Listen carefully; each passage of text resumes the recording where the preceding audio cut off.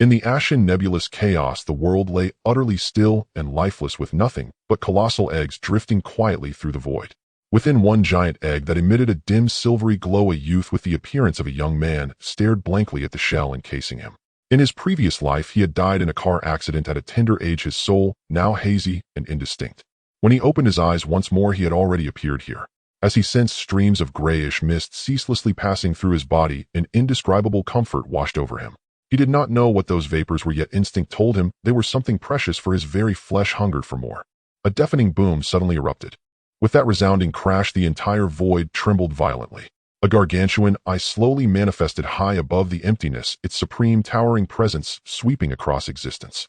Under that terrifying aura, Qin Ming felt nothing but boundless dread. His body trembled uncontrollably. Even the surrounding gray mist froze in place, no longer flowing at will.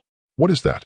Through the shell of the giant egg, his gaze strained upward, yet in an instant an even more exalted pressure crushed down upon him, forcing his head down, so he could not even raise his eyes. The immense eye casually swept its gaze across the entire world, its attention focused chiefly on the countless giant eggs scattered throughout the chaos. Qin Ming could faintly sense that the eye's gaze paused upon him for a brief moment, and even that slight hesitation caused the pressure upon his body to surge to an even more unbearable level. If not for the protection of the egg, he would likely have been annihilated the very first time that aura swept over him, dissolving into the void. Then the eye slowly faded away as though it had never appeared at all. What in the world was that thing? Such terrifying existence. Only after the eye vanished did Qin Ming finally recover from that endless terror. His eyes were still filled with fright, and he remained utterly ignorant of where he now was, or what manner of being that colossal eye in the void might have been. Suddenly the giant egg encasing him erupted with boundless silvery white radiance, enveloping him entirely. Bathed in this light, he finally came to understand where he truly was. This was the Chaos World, and at this moment his identity was that of one among the 3,000 Chaos Demon Gods, the Time Demon God. The gray mist around him was in truth the Qi of chaos itself. The immense eye that had appeared just now was nothing else but the most supreme existence within the Chaos World, the Dao itself. It possessed no personal consciousness. To chaos, the Dao's existence was akin to that of a vast system primarily responsible for maintaining the stability of the Chaos World, ensuring it would not be shattered by foreign interference. At the same time, that white light imparted to him the fundamental method cultivated by the Time Demon God, the foundational art known as the Law of Years. It was not truly a cultivation technique, but a method to forge his foundation. From the information transmitted by the egg, Qin Ming also came to understand why there was no separate cultivation art given. As Chaos Demon Gods, they were the most ancient and the most proud of all beings. What they cultivated was the unique Dao corresponding to themselves. The laws of the Dao were their finest cultivation method, for they were the very masters of the Dao. As long as they continually increased their Dao's authority within the Chaos World, their strength would naturally rise accordingly. So, does this count as a blessing in disguise for me? After digesting the memories within his mind, Qin Ming could not help but reveal a slight smile. He felt no particular aversion to becoming a Chaos Demon God. Yet the moment he recalled that Pangu would one day cleave open the heavens, and that if he failed to grow strong enough he would die beneath Pangu's hand, his smile vanished at once. Cultivate. Only strength can give me hope of surviving in this perilous chaos. Murmuring to himself, Qin Ming began to cultivate according to the law of years transmitted by the giant egg. As he sat cross-legged and began his cultivation, the grayish chaos chi around him once more started to flow, endlessly streaming through his body. With the passage of time, ever more chaos chi gathered around Qin Ming. Outside the egg, a vast vortex took shape, and as time flowed ceaselessly, that vortex grew larger and larger. Since Qin Ming sank into cultivation, the entire Chaos World once more fell into dead silence. Unnumbered giant eggs continued to absorb the surrounding chaos chi to strengthen themselves. Countless vortices appeared throughout the chaos, together forming a strangely beautiful spectacle. Over the long ages, the Eye of the Dao appeared several more times. Each time it manifested, it swept its gaze across the innumerable eggs of the Chaos World, and upon confirming that nothing was amiss, quietly departed. Yet on every occasion, its gaze lingered briefly upon the egg that held Qin Ming. In the Chaos World, time is unrecorded. The Dao's Eye had already appeared 9 times, and now this was its 10th manifestation. As usual, the Dao's Eye casually scanned the surroundings. After confirming that the other eggs showed no abnormalities this time, it did not immediately vanish. Its gaze fixed upon Qin Ming's egg, and within that eye there seemed to flicker a trace of contemplation and hesitation. That hint soon faded, replaced once more by cold, emotionless indifference. In the end, it still departed. The Dao was supreme, yet it held a measure of tolerance toward anomalies. So long as they did not act in violation of the rules it had set, it would not concern itself with their existence. After this appearance, the Dao did not manifest again. Within the chaotic sea, the giant egg that represented Qin Ming had grown incomparably enormous. Previously, it had been roughly 10 million zhong in size, but through the long ages it had expanded to the measure of billions upon billions of zhong, an immense presence even within the chaos sea. By now the surrounding chaos chi had become ever more violent. If earlier the vortices of chi had been gentle like the current of a small stream, then at this moment they were like an enraged ocean forever surging with towering waves. Under these terrifying waves, even those eggs separated from his by immeasurable distance began to drift away, as though he were some ominous plague god they dared not approach. His turbulence in turn stirred the other eggs, prompting them to frenziedly draw in the chaos chi of the entire world. The vast egg that housed him continued to expand at a speed visible to the naked eye, swelling ever larger. Roar! In that instant, the previously deathly still chaotic world erupted with a furious bellow. As the roar reverberated, the entire chaos surged with a tempestuous tide of spiritual energy. For a brief moment, the vortices surrounding the colossal eggs scattered across the void fell silent and vanished, and the surfaces of those giant eggs began to flicker with lights of myriad colors. I am the ancestor of time, Shurchin. Today I emerge into existence. Following the roar, a thunderous shout resounded through the entirety of chaos. Under the pressure of that voice, the radiant lights flickering upon the other colossal eggs froze in an instant, and the vast shells turned dim and colorless. At that moment, within the endless sea of chaos, a massive egg radiating silver-white brilliance suddenly shattered. From within, a towering, majestic figure stepped into the primordial fog. A cascade of silver-white long hair fell loosely down his back, his face preternaturally handsome, yet touched by a hint of eerie strangeness. The mark of a silver-white lotus bloomed upon his forehead. His silver-white robe shimmered with threads of argent light, ancient and sacred runes flowing continuously across its fabric. Beneath his feet, a snow-white lotus blossomed in dazzling radiance, mirroring perfectly the lotus sigil upon his brow. With a mere lift of his hand, the great Dao of time began to flow, and the long river of years manifested beneath his feet. From this day forth, I am Shurchin. His words seemed at once a soft murmur and a proclamation echoing through all of chaos. A deafening boom exploded throughout the chaotic world, and then all fell silent once more. Shurchin understood that this was the Dao itself acknowledging his existence. Shurchin was Qin Ming, the one who had come to this world in a previous existence. Now he had wholly accepted his identity in this life. Henceforth he was one of the 3,000 chaos devil gods of this primordial realm, the time devil god sovereign over the great Dao of time. With the emergence of the time Dao, chaos shall possess the notion of years.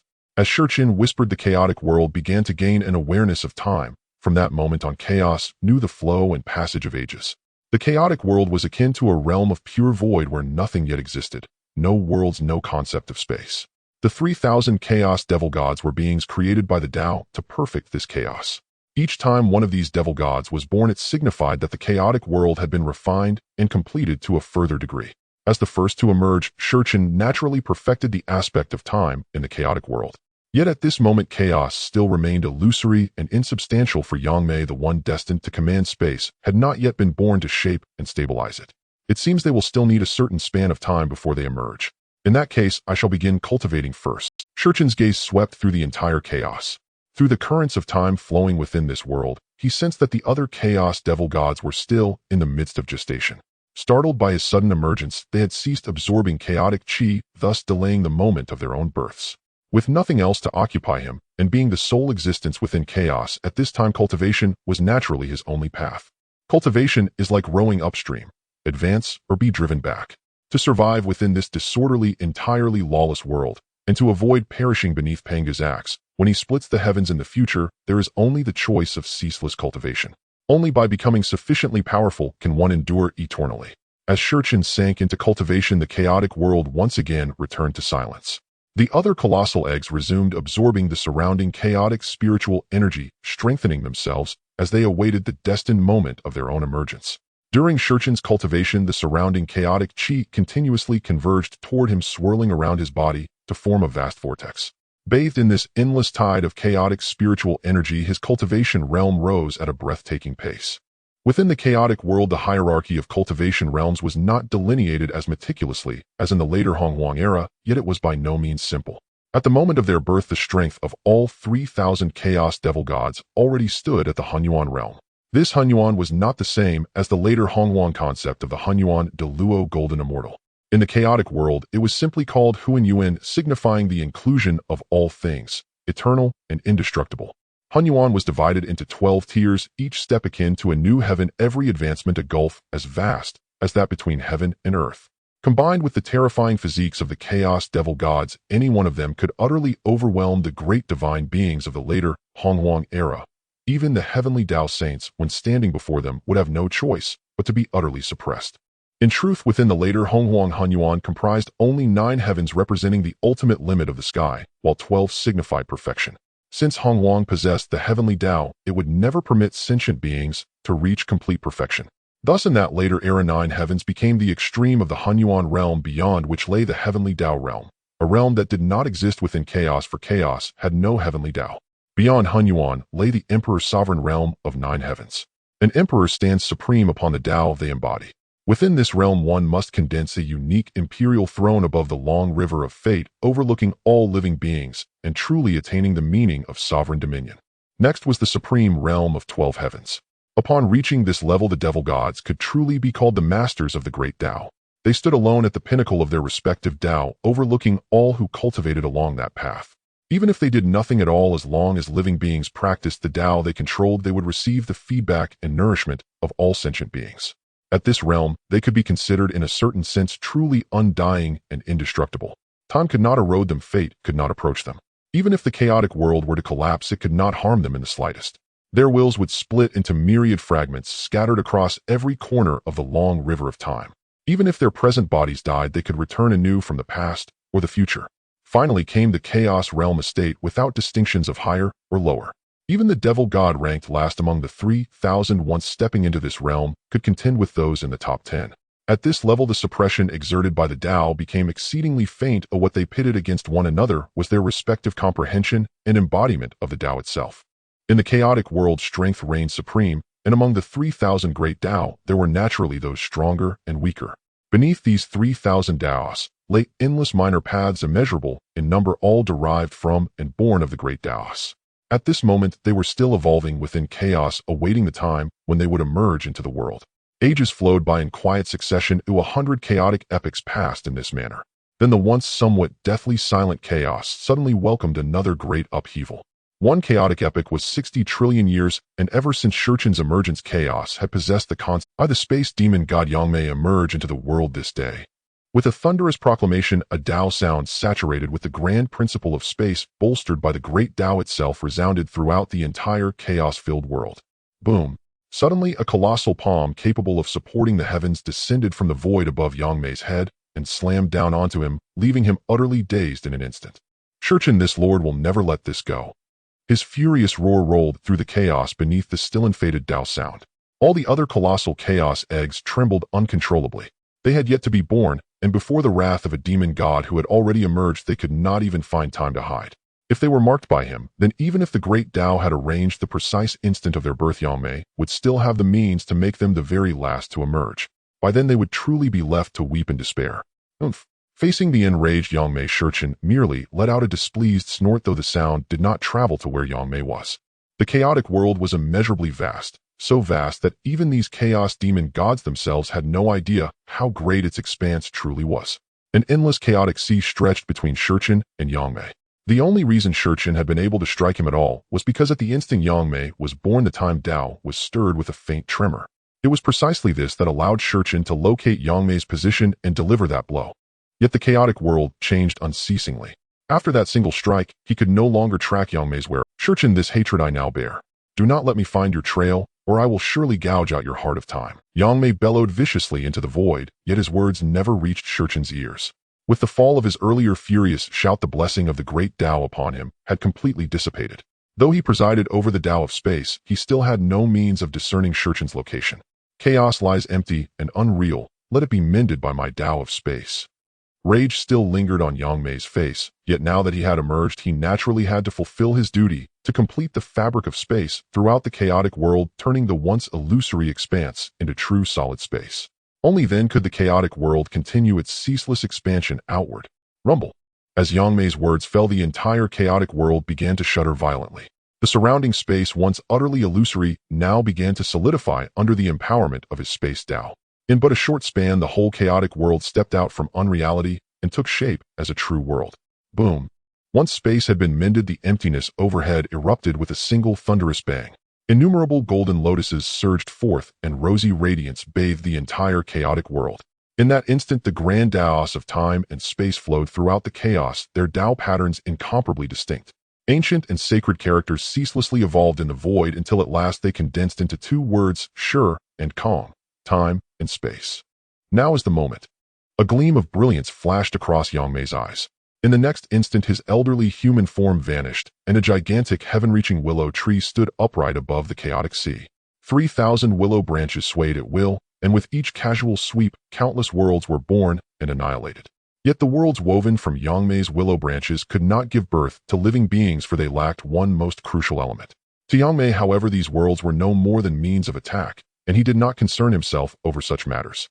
With Dao patterns revealed, it is an excellent opportunity for cultivation. Far away from Yang Mei at a distance beyond measure, Shurchen lifted his head to watch the divine script and Dao patterns continually evolving in the chaotic firmament. Then he once more closed his eyes and sank into cultivation. For a time, the chaos knew a rare and fragile peace. After manifesting for the span of an entire chaotic epoch, the Dao patterns in the heavens above at last slowly faded away. The myriad golden lotuses and the radiant glow dispersed, while the Dao patterns merged back into the chaotic void, no longer revealing themselves. When all traces of the Dao had fully withdrawn, Shurchen slowly opened his eyes. The fifth heaven of the Hunyuan realm is it. Sensing the vast power surging within his body and his heightened control over the Dao of time, Shurchen spoke with a hint of satisfaction. At the moment of his birth, he had been only at the third heaven of the Hunyuan realm. After enduring a long epoch of cultivation and comprehending the Dao patterns that evolved when the chaotic world transformed from emptiness into reality, reaching this point could indeed be considered a fine achievement. One had to know that at present there were only two of them within the chaotic world, himself and Yang Mei. Yang Mei had also been at the third heaven of the Hunyuan realm upon his birth. Even if Yang Mei had gained insight and broken through amidst the Dao patterns, it was unlikely he could leap two entire heavens at once. Thus for now, Shurchen could be considered the mightiest existence in the chaotic world. Yet he dared not grow complacent. Once more chaos demon gods emerged in ages to come. If he did not strive relentlessly, they would soon catch up to him. For the moment, however, he had matters of even greater importance to attend to. Shurchen lifted his head to look toward the heavens of chaos, and at that very same moment Yang Mei did likewise. Above them, an ancient divine character representing each of their Dao shone with its own unique radiance. Shurchen's character, Sure, gleamed with silvery white light, while Yang Mei's character, Kong, was pure silver. These characters did not merely stand for the grand Daos. They also represented the two of them, for they were the sovereigns of their respective paths. Yang Mei, let me see whether you can wrest this title from my hands. A blaze of scorching battle intent flashed in Shurchen's eyes. This chaos demon god Yang Mei, whom he had previously known only from books, was someone he had long yearned to clash with. Though this time it was merely a contest of Daos rather than direct combat, Shurchen had no intention of handing over his hard-won title so easily. The path of the Great Dao is rooted in contention. If one contends for nothing, how can one forge an invincible heart? And without such a heart, how could one ever cultivate the will to transcend even the Dao itself? Dao of time, arise for me. With Shurchen's battle-laden shout, the phantom of the river of time rose to stand beneath his feet. The garments upon his body shone with endless silvery white radiance that resonated with the river's flowing waters, a terrifying aura surging straight into the heavens. Under that fearsome aura, the Sure character, blazing with silvery white light, shattered layer after layer of spatial barriers and shot toward the distant chaotic firmament. High above, at an unfathomable height, the Sure character slowly dissolved, and an ancient colossal star gradually emerged in its place. At the very moment that star appeared far away, another star radiating silvery light likewise manifested at the same height in the chaotic heavens. It seems you wish to battle me, seeking vengeance for the previous attack. At this moment, Yang Mei also noticed the ancient star ignited by Shurchen as a weathered face appeared upon the massive trunk, wearing a slight cold smirk. What does it matter to him that Shurchen is the firstborn of the chaotic demons? He does not believe he is weaker than the other, so during this great contest of the Dao, even though it is just the two of them, he resolutely chooses to charge forward. He has been brooding over the ambush Shurchen launched when he emerged. He is eager for revenge. If it weren't for the fact that the cause and effect demon had yet to be born, and that there are no threads of causality in the chaotic world at this moment, he would have prepared to follow the threads of causality to find Shurchen. Boom. In the sky above the chaotic world, the massive phantom of Yang Mice willow tree slowly emerged behind the star, its 3,000 willow branches casually tearing through the surrounding space. His gaze was fixed on the star that represented the Tao of time, filled with battle intent. Yang Mei, do you really wish to come up and be beaten? Shichen's phantom also appeared behind the star, casually standing with his hands behind his back, calmly watching Yang Mei. Beneath his feet, an illusory river flowed slowly, its waters flowing from the distant past to the infinite future, and no one could find anything useful within this river of time. Shichen, do not speak such grand claims. Let me test your strength. As one of the earliest born chaotic demons, I hope you do not disappoint me. Yang Mei shouted loudly, and the 3,000 willow branches tore through the void, piercing towards Shichen. Yang Mei, you truly have a violent temper, but do you think you can harm me with such feeble attacks? Do you underestimate my Tao of time too much? Shichen made no move, yet centered around him time in much of the chaotic sky began to rapidly reverse, and the willow branches Yang Mei used to attack were forced back to his side, unable to break through the limits of time to reach Shichen. 3,000 great realms. Countless worlds were born and destroyed beneath Yang Mice willow branches. As one of his branches pierced through space, innumerable vast worlds crashed down upon Shichen. As the master of space, Yang Mice's most distasteful tactic is to utilize the laws of space to create countless worlds for attack. If it were any other chaotic demon facing this strike, they might be somewhat flustered, but who would have thought he would encounter Shichen, the master of time? Reverse. Time flowed backward, and the waters of the river of time beneath Shichen also began to reverse continuously. Vast power surged downstream, yet it was easily suppressed by Shichen.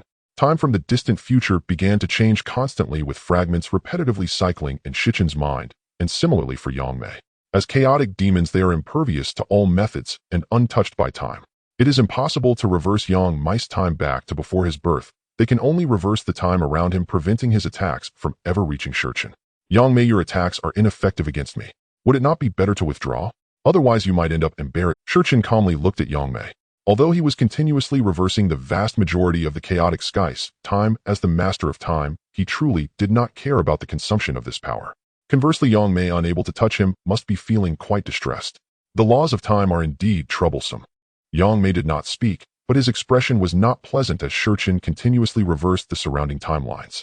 He could not cross the timeline to strike at Shichen, who was entirely unaware of what time he was in. Charge forward. Yang Mei also became resolute. Since his attacks were ineffective against Shichen, he would use his own Tao to collide with him.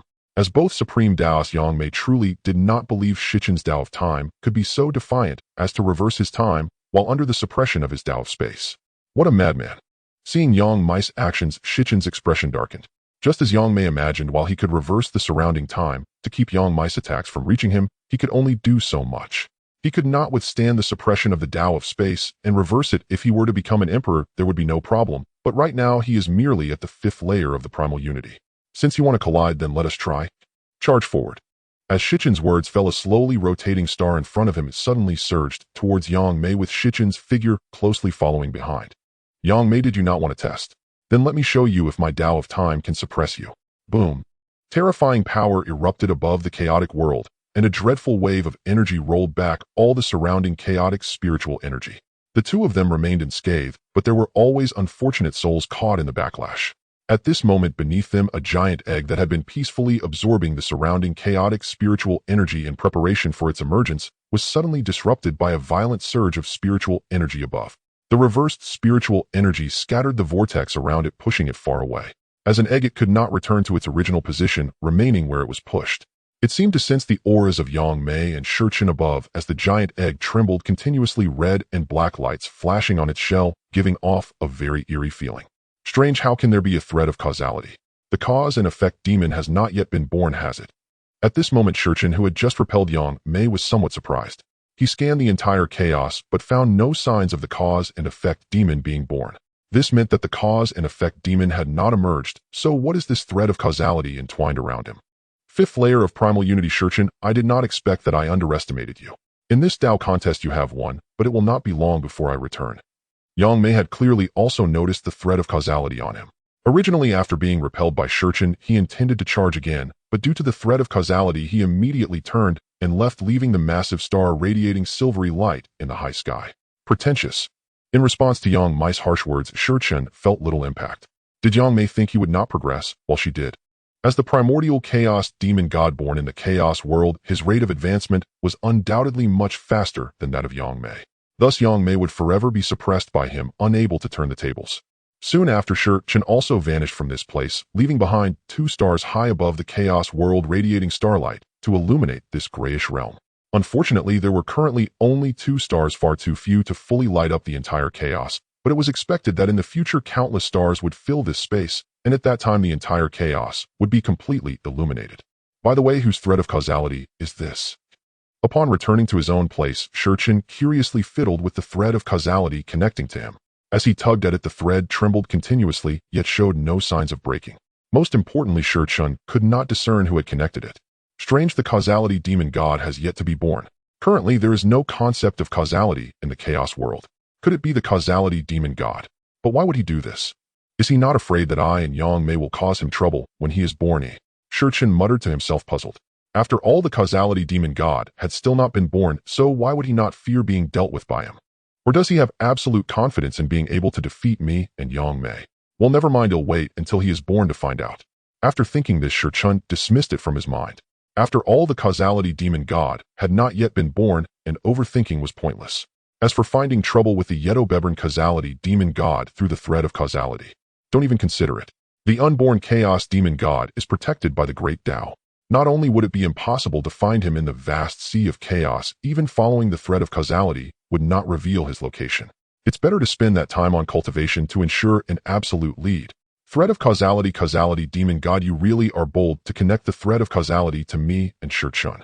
It seems I must have a good chat with you when you are born.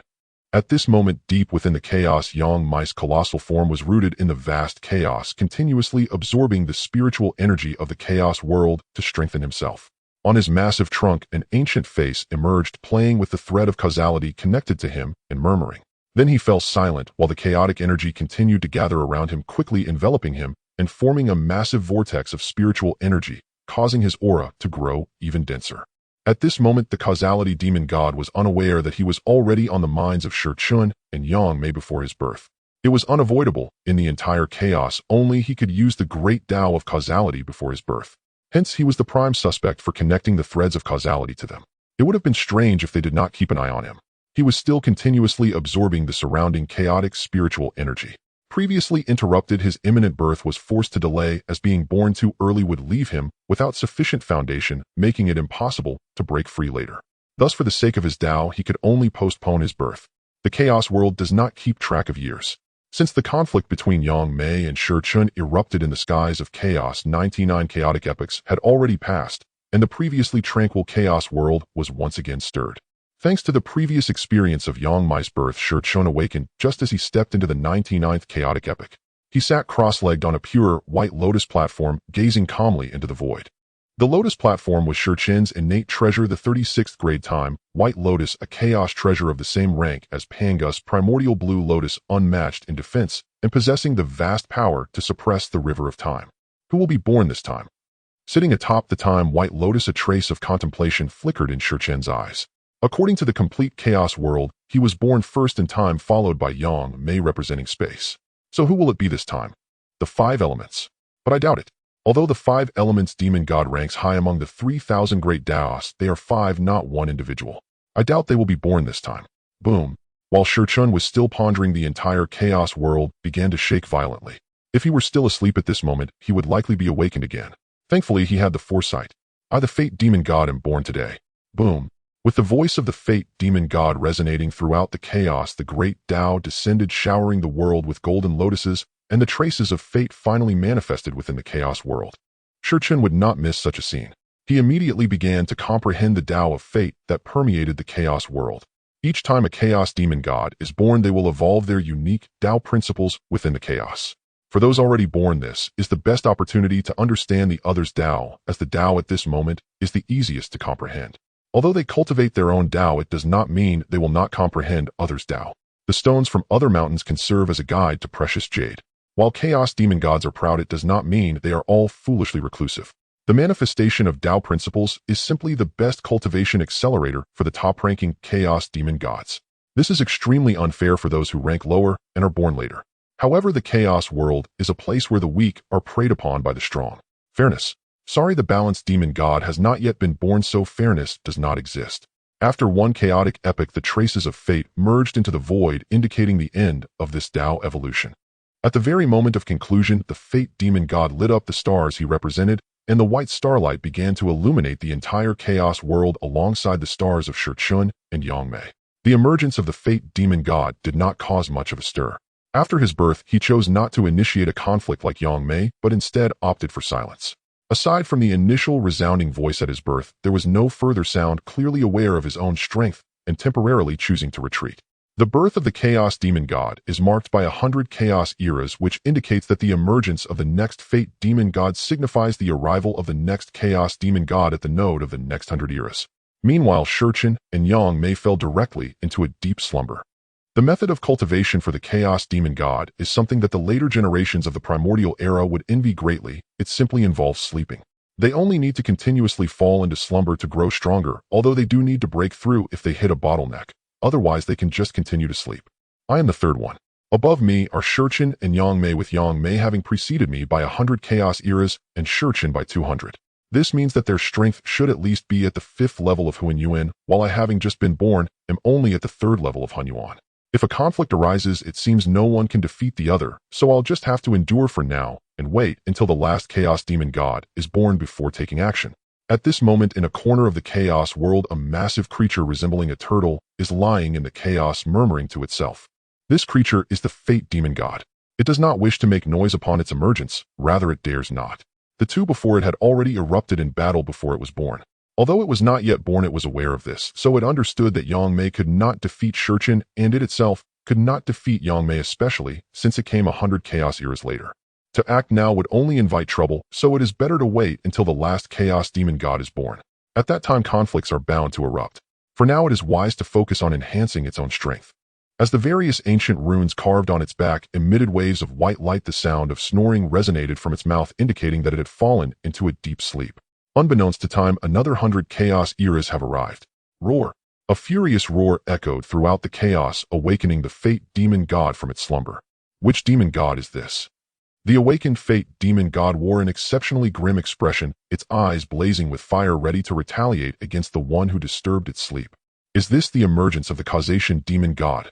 At this moment, Shurchun gazed at the causation line in his hands, which was joyfully fluttering, and a glint of contemplation flashed in his eyes, as if he was pondering something. Otsu, you won't be able to escape this time. Suddenly, a cold smile appeared at the corner of Shurchun's mouth. The moment the Causation Demon God appeared, he already knew who was connected to him through the causation line, and it was this unfortunate Causation Demon God. He had not expected that the reason was due to the turbulent waves generated during his conflict with Yangmei and the chaos, which had caused the chaotic energy to spiral back. The Causation Demon God, unfortunately, was right beneath their clash of powers, interrupted in its cultivation, and its emergence was delayed as a result. Originally under the Great Dao, the Causation Demon God was to be the third to emerge, but due to Shurchun and Yangmei, it was forced to relinquish that position and instead became the fourth, pushed away from its original place by the waves. No wonder it had to connect itself with Yangmei, or it turned out that this had already established a connection. However, connecting to the causation line before even being born is merely asking for trouble, thinking it could defeat Yangmei or even Shurchun. Boom! With a violent commotion, the Chaos World began its usual operations. The Causation Demon God emerged today. As the intense noise resounded, the voice of the Causation Demon God echoed throughout the chaos. So it really is you. It seems I need to pay a visit. At this moment, somewhere in the chaos, Yangmei also murmured a few words, but he did not move. He was waiting. After all, the manifestation of the Dao traces was imminent, and he could not miss such an opportunity. This happens only once every 100 chaos eras. Strengthening oneself is of utmost importance. Everything else can wait, especially since with the causation line, the Causation Demon God won't be able to escape. With the emergence of the Causation Demon God, the Causation Dao of the entire chaos world was perfected, and at that moment one could see that the Causation Demon God was connected by 3 causation lines. Shurchun, Yangmei, Fate. How strange, why is there a causation line connected to Fate? The Causation Demon God was somewhat surprised as Shurchun and Yangmei had actively connected, but what about Fate? I don't recall having offended Fate. I see, it was just disturbing your sleep. Is that enough to warrant such anger? Upon realizing the connection with Fate, the Causation Demon God no longer wanted to speak. Good heavens, it had just emerged and had already offended the 3 Chaos Demon Gods that came before it. Would it be met with a combined attack? Could it withstand that? However, there was no time to ponder this question, for after its emergence the traces of the causation Dao had begun to manifest in the Chaos World, and this was the easiest time for it to comprehend its own Dao. Naturally, it would not miss this opportunity, so it could only cast these problems aside and focus on its understanding. For a moment the chaos fell into complete silence. Be it Shurchin or the newly emerged causation demon god, they were both engrossed in their comprehension of the Dao, having little time to attend to anything else. Until the Dao completely dissipated, Shurchin finally awakened from his comprehension. Have I reached the peak of the 7th level of Hunyuan? I imagine I should be able to reach the 8th level before the next chaos demon god emerges. Shurchin nodded in satisfaction, quite pleased with his strength. Do not think that Shurchin cultivates slowly, one must understand that each chaos demon god possesses terrifying strength. Their power comes not only from their own Dao, but also from their physical bodies. Unlike the later generations, Hunyuan de Luo Jin, Xian, the path of Hunyuan, is truly one of walking the path of the Dao one step at a time.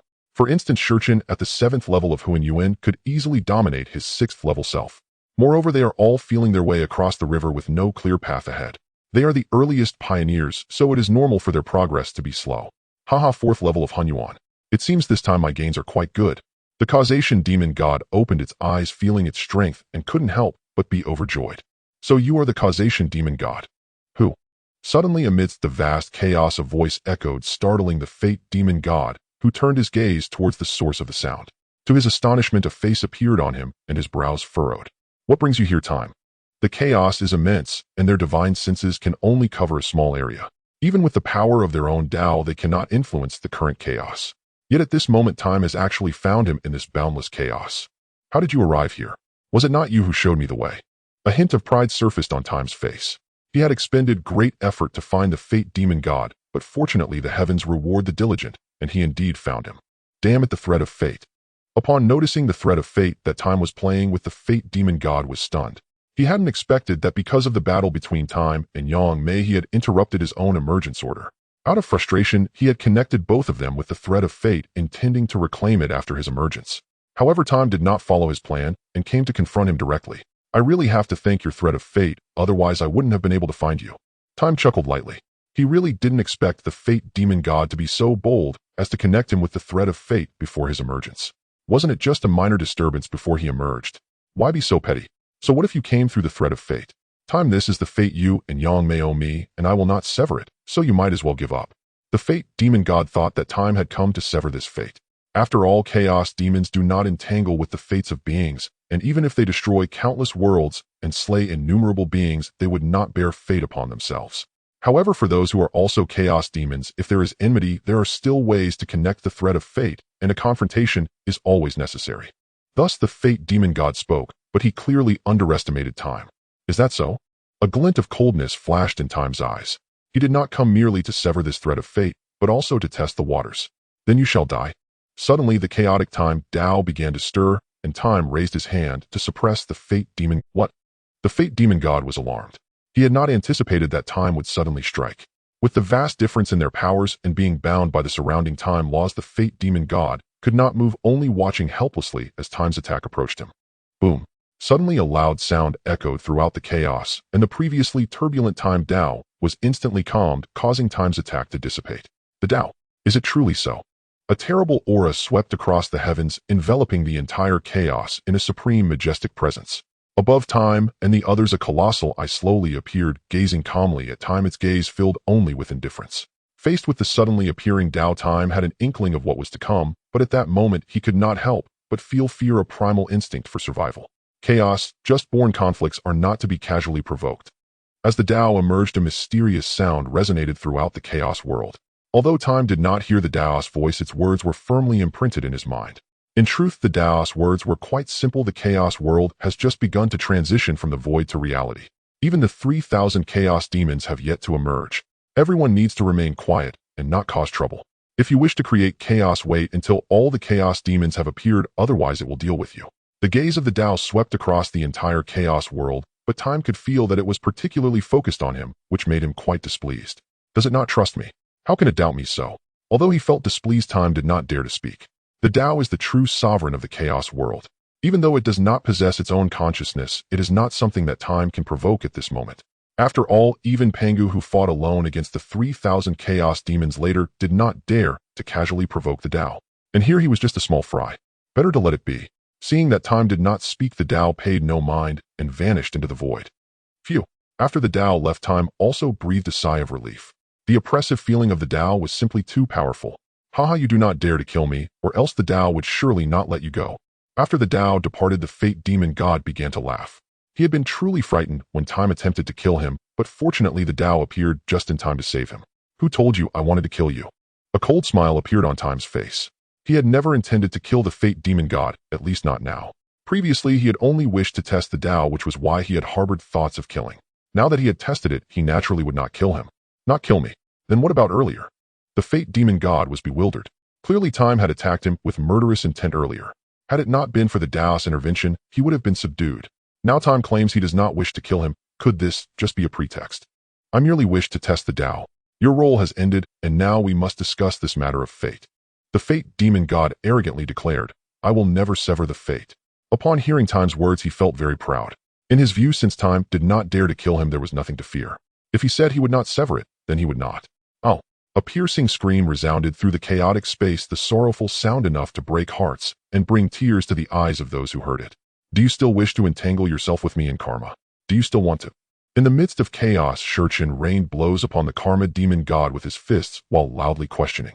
He did not utilize his Dao powers, yet the sheer ferocity of his physical strength was unbearable for the karma. The karma demon god resembled a gigantic spider with the threads of karma acting as its webs, yet at this moment facing Shurchin, it couldn't even retaliate or move, let alone fight back. You enjoy entangling karma, don't you? Let's see if I can give you a good beating. As he continued to strike, Shurchin also unleashed a wave of mental attacks, and at this moment the karma demon god could do nothing but wail. It hurt too much. Each of Shurchin's punches landed squarely on its soft abdomen, with every tremendous blow making it wish for death.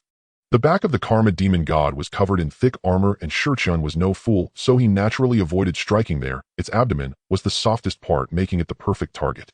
Originally, he had intended to discuss the matter of the karma threads with the karma demon god, but unexpectedly, as a spatial demon god,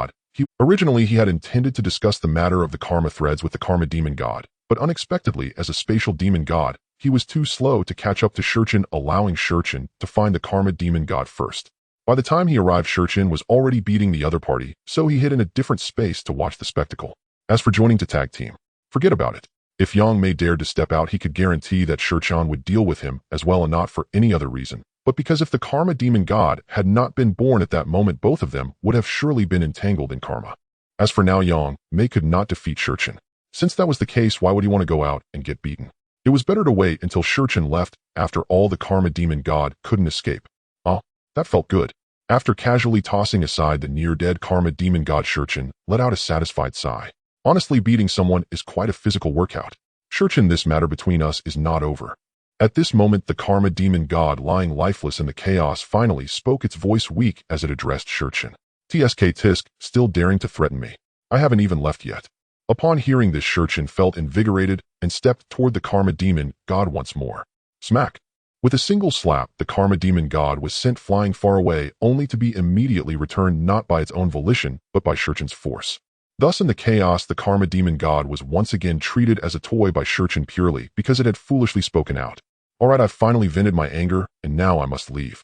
As for you, I believe that one is growing impatient. After a long while, Shurchin finally released the karma demon god, then stood in the void and casually clapped his hands while casting a meaningful glance toward a certain space, saying nothing more. However, Shurchin's glance startled an entity hiding in the alternate space, though thankfully upon seeing Shurchin make no move, it felt slightly relieved. Shurchin then left, leaving the karma demon god lying obliviously in the chaos. As for why Shurchin had unleashed his Dao powers against the karma demon god before, but could now beat it half to death without any issue, it primarily boiled down to the nature of the actions. Previously, when Shurchin attacked, it was out of murderous intent. In the understanding of the Dao, that meant Shurchin intended to kill the karma demon god. At that time, since all the chaos demon gods had not yet fully emerged and the chaos world was still in its infancy, the Dao naturally did not permit such occurrences. But now when he struck, it was merely a beating. As long as he didn't kill, the Dao would not intervene.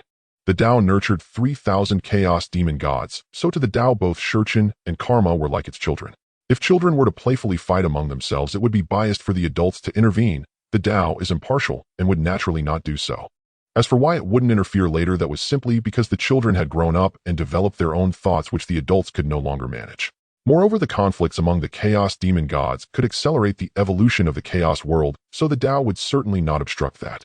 Damn Shurchen, I will definitely have my revenge.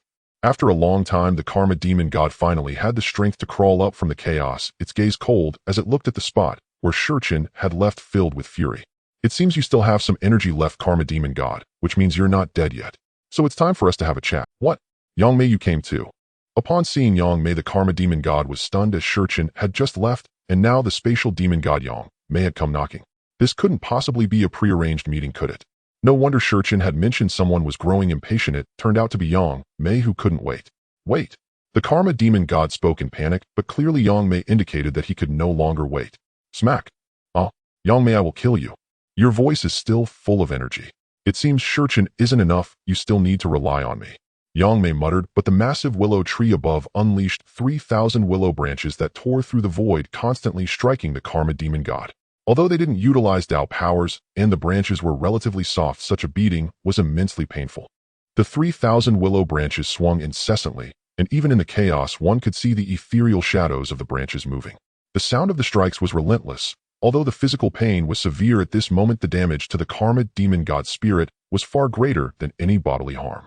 To be targeted and beaten by the Time Demon God Shurchen and the Space Demon God Yang Mei, the two earliest born Chaos Demon Gods, just after emerging into existence, was a treatment only the Karma Demon God could experience. No one else could enjoy such a fate. This left the proud Karma Demon God with thoughts of suicide. As expected, it really does relieve one's anger.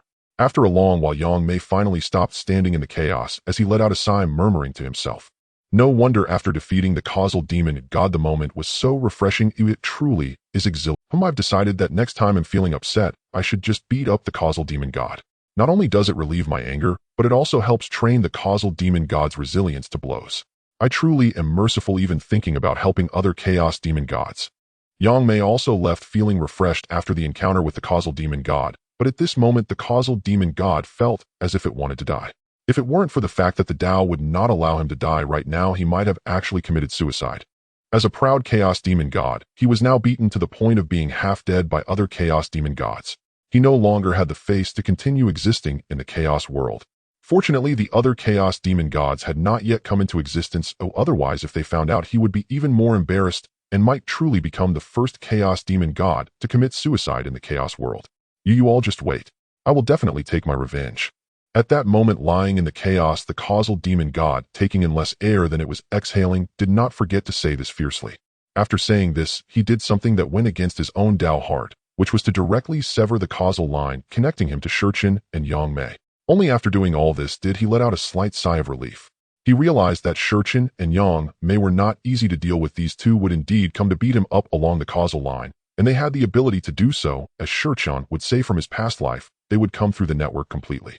Right now, because of the Dao, they would not kill him, but once he was still connected to their causal line, it would not be as simple as just beating him up. They would want to kill him. So it's better to sever the connection early. As for revenge, that is a must, but it should only be discussed after I can defeat the two of them. Did I sever it myself? On the way back, Shurchen sensed that the causal line between him and the Causal Demon God had suddenly been severed, which puzzled him. Did he hit him too hard? Now that the causal line has been severed, he couldn't find the Causal Demon God again. It seems a good punching bag has just disappeared. To be honest, Shurchen felt a bit regretful. Severed. This really is a loss of face for the Causal Demon God. Yang Mei also realized that the causal line between him and the Causal Demon God had been severed, and he couldn't help but remark. Previously, he had confidently said that he wouldn't sever it even if he killed him, yet now he had only given him a beating, and it was severed. The Causal Demon God's face was truly gone. However, since it was already severed, Yang Mei was naturally happy about it. He always advocated doing as he pleased, and wouldn't care too much. At this moment, the Fate Demon God, who also had a causal connection with the Causal Demon God, did not seek trouble with him, not because he didn't want to, but because he couldn't find him. Shurchen and Yang Mei were able to find him because they deduced the location where they were during their Dao competition. Although the Chaos World is constantly changing, it is not without its laws. Over the years, they have long since discovered the rules of chaos. It is only by using this knowledge and calculating their position that they could find the location of the Causal Demon God. The Fate Demon God clearly had no way to do this, so even though he also had a causal connection with the Causal Demon God, he could only continue to sleep in his own domain. Fortunately, the fate demon god couldn't find him, otherwise the causal demon god would truly be in a tragic situation. After all, as the fourth chaos demon god to emerge being beaten up by the first three one after another is indeed a very unfortunate thing to say. Although time has passed in the chaos world for the chaos demon gods, it is as if there is none at all, because their sleep could last for countless epochs, making time the most worthless thing to them.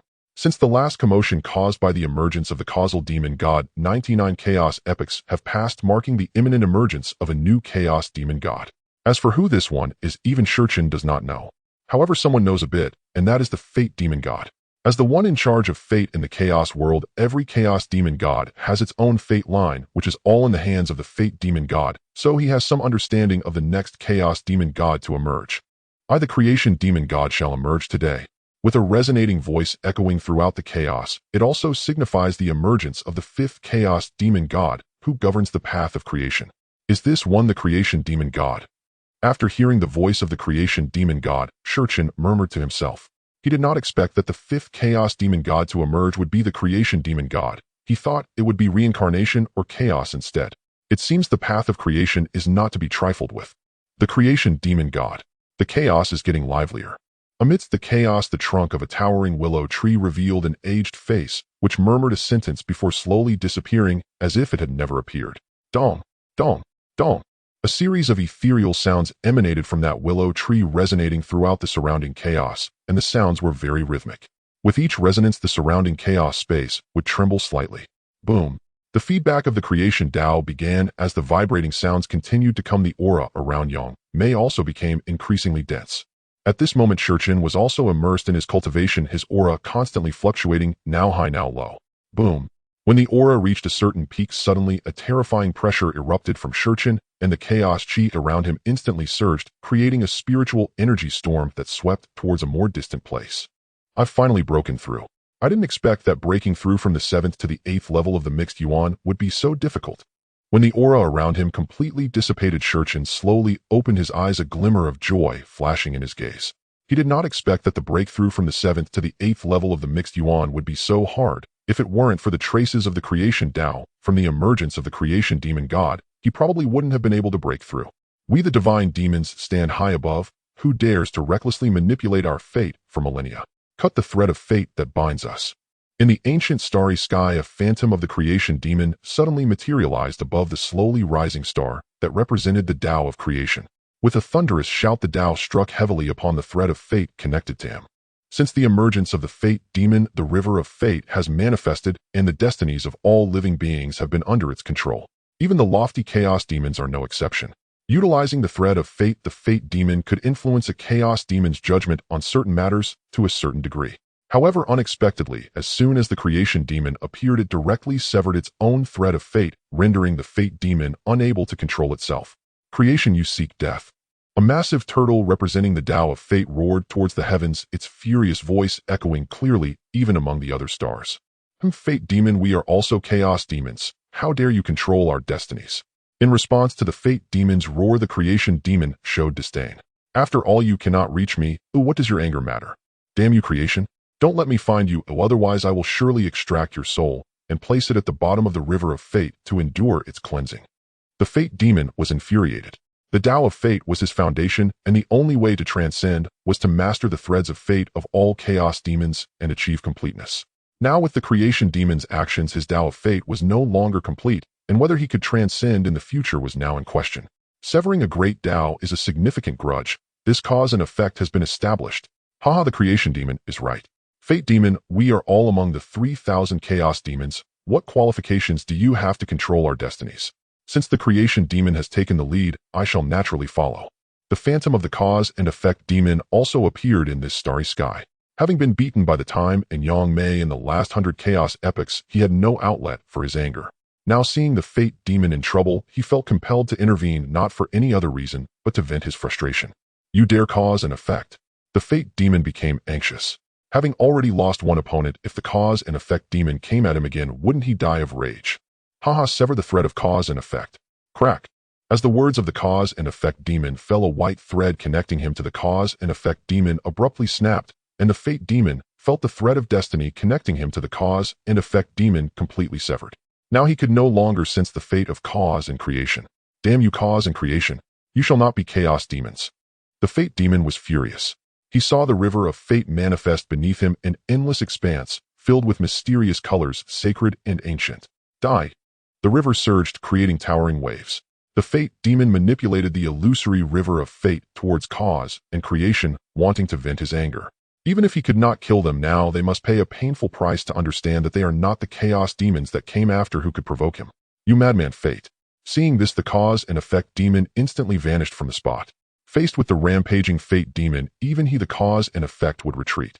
Suddenly, the fate demon's body trembled slightly, and the already surging waves directed at the cause and effect and creation demons became even more turbulent. Just moments ago, he sensed that his threads of fate had diminished by 2. He did not need to think to know who was responsible. It must be time and Yang Mei, as now there were only 5 chaos demons. 2 were right in front of him, while 2 were still somewhere in the depths of chaos. The severing of the 4 threads of fate made his already obscure Tao of fate even more confusing. Die! This time the fate demon truly went mad. He no longer cared about anything else as the vast river of fate suddenly swept across the entire ancient starry sky, even including the stars evolved from the Tao of time and Yang Mei. Clearly, he was going to settle the score with them. Is this fate demon crazy? At this moment, Time also felt quite speechless. It was just a severed thread of fate. Was it necessary to go this mad? It was as if they had all beaten up fate together. How ridiculous! However, facing the rampaging fate demon, Time could not ignore it. If the river of fate swept through the entire primeval starry sky, his own Tao would also suffer. Therefore, it was best to intervene and stop it. Fate, what madness are you in? Get back! Time's voice echoed from the star that represented his Tao, and in an instant, time in the entire starry sky flowed backward. The tumultuous waves of the river of fate dissipated into the chaos under the influence of the Tao of time. Tom, I didn't expect you to have the nerve to show up. Upon seeing Time, the fate demon instantly wanted to attack. Had he forgotten what he had done just moments ago? Now he was questioning why he acted this way. Get back. This is not a place for your madness. If you want to go crazy, just give me your location, and we will personally come to see your madness. Time directly addressed the fate demon, implying that if he wanted to go mad, he should provide his address. If they went to confront him, and he dared to act mad, then the fault would lie with Time. You? If I will remember this. This matter is not over. The fate demon glared fiercely at Time before turning and leaving. Provide my location. Does he take him for simple or foolish? If he reported his location now, the next second 2 people would definitely come knocking to beat him up. No need to think about it, because he could already sense the aura of Yang Mei's space Tao. A wise man does not take a loss in front of him. It is better to flee first. After all, there is still a long time before he can transcend. He will remember this grudge for now and settle it in the future. Coward! Seeing the fate demon run away, Time expressed his dissatisfaction. Last time the cause and effect demon severed the thread of cause and effect, and now he couldn't find an opportunity to take action. Finally, he caught another one, but the other party didn't even dare to provide his address. It seems that everyone is just getting more and more cowardly. Huh. Time's sovereign, your prowess remains unmatched. You even sent the frenzied fate demon god scurrying away in disgrace. With fate's departure, only time, causality, and the newly awakened creation remained amid the star-flecked void. Causality naturally dared not approach Time to speak. After all, Time's last intervention had been brutally decisive, nearly fatal. Even now, causality bore deep psychological scars. The memory of that beating still haunted him. No sooner had fate vanished than causality fled outright. Without hesitation, without warning, leaving Time no time to react. TSK. Clearly my instruction remains insufficient. Seeing me, he bolts without. Time had witnessed causality's flight with quiet amusement. Were causality still present, another lesson in affection would surely follow. Truly, how could one who ranked among the primordial chaos demon gods fail to show proper reverence upon meeting him? Creation, newly awakened and wholly unaware of these ancient tensions, watched causality's abrupt departure with genuine bewilderment. What has befallen causality? Has his cultivation surged so urgently that he departs without even a word of? Creation spoke with sincere curiosity. All were newborn chaos demon gods, still bound by nascent camaraderie, not yet hardened by eons of rivalry. He had intended merely to exchange greetings with causality, only to find him vanished without trace. Perhaps so. A faint knowing smile flickered across Time's eyes. How could he not understand why causality? Yet out of deference to causality's dignity, a matter of utmost importance among the proud chaos demon gods, he chose to affirm creation's assumption. To strip causality of face entirely would invite vengeance beyond reckoning. So it must be. Convinced by Time's assent, creation nodded thoughtfully. Enough. I have matters to attend to. Time departed before creation could utter a reply. Oh, Creation opened his mouth, but time had already dissolved into the void. Whatever he might have said was now irrevocably too late. Strange. Why do they all seem so peculiar? Creation murmured softly, sensing that these eldest-born chaos demon gods concealed something from him. Yet as a newborn he lacked both the knowledge and the leverage to pierce their silence. At last he cast one lingering glance upon the 5 ancient stars surrounding him, and then departed. Eons flowed like silent rivers, erasing memories with their vast, unblinking passage. Mortal lives span but a century, yet for time dwelling within chaos 100 years is less than the blink of an eye, insufficient even for a single slumber. Oh, another eon passes. A new chaos demon god stirs toward awakening. But who shall it be? The time stirred from his slumber, not by choice but necessity. The tremors shaking the entire chaos demanded wakefulness. Last time Yang Mei roused him, and received a resounding slap. Causality had not disturbed his rest, yet his reckless gambits earned him a brutal dual assault from both time and Yang Mei. And during the last 100 chaos eons, creation severed his own thread of fate, provoking fate demon god himself. Who knew whether this next awakening would bring peace or further exhaustion? I am the destruction demon god. I awaken today. As the violent Tao of destruction surged through chaos, the 6th awakened chaos demon god revealed himself sovereign of annihilation. The destruction demon god. Time murmured his recollection of this sovereign fate, yet his knowledge of destruction's supreme treasure was vivid, even covetous.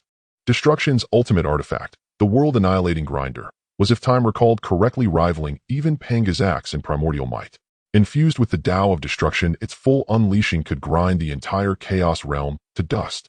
Of course, such an act would require sacrificing the grinder itself, and bracing for direct confrontation with the Tao itself, which would never permit the unmaking of chaos.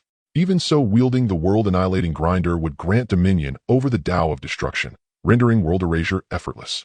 Perhaps I shall consider seizing it someday. Time mused aloud, tempted yet ultimately resigned. To wrest the grinder from destruction was akin to snatching Pangu's axe from Pangu's grasp.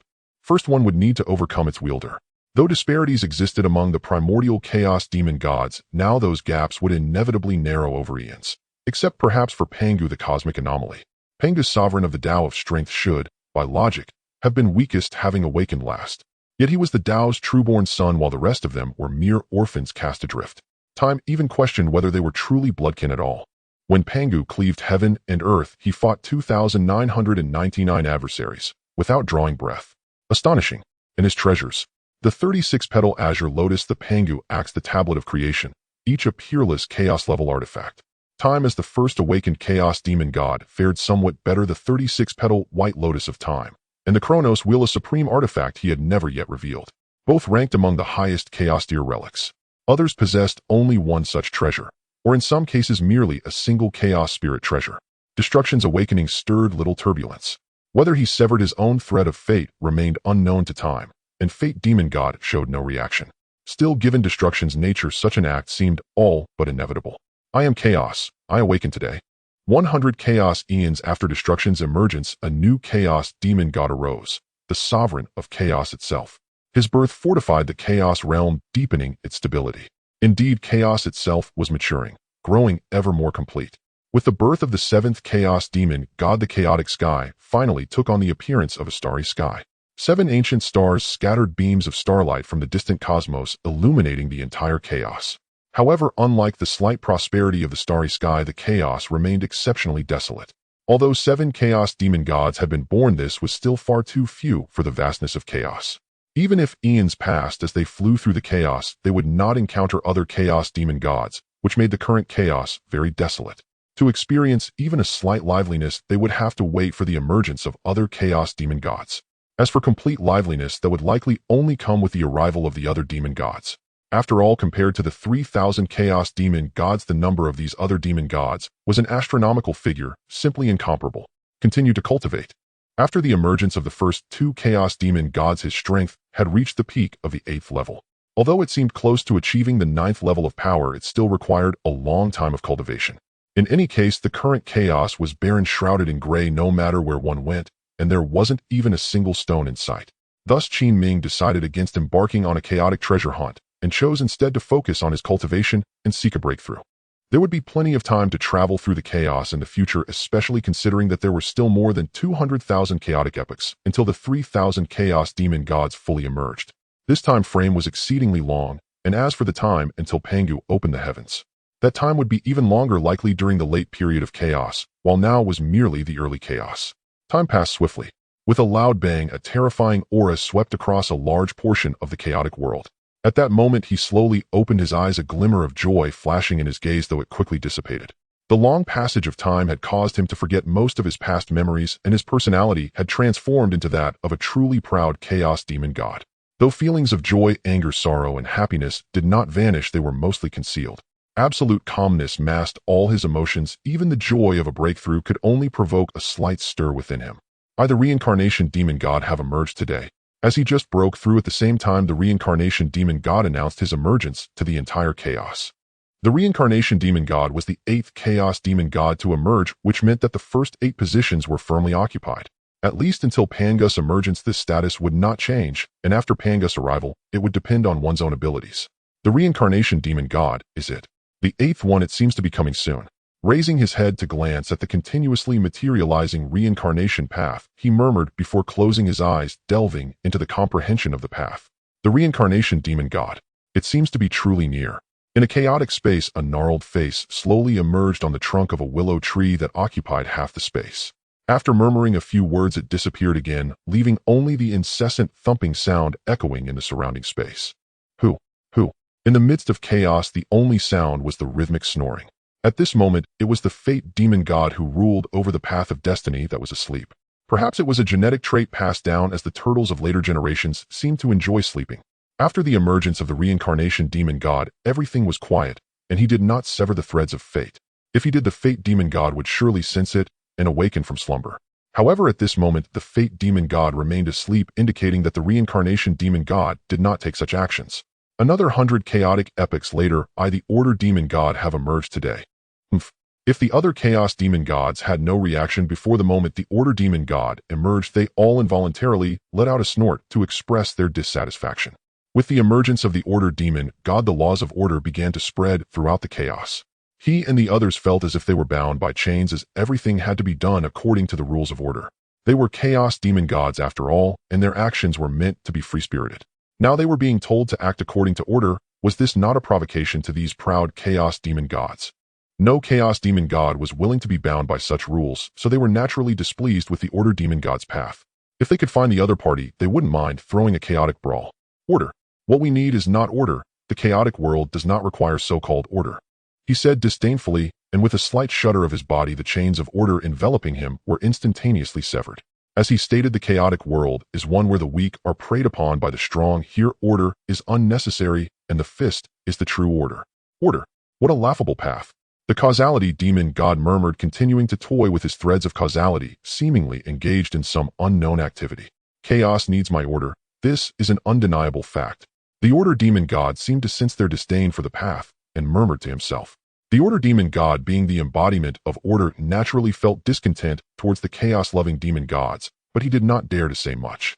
After all, he had just been born, and could not be compared to those already emerged chaos demon gods. This time nothing erupted. Although everyone was dissatisfied with one another, they all peacefully cultivated in their own domains, ignoring everything else. I, the world demon god, have emerged today. In the chaos, a towering tree capable of supporting the heavens appeared. Its form cast a reflection across the chaos, behind which were countless worlds' phantoms, where beings praised the grandeur of the world tree. Tisk tisk, the world tree has emerged. It seems this chaos is becoming more and more interesting. In his impression, the world tree did not seem like a chaos demon god, yet at this moment it appeared as one of the top 10 chaos demon gods in the chaos. This made the chaos all the more intriguing, as the emergence of the world tree represented boundless realms. Sigh, why is this chaotic world so desolate? Wandering through the chaotic realm, Shurchin couldn't help but lament. Wasn't it said that treasures abound in the chaotic world? He had been drifting in the chaotic world for almost 4 or 5 chaotic eras, yet he hadn't seen a single treasure, not even a stone. Aside from the constant light of stars falling from the starry sky, the entire chaotic world was a dull gray, truly devoid of any stones or even a blade of grass. Now the chaos had become somewhat livelier, as around 20 chaotic demon gods had been born. Shurchin had also reached the pinnacle of the Hunyuan stage at the 12th level. It would be nearly impossible for him to break through in a short time, so he simply left his birthplace to embark on a long journey. Along the way, he encountered nothing, not even other chaotic demon gods. Suddenly a sound entered Shichin's ears, instantly revitalizing him, who had been somewhat bored and ready to return to sleep. It had been 4 chaotic eras since he had heard any sound apart from his own. Hearing even the faintest sound now clearly indicated that there was someone else here. Who is it?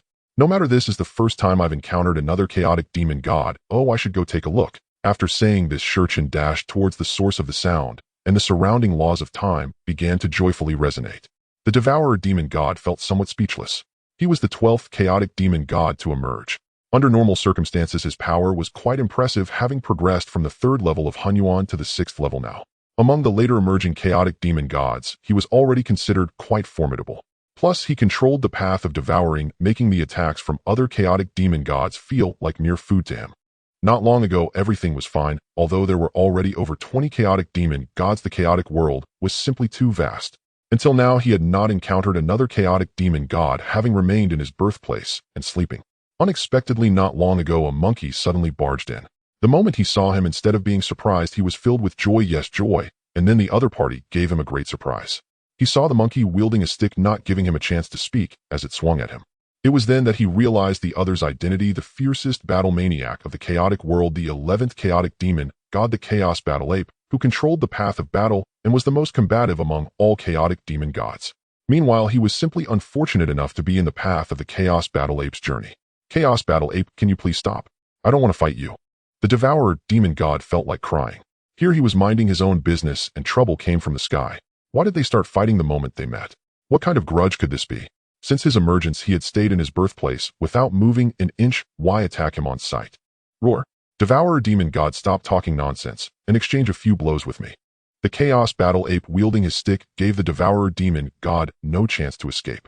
The stick danced in the air, creating a fierce wind that drew the chaotic energy around into a terrifying storm, rushing towards the Devourer demon god. Fortunately, the chaotic demon gods had only recently emerged. If they had experienced the later eras of the post-primordial age, the Devourer demon god would have truly been angry. This was blatant bullying of chaotic demon gods. Not to mention whether he could win. Why engage without even a word? Watch out. The Chaos Battle Ape paid no attention to the Devourer demon god's attempts to say anything. For him, as long as there was a battle, it was enough to excite him. As the master of the law of battle in the chaotic world, he could grow rapidly through constant fighting. This was why he had been wandering the chaotic world since his emergence, only calming down slightly to comprehend the Tao when other chaotic demon gods were born. However, since his emergence until now, the only chaotic demon god he had encountered was the Devourer demon god, and this guy didn't even want to fight, only trying to escape. This made him quite unhappy, hence his attacks were completely ruthless. Boom. Faced with no choice, the Devourer demon god could only whip his tail to block the Chaos Battle Ape's attack, which sent a terrifying shockwave sweeping through the surrounding chaos. Tisk tisk, this is a battle. Which 2 chaotic demon gods are so lucky to encounter each other? At that moment, Shichin, who was rushing towards the sound, was suddenly halted by the overwhelming shockwave. Looking at the battle waves spreading out, he couldn't help but exclaim. It was clearly 2 chaotic demon gods fighting in the chaos. No wonder there was a sound. Even from such a distance he could hear it. However, this only excited Shichin even more. After all, it had been a long time since he had fought, mainly because he had not encountered other chaotic demon gods. Now that he had finally caught sight of 2, he certainly wouldn't let this opportunity slip away. Thus, he hurried even faster towards that chaotic area. Ouch! Ouch! Ouch! After using his tail to block an attack from the Chaos Battle Ape, the Devourer demon god regretted it. That stick hitting his tail really hurt. It should be noted that the stick in the Chaos Battle Ape's hand was no ordinary weapon. It was his innate treasure, a chaotic grade treasure. Attempting to block such an attack with his tail was essentially inviting trouble. But he couldn't be blamed too much, as the Devourer demon god was an enormous snake of unknown length. His body was covered with a thick layer of scales adorned with the inscriptions of his devouring path. However, these were useless against the Chaos Battle Ape. The devouring path primarily absorbed enemy magical attacks, but the Chaos Battle Ape was striking him with a stick. Could he possibly devour the stick as well? You dare not fight me, Devourer demon god. You are unworthy to be a chaotic demon god. The Chaos Battle Ape stood in the chaos, looking down upon the Devourer demon god with disdain, loudly proclaiming, "Chaos demon ape, are you seeking death?" The devouring demon is truly enraged. You may call him cowardly without issue, but to claim he is unworthy of being a chaos demon will indeed provoke his wrath. Each chaos demon is exceptionally proud. Even when the time came for the Time Master to confront the causality demon, he did not dare to say that the latter was unworthy of being a chaos demon. Now the chaos demon ape dares to say such things about the devouring demon. Can you blame him for being furious? Oomph. The Chaos Demon Ape realized he had misspoken, yet his arrogance prevented him from apologizing. Aren't you looking for a fight? Come, I shall accompany you to the end today. If I do not beat you half to death, I shall not be called the Devouring. The Devouring Demon's body began to swell, the black radiance unique to the path of devouring flickering on its scales, emanating waves of devouring power as everything around was consumed within the terrifying laws of devouring. The reason the path of devouring ranks 12th is not mere talk. It is the most terrifying path of destruction aside from the path of destruction. Its devouring nature can even consume sovereign paths like time and space. Under equal strength, even the Time Master and Yang Mei would be wary of the devouring demon. Only a brute like the Chaos Demon Ape who never thinks and whose head is filled with muscle would dare to provoke a chaos demon that wields the path of devouring. Roar! A furious roar echoed through the chaotic space, and at this moment the devouring demon resembled an ancient immortal giant, while the Chaos Demon Ape appeared as tiny as an ant before him. Come on, Chaos Demon Ape, aren't you combative? Today I will tear you apart. The devouring demon roared, sending terrifying waves of devouring power rippling outwards. At this moment, the Chaos Demon Ape looked at the massive devouring demon and felt a twinge of regret. Why provoke him when he could just fight him? But in an instant, a surge of battle intent shot to the heavens. As the master of the path of battle, he never feared any fight, for battle only made him stronger. Roar! Come! The Chaos Demon Ape, wielding his treasured staff, unleashed his divine abilities in a roar, his figure expanding until it matched the size of the devouring demon, and then he swung his staff down towards the devouring demon's head. Boom! This is the aura of devouring. Is it the devouring demon?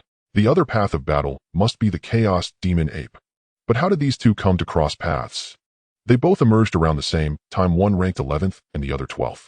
The gap between them isn't too vast, and both wield terrifying paths. One capable of contending with Pangu, and the other mastering the path of devouring, which can consume all of chaos. For these two to fight is simply absurd. Forget it, I'll go watch the show first. The Time Master had been flying for quite a while, yet he still had not seen the figures of the two. However, he could sense the aftermath of their battle, indicating that while their strength was far inferior to his, they were not comparable to the saints of the later generations. Path of devouring, empower me, devour all paths. With the devouring demon's furious roar, the divine script, glowing with black light, erupted with a terrifying devouring power, causing everything around to converge towards the devouring demon. Whether it was time, space, or order, all laws manifested within the chaotic world were devoured, revealing an absolute vacuum around. Haha, battle! The Chaos Demon Ape shouted in rage, his voice filled with satisfaction and exhilaration. Ignoring the devouring demon's consumption of everything around, he swung his staff towards the devouring demon, leaving shadows of the staff in the chaos. Bang! The devouring demon swept his tail, crashing it heavily onto the staff held by the Chaos Demon Ape. The terrifying force sent him flying, but he quickly returned, landing a punch on the devouring demon's head. In an instant, the two chaos demons erupted into a primal battle within the chaotic space. They disdained to use divine abilities or spells, relying solely on fists, staffs, and tails to strike at each other. Tisk, it's good that I made it in time, or I would have missed this battle. Finally, after a long journey, the Time Master arrived at the chaotic space where the devouring demon and the Chaos Demon Ape were battling. Watching the two attack each other with moves embodying their respective paths, he realized he was witnessing a battle he had never seen before. Battle! The Chaos Demon Ape roared, one hand wielding the staff, and the other clenched into a fist as he charged at the devouring demon. Boom! The devouring demon would certainly not give him the chance to attack up close. After all, the Chaos Demon Ape's physique was terrifyingly strong. While the 3,000 Chaos Demons had formidable bodies, a select few were especially outstanding, such as this battle demon, the Chaos Demon Ape, known as the first battle maniac of the chaotic world. If his physique were lacking, how could he bear such a title? Thus, even the devouring demon found it difficult to withstand a punch from the Chaos Demon Ape. The best way to fight the Chaos Demon Ape was to keep him at a distance, so the devouring demon swung his tail wildly, trying to knock the Chaos Demon Ape away. Roar! Seeing the tail swinging towards him, the Chaos Demon Ape suddenly released his grip on the staff and spread his arms wide, embracing the terrifying devouring power directly by grabbing the devouring demon's tail. Let me lift you up. The Chaos Demon Ape roared, and even with fur covering his arms, the Time Master could feel the muscles bulging as the veins stood out. It was evident just how much strength the Chaos Demon Ape was exerting. Lift!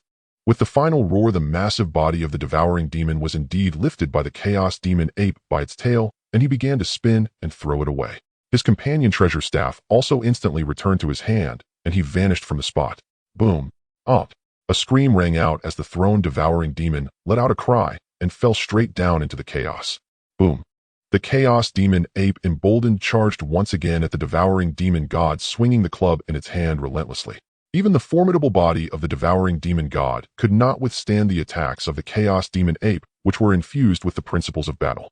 However, the only fortunate aspect for the devouring demon god was that his body was covered in scales of the devouring path, thus the principles of battle from the Chaos Demon Ape did not inflict significant harm.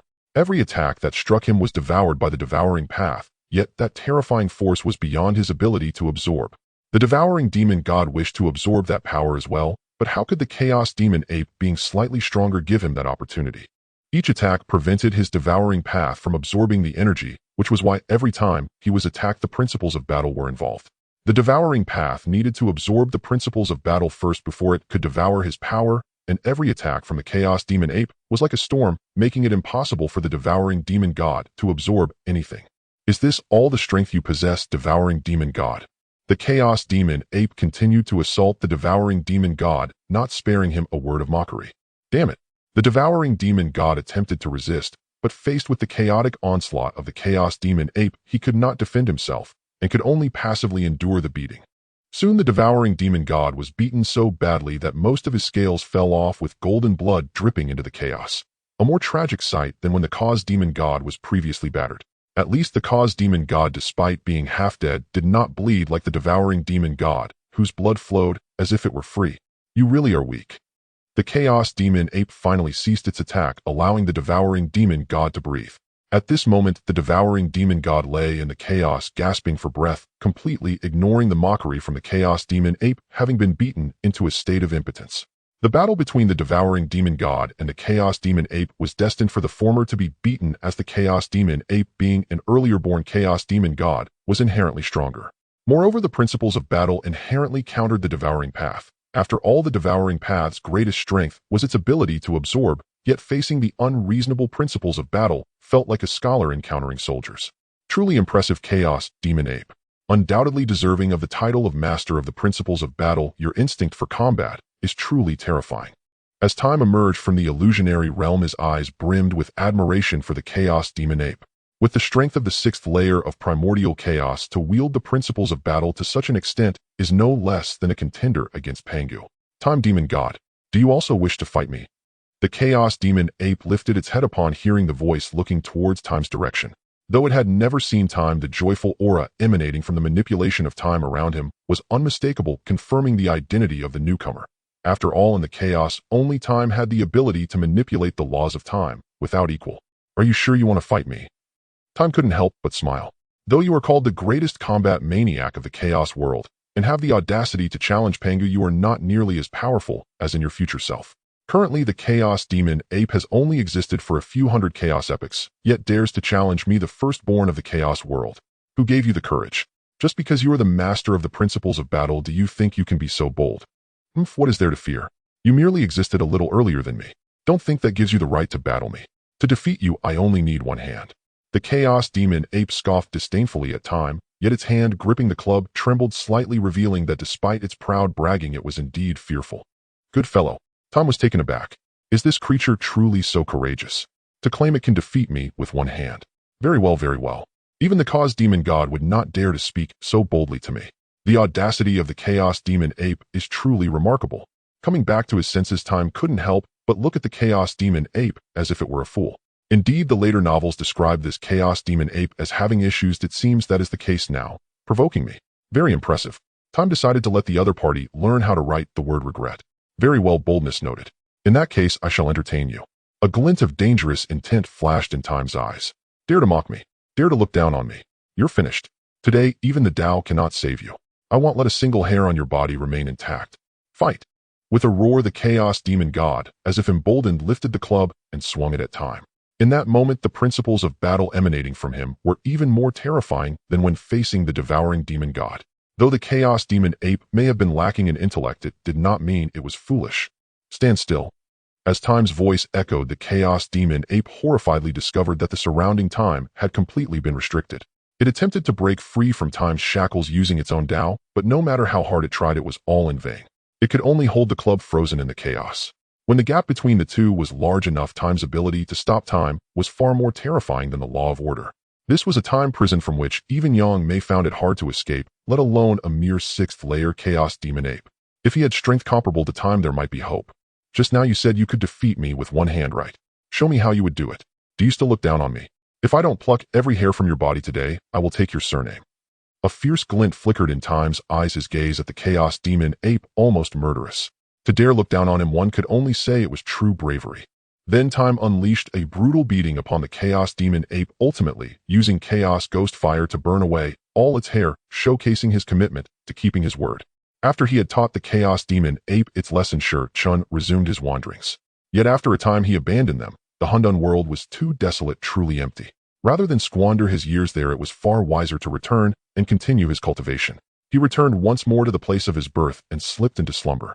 This time, however, he had not rested long before something disturbed him.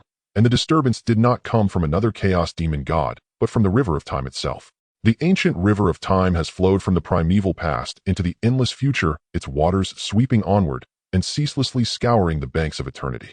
Time is irreversible. Even Chun, master of the way of time, regarded that river with profound reverence. He rarely set foot within the River of Time and never used it as a means to step into the unknown future. No one could say what terrors awaited there. Until one's strength was absolute, such a venture was folly. Yet on this day, a being in the distant future presumptuously attempted to swim against the current, to travel from the future back into the past. In the far future, a figure strode across the River of Time, waves parting beneath his feet.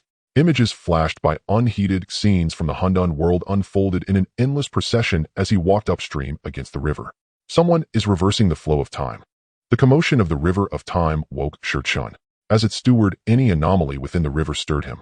Though he had not yet attained the unfettered control over the Tao of Time that he might possess in ages to come, he could still perceive such disturbances. Time cannot be reversed. If it were, the ages would be rendered void. Does the life in the future not know this? What do you hope to find by forcing the river backward? A cold gleam flickered in Chun's eyes. He was displeased with this one who dared to flow against the current. Reversing the River of Time risked unknowable changes to the future. It was an unsettling factor he would not tolerate. He resolved to teach this audacious soul a lesson. He rose within the Hundun world. The way of time billowed through the surrounding chaos, and the faint image of the River of Time swelled under his feet to enshroud him. He was the sovereign of time, one of the most ancient Chaos Demon gods. With a thunderous upheaval, the River of Time began to convulse. The mighty torrent, already steeped in boundless temporal law, grew ever more violent the moment Chun stepped into it. Vast puissance of time swept down from the eternal future, surging with irresistible force. What is happening?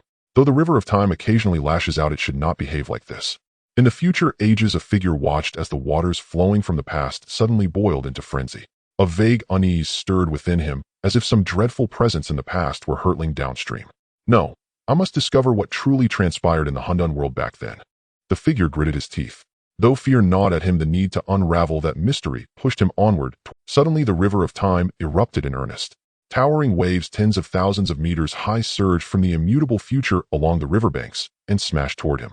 In a moment of inattention, the monstrous swell flung him into the river. Why has the River of Time suddenly lashed out? What is Chun attempting? The river's turmoil drew the attention of numerous ancient Chaos Demon gods. Their gazes fixed upon the River of Time, they wished to see what Chun was scheming, for he alone could provoke such fury in the current. One by one, the ancient Chaos Demon gods turned their attention toward the river. Countless spiritual senses probed the River of Time, eager to discern what was unfolding. A faint snort rose from the past reaches of the River of Time. The Chaos Demon gods of the future heard it and instantly recognized Chun's handiwork, for he now stood upon the river itself. Mind your own eyes, or I shall not hesitate to reclaim them for you. Chun paid the future gods no heed. He had come to the River of Time to deal with the one who dared to reverse its flow, not to perform for a curious audience. If they continued prying, he would gladly return and spar with each of them in turn. Chun, are you not being overly domineering? A hush fell among the other Chaos Demon gods. Though none withdrew their gaze, few dared speak. They well remembered the times when Chun's pressure had overwhelmed the Hundun world.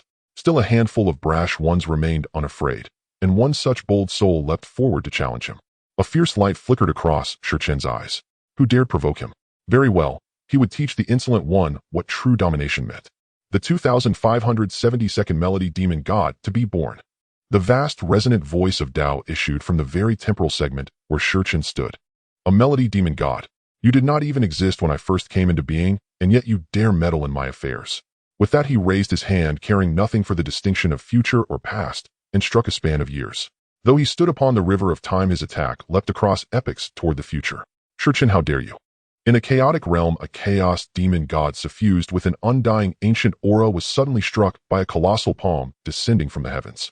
The ruthless laws of time itself dealt the blow, hurling her into the void of the Hundun expanse. "Do not attempt to provoke me, or I shall not hesitate to give you an unforgettable lesson the moment you are born." The cold voice of time echoed through the ages into the ears of the Melody Demon God. "Damn you, time demon god, just wait." The Melody Demon God was filled with anger, having been struck down by the past time. Although he was not severely harmed, he had lost face. Yet he dared not say more, for he was horrified to discover a fact: he was no match for the time of the past. "This is absurd. Oh, one should know that the past can never compare to this space-time." However, even so, he could not overpower the opponent, which begs the question, how terrifying is the time within this moment of space-time? His gaze involuntarily turned towards a certain region of space-time, filled with fear, while he refrained from casting another glance at the events transpiring along the river of time. Why look again? His face has already been lost, and it cannot be regained. Wouldn't going back just allow the opponent to continue to torment him? He was proud and impulsive, but that does not mean he is foolish. "Time, you remain as domineering as ever." An ancient voice resonated softly, laced with complexity. Subsequently, a multitude of chaos demon gods left the river of time. After all, time stood there, and they were uncertain whether he would directly strike at them. Although the past time might not be able to defeat the present them, the time of the current space-time was also present. Humph. Time snorted lightly, yet he did not act recklessly. The reason he dared to educate the Melody Demon God was solely because the latter's strength was inferior to his. However, the situation with the one who had just spoken, Yang Mei, was different. Time sensed an oppressive aura from him. Clearly, Yang Mei's strength had reached at least the Emperor realm. After all, he himself was at the peak of the Hunyuan 12 levels, and only someone at the Emperor realm or the Supreme realm could give him such a feeling. Indeed, among the Chaos Demon Gods, there was not a single competent individual. But I wonder at which realm my strength currently stands. Time's gaze pierced through the river of time towards this particular age. Unfortunately, it was destined that he could not see clearly. Looking into the future from the past was shrouded in mist. Unless he directly stepped into this historical era, he would not dare, as even merely lingering along the river of time had already drawn the ire of the Chaos Demon Gods. If he were to step into this historical era, wouldn't they be furious? At this moment, downstream, a figure crawled up from the river of time. He was the one who had just been swept into the river by its currents. Fortunately, his strength was decent, otherwise he would have become a skeleton at the bottom of the river after being swept in. What on earth is happening with this river of time? Why did it suddenly become turbulent? Is someone controlling this? No, I come from the primordial chaos and have never heard of anyone able to master this river of time. Moreover, this place cannot be controlled by just anyone. It should be my disturbance of the past years that caused a certain period of silence leading to the river's agitation. The being muttered to himself before continuing to move towards the past. It seems he hails from the primordial world, yet he has never heard of anyone who could control the river of time. Or perhaps he knows and is simply choosing to ignore it, for after all, mastering the river of time requires incomprehensible power. Reverser, the ancient history of time is not a place you can tread upon. Do you not realize that your reversal has caused a great shift in ancient history? You have committed a grave sin, will you not cease this act? Just as he was about to step into the next ancient history, a majestic and ethereal voice echoed from the ancient past. He looked up to see a vast and indistinct figure seated at the river's end, gazing down at him with an imposing presence, their eyes filled with coldness. Who are you? The being stared in terror at the figure seated at the river's end, mentally recounting all the known chaos demon gods. Suddenly, a name crystallized in his mind, and in an instant fear filled his heart, causing his expression to involuntarily become terrified. Time Demon God. You are the Time Demon God. The being shouted towards the figure. I never expected that after countless ages there would still be beings in the primordial world who are aware of my existence. Time was somewhat taken aback. After all, his name was renowned in the chaos world, being the master of time. Yet for beings of the later generations in the primordial world, his name should not be widely known. Since the opening of the heavens by Pangu, many chaos demon gods have perished. According to later accounts, the Time Demon God himself was said to have died at the hands of Pangu's axe, resulting in a vague concept of the 3,000 demon gods in the later primordial era. Only a few who survived were remembered, and only Pangu himself knew of the others who had perished. Yet now this being from the future actually spoke his name so easily. I never expected to encounter the great Time Lord here. I am truly fortunate. The being spoke to Time with a hint of bitterness, realizing that meeting Time meant he could no longer reverse time. It was at this moment that he recalled why the river of time had suddenly become turbulent. It was because the river always had a master, and who else could that master be? Attempting to reverse time has led to great shifts in the ancient history. Your sins are immense.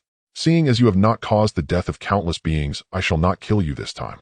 However, while you may escape the death penalty, you cannot evade the living punishment. I shall confine you within the river of time for 3 chaos eras. Do you accept? Time declared loudly to the being. Although he was currently seated at the river's end, this was his territory, and he could still exert his influence over beings of the future even after countless eras. No, even if you are the time demon god, you cannot suppress me. The being from the future suddenly raised his head, resolutely staring at time, dissatisfied with his punishment. Seeking death. A glimmer of fierce light flashed in Time's eyes. Having reversed time and altered ancient history, he had already shown leniency, yet the being still dared to contradict him. Was this not a sign of disrespect? I am the emperor, no one can suppress me. The being boldly declared to the time itself, exuding an air of imperial authority that spread from his body as a terrifying aura surged through the river of time toward the end of that moment. Looking for death. A cold glint flashed in the eyes of time as he realized that a being from the future, who had yet to attain the Tao, dared to resist his punishment. Truly, they did not know the meaning of life or death. He raised his hand to suppress the river of time, and the river beneath him churned with monstrous waves. What? Feeling the vast waters of the time river and the despairing powers of the laws of time, the being's figure instantly retreated. At that moment, he only wished to escape the time river, and the secrets of the past became irrelevant. However, how could his speed surpass that of the river of time? Boom. A massive wave crashed down, and in an instant the being from the future was once again swept to the riverbed. Although he had long transcended the river of time, his strength was still there.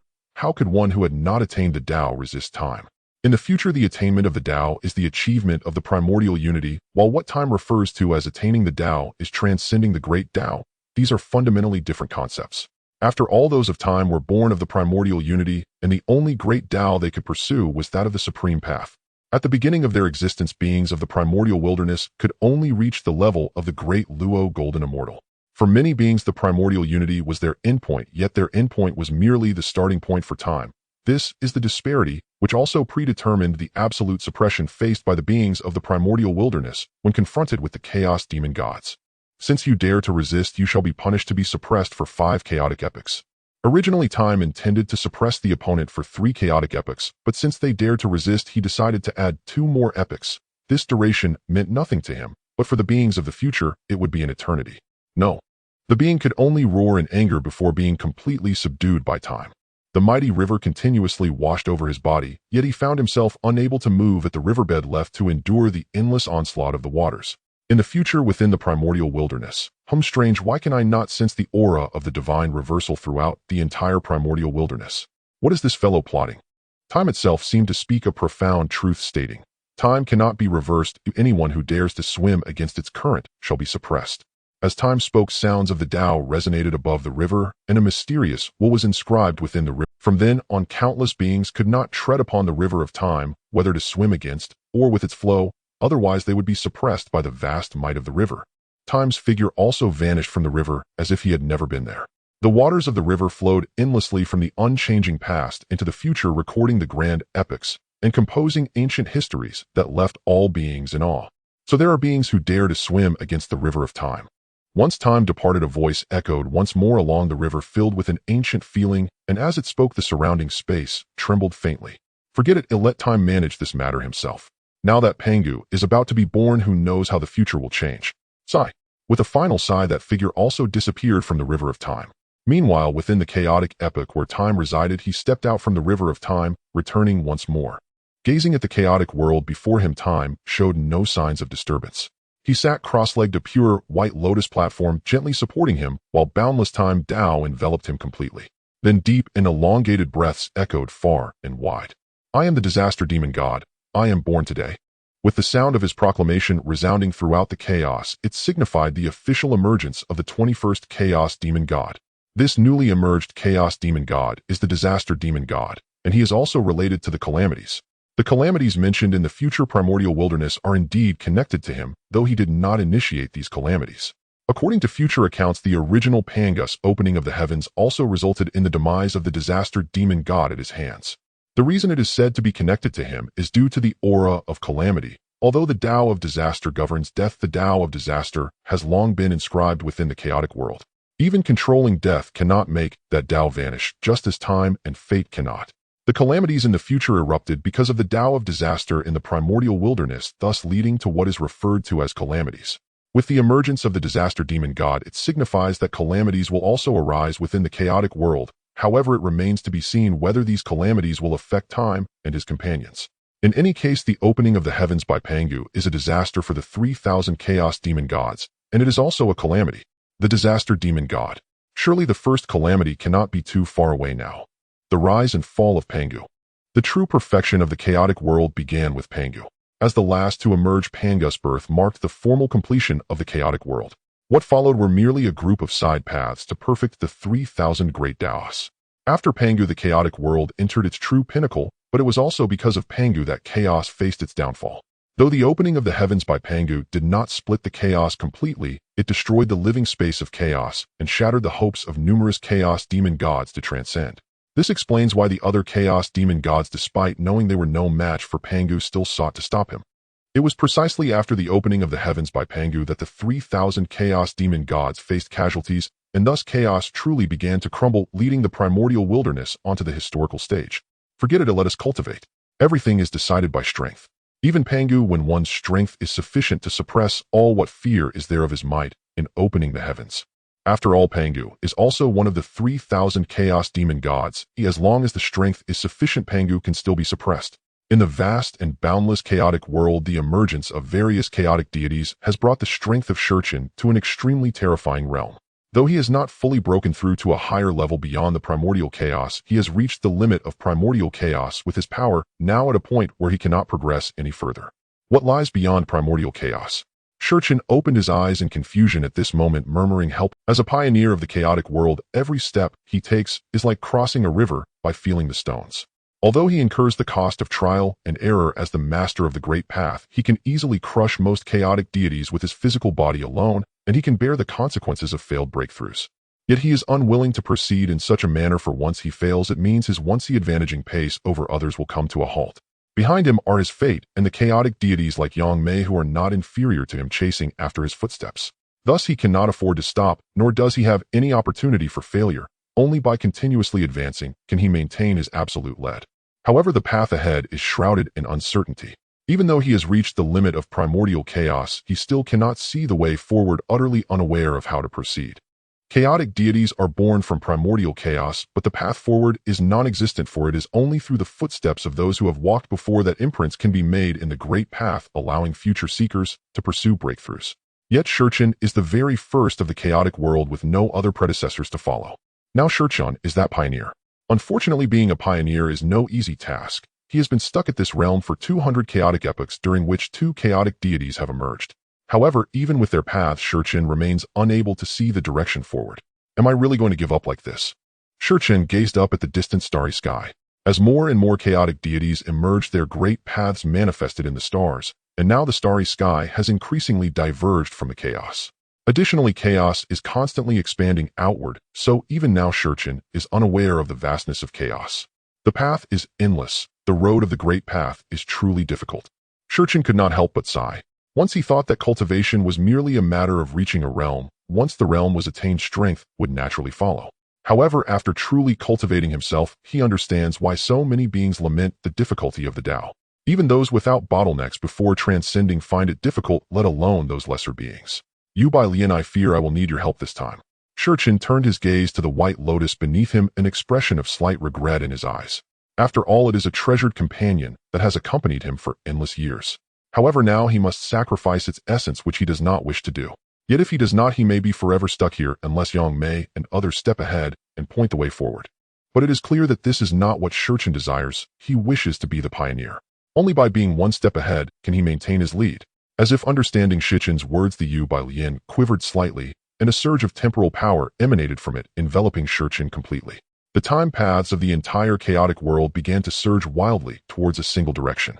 This is the eruption of the laws of time. What is Shurchen doing? Upon sensing the disturbance in the laws of time throughout the chaos, an ancient face appeared on a massive willow tree, furrowing his brow in contemplation. His vast will sought to explore the surrounding chaotic world, but the distance was simply too great. After searching a vast expanse of chaos, he still could not find Shichen's trace and ultimately chose to give up. I hope this is not a bad omen. With a sigh, Yang Mei observed the constant fluctuations of the spatial laws around him, revealing that his strength has indeed reached the 12th level of Primordial Chaos. However, unlike Shichin, who has reached the peak, he still seems to have some distance to cover. The time is in turmoil. Is Shichin's destiny expanding? It seems he is about to take that step. The commotion of the time paths awakened the fate deity from his slumber. He surveyed the surrounding laws of time and discovered that Shichin's destiny was also expanding, leading him to boldly draw this conclusion. The destiny of chaotic deities at the stage of primordial chaos is indeed predetermined. As the master of the path of destiny, although Shichin and the others have severed their connection with the fate deity and its fate line, he can still perceive their fateful circumstances through his treasured fate celestial disc. Even Shichin and the others are unaware of this. After all, as chaotic deities, how could they not possess some trump cards? Otherwise, do you truly think chaotic deities are so easy to deal with? At this moment, within the fate celestial disc of the fate deity, the fates of the already emerged chaotic deities are represented by small pearly white halos the size of water droplets. Yet Shichin's fate droplet continues to swell, its radiance overshadowing that of any other chaotic deity. This signifies that Shichin is on the verge of a breakthrough. Once successful, his fate droplet will undergo a tremendous transformation. Will you succeed? I must admit I am somewhat looking forward to it, Pioneer. Next time it will definitely be me. The fate deity gazed at the fate droplet representing Shichin on the fate celestial disc and murmured as a vast aura surged, overwhelming the surrounding chaos. Under his pressure, the chaotic spiritual energy formed a terrifying storm. The fate deity has also reached the pinnacle of the 12th level of primordial chaos, even surpassing Yang Mei somewhat. At this moment, he stands at the edge of his limits, yet like Shichin, there are no predecessors on the path ahead, and they cannot find a way to continue forward. Thus, the fate deity is also in a state of waiting. Shichin, what are you up to now? Numerous chaotic deities awakened from their slumber, their gazes drawn to the upheaval of the laws of time. Enveloped by the law of time, Shichin's memories spiraled endlessly. His arrival in this chaotic world, the long expanse of years since, and even that moment atop the river of time, when his voice alone had suppressed the future demonic god of melody. He had witnessed much, and recalled even more. Yet among those recollections lingered fragments he believed long forgotten, a fleeting span of time, brief, yet radiant with unadulterated joy. From the moment he emerged into the chaotic world, Shichin had ceaselessly cultivated, relentlessly without respite, driven solely by the ambition to survive the primordial heaven-opening calamity. His spirit never relaxed, thus ascension itself had hardened into an unshakable obsession. That brief, blissful memory echoed again and again within Shichin's mind, ensnaring him in its. Meanwhile, in the chaotic world, as Shichin lingered ever longer within that reverie, the surrounding laws of time began to wail in anguish, and his aura steadily weakened, even slipping from the pinnacle of the 12th sovereign tier of the Hunyuan realm. Boom! A sudden violent tremor surged forth from the white lotus of time beneath Shichin, faint yet potent enough to wrench him back from the depths of memory. Huff! At the instant his eyes opened, a flicker of profound relief flashed across his gaze. Fortunately, the white lotus of time had intervened at the last moment. Had it not, his immersion in nostalgia might have condemned him to eternal slumber.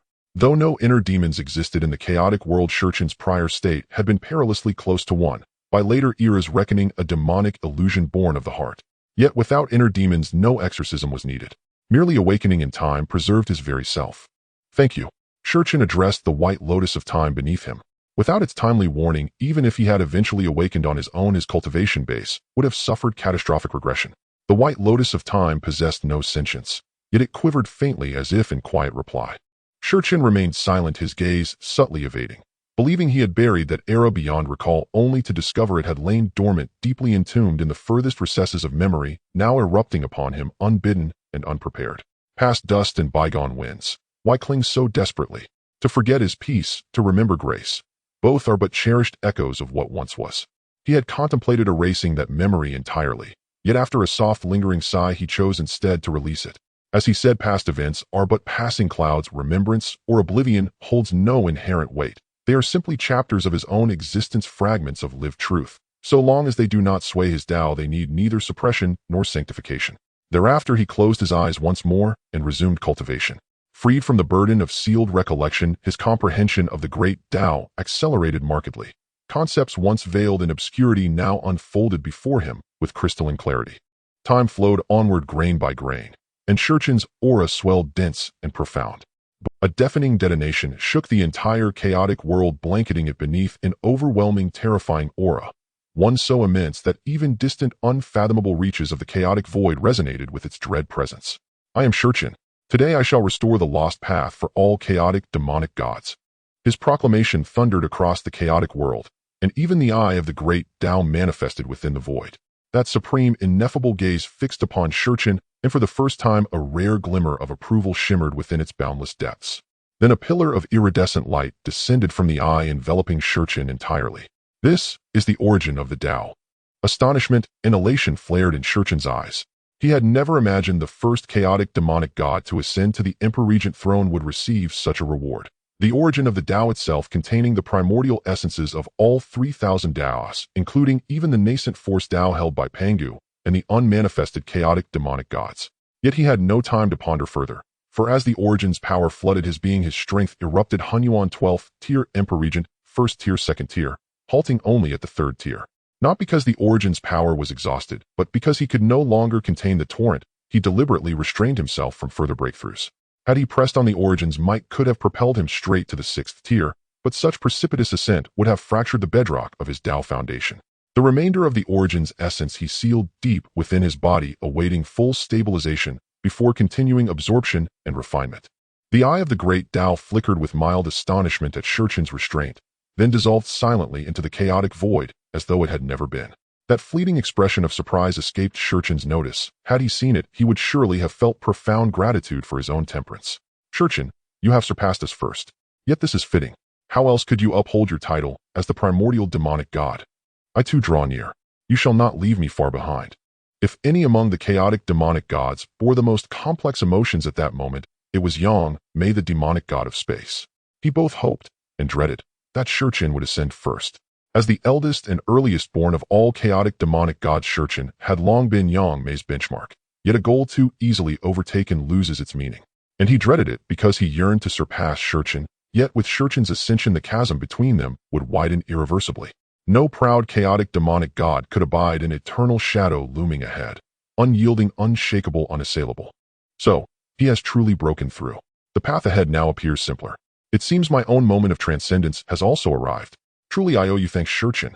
The demonic god of fate lifted his gaze toward the stellar constellation embodying the Dao of time, as if by beholding it he could glimpse the sovereign who dwelled beyond. In the vast and boundless chaos world, ancient chaos deities lay claim to their territories, all silently awaiting the imminent birth of the 3,000 chaos deities. Roar, I, the dream deity Menghuan, shall emerge today. As the voice resonated throughout the chaos world, a profound indifference prevailed, with no chaos deity offering cheers for the birth of the dream deity. The dream deity Menghuan is the last of the 3,000 chaos deities to be born aside from Pangu. Amongst the chaos deities he ranks as the 2,999th position. That is quite awkward, for everyone knows that once the last chaos deity is born, the chaos world will face its first calamity. I have finally reached the 9th level of Emperor. After refining the remaining essence of the great Dao, his power successfully rose to the 6th level of Emperor, and after more than 2,000 chaos deities were born over the years, his strength has now grown to the 9th level of Emperor. Above the river of fate, Shichin's imperial throne looms high, commanding the landscape of destiny.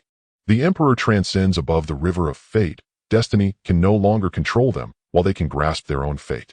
Shurchin knows that in unseen places other chaos deities also sit upon their imperial thrones, gazing at the vast river of fate, though they cannot reach one another. The river of fate is akin to the river of time. One governs time, while the other governs destiny. To achieve eternal life, beings must transcend the river of time, struggling amidst the vast eras to stand independent above it, a state known as the Great Luo Golden Immortal. Have you ever seen beings meet upon the river of time? Aside from those who swim against or with the current of time, no one can encounter one another in the vast river of time, and the same applies to the river of fate. Beings transcend these two rivers, yet remain isolated within their own ancient histories. Unable to meet for a mere encounter would ignite a terrifying war. Yang Mei, are you ready? Shurchin gazed at the flowing waters of fate beneath him, lifting his gaze towards the far more expansive river of fate, as if he could see the figures of Yang Mei and others. He murmured to himself that he was ready. The emergence of Pangu signifies the eruption of their first great calamity in chaos. Although this calamity will not be too terrifying, at least no chaos deities will perish. It remains exceedingly brutal for them, for a slight misstep could lead to the loss of face for these proud chaos deities. Since the moment he broke through to the Emperor realm, Shurchen has been preparing for this very moment. After such a long time, he is more than ready, just waiting for Pangu's emergence. Pangu, I hope you do not disappoint me. Oh, let me see just how terrifying the Great Dao of power truly is. A glimmer of light flashed in Shichen's eyes as a terrifying phantom slowly emerged behind him, ancient stars showering endless starlight that illuminated the entire Chaos world. Shurchen, it seems you are ready. But I won't be far behind. Oh, let me see how far you, the Forerunner, have come. At this moment in the vast and boundless Chaos world, an ancient willow tree exuding an eternal aura resounded with a chorus of ancient voices, causing the surrounding space to tremble as 3,000 willow branches swept through the chaotic expanse, giving birth to infinite worlds from destruction. Yangmei, the second chaos deity to emerge in the Chaos world, is considered quite ancient in this era, having existed for over 200,000 chaos epochs. Compared to those newly born chaos deities, he can be regarded as a veritable antique.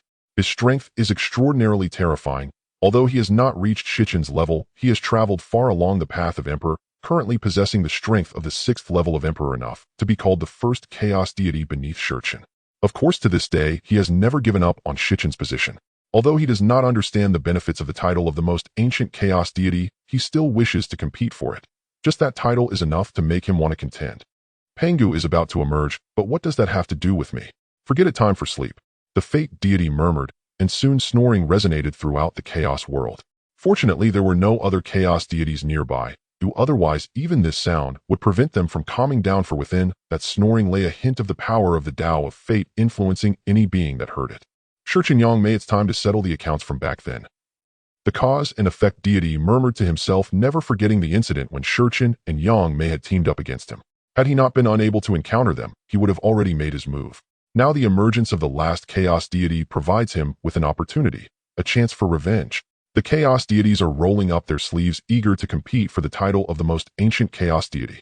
Although they, like Yangmei, do not know what benefits it holds, their instincts drive them to contend for it.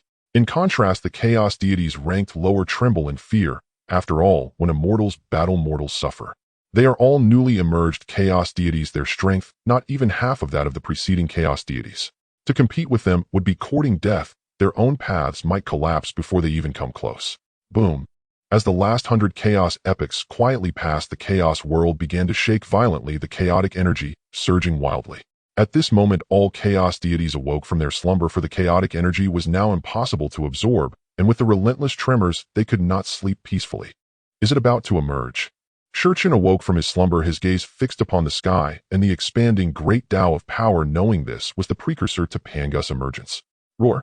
A sudden roar reverberated throughout the chaotic world, instilling an instinctive fear in every chaotic demon that heard it, followed by an endless pressure, a mighty force infused with the power of the laws.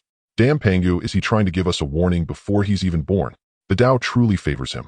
Even Shurchen couldn't help but grumble aback when the other chaotic demons were born who had such treatment. Yet now, even before Pangu's birth, the Tao had already shown such favoritism. It was as if he were the favored child. Shurchen felt the terrifying pressure upon him, and a glimmer of discontent flashed in his eyes. Does he really think I'm the first chaotic demon to be born? Doesn't exist. Boom. In an instant, Shichen's aura ignited, a terrifying force emanating from him, while the chaotic energy swirling around was instantly drawn into a stasis under his temporal laws, everything yielding to the force of time. A silver throne forged from the Tao of time slowly appeared behind Shurchen, who sat majestically upon it, gazing deep into the more distant chaos. At this moment, every chaotic demon who had stepped into the Emperor realm sat upon their own thrones, their eyes fixed on the depths of the chaos, leveraging their own Tao to withstand the suppression of the force of the Tao. The path of strength shouldn't be this terrifying. After all, Pangu hasn't even been born yet. The true path of strength hasn't fully permeated the chaotic world, yet the Tao was clearly aiding Pangu. Even without being born, the power of strength subtly suppressed their own Taos. Under such circumstances, they naturally wouldn't stand for it.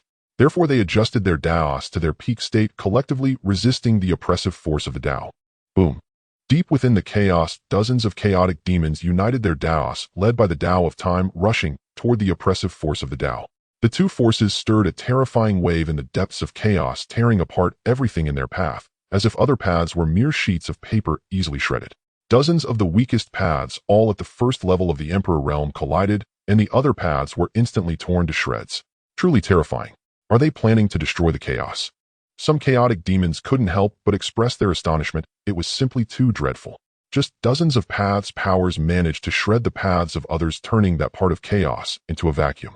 Thankfully, they were relatively restrained, otherwise a clash within the entire chaotic world would be far beyond merely tearing a few paths. Humph. Shurchin let out a light snort, a trickle of golden blood slowly flowing from the corner of his mouth. In this collision, they had won, yet also lost. Indeed, Pangu's power of strength was truly formidable.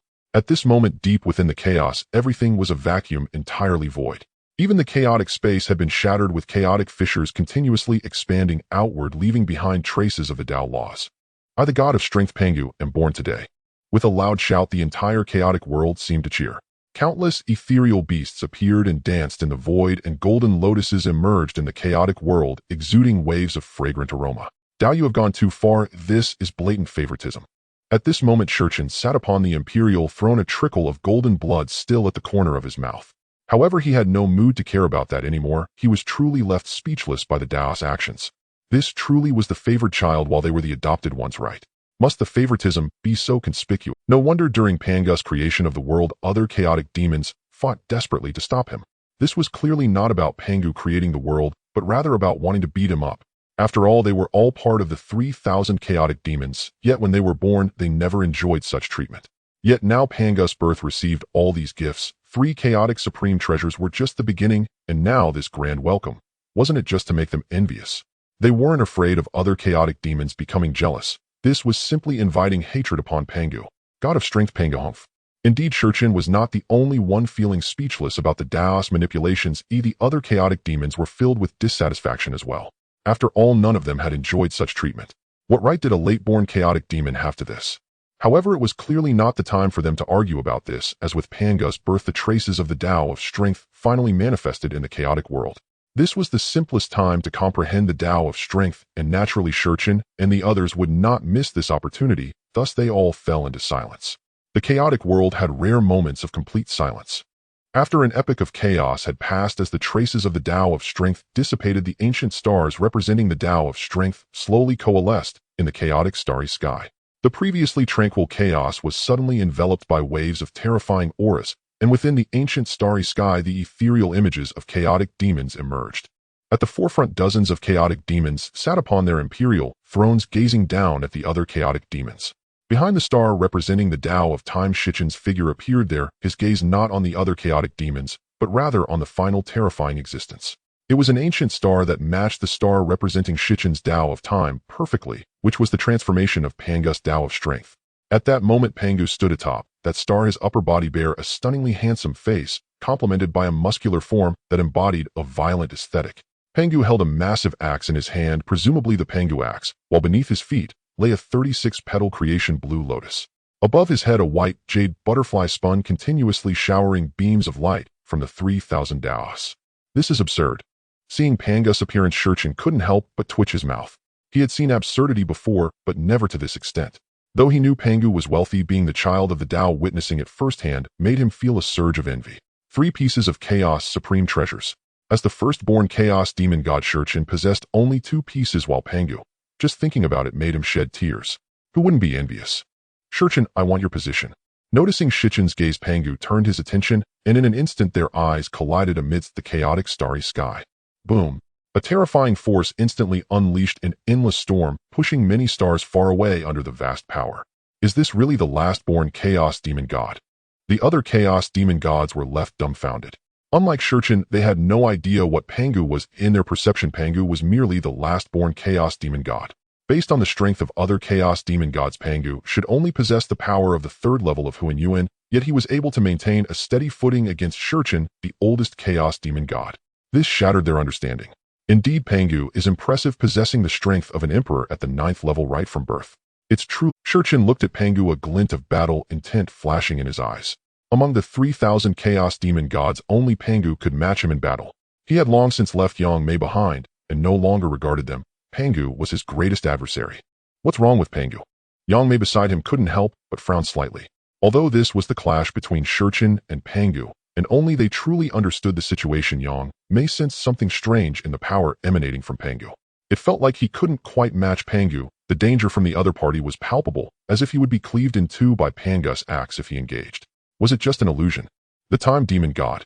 His strength is surprisingly formidable. At this moment Pangu was also deeply shocked. He had absolute confidence in his strength.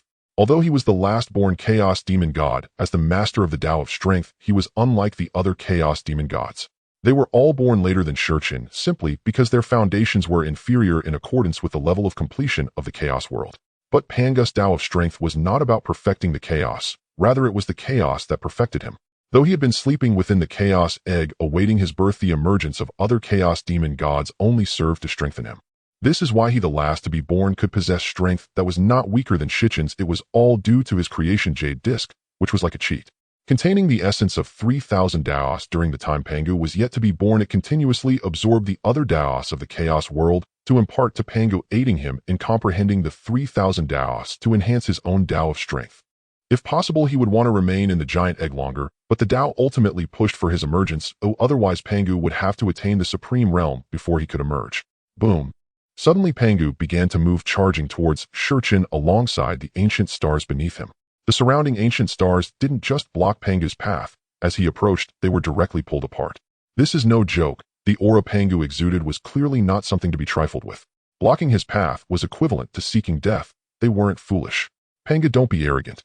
As Pangu advanced, the other Chaos Demon Gods feared his power, yet one was unafraid. To him, Pangu was merely the last-born Chaos Demon God. Even if he was strong, how strong could he really be? It couldn't be that outrageous. Being the 35th Chaos Demon God, the Soul Demon God was considered the weakest among the Emperor-level Chaos Demon Gods, possessing only the strength of the first level of Emperor. Yet he still held absolute dominance over the other Chaos Demon Gods. Take this. The Soul Demon God, mastering the Tao of Souls, transformed his soul power into a great net aimed at enveloping Pangu, evidently wanting to stop him from advancing. For once Pangu surpassed him, his position would plummet, an unacceptable situation for the proud Chaos Demon God, especially when someone ranked 3,000 had crossed ahead of him. Seeking death. A cold glint flashed in Pangu's eyes as he raised his axe and brought it down, instantly silencing the starry sky. All Daos, even those of space and time, retreated before the Tao of Strength. An axe light that obscured the sky sliced through the net woven by the Soul Demon God, surging towards him. Boom. Dust erupted in the starry sky, and as everything settled, the Soul Demon God stood quietly, while behind him lay a void. So strong, the Soul Demon God murmured, then saw his massive form split in two and dissipate into the chaotic starry sky. The Soul Demon God did not die, that was merely his phantom. However, it seemed the outcome would be the same, even if his true form were present, for the gap between them was simply too vast. Pangu directly bypassed the Soul Demon God, heading towards the next star. Initially thinking the next one would also intervene, he was surprised to see them completely ignore him, as if they hadn't seen him, allowing him to pass. They dared not intervene. They knew they couldn't afford to provoke him. Although the Soul Demon God was weak, they were self-aware. They could hold their ground against him, yet the Soul Demon God was taken out in an instant. This was clearly a massive disparity. Pangu, if you wish to surpass me, then come and battle me. A furious roar reverberated throughout the chaotic starry sky as a gigantic monkey leapt down from a star blocking Pangu's path. The god of war, the Chaos Demon Ape. The true names of the 3,000 Chaos Demons have long been inscribed within the myriad paths of the Chaos World.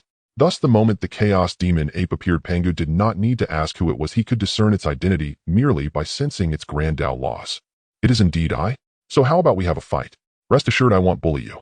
Considering you are the last born of the Chaos Demons, I'll allow you to use one hand and one foot. Facing Pangu, the Chaos Demon waved his staff toward him and spoke. The corners of Qin's mouth twitched, reminding him of how the Chaos Demon had said something similar during his travels in the chaos. The outcome had been quite tragic for the Chaos Demon Ape, and now he couldn't help but wonder how it would fare against Pangu. Surely it wouldn't end well. Haha, very good. The god of war, huh? You have successfully disappointed me, so you'd better not let me find your Pangu was infuriated. He had seen arrogance before, but never to this extent. The Chaos Demon Ape was the first to speak to him like this since its emergence. I'm not satisfied with that. In that case, prepare yourself. The Chaos Demon Ape said nonchalantly, not taking Pangu seriously at all. Although he ranked only 11th among the Chaos Demons, his terrifying power made even the World Tree, which preceded him, wary. He was simply too combative. Even the stray dogs wandering through the chaos would find themselves beaten by him. Countless shadows of the staff rained down upon Pangu. Faced with such an attack, Pangu didn't even glance at it. The staff of the Chaos Demon heavily struck Pangu's body, yet it left not a single mark on him. Is this all the power you have? And you dare say you'll let me use one hand and one foot? Pangu addressed the Chaos Demon, speaking with sincerity rather than derision. How could this be? The Chaos Demon Ape was stunned. When had his attacks become so weak? That shouldn't be the case. Just recently he had beaten the god of fire, and now his strikes against Pangu were ineffective. Alright, it's time for you to go. Pangu raised his hand and delivered a slap, not even using the open sky axe, directly sending the bewildered Chaos Demon Ape flying. At the same time, he surpassed the Chaos Demon Ape and took the 11th position. Are you going to stop me too? Pangu looked up at the world tree, which could support the vast heavens, and spoke calmly as he adjusted the giant axe in his hand. Although his tone was calm, the world tree felt a chill. She realized that if she spoke, would Pangu's axe not come crashing down on her? You may pass. I am not your opponent. The world tree quickly conceded. Although she was the master of the world's Dao, she truly couldn't fight Pangu. After all, her strength lay in evolving the heavens, not in combat. Pangu was left speechless. He agreed with the world tree. If one couldn't win, why bother fighting? The world tree was quite clever. Pangu, this is about enough. Just as Pangu had passed the world tree, a cold voice rang out. A being, upper body resembling his and lower body resembling a serpent adorned in a cold palace gown, blocked his path. Order God, are you really determined to stop me? Pangu looked at the Order God with some dissatisfaction. After all, his target was Shurchin, and yet before he even reached her, he was asked to stop by the Order God. Was he someone who would simply listen? Pangu, the first calamity should come to an end. You are merely a chaos demon who emerged last. Reaching this stage in this Dao conflict is already commendable. Continuing will bring no benefit to you or the order of the Chaos World. Stop now. The Order God who governs order had a vision for the chaotic world despite its inherent disorder. Her ideal was to transform it into a world filled with order, and as the master of order, she was most suited to accomplish this vision. If Pangu were to continue upward, he would inevitably clash with those like Shurchin and Yangmei. While Yangmei was manageable, Shurchin was not to be trifled with, and their battle would surely incite chaos across the entire Chaos World. That was not what the Order God desired. She wanted a Chaos World that fully adhered to order. Haha, how amusing. Order. Today I shall see if your Order God can stop me. Pangu laughed heartily, ignoring everything else as he swung his giant axe down at the Order God. In an instant, the Dao of power surged, suppressing the Order God's laws. The vast force surged toward the Order God along with the giant axe. I declare no law shall harm me. Facing Pangu's attack, the Order God did not panic. She simply said this, her own Dao continuously surging as the laws of order rushed toward the Dao of power, seemingly attempting to negate the power atop Pangu's axe. The terrifying aspect of the order laws was not just their ability to establish order, but also their capacity to follow one's words. Among the chaos gods, she was the easiest to fight, while others battled fiercely. Her words could resolve matters in an instant. Unfortunately, it depended on who she was speaking to. Pangu's Dao of power did not care for such things. Pangu believed in breaking all laws with sheer force. There was nothing he couldn't resolve with one axe. If there was, he would just add another axe. Boom. Indeed, the Order God failed, and Pangu's axe directly shattered her laws. It struck heavily upon her, instantly tearing her ethereal form apart.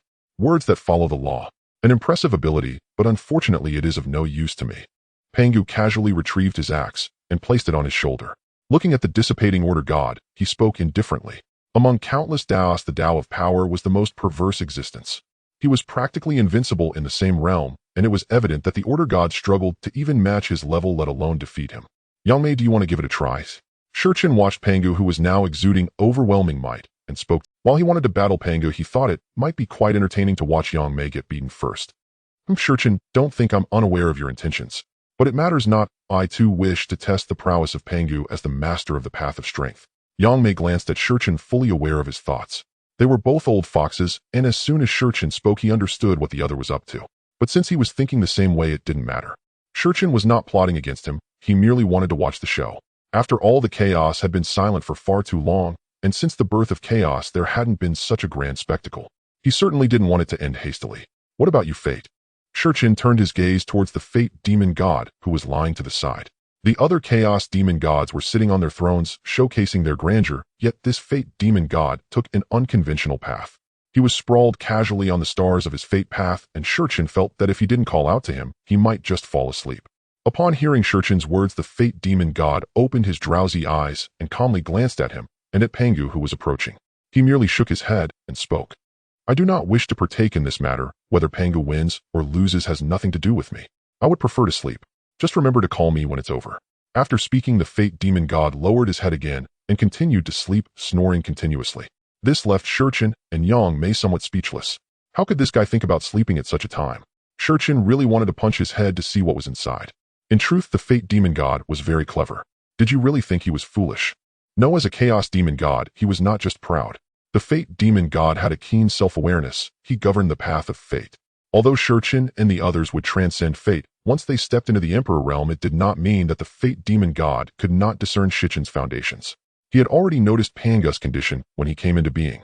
It was evident that Pangu was incredibly strong, absurdly so, and he believed he could not defeat him. So why seek discomfort? Currently, he ranked third. He could not even defeat Yang Mei, who was in second place, and thus had no desire to contend for the first position. If Pangu wanted him to step aside, so be it. At worst, he would drop to fourth place, which would have no impact on him. It seems they do not wish to fight me, so what about you? Will you willingly give up your position, or should I beat you before you? At this moment, Pangu had already crossed over the Fate Demon God to reach Yang Mei's position. Since the other Chaos Demon Gods did not intervene, Pangu's progress was remarkably smooth. Pangu, let me test your strength. Yang Mei stepped forward and spoke to Pangu. He was certainly not going to concede easily. As an ambitious Chaos Demon God, Yang Mei would never casually relinquish his second throne. Thus, a battle between Pangu and him was inevitable, with the victor earning the right to challenge Qin's position. Then let us give it a try. Pangu nodded indifferently. At this moment, the surrounding paths began to disperse. In this endless starry sky, only three paths remained: Pangu's path of strength, Qin's path of time, and Yang Mei's path of space. Even the path of fate was now completely compressed under the pressure of these three paths, unable to move. 3,000 great worlds.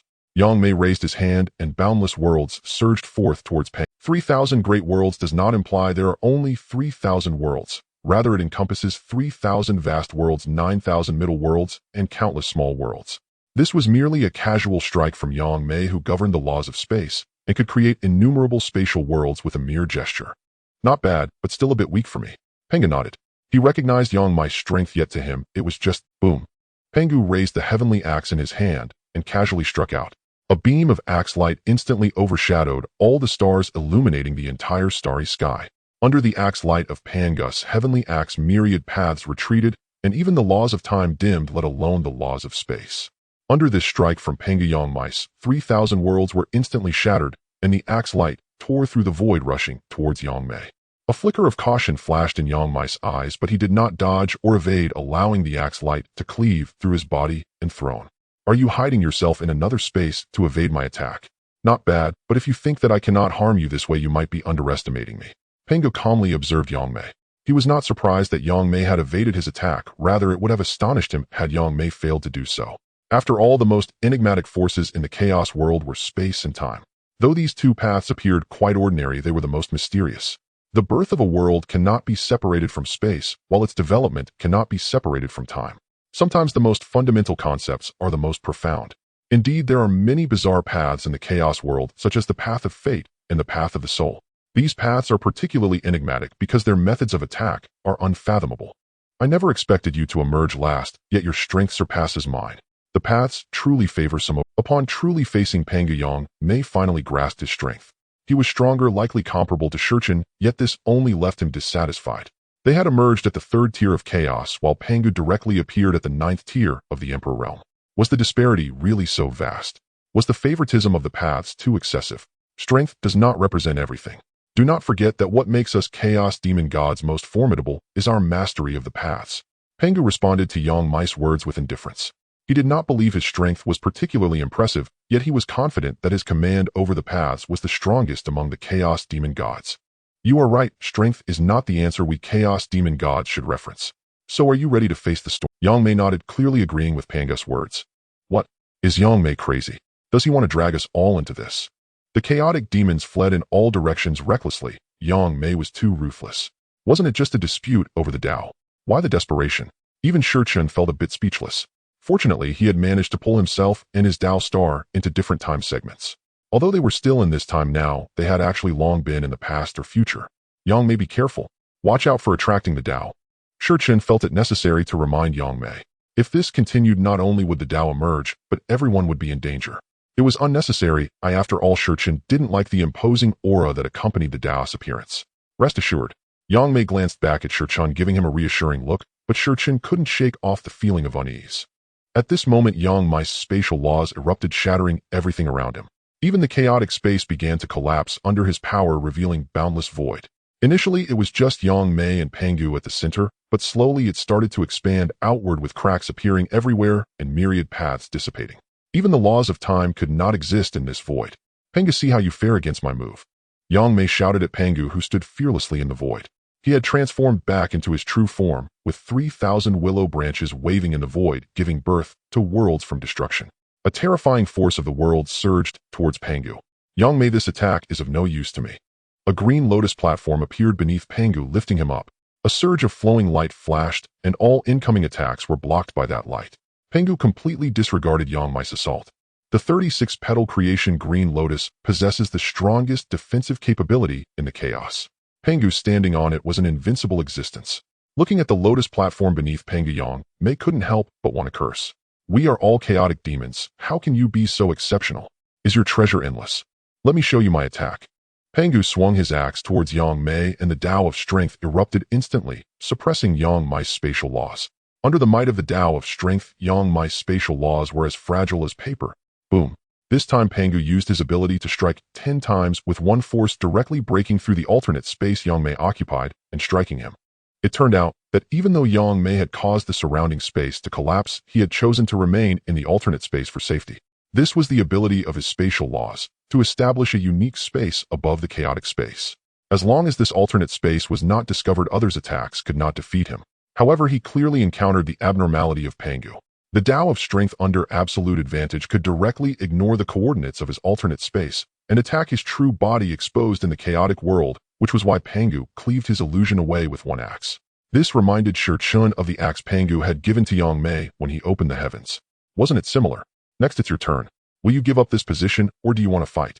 After finishing with Yang Mei, Pangu turned to Shi Chun. After battling several chaotic demons, he hadn't even taken a breath. It wasn't that they weren't powerful, the gap between them was too great. Just the difference in strength between Pangu and Yang Mei was 3 levels. One must know that the primordial unity is already a step for every level. How much more for the Emperor? With 9 levels of strength, defeating an 8-level opponent is just child's play. If Yang Mei were also at the 9th level, they might at least have a back-and-forth battle, but unfortunately the gap is too vast. You want to come and take it. It seems that a fight is unavoidable. Pangu was not surprised to hear Shi Chun. As the oldest chaotic demon in existence, it was natural that he wouldn't easily hand over his throne, so fighting seemed reasonable. That's inevitable. After all, I am still the earliest chaotic demon to emerge. If I simply relinquish my position, how would the others view me? Wouldn't that make them point at my backbone and accuse me of cowardice? Shi Chun sat calmly on his imperial throne, looking at Pangu with indifference. Yet waves of Tao laws surged around him, and the pressure of an emperor rolled down towards Pangu. Beneath Shi Chun's feet, an illusory river slowly appeared, carrying the ancient waters from the past to the distant, unknown future. With each movement of the river, the power of the laws of time around it grew stronger. In just a few minutes, the surrounding laws of time were sufficient to suppress Pangu's laws of power. The river of time. Quite a good support, but to suppress me with this, I'm afraid it's still lacking. A glint of light flashed in Pangu's eyes as his aura suddenly erupted. The laws of strength began to surge towards him from all corners of the chaotic world, seemingly trying to resist the suppression of the laws of time. How could I let you succeed? A smile appeared on Shi Chun's lips. Your laws of strength can do that, does that mean my laws of time can't? One must know that the laws of time have been dormant in the chaotic world for a full 300,000 chaotic epochs. Do you really think that the laws of time have just been quietly dormant?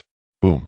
As Shi Chun and Pangu frantically extracted the laws of time and strength from the chaotic world, the entire chaos began to tremble violently.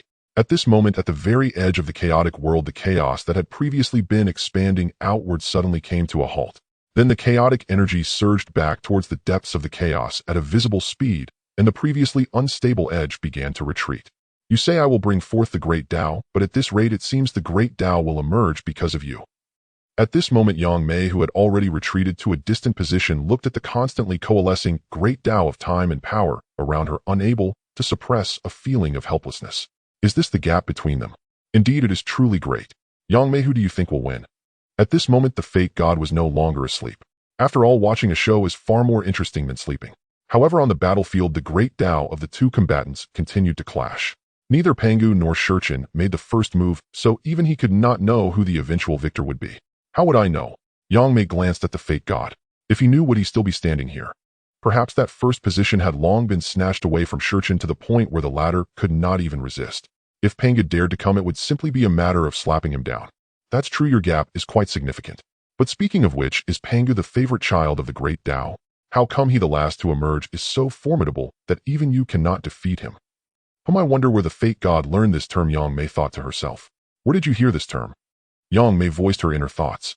After all, this statement felt quite off. Is there such a concept as a sun among the chaos gods? Probably not. Yang Mei had never heard such a notion. Weren't they birthed from chaos? Also, what does sun even? Yang Mei expressed that she was completely unaware. Are you talking about a sun? Oh, I heard that while traversing the river. Don't look at me like that. I preside over the river of fate. I can hear the whispers of any living being from the ancient past to the endless future. There's no need to feel strange, you can actually do it too. Seeing Yang Mei look at him strangely, the fate god hurriedly spoke, seemingly afraid of being misunderstood. After all, he had sensed the slightest hint of vigilance in her gaze, so to dispel her concerns, he quickly clarified. The fate god was not one who enjoyed trouble. He would rather sit than stand, and rather lie down than sit. Thus, being noticed by other chaos gods was not permitted in his domain. Compared to confronting them head-on, he preferred to play tricks from behind, ensuring the demise of his opponents. I won't tell you that he learned all this from the beings in the river of fate. I can also hear. Yang Mei was somewhat surprised. She believed that Qin could hear, because after all he presided over the river of time, which served a purpose similar to the river of fate. One governs the time of all things while the other governs the fate of all things. They could indeed know some future events through the beings in their respective rivers. But how could she also feel it? Had she been cultivating the wrong space, Dao, all these years? Don't be surprised. This was actually a secret I discovered while breaking through to the Emperor level. The Chaos World doesn't just have two rivers flowing from the ancient past to the future. There are countless rivers. These rivers correspond precisely to our great Daos.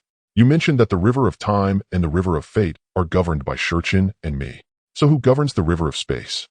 While speaking, the fate god also glanced around, ensuring that no other chaos gods were paying attention to them before cautiously addressing Yang Mei. This was indeed a secret he discovered during his breakthrough. The myriad great Daos of the Chaos World actually exist in dimensions where the rivers of time and fate are located, with countless other rivers present. They correspond exactly to the 3,000 great Daos and innumerable side paths within the Chaos World. As the masters of the great Daos, they naturally could govern these rivers. However, if the fate god had not informed Yang Mei, it would have taken them until they reached the supreme realm to discover and govern these rivers. Unlike fate and time, these rivers hid even deeper. Thus, to discover and govern them, one must possess sufficient strength. However, now that the fate god had informed Yang Mei in advance, it naturally made a difference.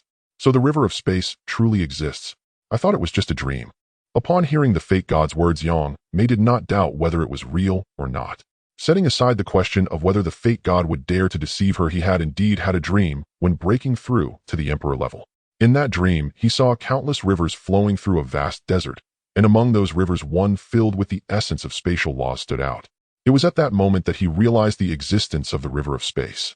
However, after waking up, he tried to search for it, but found no trace, leading him to believe it was merely a dream. But now, upon hearing the fate god speak, he realized it was not a dream, it truly existed.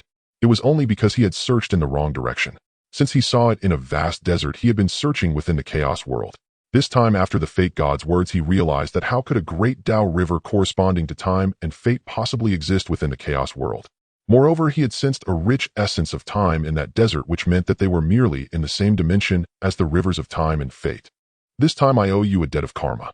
Once I find the river of space, I will surely repay you, Yang Mei said to the fate god. He marked this matter in his mind, and once he returned, he would definitely seek out that dimension diligently. For once he had the river of space, it would significantly enhance his strength, achieving a qualitative leap. Haha, no need to be polite. No need to be polite. The fate god was grinning widely, having gained a favor from Yang Mei in exchange for a piece of information. This deal was worth it.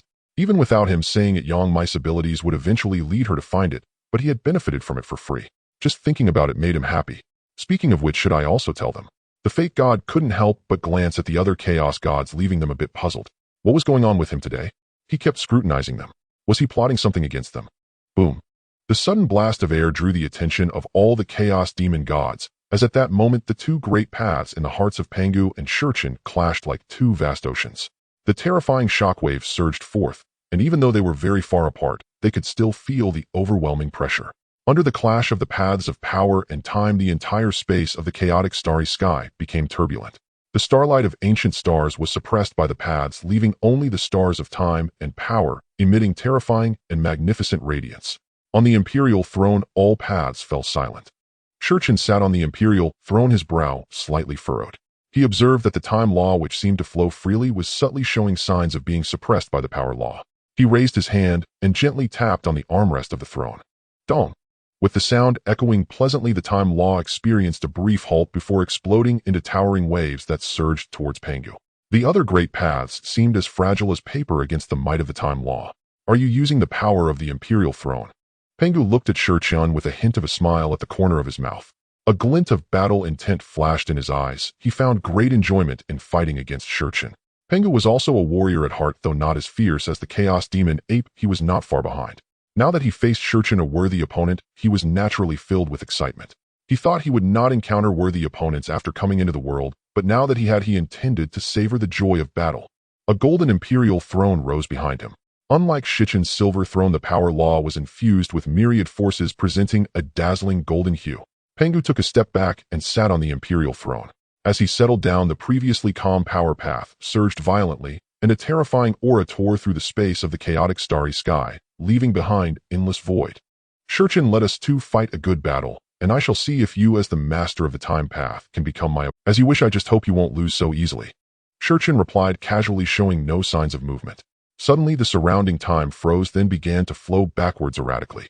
In the blink of an eye, time had reverted back to billions of years prior, yet the flow of time did not stop. Rather, it continued to accelerate, as if trying to return to the moment of the chaos birth. Reversing time to create a battlefield most suitable for you. That is indeed an impressive ability, but you have underestimated my power law. Pangu understood very well what Shurchen sought to do. In the midst of the continuous reversal of time, he searched for a moment before his power law appeared, hindering his ability to harness it effectively in battle. However, Pangu was not afraid. As long as his strength was sufficiently great, he could adapt to any battlefield, even if all the power paths in this chaotic world were stripped away by Shurchen. Being overly confident is not a good thing, Shurchen casually remarked, but the speed of reversing time became even faster. In the span of a single phrase, an entire chaotic era had been reversed, coinciding with the time before Pangu had come into the world. This meant that during this period, Pangu's power law had not yet manifested in the chaotic realm. As expected, when time entered this period, the power paths that had once filled the chaotic world seemed to be stripped away by a strange force. Pangu could feel the power laws in the entire chaotic world continuously diminishing. If this continued, it would truly be to Shurchen's advantage. Shurchen, you underestimate me too much. Pangu remained unhurried. Suddenly, the spinning creation jade butterfly above his head flew out, scattering rays of light. In an instant, it filled the continuously fading power laws in the chaos. Though they were still being stripped away, they formed an eerie balance with the laws emitted by the creation jade butterfly. Shurchen furrowed his brows. This was unexpected for him. His plan, as Pangu stated, was to strip the power law from the chaotic world, thereby creating a battlefield most favorable to him. After all, the reason these chaos demon gods were powerful was that both the chaotic world and the later primitive world were filled with the paths they governed. As long as these paths existed, they could be considered truly immortal. In a battle of equal realms, if one side could control the battlefield, victory would naturally follow. However, he had not anticipated that the creation jade butterfly possessed such an ability. This was primarily because later on the creation jade butterfly shattered during the heavenly opening catastrophe, and the fragment that Hongjun acquired was merely a remnant. Moreover, Hongjun had hardly used the creation jade butterfly in battle, making it so that even Shurchen was unaware of its capabilities. It seems my calculations were off. Your creation jade butterfly is impressive. It not only records the myriad paths and countless side doors, but also possesses such abilities. Shurchen couldn't help but exclaim. Pangu's creation jade butterfly truly was an existence of bug-level significance. Just one chaotic supreme treasure would be an understatement. It could be called a treasure of the great paths after all. What other chaotic supreme treasure possesses such abilities? Haha, no matter how powerful the creation jade butterfly is, if one's own strength is insufficient, it is of no use, is it not? True enough, then I can only try a hard clash. I hope you won't disappoint me. Since he could not create the most advantageous battlefield for himself, Shurchen naturally stopped dwelling on it. As a chaos demon god, his pride was even greater than that of Yang Mei and the others, for he was one of the first to emerge from the chaos, and one of the oldest existences in the chaos. Boom. The two abandoned all flashy tactics and chose the most direct and effective attack, directly clashing their controlled paths in the chaotic starry sky. At this moment, they were competing in their mastery of their respective paths to see whether the time law could suppress the power law, or if Pangu's power path could shatter Shurchen's time path. Boom. As the earth-shattering sound echoed, the grand path of heaven and earth lamented. Under the clash of the power path and the time path, terrifying forces continuously surged outward, causing even Yang Mei and others to involuntarily retreat in the face of such aftershocks. Tom, let's settle this once and for all. The battle intent in Pangu's eyes grew ever more intense, yet as he looked around, he couldn't help but frown. The entire chaotic starry sky was thrown into complete disarray due to his battle with Shurchin, with the surrounding major stars being drawn away by their respective chaotic demons, fearing the repercussions of their battle's aftermath. The most tragic scene was likely the space of the chaotic starry sky, which had been completely shattered by the collision of their two paths. At this moment, it was nothing more than an existence of void. Even the chaotic world trembled continually as they drew upon their respective paths, especially the time path, causing the entire chaotic world to vibrate. If they did not stop soon, their paths might be drawn out as well. Good. Shurchin replied, primarily because if they continued fighting like this, it might take hundreds of epochs without any outcome. Since that was the case, it was better to decide the victor with one move. As the auras of the two grew more intense, a terrifying pressure began to permeate throughout the chaotic world. Under their auras, all chaotic demons who had not reached the Emperor realm quickly fled the chaotic starry sky. They had no choice. If it continued like this, they would be unable to withstand the pressure and would collapse to the ground. After all, they were noble chaotic demons, not bowing to the great path, nor to their own kind. How could they possibly kneel before other chaotic demons? Thus it was better to leave early. Only those like Yang Mei who had reached the Emperor realm could barely hold on, but even they couldn't last for long. Is this the gap between the Emperor realm and us? Feeling a pressure that even the Dao body could barely withstand, a small face emerged from the world tree, speaking to the Order Demon nearby. Among the chaotic demons, only the Order Demon could converse with the world tree. Perhaps it was because both were female chaotic demons combined with the world tree's lazier personality compared to the Fate Demon. The Order Demon believed she could handle the world tree, which is why they became companions, often discussing Dao together. Don't think too much, these two are just freaks, and we can't compare. The Order Demon stood beside the world tree and said. Although she had never felt Shichin's strength, she was very familiar with Pangu's power, having truly experienced it. It was a force that made her feel despair, as she could say there was no chance of victory, as she felt like a toy in front of Pangu, only able to be manipulated. That's true, but the gap is just too vast. The world tree knew the Order Demon was trying to comfort her, but wasn't she also comforting herself in the process? However, thinking of how they were both chaotic demons, and the gap between them, she felt a dark future in her career as a chaotic demon. Speaking of which, regardless of whether Shurchin or Pangu wins, you will fall out of the top 10. Do you want me to help you take? Suddenly, the Order Demon asked the world tree, glancing at the other chaotic demons. Yang Mei. Forget it, these two are not to be trifled with. The Fate Demon always lay down, but if you underestimated him, you would not know how you died. The Order Demon felt that the Conspiracy Demon couldn't scheme as effectively as the Fate Demon. If you dared to covet him, he might pull a little scheme behind your back to make you uncomfortable. After all, he governed the path of fate. If he really wanted to, it would be incredibly easy. As for the Cause Demon, never mind. This guy was said to have been dealt with by Shurchin and Yang Mei before, and he had an extremely explosive temper. Let alone by himself, even if he had the world tree with him, it might not be enough for him to hammer down. After looking around, the Order Demon discovered that none of them would do. Should she go down and let the world tree come up? Wouldn't that be pure madness? Forget it, I am used to being lazy. It's just a top 10 ranking, it doesn't serve any purpose. It's better not to. The world tree, on the other hand, was very open-minded. For her, it was just a ranking, whether to participate or not made no difference. Instead of offending other chaotic demons, it was better to focus on cultivation. Okay. The Order Demon had nothing else to say. She couldn't defeat any of the ones in front, and her ranking would drop to the 10th because of Pangu's sudden rise. Since the world tree didn't care about these things, she naturally had nothing more to say. Forget it, and let's just watch the show. But I wonder who will ultimately claim the throne of the ancient chaotic demon, Shurchin or Pangu. The Order Demon muttered to herself as she watched Shurchin and Pangu, whose auras surged on the battlefield. Meanwhile, the world tree's gaze was fixed on a certain star, lost in thought, completely ignoring the battlefield between Shurchin and Pangu. One axe shatters 10,000 paths. The heaven-opening axe in Pangu's hand floated away from him into the void, and then under the blessing of endless paths, it struck down toward Shurchin. At that moment, the entire chaos fell into a deathly silence. Is this your strongest blow? Don't underestimate me. I am the master of time, the years shall cut. A single sword severed the ancient years. In the entire chaotic world, no matter which piece of ancient history one looked at, they could see the sword light slashing through the heavens and the earth. Although Shurchin had never practiced swordsmanship, and there was no sword among his treasures, it did not mean he could not wield sword intent. With one method, all methods are unified. Shurchin never cared about what weapon he wielded. Like Pangu, he confidently believed that his Dao was the strongest weapon. Boom.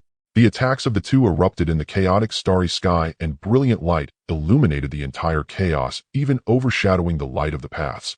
When everything settled, Shurchen and Pangu remained seated on their thrones. Shichen's figure was still as majestic and upright as ever, while Pangu sat casually, as if they had returned to their initial state. "You are strong." Pangu looked at Shurchen, his eyes calm, the battle intent dissipating as the outcome of their battle was decided. "You are not bad either," Shurchen replied with a light smile, calmly responding to Pangu.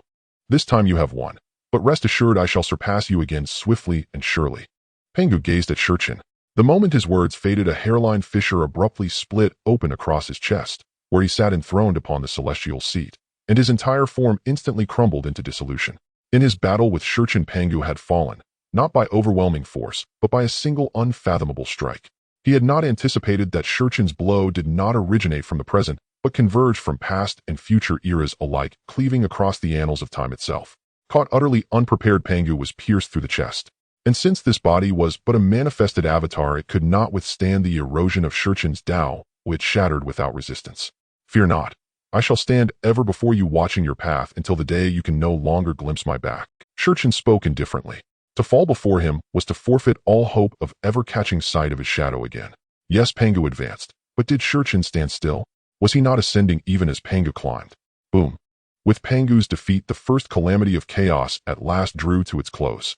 Though this cataclysm appeared serene, devoid of peril, it was only because the other chaos sovereigns had chosen apathy. None raised a hand in challenge. Only Pangu, rising alone from 3000th place, fought his way upward to claim second. Had the other chaos sovereigns refused to resign themselves to inertia, and instead vied fiercely for supremacy, surely one or two would have been shattered beyond recovery, forced to return to the embrace of the Grand Dao for rebirth. Chaos sovereigns are truly immortal and indestructible so long as the Dao they embody endures within the chaos realm. Their death is but a return to the Grand Dao's womb, a slumber of incalculable eons before their inevitable reemergence. The rankings of the 3000 chaos sovereigns are now sealed. Shurchen ascends the primordial. A profound, ethereal resonance of the Grand Dao echoed across the chaos realm. Above the chaos starfield, a throne rose, more resplendent and august than any sovereign's seat. Its ascent slow, majestic, unmistakably the primordial throne spoken of by the Dao itself. This was the sovereign seat of the primordial chaos sovereign, the ultimate symbol of supremacy among the 3000. To occupy it signified that Shurchen stood aside from the Grand Dao itself as the undisputed apex of the chaos realm. Here might dictated truth, persuasion held no sway. Only the fist spoke. Shurchen gazed upon the throne as he approached it. Regal, imposing, yet veiled in mist so dense even he could not discern its hue. Boom. As Shurchen halted before the throne, the mist dissolved in an instant, revealing a radiant golden seat. Upon its high backrest, the character Shur, Time, blazed forth in silvery luminescence, exuding an aura of transcendent majesty.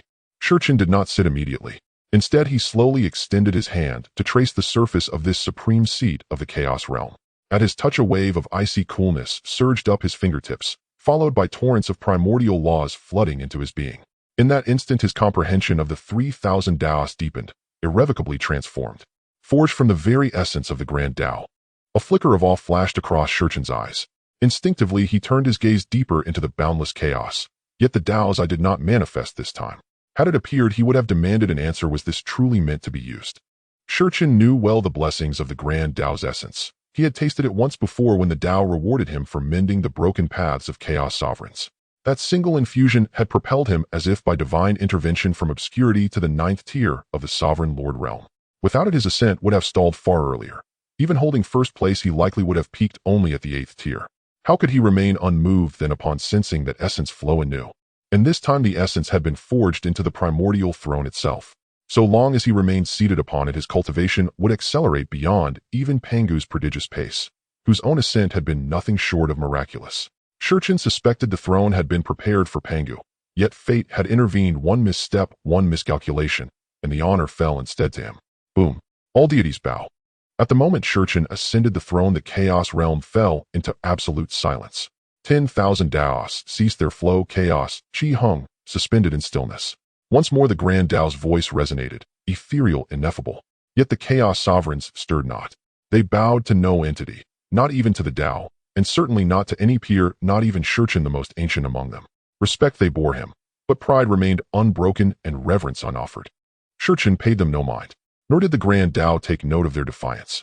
Yet though the sovereigns refused to kneel, the 10,000 Daos themselves bowed, subtly inevitably, as if acknowledging Time Dao as the supreme Dao of the Chaos realm. Even the Dao of Strength bent low in silent homage.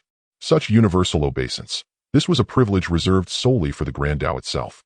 And yet here stood Shurchen receiving it. From the heavens descended boundless clouds of meritorious auspice, the Dao's own blessing. Yet to Shurchen and his kind such virtue held no functional power. Its sole effect was to bathe the hitherto ashen expanse of time in golden radiance, transforming the realm, if only aesthetically, into a luminous gilded domain. Golden lotuses bloomed spontaneously across the chaos realm, celestial beasts and rare marvels danced in shimmering phantoms across the vault of heaven, graceful, sublime, breathtaking. 10,000 years later, the first calamity of chaos has concluded. Cultivate diligently, so that transcendence may one day be yours. Having delivered these words, the Grand Dao withdrew into silence. After 10,000 years, even the drifting clouds of meritorious auspice finally dissipated. All settled, all ordained. Only Shurchen remained, enthroned aloof, gazing down upon the assembled chaos sovereigns from the height of the primordial throne. Rustle. As Shurchen rose, the throne rippled and vanished into the fabric of chaos. Yet he sensed its presence keenly. It could be summoned at will. Forged from the Grand Dao's essence, its cultivation benefits were unparalleled, doubling progress, sharpening insight, accelerating mastery over the 3,000 Daos beyond measure. Congratulations, Shurchen. Pangu said, his gaze complex, mingled with admiration, resignation, and something quieter, deeper, unspoken. Countless chaotic years have passed since the initial contention of the Dao, marking several chaotic epochs. Throughout this lengthy period, the entire chaos has become somewhat lively. With the rise in power of the chaos demon god, the chaos no longer feels as desolate as before. Finding a person is no longer an impossible task. However, they still prefer to stay in their own places, practicing their cultivation in peace. Yet among the chaos demon gods, there are always a few exceptions, such as the chaos demon ape, who spends each day either fighting or on the way to a fight. Recently, it sought out Pangu, which has greatly troubled him, for the chaos demon god is like an unkillable cockroach. After being beaten today, it will return in just a few days. Annoyed beyond measure, Pangu has been forced to leave his home, wandering throughout the chaotic world just to avoid this troublesome chaos demon ape. At this moment, Shurchen is not idle either. He sits upon the supreme throne, continuously comprehending the 3,000 Dao laws, making the final preparations for his breakthrough to the supreme. Oh, is that not Shurchen? Shurchen, who was originally in deep meditation, was startled as he had not sensed anyone approaching. This was highly unusual. If it were an enemy, a surprise attack could have caught him completely off guard. "Ah, it's you, my friend Pangu." Upon opening his eyes, he saw Pangu standing not far away, and a flash of understanding crossed his mind. If it were any other chaos demon god, he might have considered whether his perception was failing him, but with Pangu he was not surprised. After all, Pangu wields the Dao of power, and time can also be seen as part of power. Since their strengths are similar, it was reasonable for him to have overlooked Pangu. However, why was Pangu not cultivating in his own place, and instead came here? Was he just wandering? Shurchen was filled with questions. After all, only a few chaotic epochs had passed since the first calamity. To others, this time might seem long, but to them it was merely a moment of drowsiness. "Friend." "Shurchen, why do you call me friend?" In the chaotic world, there is no term for friend. Everyone addresses each other by their titles or names. He had never heard anyone referred to as friend before. This term only emerged after Pangu opened up the primordial world. Haha, the path of the Dao is long and lonely.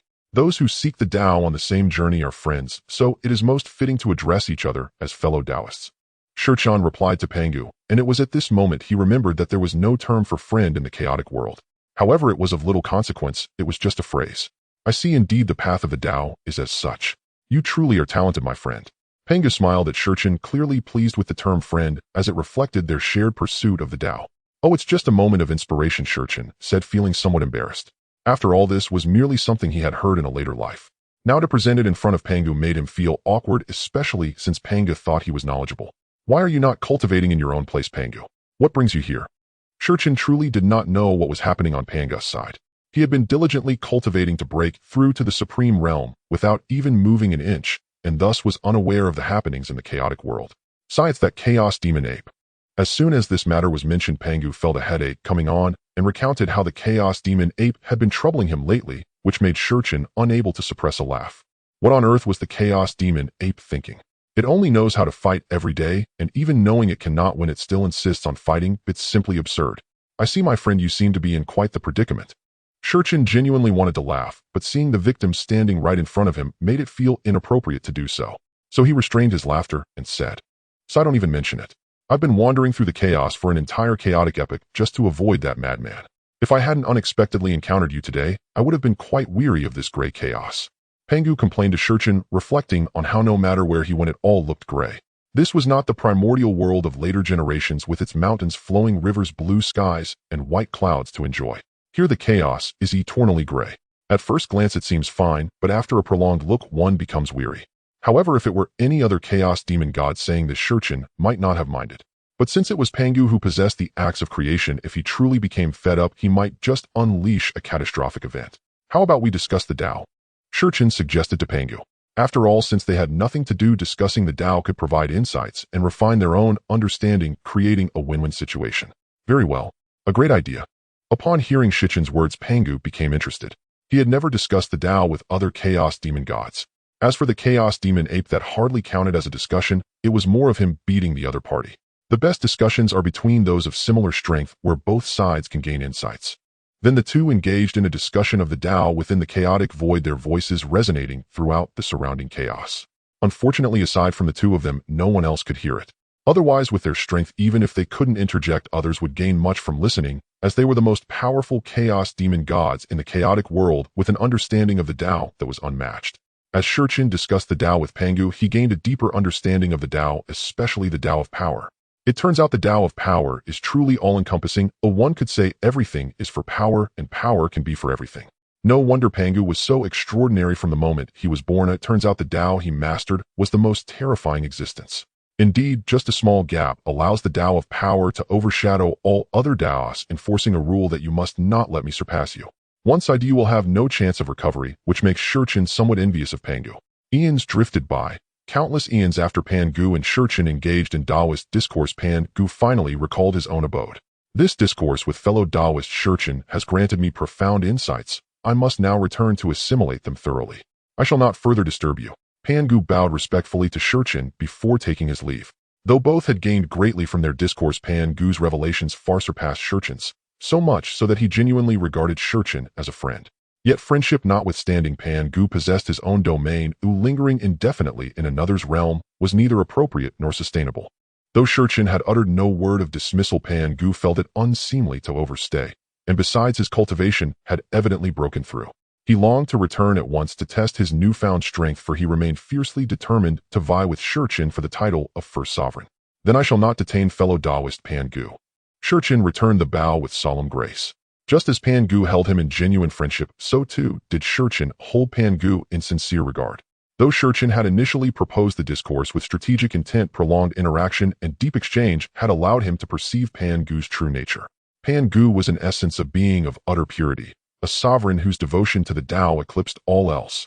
To him the Dao reigned supreme above all things. Any who dared obstruct his path, even fellow chaos demigods, would be cleaved down without hesitation by the axe in his hand. It was precisely this unwavering singularity that later compelled the other chaos demigods to oppose Pangu when he cleaved open heaven and earth to validate his Dao, only to be slain by him in turn. Such a being was profoundly uncompromising, yet if one is a friend, he would prove fiercely loyal and generous. Indeed, during their discourse, Pangu had even unveiled his creation jade disc, sharing its resonance with Shurchen, so he might intuit the 30,000 Dao principles inscribed upon it. "Ha! I depart."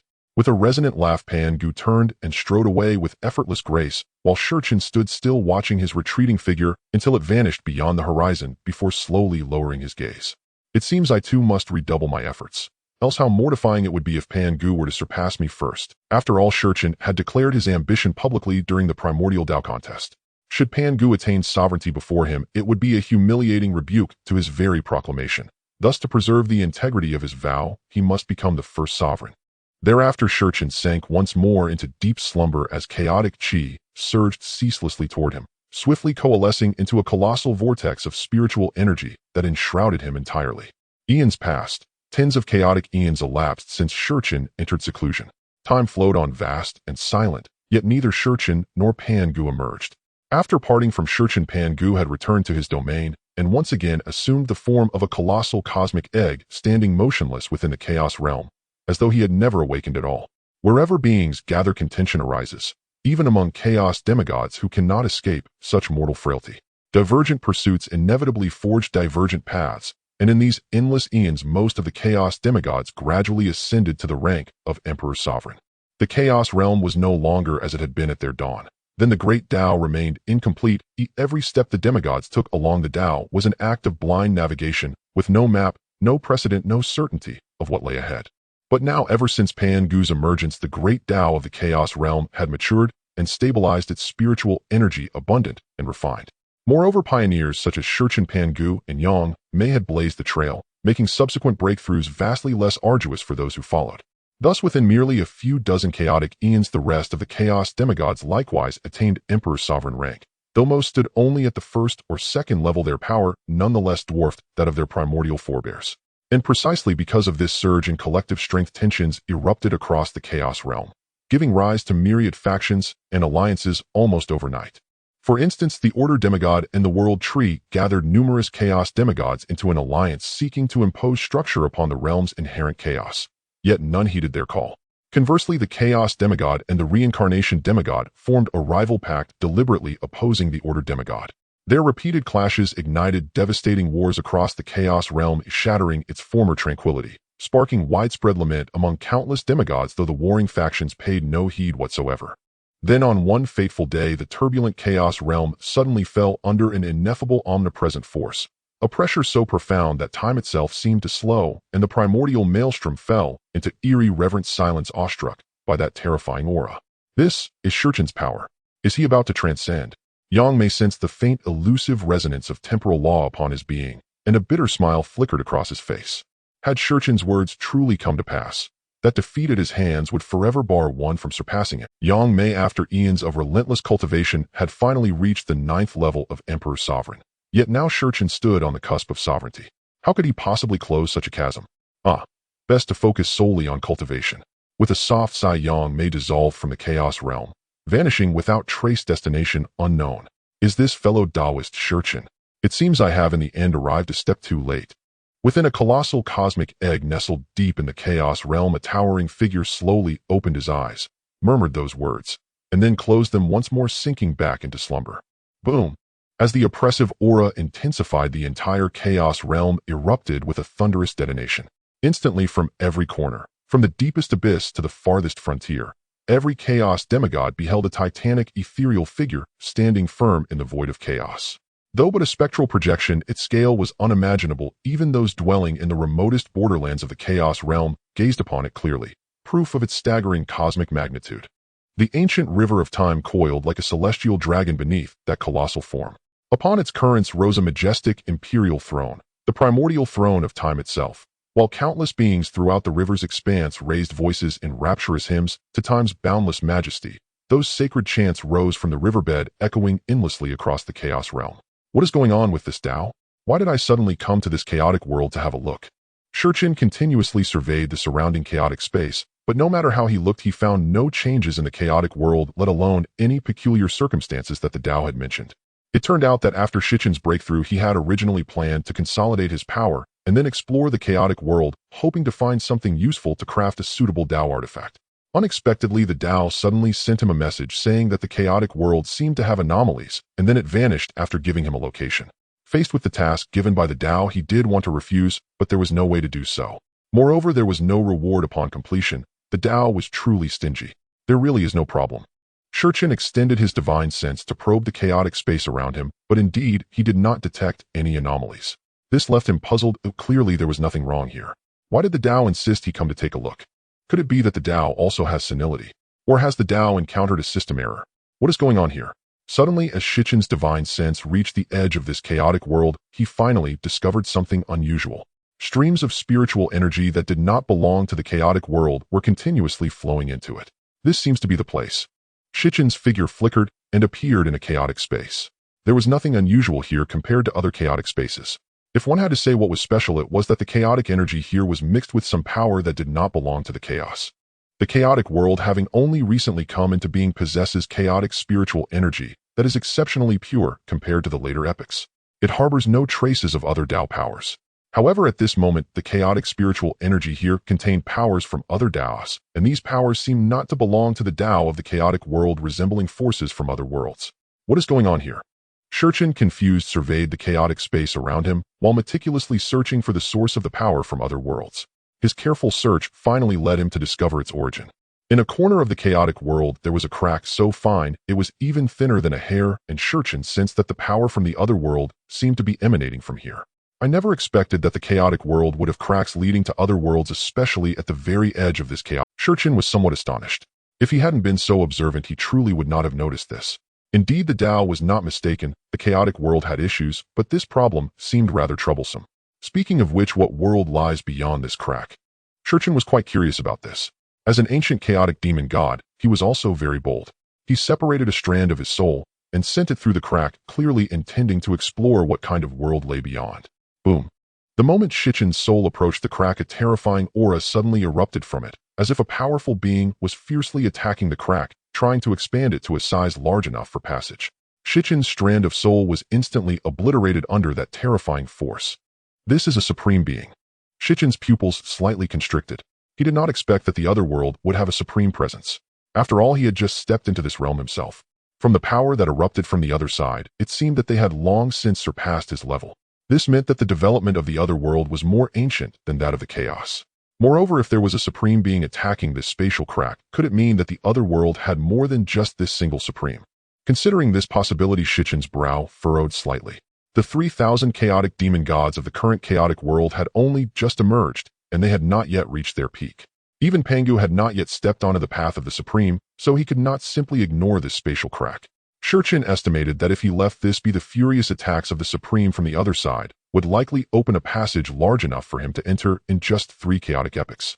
3 chaotic epochs were too brief for the chaotic world. Not to mention Yang Mei and the others, even Pangu might not be able to break through in such a short time. Given his power, he naturally wouldn't take risks without knowing how many supremes the other side had.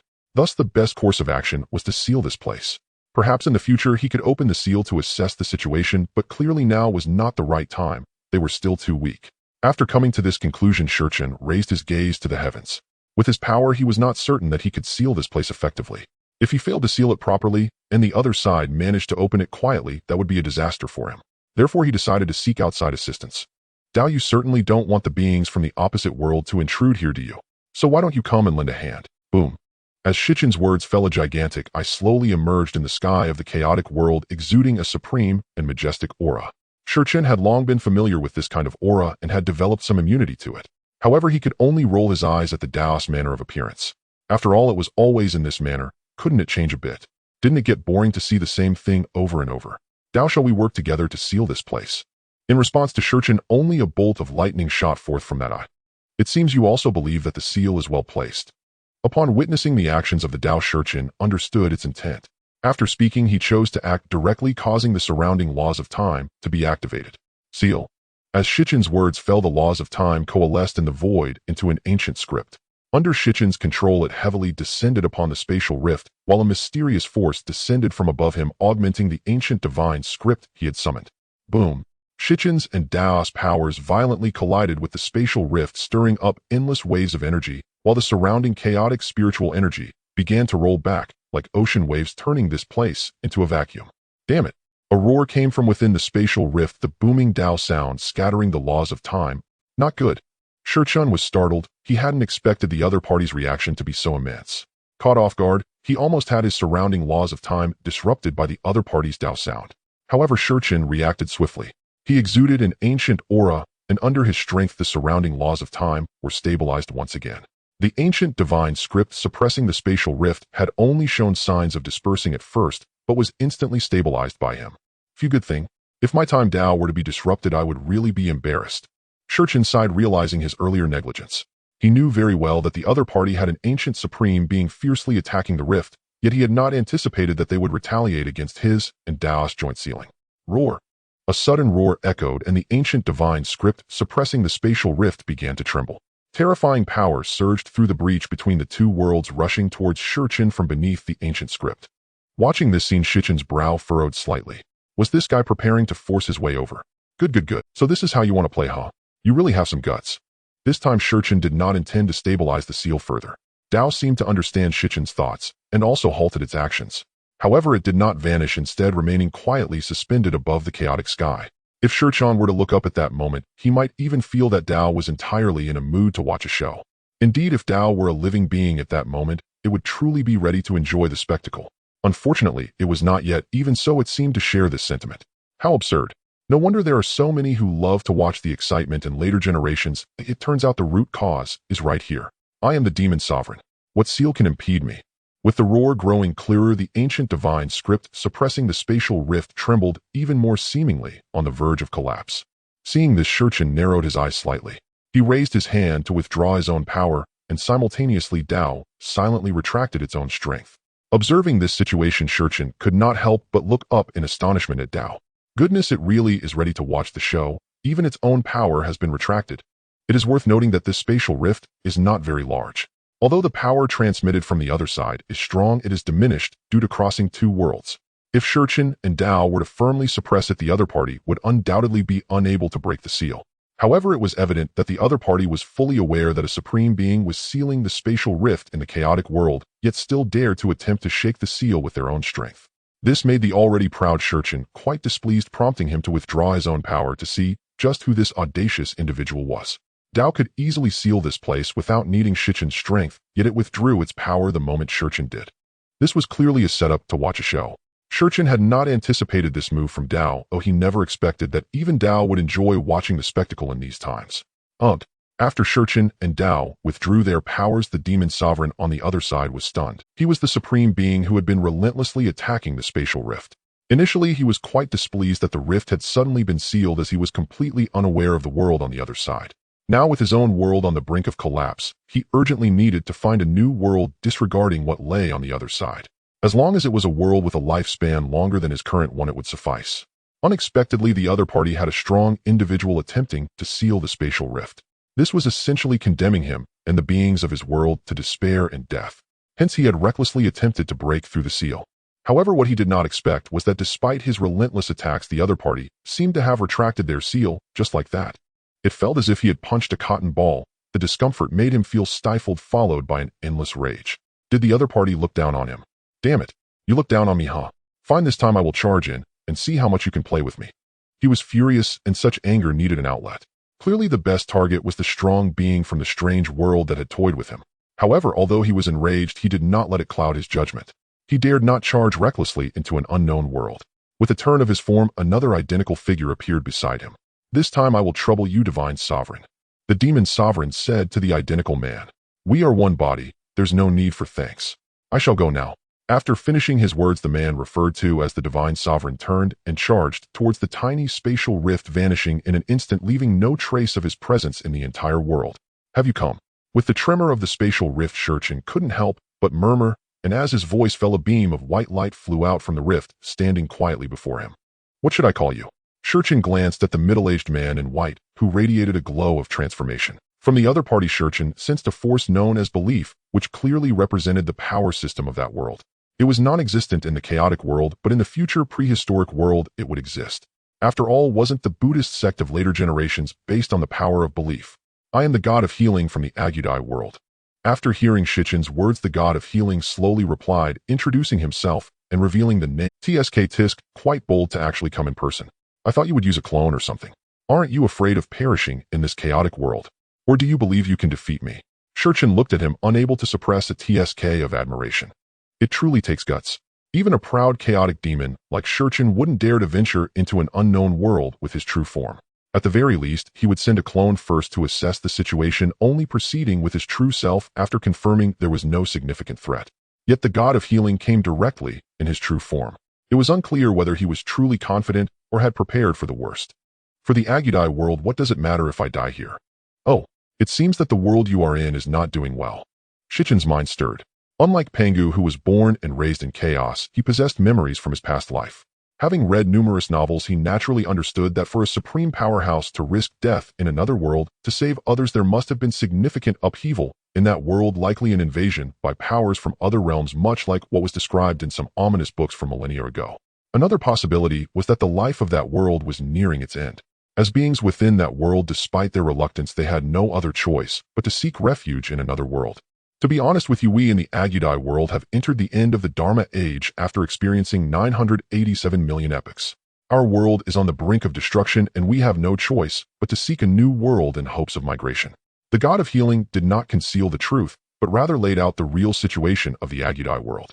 After all, it was as such, otherwise the demon sovereign would not have launched such a frantic attack on the spatial rift, seeking a glimmer of hope for the beings of the Agudai world. So this is your reason for attempting to open the spatial rift.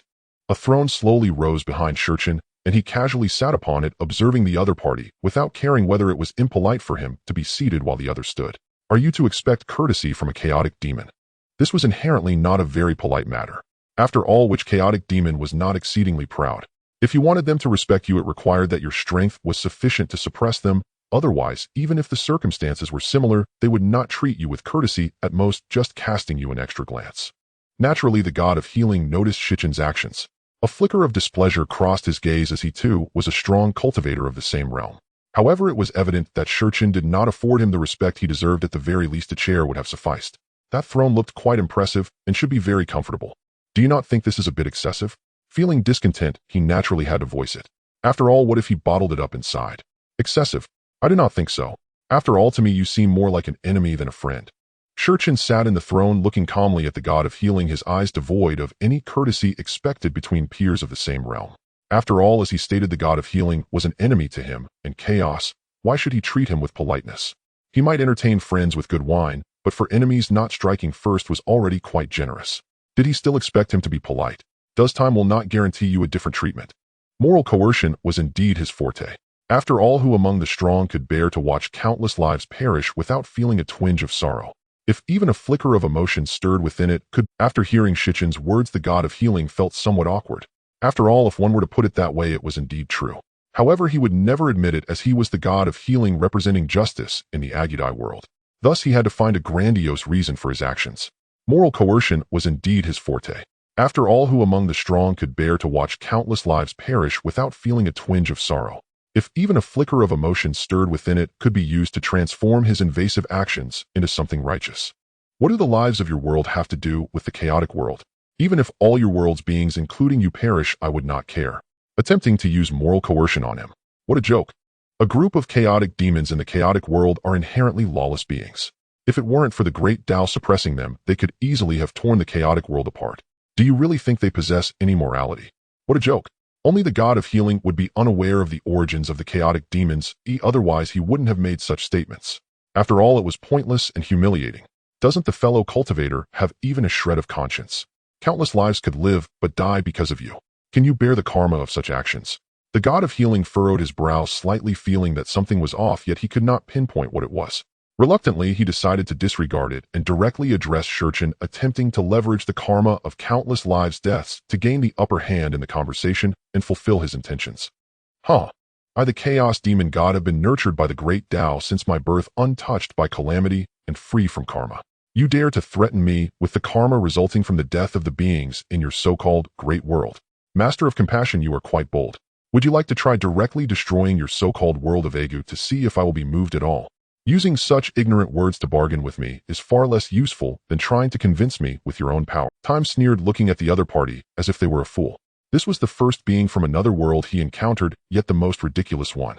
The chaos demon god is untouched by karma, impervious to all laws. How could the countless beings of a single world impose karma upon them? Even if you add 1,000 or 10,000 such worlds, and the karma they cause, we would not care, nor would we even glance at it. This is the nature of the chaos demon god. Thus the words of the Master of Compassion may hold weight for other powerhouses, but for the chaos demon god within the chaos world, it is merely a ridiculous joke. Damn it. A flicker of gloom flashed in the eyes of the Master of Compassion. He hadn't expected this. Although he had never seen other world powerhouses, he thought it would be painful to watch a being from another world perish with its world's demise. Moreover, such matters would bring them boundless karma, which they detest most, as excess karma would affect their Dao heart. He originally thought time was the same, but it seems he was mistaken. Looking at it this way, it seems he cannot bind time. Must he really resort to the use of force as time suggested? Here is time's world a home turf battle, which isn't a favorable condition for him unless he absolutely must. After all, the Agu world has entered an age of decline, and its primal energy is already scarce. If he expends too much power in this world, it may accelerate the decline of Agu. As for absorbing the chaotic energy of the chaos world, forget it. The chaotic energy of the chaos world is extremely violent. and clearly it is not something a being from another world can absorb. Their world's spiritual energy is much gentler compared to that of the Chaos World.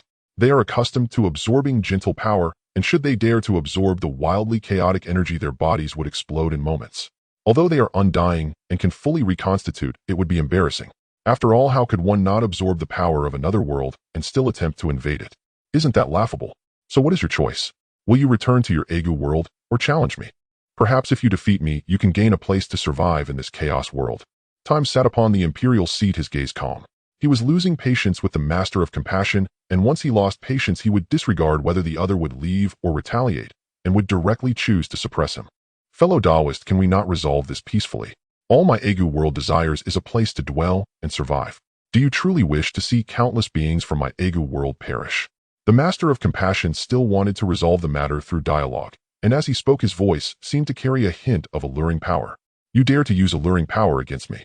You're seeking death. A glint of cold light flashed in Time's eyes. With his anger, the time laws of the entire Chaos World began to tremble, with terrifying pressure descending upon the Master of Compassion. Damn it! I was discovered. The Master of Compassion was startled. He had been very discreet, believing no one could detect him. Yet unexpectedly, he was discovered the moment he used it, and it seemed to have angered the other party. Master of Compassion, I have refrained from taking action for you, because I knew your Egu world was on the brink of extinction, and you genuinely wished to find a way out for the countless beings in your world. Yet do you really think I would not act? Using alluring power against me, it seems you won't be going back this time. At this moment, Time was truly enraged.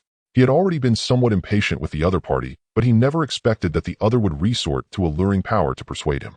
After all, this was the power they detested most. The 3,000 Chaos Demon Gods were not merely arrogantly proud, they also deeply loathed such underhanded methods. Had it been a Chaos being mastering such a great path, it would have been understandable. But the problem is the Master of Compassion is not a being of chaos, he is from another world.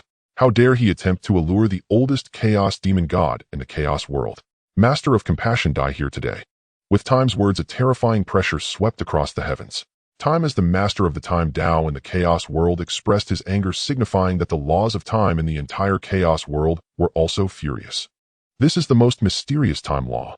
When the Master of Compassion sensed Time's power, his pupils contracted, for he had not expected that Time wielded the enigmatic law of time. His own world certainly had time laws as well, as they are foundational laws for constructing a world. However, compared to other laws, the time law is complex and difficult to understand. He had once attempted to comprehend the time law, but ultimately failed miserably. Now, facing a powerhouse like Time who had attained the Dao through the time law, he couldn't help but feel troubled. How could his luck be so poor? To come here and encounter the most mysterious time law practitioner. Is this a time upheaval? Could it be Time? Who has offended my Dao friend Time? It seems to be that direction. The upheaval of the time law in the Chaos World awakened Pangu, who had just fallen into slumber. His curious gaze turned toward the direction of the upheaval, and then his figure vanished instantaneously. With a sharp sound, the sword's chant reverberated through the chaos, slicing through the very fabric of time itself. A glimmer of cold light flickered in the eyes of Shurchen, who, engaging in battle within the chaotic world, was undoubtedly the gravest error made by the Ji-Shur Divine Sovereign.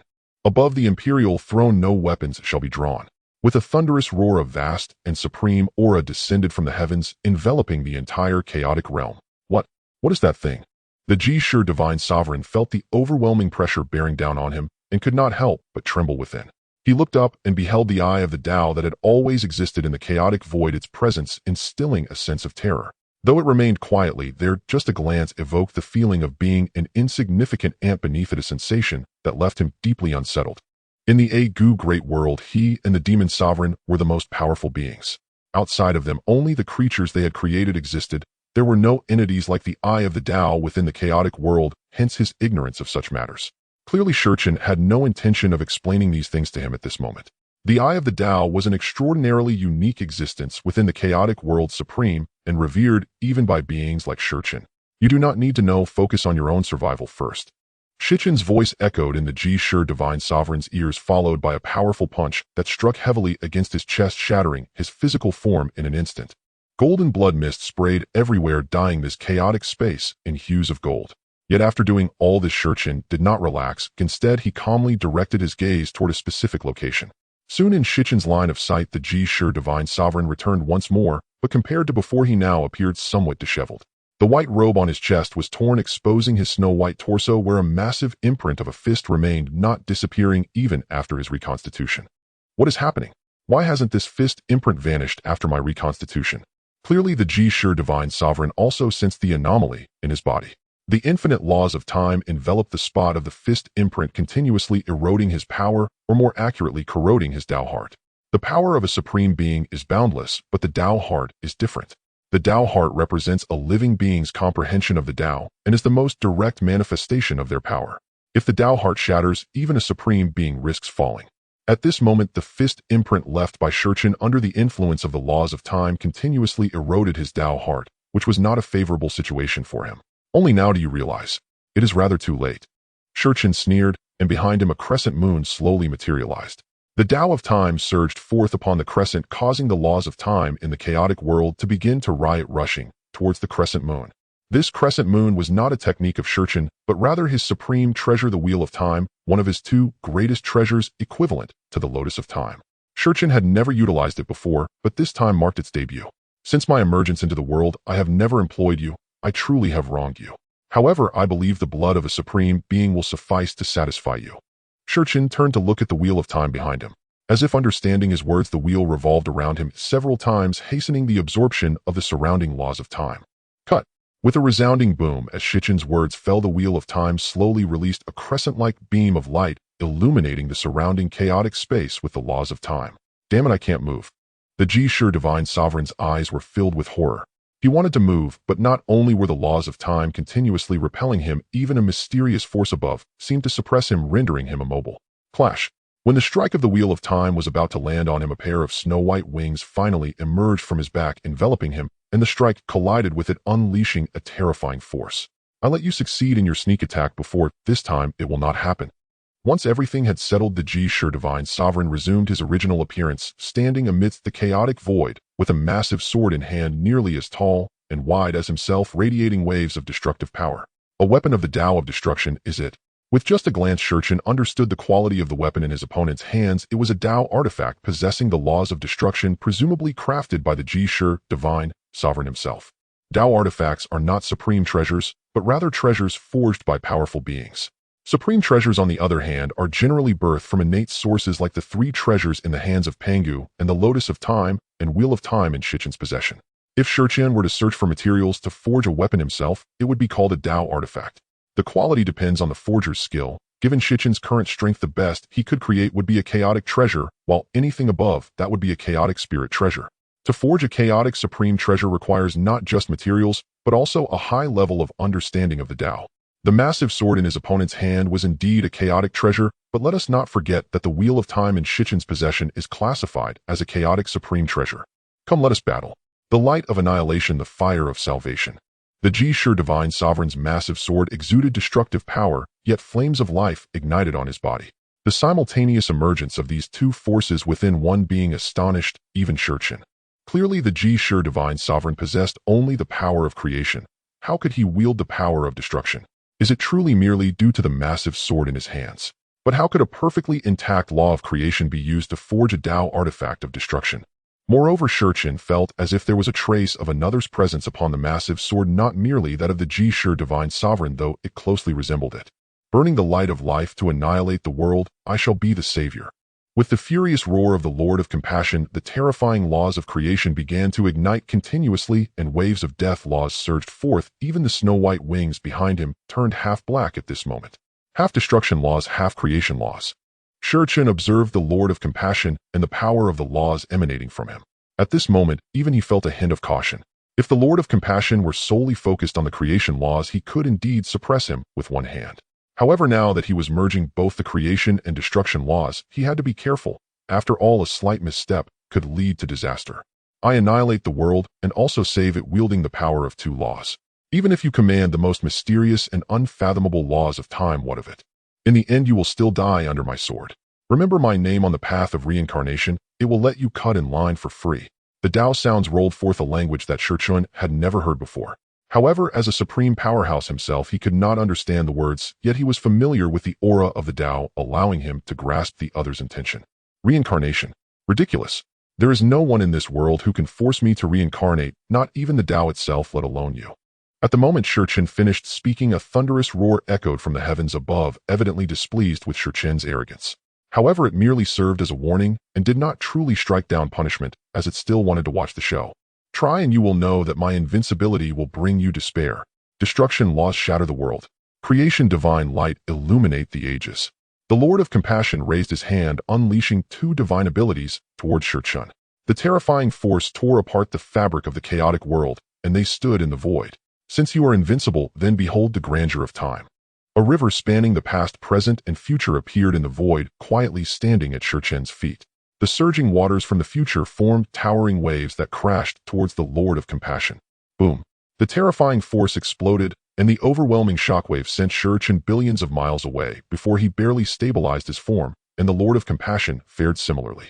In reality, the gap in strength between the two was not vast. Both were at the first level of supremacy, so there was no situation of complete domination. Again, Shurchen unleashed his true fire, abandoning all flashy tricks as the river of time flowed beneath him.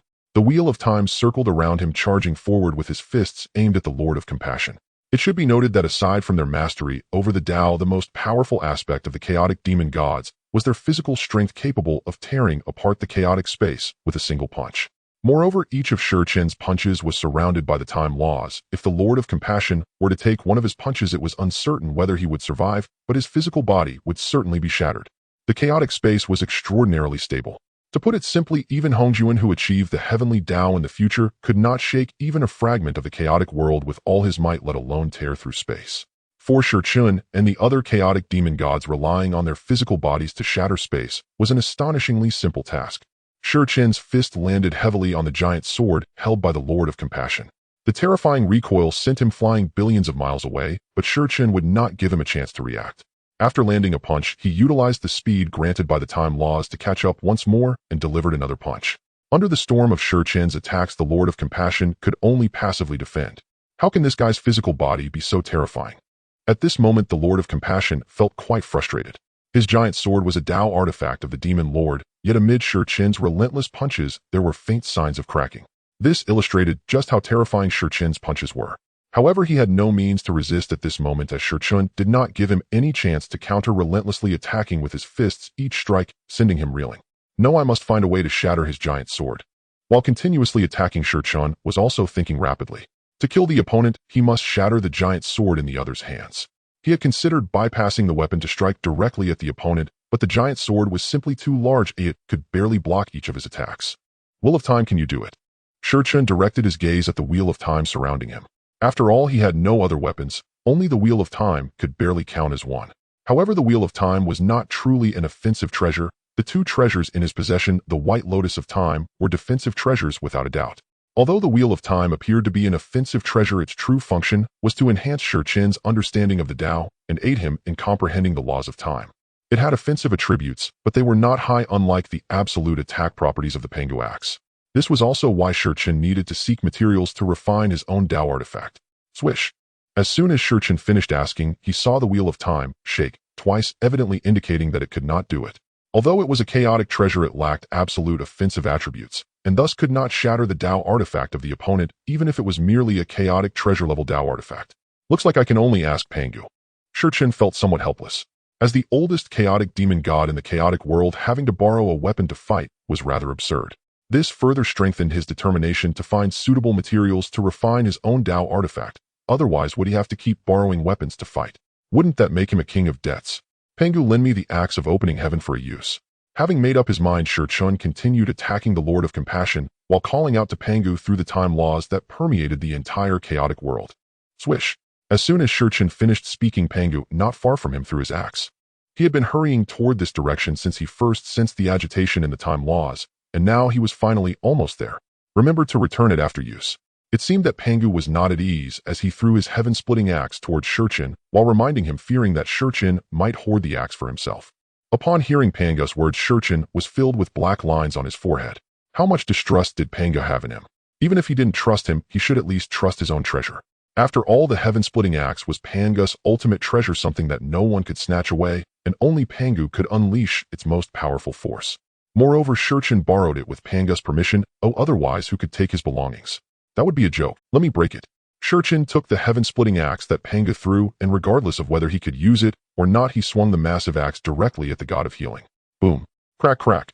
After a loud explosion, the giant sword in the hands of the god of healing couldn't withstand the might of the heaven-splitting axe and shattered. How could this happen? The god of healing was greatly shocked, but before he could react, a towering axe light greeted. Boom. Thank you. After finishing everything, Shurchen casually tossed the Pangu axe behind him, directly abandoning the heaven-splitting axe. To be honest, he was not accustomed to using the heaven-splitting axe. Perhaps only a muscle-bound man like Pangu preferred such weapons. He personally preferred long swords or spears which had enough lethality while also being very gentlemanly. At least in his view, an axe was too domineering for him to control. Moreover, even though he had just used it for a moment, the resistance he felt from the opponent was quite significant. Is this how you return it after use? I won't lend it to you next time. Pangu, receiving the flying heaven-splitting axe, said somewhat unhappily, though he was just saying that. If next time Shurchen needed it, he would definitely hand it over immediately, as he considered Shurchen to be a true friend, even though he did not fully understand the meaning of friendship. Next time I might really need it. Shurchen casually replied to Pangu's words. After all, showing off didn't require any cost. If he truly needed it next time, he could just take it with a thicker skin. That was not a problem. You better mean that. Pangu was somewhat at a loss for words. What could he do when he encountered someone with such? Meanwhile, as Shurchen and Pangu chatted, the god of healing finally reassembled once again. This time, not only did he have the fist imprint that Shurchen left on his chest, but he also bore a wound that he could never erase, one inflicted by the heaven-splitting axe. Golden blood oozed from the wound, staining his snow-white robe in gold. This time the reassembly is so slow, I thought you weren't coming back.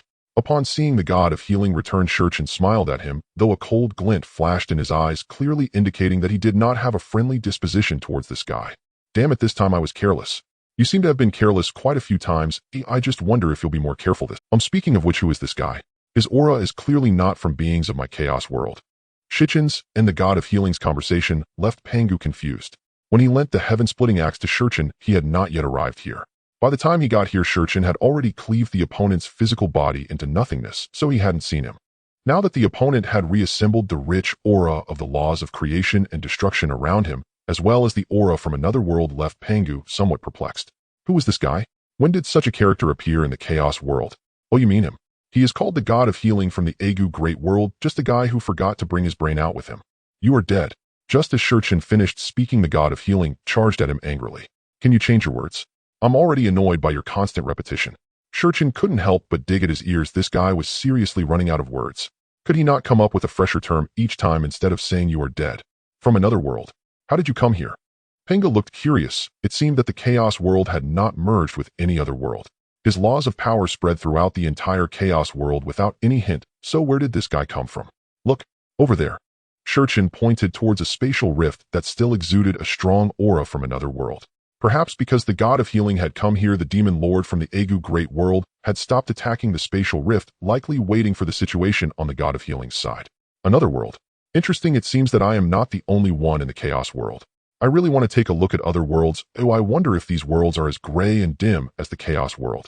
Pangu said with some emotion, and his words made Shurchen feel a bit alarmed, fearing that Pangu might suddenly awaken and embark on a joyful journey of creation. Don't think too much. Every world has its own future. Other worlds may be more beautiful than the Chaos, but they are certainly not more suitable for us Chaos demons, right? Shurchen said to Pangu. This was not the best time for Pangu to create. He could only divert the topic for now. You two despicable guys actually dare to ignore me. For the God of Healing, Shurchen and Pangu's conversation was rather unfriendly, as they completely ignored him, which felt like disrespect. So as he roared, he charged at Shurchen, wanting to make this guy who ignored him regret it, as well as that guy who didn't even have the strength to be a supreme being. Seeking death. A glint of cold light flashed in Shichen's eyes, and the once peaceful laws of time began to reverse in an instant. The vast river of time beneath his feet surged violently, each wave rushing against the God of Healing. Since you want to die, I will suppress you to the end of time. Dao, stop watching and lend a hand. As Shurchen made his move, he called out to the Dao above him, for with his own power, he couldn't achieve the feat he mentioned. After all, the opponent was a supreme powerhouse. Boom. A mysterious force descended from above, and the God of Healing, who was originally attacking Shurchen, was instantly immobilized. The power of the Dao was incredibly supreme and majestic, making it impossible for a supreme being from another world to resist. No. The God of Healing could only let out a furious roar, but faced with the suppression of the Dao, his resistance was utterly futile. Once the Dao intervened to restrain him, time itself was controlled, swallowing him into the river of time. When it was said that he would be suppressed at the end of time, it was done. Time is not one to break promises, it is characterized by sincerity. The once gentle river water instantly engulfed the god of healing, sweeping him away towards the future. So tragic. After the god of healing completely vanished, Pangu couldn't help but let out a sigh.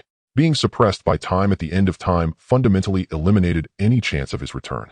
It is quite difficult to kill a supreme being. Time, as a supreme entity, knows this very well. To annihilate a supreme being would require the intervention of a being at the Chaos realm. However, it is evident that at this moment the only supreme being in the entire Chaos world is Time himself, so he truly had no way to erase the god of healing. As for the Dao, it is merely a program devoid of wisdom. The Dao is fair and does not concern itself with anomalies. If it weren't for the fact that the current Chaos world is still too weak, it probably wouldn't even pay attention. After all, if other worlds chose to invade the Chaos world, it would simply provide the Chaos world with its essence. The Chaos world was worried about expanding further due to a lack of essence, so wouldn't it be nice if someone came along to provide a pillow for its sleep? Unfortunately, the Chaos world and its myriad of chaos demons are still too weak to directly invade the entire Aguda world. Therefore, it can only lend a hand to time to suppress a powerful being from the other side first. Is this really tragic? He is the invader. Time couldn't help but roll his eyes at Pangu's words. Is this what one calls tragedy? It was clearly self-inflicted. If only he had been a bit more obedient and agreed to allow time and the Dao to seal the spatial rift, he wouldn't be facing such an outcome. It would have posed no problem as long as he chose not to approach the sealed rift. But he was too proud and arrogant, thinking that he could subdue the Chaos world merely by being a supreme being. Isn't that practically seeking death? Could time indulge him? Instead, he presented the other party with a package of eternal suppression. Although he is an invader, I am quite curious about his world. What kind of world is it? Well, the world passage is right there. If you go over, you'll find out. But let me remind you, if I'm not mistaken, there is likely more than just the god of healing as a supreme being in that world. There should also be a demon lord present. Are you sure you want to go take a look? Time smiled at Pangu, genuinely curious to see if Pangu would dare to go. After all, what he said was the truth. The entity that had been continuously attacking the spatial rift had a distinctly different aura from that of the god of healing. The god of healing's aura was bright and majestic, though the person may not necessarily be, so the aura at least reflected this. However, the one attacking the spatial rift clearly exuded a sense of brutality and destruction. The two were obviously not from the same camp, which meant that there were at least two supreme beings within the Aguda world. Given that Pangu was merely at the pinnacle of the 9th layer of the Emperor realm, how should one put it? It would simply be akin to delivering vegetables. Well, I think he'll pass. Although I am curious about what the other world is like, I am not ready to martyr myself just yet. Upon hearing Time's words, Pangu instantly lost interest in exploring the other world. Come on, he was merely an Emperor realm cultivator who had yet to break through to the supreme level. Facing a supreme being, he wouldn't even be able to fight. He would likely be suppressed with a single hand. The gap between them was simply too vast, and this is not something that possessing a supreme treasure could make up for. One must understand that even between each layer of the Emperor realm, there exists a chasm akin to the heavens and the earth, let alone the gap between an emperor and a supreme being. That is comparable to an abyss, completely incomprehensible. I didn't expect there to be things in this world that even you Pangu fear. Tom laughed heartily. He truly enjoyed seeing Pangu in a predicament, after all, who told him to be so petty. Just now Pangu had criticized him, so he felt he had to get back at him. This isn't fear, it's just awareness of one's own abilities. If there were only Emperor-level beings on the other side, I would be invincible. Who could stop me if I went to explore a bit? However, since there is a supreme being on the other side, I still need to show some respect. Perhaps when I break through to the supreme level, I won't have to fear him anymore. Pangu was speaking the truth. If he were to break through to the supreme realm, he truly would not fear the other side. Not to mention his physical body is terrifying, and his power would make even Time wary. The god of healing who was unable to retaliate against Time would certainly be no match for Pangu. After all, Pangu was significantly stronger than Time in terms of combat. Time's abilities are rather peculiar, as the laws of Time are inherently mysterious, and its capabilities are unfathomable. In contrast, Pangu's power is unmatched in offense, far surpassing the horrific attack power of Time's Dao. So my friend, you must work hard. I do not wish to stand alone atop this towering imperial throne, gazing down upon you all. It is indeed cold at such heights. Time sighed deeply. If Pangu had also come from the future, he would certainly know that Time was just showing off. Unfortunately, Pangu was not so. When Pangu listened to him, he merely thought Time was encouraging him. As a friend, he naturally could not fall too far behind Time, so he decisively responded to Time. Thank you for your guidance. I will retreat to seclusion now. I shall not emerge until I break through to the Supreme. After saying this, Pangu turned and left, leaving Time standing there in confusion. What did I just say? Time couldn't help but murmur. He had completely forgotten what he had just said. Why did Pangu seem so greatly still? Unable to comprehend, he decided to put it aside and focus on the task at hand. Time turned his gaze upon the currently still spatial rift. He had not forgotten the original purpose of his visit here. Soon, with the help of the Dao, he completely sealed the rift. As for when it would be opened again, that would depend on Time's mood. Is it suppressed? Or is it merely because the world passage has been sealed? At this moment, deep within the Agudo world, an ancient existence exuding an aura of endless destruction murmured to itself. He was the one who had been continuously attacking the spatial rift. Remarkably, he bore an uncanny resemblance to the revered god of healing. If the time were right, he would surely understand the situation, for the aura of endless destruction emanating from him was unmistakable. It turned out that he was an existence that shared a duality with the god of healing. However, they had completed their separation long ago in an ancient time, transforming into the current god of healing and the Supreme Destroyer, two unparalleled powerhouses. At this moment, the Supreme Destroyer felt a pang of unease as he could no longer sense any trace of the god of healing. It was as if the latter had completely vanished from all time and space. In fact, he had sensed this feeling even before the spatial rift was sealed, but when he tried to investigate, the rift had already been sealed by the powerful beings from the opposite world, leaving him unable to probe further. I hope you're safe otherwise. The Supreme Destroyer did not voice the rest of his thoughts, yet the Agudo world had already provided him with the answer. Boom. During the time the Supreme Destroyer was lost in thought, the already crumbling Agudo world grew increasingly chaotic. Signs of collapse emerged constantly at the world's edge, with even the center of the world occasionally revealing spatial rifts. These rifts were not the same as the sealed spatial rift before the Supreme Destroyer, rather they were gateways to boundless void. This signified that if the entire Agudo world were to collapse and be destroyed, no living being would survive. This included the Supreme Destroyer himself. Although he could temporarily survive in the void, it was not a long-term solution. The void represented desolation where no Dao existed. If one remained in the void for too long, they would be assimilated by it. The speed of the world's destruction is accelerating. At this rate, it may not be able to withstand 1,000 epochs. Now, with the only hope sealed by the opposite side, and with no news of that fellow, it seems I must take the risk and venture into the void to see if other worlds exist. The roar of the world jolted the Supreme Destroyer awake. He looked up toward the world's edge, witnessing the land of desolation continually collapsing into the void. Countless beings inhabiting the edge perished as the world crumbled into nothingness. He knew that if he did not take action soon, what awaited him was not just the destruction of the Agudo world and the fall of its beings, but even his own demise. This was also related to a choice he had made long ago, so he had to act now, venturing into the void to search for the existence of other worlds. If he could find other worlds, it would ensure the survival of the beings in the Agudo world and allow him to survive as well. Desolation, death, decay. The Supreme Destroyer's figure vanished, and when he reappeared, he was within a majestic palace. As his voice fell, three terrifying presences emerged in the Grand Hall. Father God. These three terrifying existences were not simple characters. They were the three main gods governing the beings of the demon realm within the Agudo world. They respectively presided over the laws of desolation, death, and decay, each possessing the power of a saint from the chaotic world. The authority they wielded was equivalent to that of saints in the Agudo world, albeit with different nomenclature.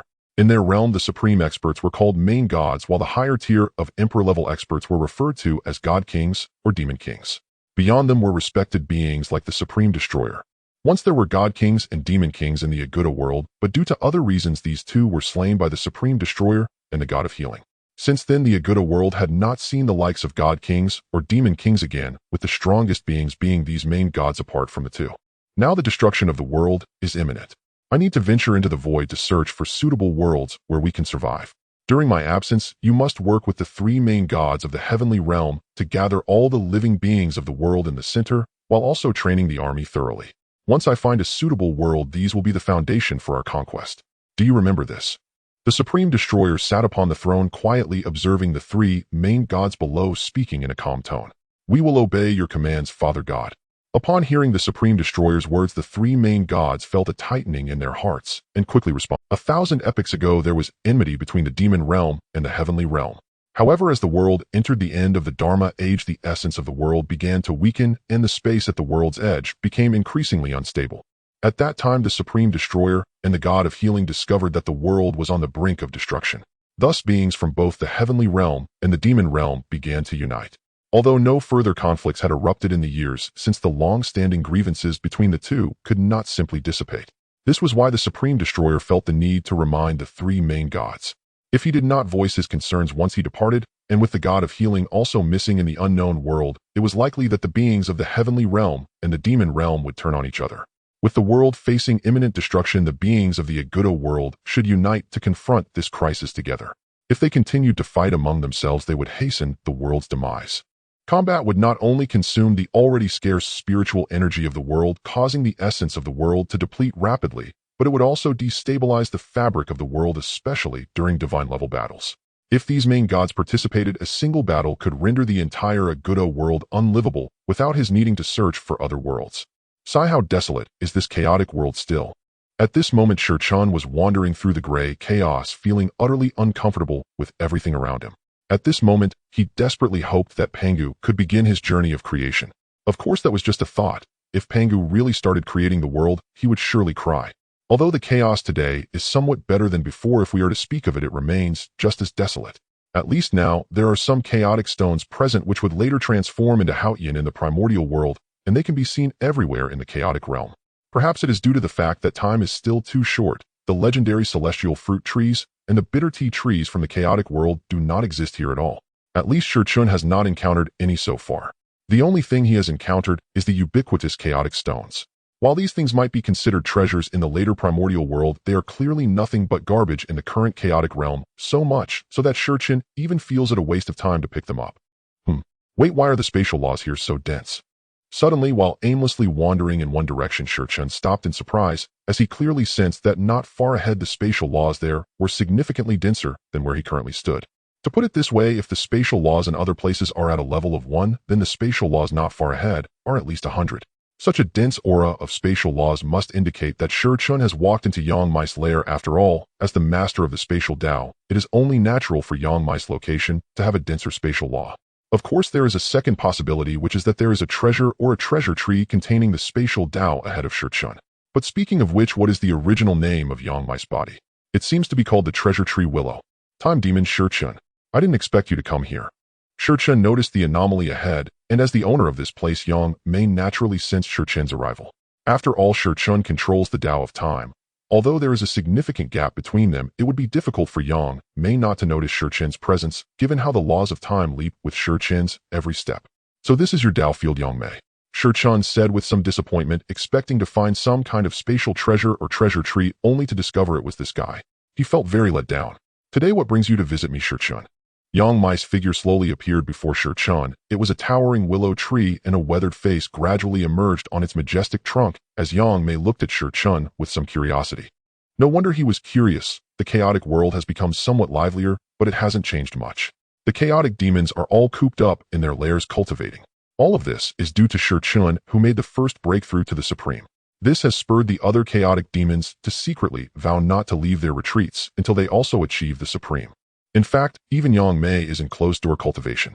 It was just that Shurchun's arrival awakened a slight sense within him, prompting him to emerge from his slumber. He had been curious about what was happening, only to discover Shurchun's presence, mainly because Shurchun had not concealed his movements. Otherwise, Yang Mei would not have been able to notice him. Oh, I was just wandering around because there was nothing to do after the breakthrough. Shurchun looked over at Yang Mei, his gaze traveling from the willow branches down to the trunk, and then to the roots that anchored it in the chaotic void, finally resting on his trunk with a hint of deep contemplation. Of course, he wasn't looking at Yang Mai's face, but rather at the heart that was constantly pulsating beneath it, which was Yang Mai's spatial heart, the most important thing for Yang Mai's path. Time and space, as one of the foremost Daos in the chaotic world, Shurchun possesses the eye of time, while Yang Mei has the spatial heart. Both are the most crucial aspects of their respective paths. The reason Shurchun was fixated on Yang Mai's spatial heart was that he was contemplating a question: what exactly is the nature of the laws of time and space? I really want to study it. Yang Mei was unaware of Shurchun's intentions. If he had known, he would not have stood before Shurchun, but would have fled long ago. After all, why would one stay when a Supreme had their sights set on something of yours? I see, but the chaotic world is still desolate with nothing much to see. Yang Mei nodded in understanding and calmly said, clearly having wandered through the chaos for some time himself. However, the desolation of the chaos made him decisively give up, as there really was nothing worth seeing. Isn't this gray view the same as being in his own lair? Do I really need to move around to see a different view? Does changing positions really change the scenery? You are right, the chaos is still too desolate, and I don't know when it will become lively again, Shurchun said with some sentiment, but while speaking his eyes remained fixated on Yang Mai's spatial heart to the point where it seemed he might leap forward. Wait, Dao friend, what are you looking at? Originally prepared to nod in agreement with Shi Chen's words, Yang Mei turned to look at Shi Chen only to find his eyes glued to him, as if there was something about his existence that attracted Shi Chen. Such a gaze sent a chill down Yang Mei's spine. Of course, he was not thinking of anything inappropriate, but rather a question they had both pondered when chaos was newly born back, when they had just come into existence. Time and space. Yes, Yang Mei suddenly thought of this. This was not only something Shi Chen wanted to study. Even Yang Mei wished to explore it. After all, both of them controlled Daos, and if they could obtain each other's most important aspects of their paths, they could attempt to study the laws of time and space. Yang Mei wanted Shi Chen's eye while Shi Chen desired his heart. However, at that time, they had just come into existence, and the chaotic world was vast, making it impossible for them to find each other, leading them to naturally abandon the idea. Shi Chen, are you trying to target my spatial heart? Yang Mei's expression darkened slightly upon realizing this, and her tone unconsciously turned much colder. After all, one could not expect a person to speak kindly when their intentions were clearly aimed at them. Oh, you must be joking. I, Shi Chen, am not that chaotic demon god. Upon hearing Yang Mei's words, Shi Chen decisively withdrew his gaze, adopting a righteous demeanor. Had it not been for the fleeting glimmer of contemplation in his eyes, Yang Mei might have believed him, but clearly his unwavering stare made it impossible for her to trust his words. Shi Chen, the laws of time and space are merely an illusory concept. I have researched it for a long time without any clue. You should abandon this unrealistic idea. Yang Mei felt it was imperative to make Shi Chen give up this impractical notion. Not to mention that the laws of time and space were merely a vague concept imprinted in their memories since their birth. It was obvious that there was no other source apart from the Dao. Yang Mei naturally did not understand what the Dao was thinking in doing this. Even if Shi Chen had interacted with the Dao several times, he would not discern anything, as the Dao always appeared aloof and devoid of emotional changes.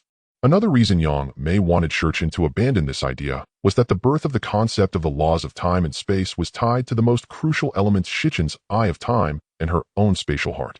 Both their eye of time and spatial heart were key to their ascension and critical for their future transcendence. Yang Mei could never hand over her spatial heart to Shi Chen, yet she felt powerless against him, at least for now. So what could she do? She could only attempt to persuade Shi Chen to abandon this idea. Otherwise, could she resist if he decided to act? It was difficult. After all, one was a supreme being while the other was merely an emperor, a gap between heaven and earth that could not be bridged. What can you learn without the eye of time? As for whether this is an illusory concept, isn't it only through genuine research that one can know? Shi Chen scoffed, expressing his disdain. He was still hesitating, yet Yang Mei had already laid bare her cards, leaving him somewhat speechless. In fact, if Yang Mei hadn't spoken, Shi Chen might not have firmly decided, but since she had, his stubborn temper compelled him to delve into research. Yang Mei, I would like to borrow something from you. Shi Chen said slowly to Yang Mei, and as he spoke, the surrounding laws of time began to subtly flow backward, albeit at a very slow pace. It was precisely because of this that Yang Mei did not notice. No borrowing. Shi Chen, give up on this idea. I will never lend you my spatial heart. Yang Mei was well aware of what Shi Chen wanted to borrow, her spatial heart. This was the most crucial element for her ascension and determined whether she could transcend in the future. If she gave it to Shi Chen, wouldn't that mean extinguishing her hopes of transcendence? It is said that obstructing someone's path to ascension is already a mortal enmity, but Shi Chen's act of severing her chance of transcendence was something far beyond mere mortal enmity. Today I shall borrow it. If you obediently hand it over, it will be well. If you refuse, then I will have to take it. A glint of cold light flashed in Shi Chen's eyes. Since Yang Mei said so, he was determined to have it. If she refused, then he would take it by force. Remember, it is merely a borrowing, not a robbery. Shi Chen, do you really think I am afraid of you? Yang Mei's face momentarily froze.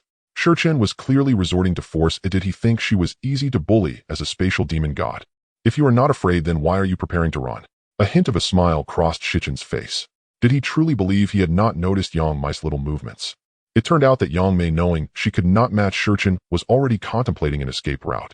As for her, naturally she would leave from the alternate space. The easiest way for Yang Mei, who mastered spatial Dao, to flee was to conceal her figure within the alternate space. In this manner, others could not cross space to attack her. Do not say that chaotic demon gods do not run. Yang Mei and the others are not like the one-dimensional chaotic demon ape. Knowing they cannot win, but still refusing to run would be foolish. Do you see any fools among the chaotic demon gods? Even the one-dimensional chaotic demon ape, who only loves to fight, would avoid confrontation if it got scared. For instance, if it saw Shi Chen today, it would surely avoid him, as Shi Chen had burned off all its fur last time, leaving a psychological scar. Just seeing Shi Chen would remind it of its burned fur. Yang Mei was no different. Knowing she could not win, why would she insist on a hard fight? She was no fool. Naturally she would flee. I will definitely reclaim today's humiliation. After saying this, Yang Mei's figure began to fade continuously, clearly preparing to enter the alternate space to flee. At this moment, Shurchen made no move. If he allowed Yang Mei to escape, then he as a supreme being would have no place to stand. He might as well find a chaotic stone to crash into and die, for it would be truly humiliating. Yang Mei, is it too early to speak harsh words? As the surrounding time began to flow backward, Yang Mei, who had already concealed herself in the alternate space, only heard a teasing voice by her ear and then felt a sharp pain in her heart. Shurchen could not reverse Yang Mei's time, but he could reverse the time of the space. As long as he adjusted the time to before Yang Mei opened the alternate space, she would become a lamb awaiting slaughter. Did she think she could escape from his grasp? She must possess that ability. I shall borrow your heart. As Shurchen walked away, Yang Mei finally reacted, looking down to see the empty space on her chest. Having lost her spatial heart, she became the hollow willow of legend in later generations. Shurchen, I will not let this rest. A roar echoed throughout the chaotic world, even reaching the most remote areas, filled with Yang Mei's anger and murderous intent toward Shurchen. Losing her spatial heart meant she could not transcend, yet Shurchen cared little for all of this. What madness is Yang Mei exhibiting? Yang Mei's furious roar startled ancient beings, drawing their attention to her location. The laws of spatial order in the entire chaotic world erupted, and the stars, symbolizing the path of space, began to move toward the chaotic realm, showering endless starlight. Yang Mei, if you're going mad, then roll off to the chaotic wasteland.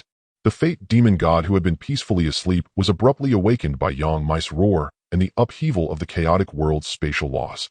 The other chaotic deities, known for their morning grumpiness, were naturally displeased by this disturbance. Although they dared not speak much in front of Yang Mei due to her formidable power, the fate demon god cared little for such considerations. Fate demon god, this is between me and Shurchen. Mind your own business, or he'll take you down too. Yang Mei, already furious, felt the fate demon god's words pour oil onto her fire, yet she managed to maintain a sliver of reason as she shouted back. Humph, I don't care about your matters with Shurchen, but you've disturbed my slumber. Get back to your sleep. You're courting death. As soon as Yang Mei finished speaking, a glimmer of cold light flashed in the fate demon god's eyes. Yang Mei was completely disregarding him, and could he really allow that? This was clearly impossible. Boom. A colossal hand appeared from above Yang Mei's head, descending heavily upon her from an immeasurable distance. Fate demon god, are you seeking death? Yang Mei was filled with rage, as she had just had her spatial heart snatched by Shurchen and was still searching for his whereabouts. The fate demon god attacking her at this moment was like pouring boiling oil on her seething anger. 3,000 worlds. Though Yang Mei had lost her spatial heart, it did not mean her power had waned. 3,000 willow branches sliced through the chaotic space, charging toward fate. So they really are fighting. Shurchen, who had just returned, was somewhat surprised. How did Yang Mei and the fate demon god end up in a fight? The reason is rather flimsy. Realizing the reason behind their conflict, he could only weakly complain in his heart. Yang Mei, having her spatial heart taken, would naturally be furious, while the fate demon god was disturbed from sleep by Yang Mei's furious roar. And just like that, they ended up fighting over it. Shurchen, my friend, did you take something from Yang Mei? Why is she so angry? At that moment, a voice reached Shurchen's ears, and the only one who would call him a friend was Pangu, as others would simply refer to him by name. After all, the term friend had yet to become widespread in the chaotic realm. Oh, it's nothing, just borrowed Yang Mei's spatial heart. Shurchen said nonchalantly, as if he had merely borrowed a trinket. Pangu was somewhat speechless upon hearing Shurchen's words. Goodness, you took her fundamental path to enlightenment, yet you act as if you just borrowed a small item. How shameless. No wonder Yang Mei is so furious. She even uttered words of no reconciliation with Shurchen. If it were him, he would react the same way. After all, Shurchen taking Yang Mei's spatial heart meant severing her path to transcendence. Why are you taking someone else's spatial heart? Pangu asked curiously. Just to study it a bit. I didn't expect Yang Mei to be so stingy. Pangu opened his mouth, but ultimately said nothing. He wanted to call Shurchen shameless, but it seemed there were no words for such in the divine texts of the chaotic world. As a result, he spent a long time organizing his thoughts in his mind without uttering a word. Meanwhile, while Shurchen and Pangu were engaged in conversation, the fate demon god and Yang Mei were locked in a fierce battle. The other chaotic deities naturally gathered to watch the spectacle, as the chaotic world was far too boring.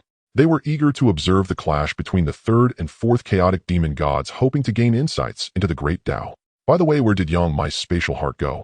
Suddenly asked the Order demon god, who was watching the show, as she noticed that the heart that had previously been pulsating on Yang Mei's body had suddenly disappeared, leaving behind only an empty cavity.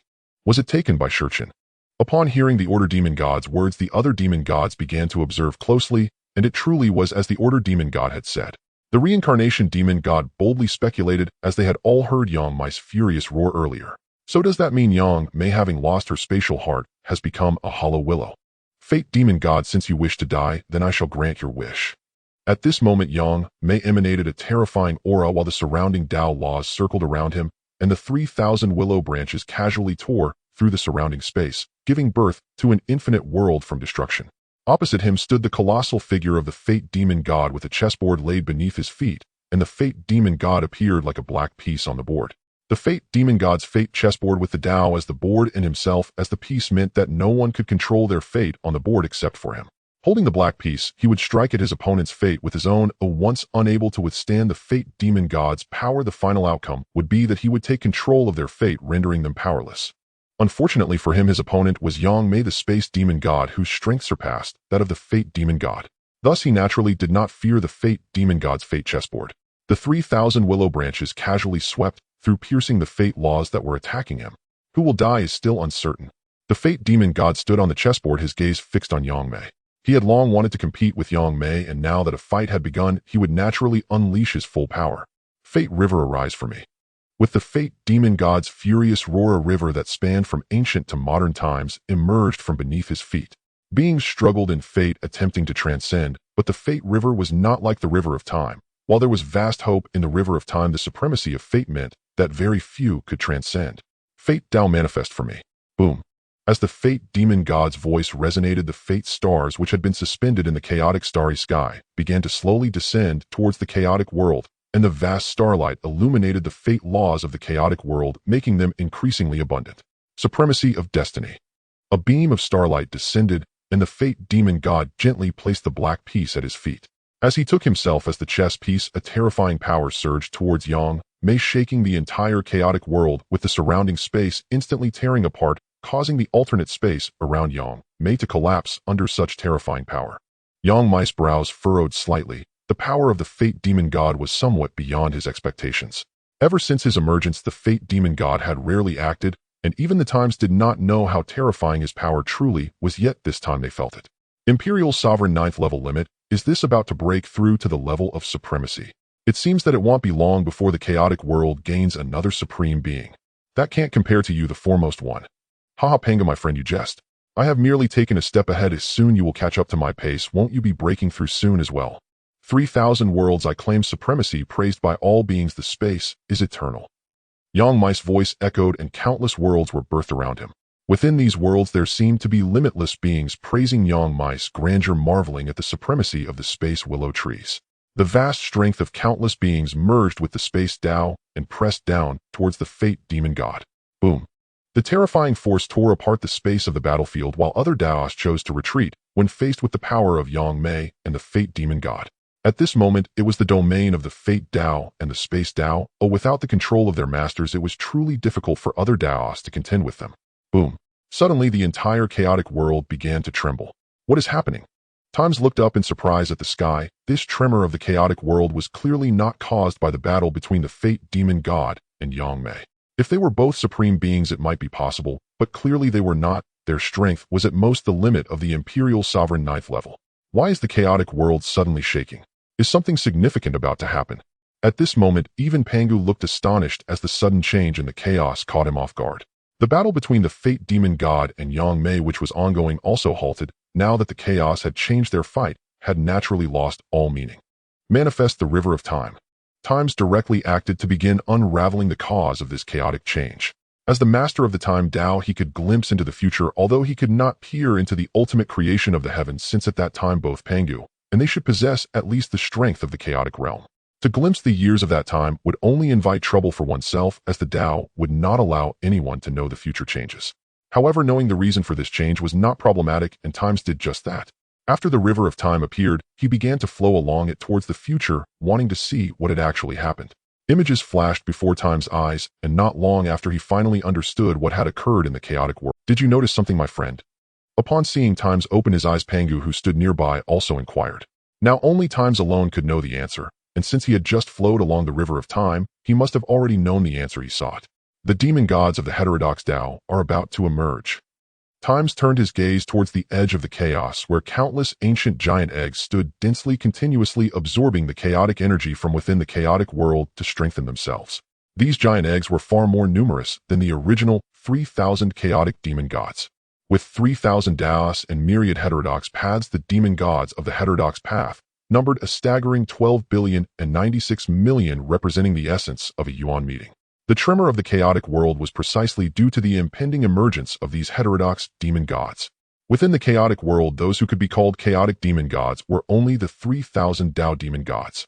Other heterodox demon gods could only be referred to as demon gods without the prefix of chaos, as chaos represents completeness and supremacy. Only those who master the orthodox Dao could be addressed as such. The emergence of heterodox demon gods. The timing seems off. Pangu was somewhat astonished upon hearing Time's words. The emergence of heterodox demon gods was predetermined, just as the emergence of the 3,000 chaotic demon gods had been. According to the calculations of Pangu and the others, the emergence of the peripheral demonic gods should not occur until 100 Hundan eons have passed. Though that span sounds deceptively brief, it is in truth immeasurable. How in such an endless age could their birth alone trigger a tremor through the Hundan? Even if Hundan itself were to hasten their arrival, it should at most advance by a single Hundan aeon, whose such timing simply does not reconcile. Time is not the problem, Shurchen said. They will indeed be born after 100 Hundan eons, yet the combined demands of their births and ours have consumed a vast portion of Hundan's primordial source. The stronger we grow, the more of that primal power we absorb. Now the Hundan realm strains beneath such expenditure. Have you not noticed how the expansion at Hundan's periphery toward the outside has slowed considerably? Shurchen spoke to Pangu, and the other Hundan demon gods naturally heard him. After all, he had not hidden this matter, so their attention came as no surprise. So that is the reason. I was wondering what had caused the Hundan realm's expansion to slow so markedly. Pangu had never visited Hundan's outer edges and therefore did not know, but among the Hundan demon gods some had been there before. At Shurchen's words, the destruction demon god who had visited that place nodded with understanding. He had been curious about this himself. Not long ago he had gone to the Hundan fringes. Why he went only he knew. When he left, a vast swath of space at the edge had already been reduced to collapse. On that trip, he discovered that the expansion of Hundan's border had indeed slowed dramatically, and that deceleration continued apace. Once the frontier expanded by inconceivable distances each second, now it could only advance by a mere fraction of that distance. The pace still seemed swift to mortal minds, but it was steadily diminishing, and at some unknown moment it could cease altogether. This was ill tidings for Hundan, and for them both, for the expansion of the Hundan realm was intimately tied to their very strength. The larger Hundan becomes, the greater their power grows. Each of these Hundan demon gods governs a cosmic Dao, their Dao woven into the fabric of Hundan itself, like supreme laws. Tell me, is the Dao of a vast macrocosm stronger than that of a middling one? Naturally the former. When Hundan expands without pause, its space is more stable than many other realms and can harbor far greater puissance.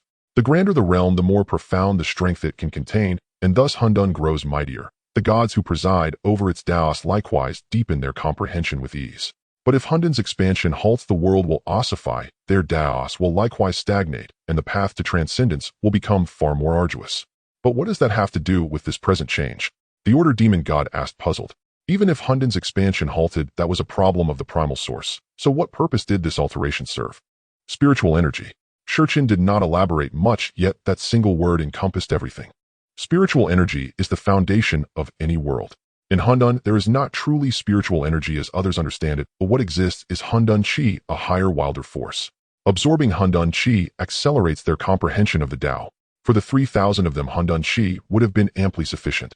But do not forget the many peripheral demonic gods besides them. Once those peripheral gods are counted, as well, the situation changes. The 3,000 Hundan demon gods were born with strength at the third tier of Hunyuan. The peripheral demonic gods, when they appear, will possess only a half-step of Hunyuan. A half-step Hunyuan cultivator without the shelter of a great Dao could hardly withstand Hundan's raging Qi. Hundan Qi is notoriously violent. Even the sages of later epochs tread with extreme caution when entering Hundan. The original primordial Hundan Qi was far, far more ferocious. Its savagery exceeded that of the later ages by orders upon orders of magnitude. Though peripheral demonic gods are also born of the Dao, their power is not as fearsome as the Hundan demon gods. Even their bodies are several grades weaker. Among the 3,000 Hundan demon gods, the weakest possess bodies of Hundan artifact, grade of form that makes survival in Hundan almost effortless. Shurchen and Yang Mei, who care little for the flesh, possess bodies of Hundan spirit treasure grade, while the most terrifying figures like Pangu and the Hundan demon ape boast corporeal forms rivaling Hundan supreme treasures. Those bodies outclass the peripheral demonic gods by immeasurable margins. After their birth, peripheral gods possess bodies only comparable to the innate treasures of later eras. At best, they may have Hundan artifacts. They are by nature outsiders and cannot hope to rival the 3,000 gods who hold the Great Daos. Hundan is a world of the weak, devoured by the strong survival of the fittest. Those who cannot adapt to such an environment are ultimately eliminated, and to avoid annihilation, one must strive ceaselessly to grow stronger. This present alteration aims to allow those peripheral demonic gods to adapt to Hundan. Hundan Chi will dissipate and be transmuted into Hundan's spiritual energy that they can withstand. Though this change will discomfort the Hundan demon gods who have long been accustomed to the raging Hundan Chi, the Tao will not shape itself for the sake of only the 3,000. Moreover, once one reaches the Supreme Realm, one no longer requires abundant Hundan spiritual energy. The Supreme are in essence undying, unless a far greater existence strikes simultaneously from past, present, and future. To sever their will, a Supreme cannot be slain. Very well, disperse. This is the period when Hundan Chi is converting into Hundan spiritual energy. It will not be brief. Rather than linger, return and cultivate well. Having spoken, Shurchen turned and vanished. Best to leave. If he remained, Yang Mei would come looking. He had no wish to clash with Yang Mei. There would be no point, and besides, he still held the heart of space. Time, we will settle today's humiliation another day. Yang Mei could not find Time, so she could only stand at the spot where Time had disappeared, shouting in anger. The reverberating sound of her voice echoed throughout the chaos, causing Time, who had already departed, to momentarily pause before ultimately leaving. There was no choice. After all, he had just snatched something from someone, and he couldn't give them a chance to threaten him. Although Time wanted to return and give Yang Mei a good beating, he ultimately decided against it. Time flowed slowly. After the last upheaval, the entire chaos fell into silence once again. Of course, this silence was relative. It meant that the chaotic demons had all fallen silent, each remaining in their own places, seizing the last moments to comprehend the Tao and break through. However, the chaos was not peaceful. After that initial upheaval, the whole chaos began to tremble continuously. Even the chaotic Chi had become extraordinarily violent, far more so than usual, at least 10 times more. And precisely because of this, even though the chaotic demons were protected by the Tao, they all ceased absorbing the chaotic Chi at this moment. The chaotic Chi was too violent. If they recklessly absorbed it, they would be struck and injured before they could even emerge. Thus, even though there was an urgent need for more spiritual energy to nurture their emergence, they were ultimately forced to stop, due to their own reasons. However, the violent chaotic Chi posed no such concerns for the chaotic demons. Their bodies were each increasingly powerful, as was their cultivation. Therefore, facing the violent chaotic Chi, they completely ignored it and continued with their activities. Boom. Suddenly, the previously relatively quiet chaos erupted with a series of sounds followed by an overwhelming pressure. At that moment, the forces of the chaotic world suddenly surged, as if something had made them exceptionally joyful. In the chaotic starry sky, the ancient star representing the Tao of power descended upon the chaos, showering beams of starlight that illuminated the entire chaotic world. Has Pangu Dao friend broken through? The changes in the chaotic world were naturally not hidden from Time. He awakened from his slumber, sensing the shifts in the surrounding Tao, and murmured towards the chaotic void. Congratulations, Pangu Dao friend, for witnessing the Supreme. The path of the Tao lies beneath your feet. Haha, thank you for your congratulations, Time Dao friend. Pangu had just come back to his senses from his comprehension of the Tao when he heard Time's voice. He quickly returned the greeting with a smile and said, "When you have time, come discuss the Tao with me." What great kindness. I hope you won't find it troublesome. Haha, not at all. After a few exchanges, Time decisively cut off the communication with Pangus, while as he sensed the presence of other chaotic demons arriving, especially Yang Mei. At that moment, he did not wish to see Yang Mei, fearing that she might go mad again, so it was better to retreat. Congratulations, Pangu, on your breakthrough. Then the wills of the chaotic demons overwhelmed Pangu with voices of congratulations from other chaotic demons. After all, Pangu was the second to break through to the Supreme in the chaotic world, while Time had been taken away by the Tao to do hard labor after his breakthrough, leaving no opportunity for them. And this time, they naturally did not want to miss it. On the path of the Tao, the accomplished are the teachers. All being chaotic demons, they pursued the Supreme Tao, so there would naturally be no shame in asking for guidance, especially since the 3,000 chaotic demons truly did not distinguish themselves by the timing of their emergence. Especially once they reached the chaotic realm of the Tao, it became even more so, as the strength of the Tao no longer mattered. Even if the lowest ranked Tao fought Time, if Time were careless, he could still be overturned. Therefore, after Pangu's breakthrough to the Supreme, even Yang Mei did not hesitate to descend with her, to consult Pangu. In reality, their gap with Pangu was not vast, at least in terms of comprehension of the Tao. They were not far apart, but they remained stuck in the Emperor's realm without breaking through. Now that Pangu had broken this barrier, they naturally wanted to learn some methods for breakthrough. Then seeing all the chaotic demons arrive except for Time, Pangu felt a bit overwhelmed. Unable to help it, he could only initiate a discussion of the Dao within the chaotic world. This was not exactly asking for advice, but a mutual exchange allowing the other chaotic demons to save face. As they were all chaotic demons willing to set aside their pride to seek guidance, he naturally could not let them appear. Shortly after they began discussing the Dao, the tremors of the entire chaotic world quietly ceased. As the tremors stopped, the chaotic chi began to gradually disappear from the chaotic world, replaced by a type of spiritual energy that they looked down upon. Yes, a type of chaotic spiritual energy that the chaotic demons looked down upon, but had to accept. Several chaotic epochs later, chaotic spiritual energy finally completely replaced chaotic chi and filled the entire chaotic world. Thus, the first change in the chaotic world was finally completed. The concentration has decreased by at least 50%, but it is not as violent as the previous chaotic chi. Time observed the state of spiritual energy throughout the chaotic world and murmured. This time the changes in the chaos were truly immense. The chaotic chi completely disappeared from the chaotic world, replaced by chaotic spiritual energy that had a concentration at least 50% lower than that of the chaotic chi and lacked the previous violent nature.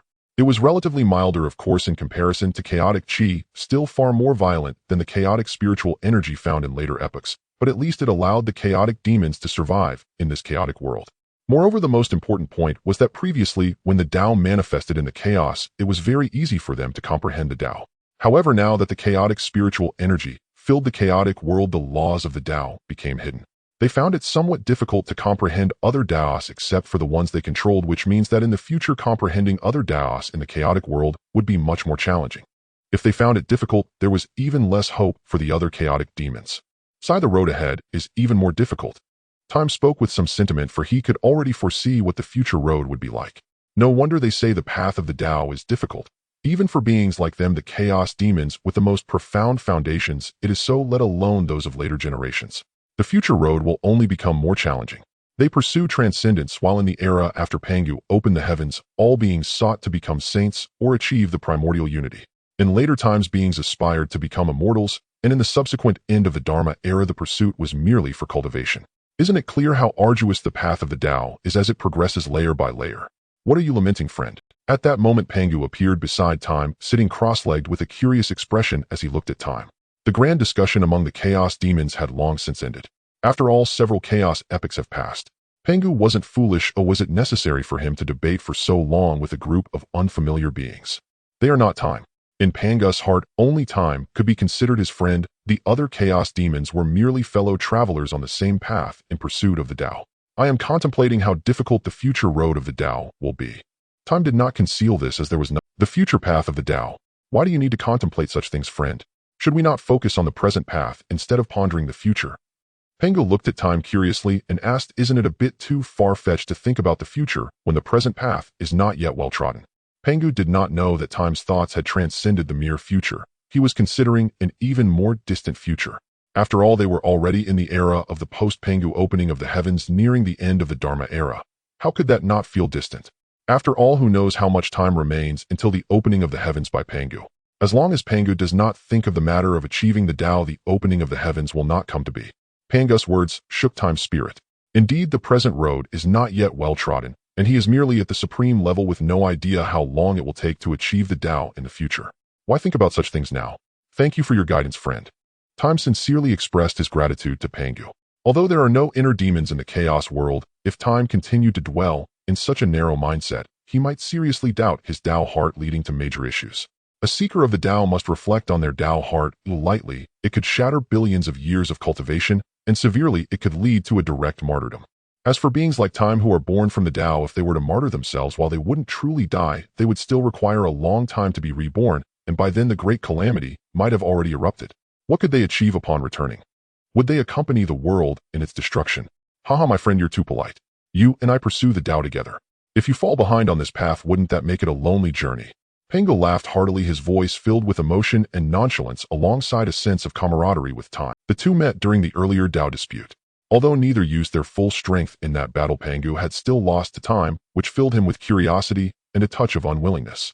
However, after being bothered by the chaos demon ape and traveling through chaos, he met Time. Through their lengthy discussions and exchanges, he came to regard Time as a true friend. The path of the Tao is indeed lonely, but having a true friend to grow alongside makes it far better than walking alone toward transcendence. In later legends, why did Pangu choose to transform into the chaos after opening the heavens? Was he truly exhausted to death? Don't be ridiculous. Even with the current supreme strength of Yang Mei, it would be no problem to open a new realm in chaos.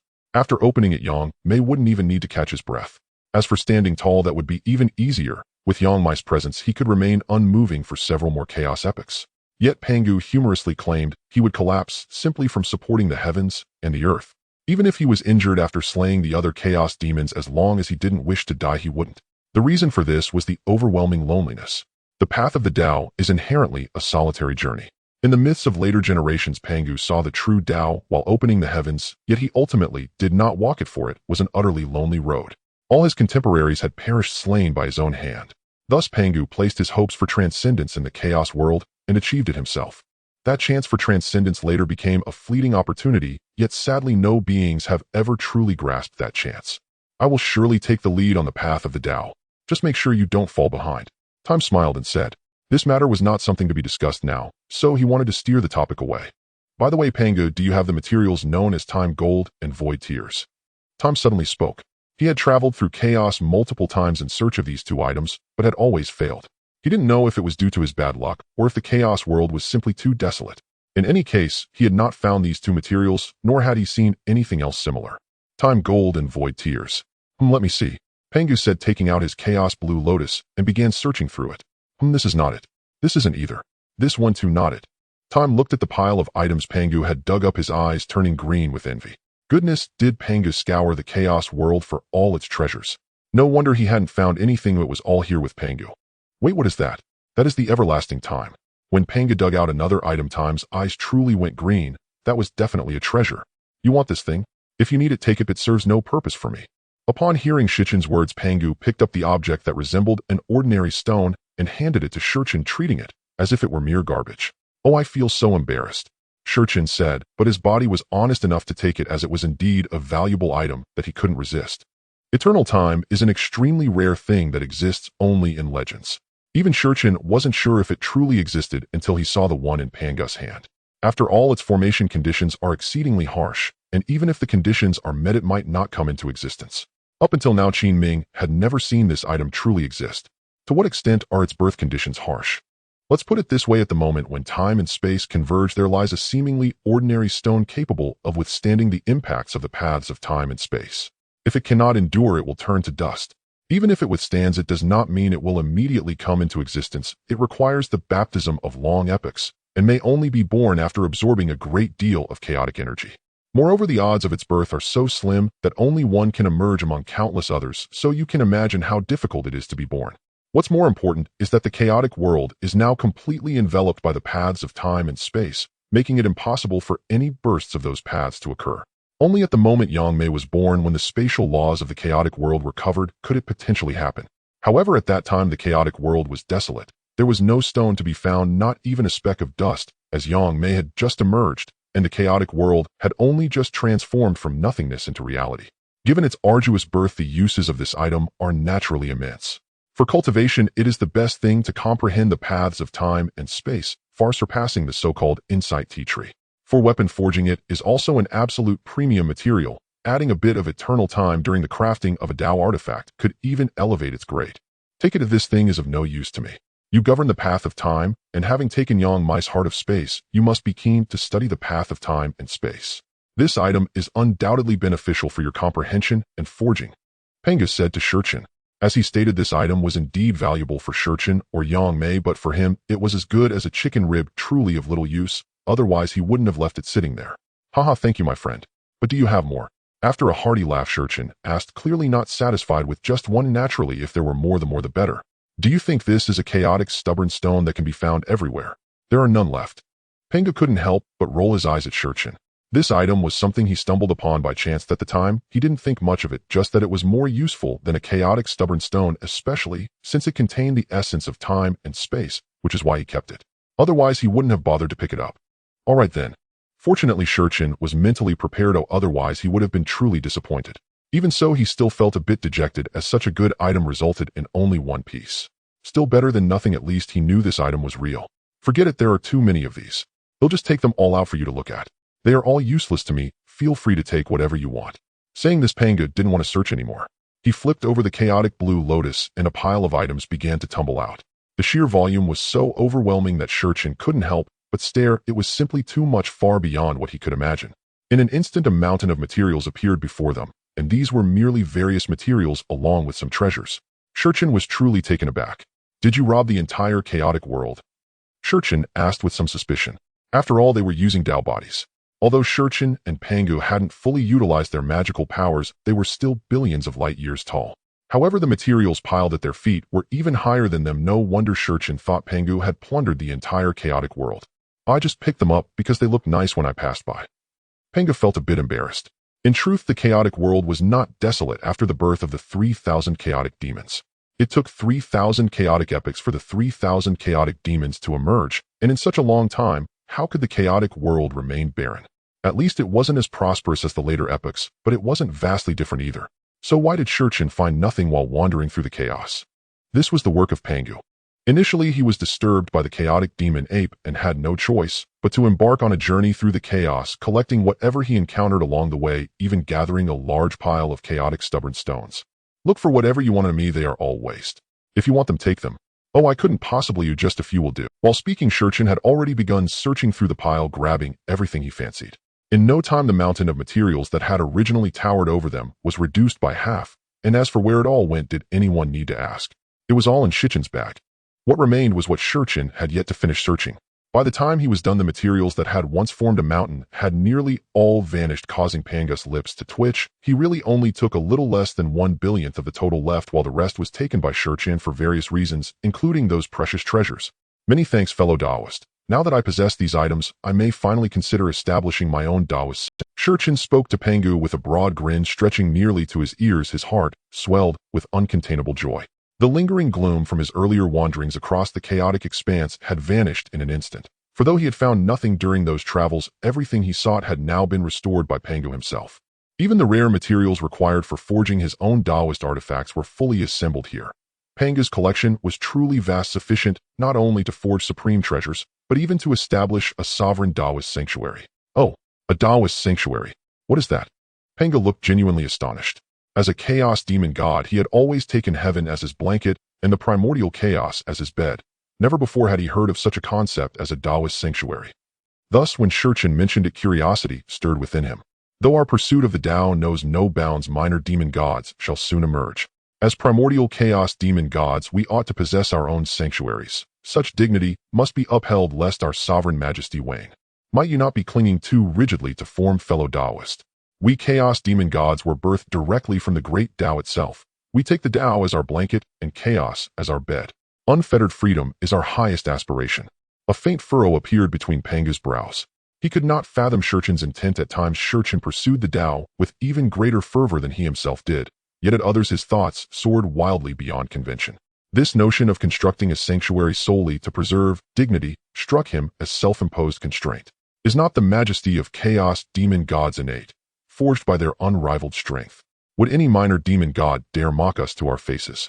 Should one dare approach, Pangu would grant him solemn respect, for such courage borders on the sublime. Fellow Taoist, have you ever pondered this? What will the chaotic expanse become in the future? I speak of the chaotic expanse after the minor demon gods emerge. Shurchin did not rush to explain, but instead posed another question to Pangu. Naturally, it shall grow livelier and more resplendent. After a brief pause, Pangu replied. Such a conclusion required no deep contemplation upon the emergence of the 3,000 chaos demon gods. The chaotic expanse had already grown somewhat vibrant, yet their numbers remained scarce.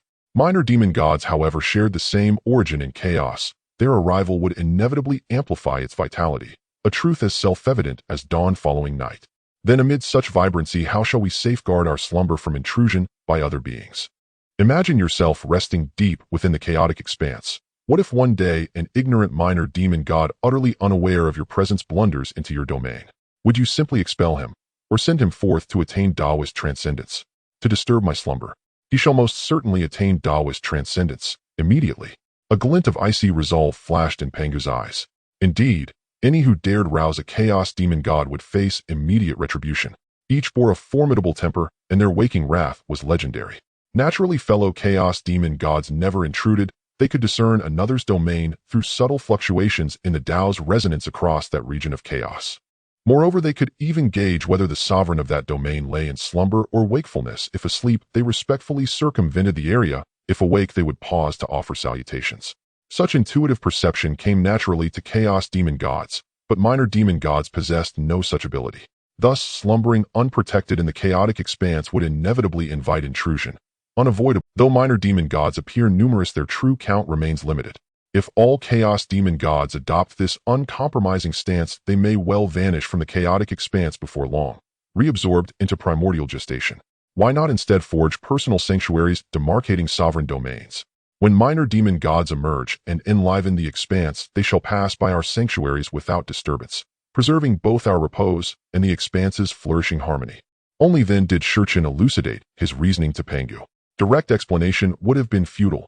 Each chaos demon god held immutable convictions, and pride ran deep. Unless an idea was rendered irrefutably lucid, it would be dismissed outright. Ah, I see now. Your foresight, fellow Taoist Shurchin, is truly profound. It appears I too must establish my own Taoist sanctuary. Upon hearing Shurchin's words, Pangu's expression softened into quiet understanding. The logic was impeccable. They craved undisturbed rest, yet slumbering freely across the chaotic expanse invited accidental incursions. And given their volatile tempers, such intruders would meet swift, irreversible ends. To nurture the expanse's enduring splendor and safeguard their own serenity, the construction of sanctuaries was no longer optional. It was imperative. Ha ha. Every measure serves the prosperity of the chaotic expanse. Shurchin laughed warmly. This sentiment was genuine. The chaotic expanse was his home, and he refused to let it descend into chaos through the heedless arrogance of its mightiest denizens. Thus, this gentle course of reform became his chosen path. The efficacy may remain uncertain, but at least it averts needless conflict, does it not? Indeed, this matter merits urgent dissemination among our brethren. If only you and I act, the impact will be negligible. Every chaos demon god must embrace this practice. After a moment's reflection, Pangu addressed Shurchin. Since this endeavor served the chaotic expanse's welfare, he accepted it without reservation. Though supremely proud, every chaos demon god cherished the expanse above all. Any force threatening its integrity was their sworn enemy. Very well. Shall we convene the other chaos demon gods to deliberate this matter? We may also discuss other matters of mutual concern. What are Shurchin and Pangu trying to accomplish? At this moment, amidst the distant chaos of the starry sky, a group of chaotic demons looked at each other in confusion, completely unaware of the riddle posed by Shurchin and Pangu. Not long ago, Shurchin and Pangu had jointly issued a message to their fellow chaotic demons announcing a meeting to be held in the chaotic starry sky to discuss the future of the chaotic world. All the chaotic demons were required to attend, and those who did not come would be personally invited by them. As for how they would invite them, that was not even worth considering. After all, with the first and second supreme beings personally coming to their door, what else could happen but a good beating? Thus, faced with the choice of either coming willingly or getting beaten up, and then coming, they all opted for the former. You don't even know how I found out. In response to the inquiries from the destruction demon, the reincarnation demon expressed his own ignorance. If he had known, he wouldn't have come here in confusion. Have we both arrived, and yet the two initiators of this affair have not shown up? Isn't that a bit too much? The order demon spoke from the side, her eyes flashing with a deep divine light, clearly plotting something. What she intended to do was obvious. She was the order demon, and her long-held desire was to establish rules for this chaotic world with herself as the primary authority. However, both Shurchin and Pangu were above her in both strength and status, representing the greatest disorder for her. To achieve her goals, she naturally needed to rally other chaotic demons. Aren't you afraid of them, overhearing you speaking ill of them behind their backs? The creation demon spoke up from the side. The other chaotic demons were well aware of the order demon's intentions, so they already knew what she was planning the moment she opened her mouth. Do you think I would fear those two? The order demon arrogantly replied, confident that as long as they were not present, she could say whatever she wanted. Even if she claimed she could defeat Shurchin, that was just her own assertion. Is that so? If so, after this is over, I will personally visit you, order demon, to see just how formidable you... As soon as the order demon finished speaking, a faint voice echoed in her ear. The smug smile on her face instantly turned awkward. She slowly turned her head to find Shurchin standing beside her with a smile, his cold gaze fixed on her. Beside them, Pangu looked at her with a gleeful expression. After all, the order demon being targeted by Shurchin was bound to face dire consequences. Pangu was ready to enjoy the show. The chaotic world had been far too quiet, and aside from cultivating the chaotic demons, had little else to do. A spectacle like this was not to be missed. When did you arrive, Shurchin? The order demon asked awkwardly, having run into a hard wall. At this moment, she felt like dying inside. If she could do it all over again, she would certainly act differently, yet she remained stubborn. Oh, it hasn't been long. Just when you started speaking, I arrived. Shurchen said with a mischievous smile. He had long wanted to give the Order Demon a good beating, he just hadn't found the right excuse until now. The reason? The audacity to attempt to impose order in the chaotic world was nothing short of a provocation. As one of the oldest beings, Shichen's ambitions were naturally vast, otherwise he wouldn't have chosen to ally with Pangu. Rest assured I won't make a move against you for now. After the meeting ends I will definitely pay you a visit and have a good chat. With that, Shurchen turned and left the path of the Order Demon, returning to his own star, while Pangu simply vanished without a word. Shurchen, what are you planning to do? Yang Mei glared at Shurchen with hatred. After all, Shurchen had taken away his space heart, cutting off his path to the Dao. While other chaotic demons still had hopes of transcending, he, having lost his space heart, did not. How could he not resent Shurchen for severing his path? The reason he hadn't struck first was due to Shichen's terrifying strength along with Pangu's presence, which made him deferential to Pangu. Don't look at me like that. I already said the space heart was just borrowed, and I will return it later. Shurchen replied somewhat helplessly. He had already stated that the space heart was merely borrowed. He never said he wouldn't return it. So why was Yang Mei looking at him with such distrust? Really? Yang Mei looked at Shurchen with some doubt, unable to fully believe his words. Really? Shurchen said, feeling a bit exasperated. Was his character really that bad that Yang Mei didn't trust him? Swear on your own Dao? Alright, I Shurchen swear on my own time Dao that I will definitely return Yang my space heart in the future. If I fail to fulfill this vow, may I never transcend. With a resounding boom, the entire chaos trembled slightly. This was the Dao acknowledging Shichen's vow. Are you satisfied now? Shurchen said somewhat irritably. Of course his vow had a significant loophole, namely the future. But Shurchen hadn't set a specific time, meaning that even after countless epochs, it would still be considered the future, wouldn't it? Clearly Yang Mei was still naive, not realizing that Shurchen, this old fox, was playing tricks on him. While the chaotic demons were all cunning in their own right, few would catch such subtle wordplay, especially when it involved swearing on their own Dao. Thus, even though Yang Mei felt something was off, he still nodded in agreement, tacitly accepting Shichen's words. Seeing Yang Mei's reaction, Shurchen couldn't help but chuckle inwardly. Yang Mei, my younger brother, you are still too naive. If this were the end of the Dharma era, those people would certainly have spotted the loophole in Shichen's words. But Yang Mei was clearly not one of them, leaving him to unwittingly swallow this bitter pill. Shurchen, I don't want to get involved in your matters with Yang Mei. Why did you summon us chaotic demons here? Don't you realize you're disturbing my sleep? The Destiny Demon slowly raised his head from his ancient star and expressed his displeasure to Shurchen.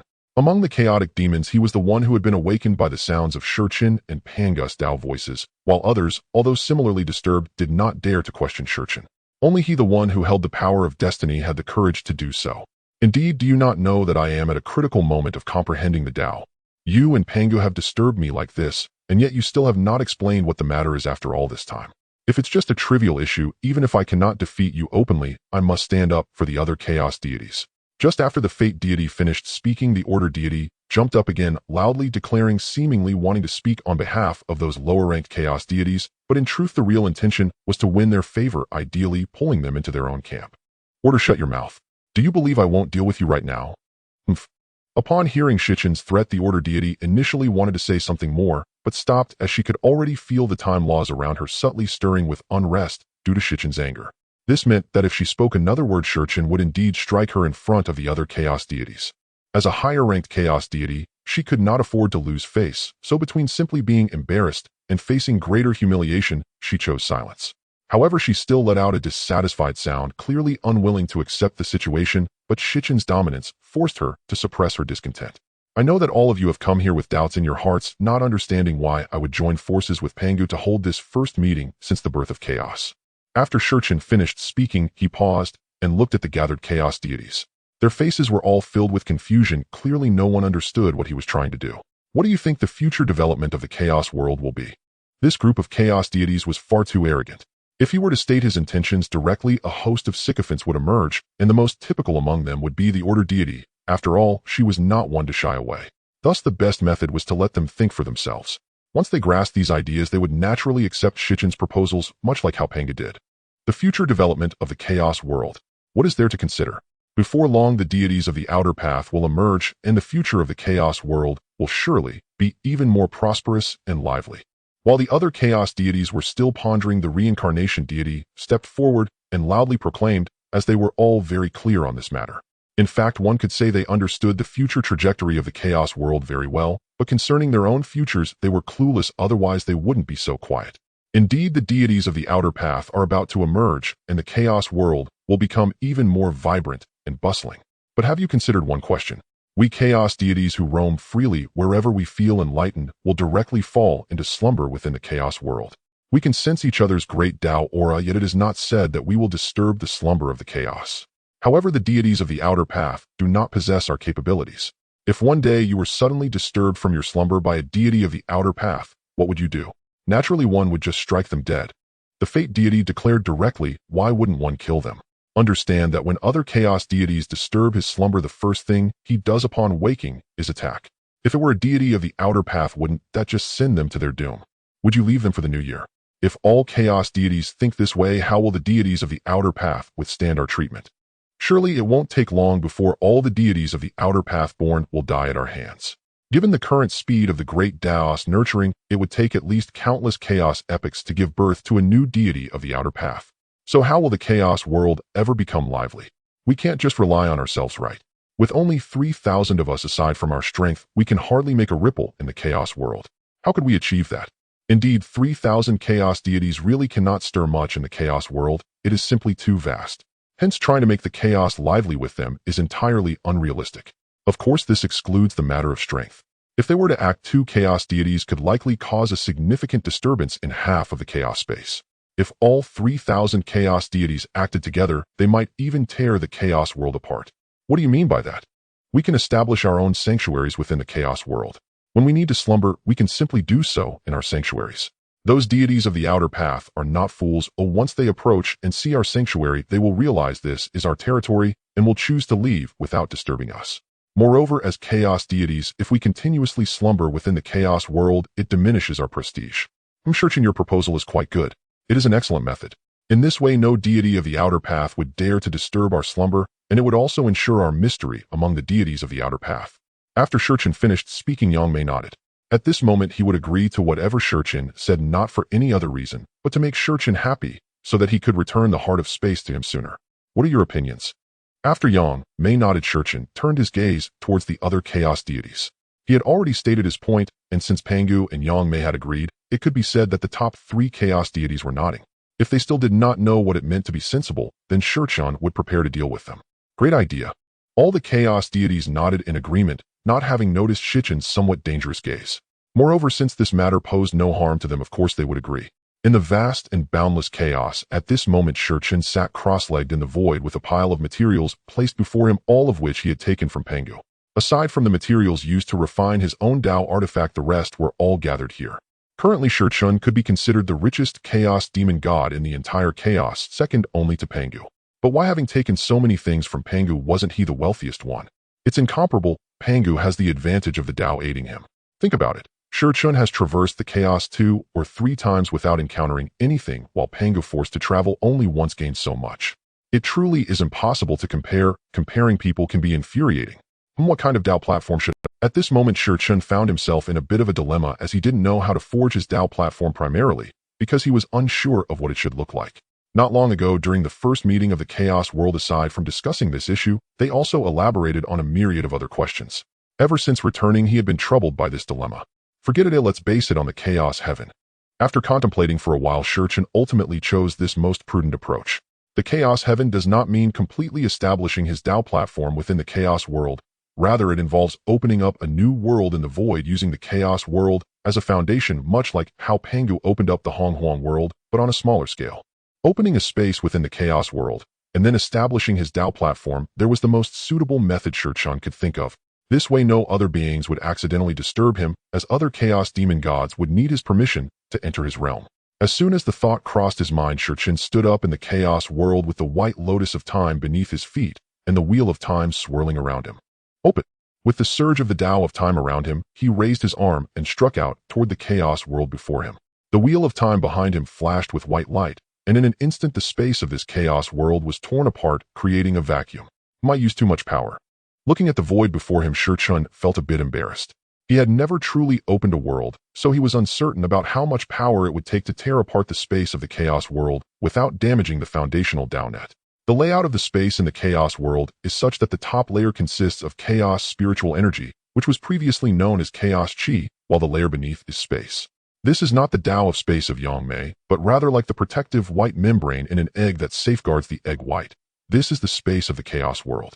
The bottommost layer is like the eggshell, which is very hard and generally difficult to break through. The composition of this eggshell is quite complex, containing the laws of the 3,000 Great Daos and countless minor Daos.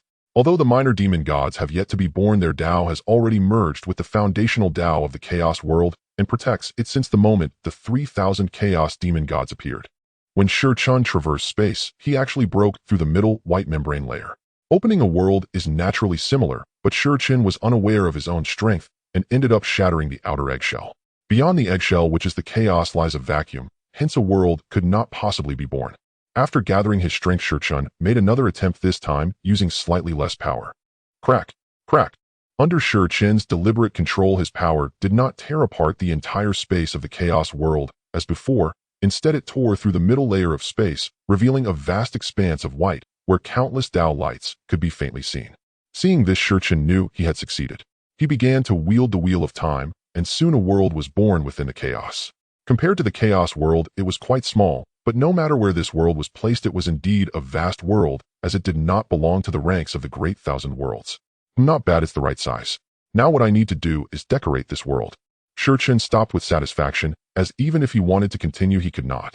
The constraints of the Dao limited him to only this size. He wasn't opening up the Hong Huang world, and if he continued, it was likely the Dao would not hold steady. Strolling through the vast expanse of white, Shi Chun finally saw some different colors in this grayish world. I declare that this world shall have light and darkness. Boom.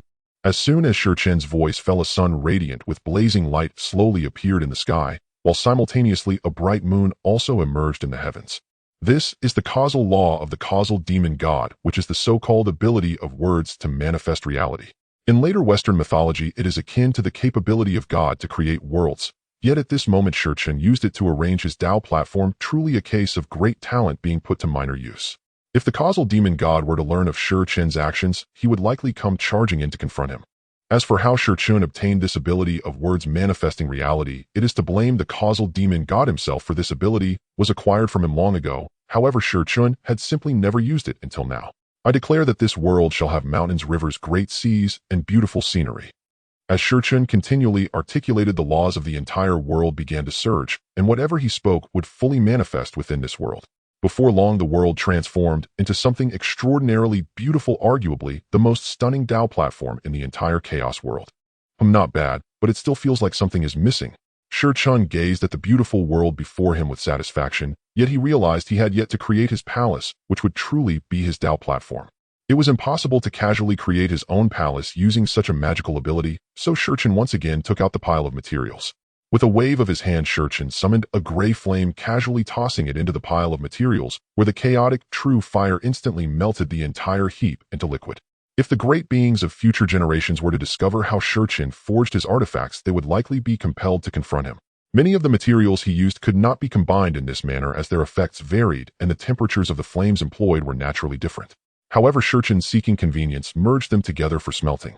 The chaotic true fire is the most terrifying flame within the chaotic world, wielded by the fire demon god alongside the chaotic weak water, chaotic thick earth, chaotic guarding metal, and chaotic sandalwood, forming the 5 elements. These 5 are the closest existences within the chaotic world, as they complement and counterbalance each other. And how terrifying is the chaotic true fire controlled by the fire demon god? Its temperature is far more powerful than the flames wielded by those who govern the path of fire in the primordial world. At its peak, the chaotic true fire could ignite the entire chaotic world and melt it down, illustrating its sheer might. After melting all the materials, Shi Chun began to construct according to the image of the palace group in his mind. Soon he completed a model, and what followed was the most crucial part. The law of space must be included, Shi Chun said, raising his hand to summon the heart of space, and then directly extracted a tiny bit of the space origin from Yang Mai's heart of space and infused it within.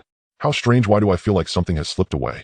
As Shi Chun commenced his work, an aged face manifested upon a willow tree in an unknown space, murmuring in confusion while peering into the surrounding space, yet failing to uncover the reason behind his feelings.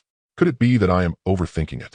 Ultimately, Yang Mei could only murmur this before falling into a deep slumber, forgetting that his heart of space was still in Shi Chun's hands. His feelings were not erroneous, as Shi Chun indeed extracted a tiny bit of his space origin, but it was so minuscule that he hardly felt it. At this moment, the palace model into which a bit of space origin had been infused also underwent slight changes. What was once a mere lifeless object now emanated the feeling of a spatial treasure. In that moment of infusing the space origin, although the palace group in Shichin's hands appeared diminutive, it contained boundless space. While it was somewhat unrealistic to fit the entire chaotic world within each palace could easily accommodate a vast world. Just how large was this palace group? It was constructed from a total of 3,000 palaces. As for why Shichin desired such a grand creation, well, that is to be revealed in due time. But one thing is clear: Shichin's ambition is vast. Now that space is established, the most crucial element of time cannot be omitted. Now that the law of space has been integrated, how could the master of the path of time allow his domain to lack the existence of his own path? Thus Shichin raised his hand and beckoned towards the distant starry sky. Suddenly a beam of starlight which had been silent in the ancient cosmos illuminated and descended upon Shichin. The starlight traversed endless distances, ultimately piercing through the veil between worlds and landing in Shichin's hand. As the starlight completely vanished, a droplet of liquid roughly the size of a small stone appeared in his palm. This was none other than the origin of his path of time extracted to perfect his domain, indicating that he truly invested heavily. After losing such a tiny bit of the origin of the path of time, the once brilliant path of time starlight dimmed slightly. Simultaneously, its absorption speed of the surrounding chaotic spiritual energy increased marginally, as loss always necessitates replenishment. What Shichin was doing naturally required the chaotic world to foot the bill. Fortunately, he did not extract too much, otherwise the origin of the path of time would not simply have accelerated its absorption slightly. It would likely have formed a vortex of spiritual energy. Then Shichin raised his hand and infused the origin of time into the palace group. After completing this, he began the next step. Other paths did not permit him to extract their origins. He could only draw upon the space origin because he possessed Yang Mai's heart of space, while the law of time needed no further explanation as it was inherently his path. He could not extract the origins of other paths, but he could directly imprint those paths onto the palace. He toiled for an entire chaotic epoch before finally imprinting the laws of 3,000 paths. At this moment, the palace group he held in his hands shimmered brilliantly, based solely on the imprinted laws and the origins of time and space. If placed in the primordial world, it would undoubtedly incite a scramble among numerous great beings, and even the saints would struggle to achieve such feats. This was undoubtedly a supreme treasure and an existence even more terrifying than the treasures of the primordial creation, for it originated from the hands of a chaotic demon god. Marks of the great path arise. Boom. The heavens and earth trembled, and the chaotic world slightly quaked. Following that, an ancient divine script slowly emerged from within the chaotic world, bathed in a silvery brilliance, and surged into the world created by Shichin. In the time that followed, Shichin became increasingly busy inscribing everything he could think of along with his divine powers and techniques. He even included various grand formations, not to mention that he meticulously deduced and inscribed the stellar great formation. One could say that Shichin was not merely crafting a domain, rather he was constructing a war weapon. After all, who had seen a domain inscribed with over 80,000 grand formations, not to mention the smaller formations like the Spirit Gathering Formation and the Time Grand Formation as auxiliary formations. Shichin toiled for several chaotic epochs before finally completing all the work. Then he raised his hand and cast the palace into the air, where it expanded in the wind, and in an instant the majestic palace settled at the very center of this vast world. Is that guy going to show up or not? At this moment, in a corner of the chaotic world, the Order Demon God sat there, her expression tangled. The reason for this dates back to several chaotic eras ago during a meeting when it was stated that after the meeting she would personally teach her a lesson. However, 3 chaotic eras have passed since the meeting ended, and she is yet to hear from him, which brought her a fleeting moment of joy. But upon reflection, it seemed unlikely that someone with his temperament would easily let her off the hook. It's worth noting that the causality demon god had been provoked during a fight between him and Yang Mei, leading to him linking their fates in anger. As a result, the causality demon god was confronted and beaten soon after he was born. Thus, in the heart of the Order Demon God, Time was seen as a very petty chaotic demon. Yet now, in an unexpectedly strange turn of events, he had not come to trouble her. After her initial joy, she remained in a state of fear and trepidation. After all, the longer the time dragged on, the more she suspected he was preparing some conspiracy, perhaps waiting for the end of the Great Dao's blockade to directly send her off for rebirth. As 3 chaotic eras passed, her anxiety only grew. With the Great Dao blockade nearing its end, if time truly chose to confront her after it lifted, she would be finished. Facing a chaotic demon who had already achieved supremacy, no matter how proud the Order Demon God was, she knew she could not be his opponent. The Great Dao blockade was a restriction imposed by the Great Dao to prevent chaotic demons from killing each other after their emergence. During this period, one could severely injure the opponent, but killing them was forbidden. Of course, chaotic demons would not truly die, but would return to the Great Dao to await their next emergence. However, once the Great Dao blockade ended, things would be different. At that time, if one were to kill another, there would be no protection from the Great Dao, as there had been when time tested it, meaning only strength would matter in the chaotic world. With 6 chaotic eras left until the end of the Great Dao blockade, that was a time before the emergence of the side path demon gods, which was 80 chaotic years ago. Thus, the side path demon gods lived in a dire state, truly surviving in a narrow gap. Life and dignity seemed to be more important than anything. The Order demon god was torn. At this moment, she wanted to apologize to time, but her pride and dignity as a chaotic demon made it difficult for her to make a decision, which led to her procrastination. During this time, she also hadn't practiced properly. What are you thinking about? Suddenly a voice reached her ears, and the Order demon god, who had been lost in thought, was jolted awake, her heart racing. After all, she was a chaotic demon, and to be so focused that she did not notice another's approach was a grave mistake.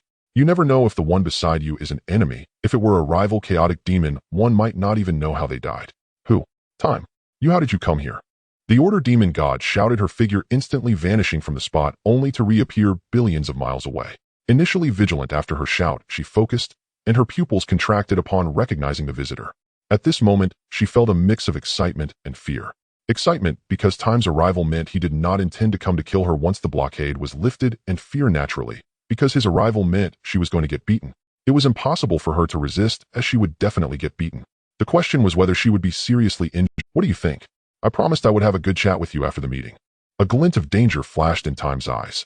Although the Order demon god was a female chaotic demon, and according to later generations, she was truly as beautiful as a celestial being, perhaps due to her mastery of the Order Dao, she radiated an aura of authority akin to that of a female lawyer or queen.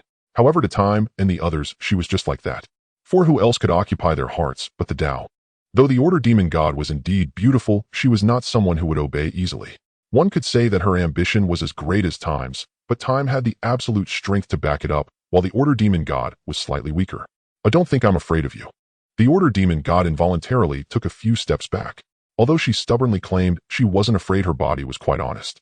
Even the oldest existence in the chaotic world, Pangu, had to treat Time with caution, let alone the Order demon god.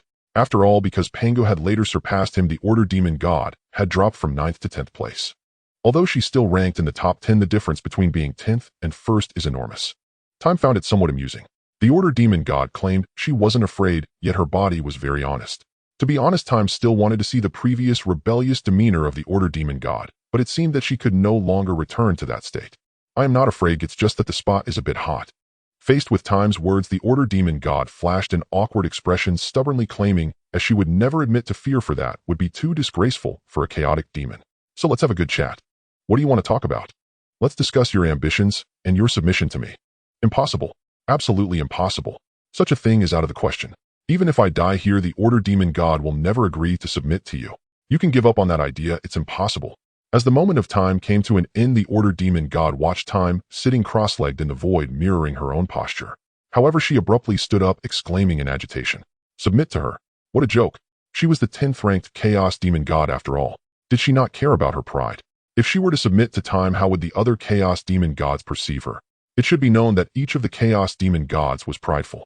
Even the lowest ranked among them would never stoop to such a level, for it would invite ridicule from the others. This was not merely a matter of dignity, it was about losing face entirely. Thus it was not just the Order demon god who would refuse, no Chaos demon god would agree to such a thing. If any other Chaos demon god dared to speak to the Order demon god in such a manner, they would be directly beaten down by her. Yet considering Time's strength, the Order demon god could only seethe in anger, knowing she could not retaliate, as she was utterly outmatched. You'd best sit down to talk. Time raised his head and calmly spoke to the Order demon god. There was no choice. They were communicating through their Dao bodies, yet the immense scale of their forms made it necessary for her to look up to meet his gaze when she stood, as she was so tall that, without looking up, all she could see was a pair of legs. If you do not provide me with an explanation, I will fight you to the death, even at the cost of my Dao." Upon hearing Time's words, the Order demon god fell silent for a moment before finally sitting down again, albeit with great dissatisfaction. At this moment, she was suppressing her fury. Time's words were indeed too much. You lack the ability to do so, do you not? Even if your Dao were to fall, I would not suffer a single injury. Given that, it would be better for you to listen to what I have to say before making such threats. Time appeared indifferent. Fight to the death. Did she look down on him? Although the Order Dao was indeed powerful, was the Time Dao weak? Moreover, the gap in their strengths was evident, He was a supreme powerhouse, while the Order Demon God had yet to break through to the status of Emperor. If Time truly wished to strike, he could easily suppress her Order Dao, leaving her with no thought of resistance. Speak. The Order Demon God's expression darkened, for she understood what Time was saying. However, that did not mean she would not fight back. At worst, she could abandon her cultivation and start anew. That was far better than being ridiculed by other Chaos Demon Gods. Your desire to establish your own order within the Chaos world should not be seen merely as ambition. It is a consequence of your Dao. How do you know this? A flicker of shock crossed the Order Demon God's eyes. She looked at Time in disbelief, for she had never mentioned this to any other Chaos Demon God, not even to her closest friend, the World Tree. How could Time know these things? Indeed, the reason the Order Demon God sought to establish her own order within the chaotic world stemmed from her Dao. Each Chaos Demon God's Dao was unique, and their paths to transcendence varied. While Time had not yet discovered his own method of transcendence, he had gleaned some insights. As the master of the Power Dao, Pangu's path to transcendence naturally involved perfecting the Power Dao, which inherently encompassed myriad Daos. This is why the event of opening the heavens occurred. It was merely an ancillary aspect. His true goal was to slay countless demon gods to refine his Power Dao with their Dao origins, ultimately achieving perfection and transcendence. Conversely, the Order Demon God's method of proving her Dao required her to establish true order within the chaotic world, using her own Dao to suppress all others, thereby comprehending the essence of other Daos to realize the path of transcending the Order Dao. In essence, although the paths were different, they converged at the same point, as all ultimately relied on other Daos as nourishment to perfect their own and achieve transcendence. As for where one goes after transcending, Time did not know, nor did the Dao, for no one in the chaos had truly transcended before. Time's knowledge of the Order Demon God's intentions stemmed from a novel he had read in his past life regarding the Order Dao.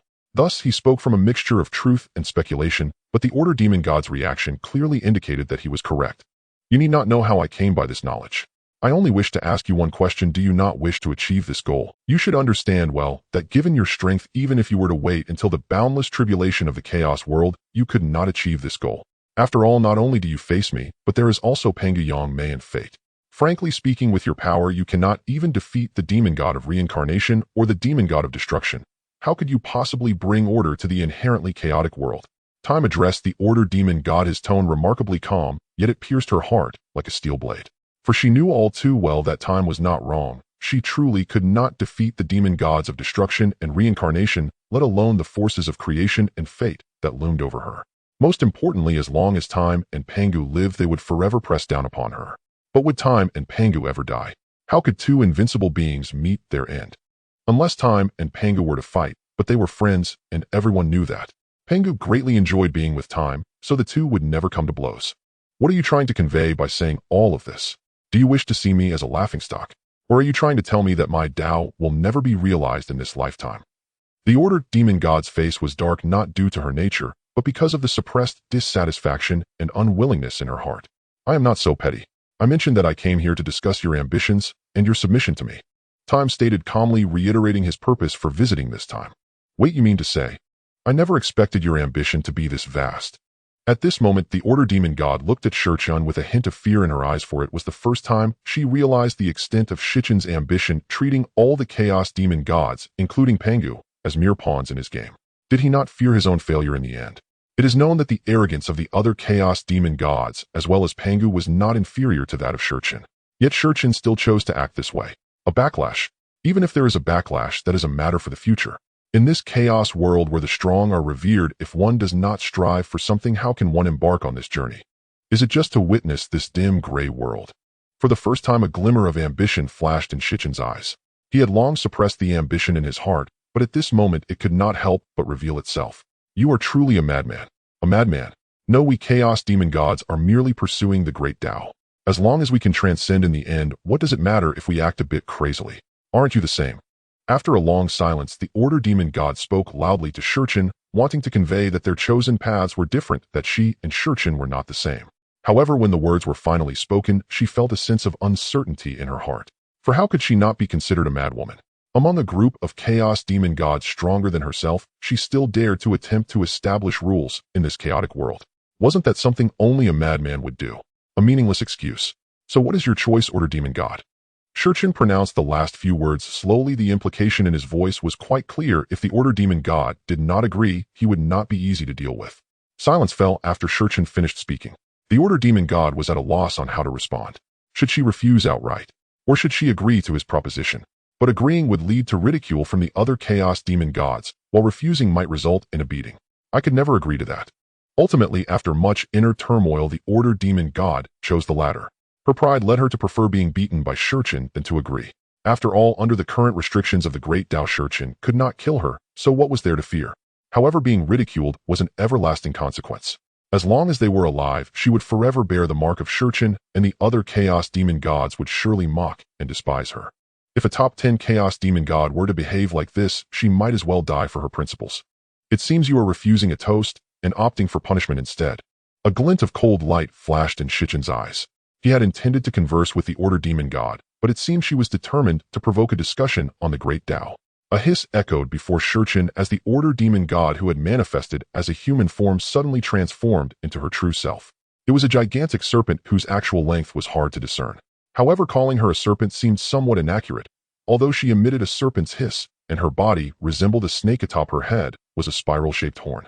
At her 7th inch, she possessed a pair of enormous wings resembling the mythical Yinglong, but vastly larger than any Yinglong known in the future. Faced with such a supreme powerhouse as Shurchen, the Order Demon God did not wish to reveal her true form.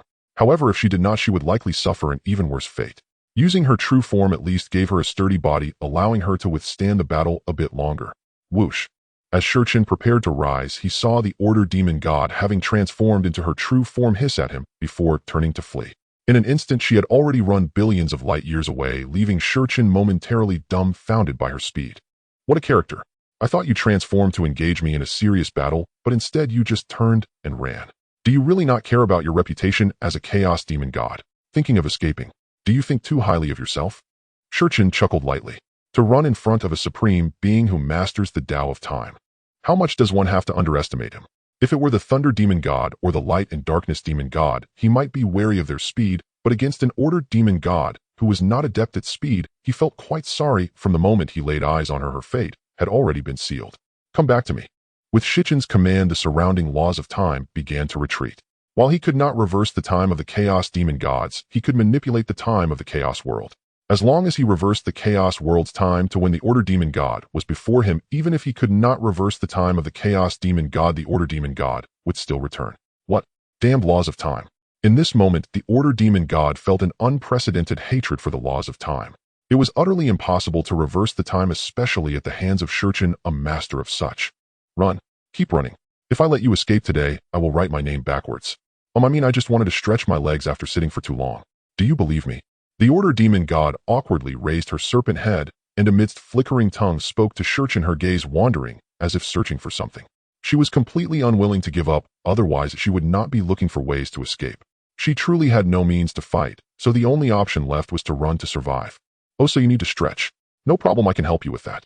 Shichen's eyes glimmered with a strange light as he looked at the Order Demon God. Speaking of dealing with snakes, isn't it the 7 inches that matter?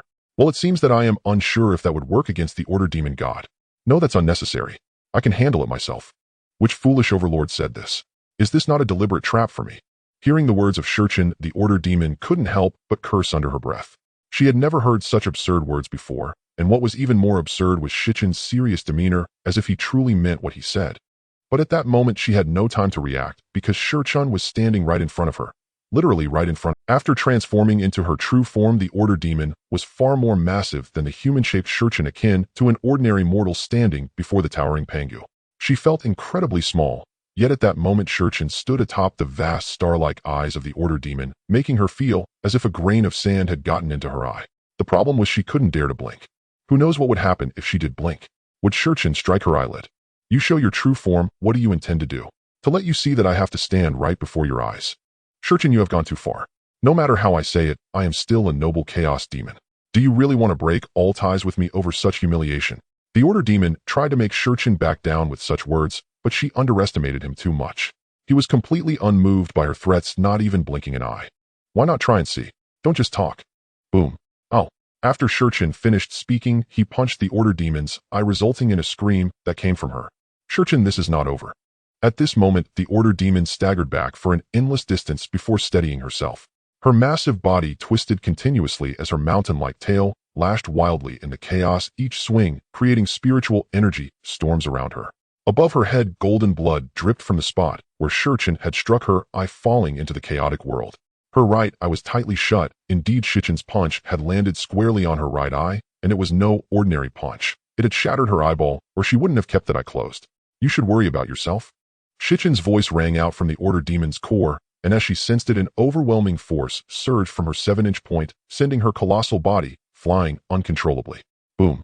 The terrifying speed created a light explosion in the chaotic realm, exceeding the speed of light by countless times as the surrounding space shattered in an instant.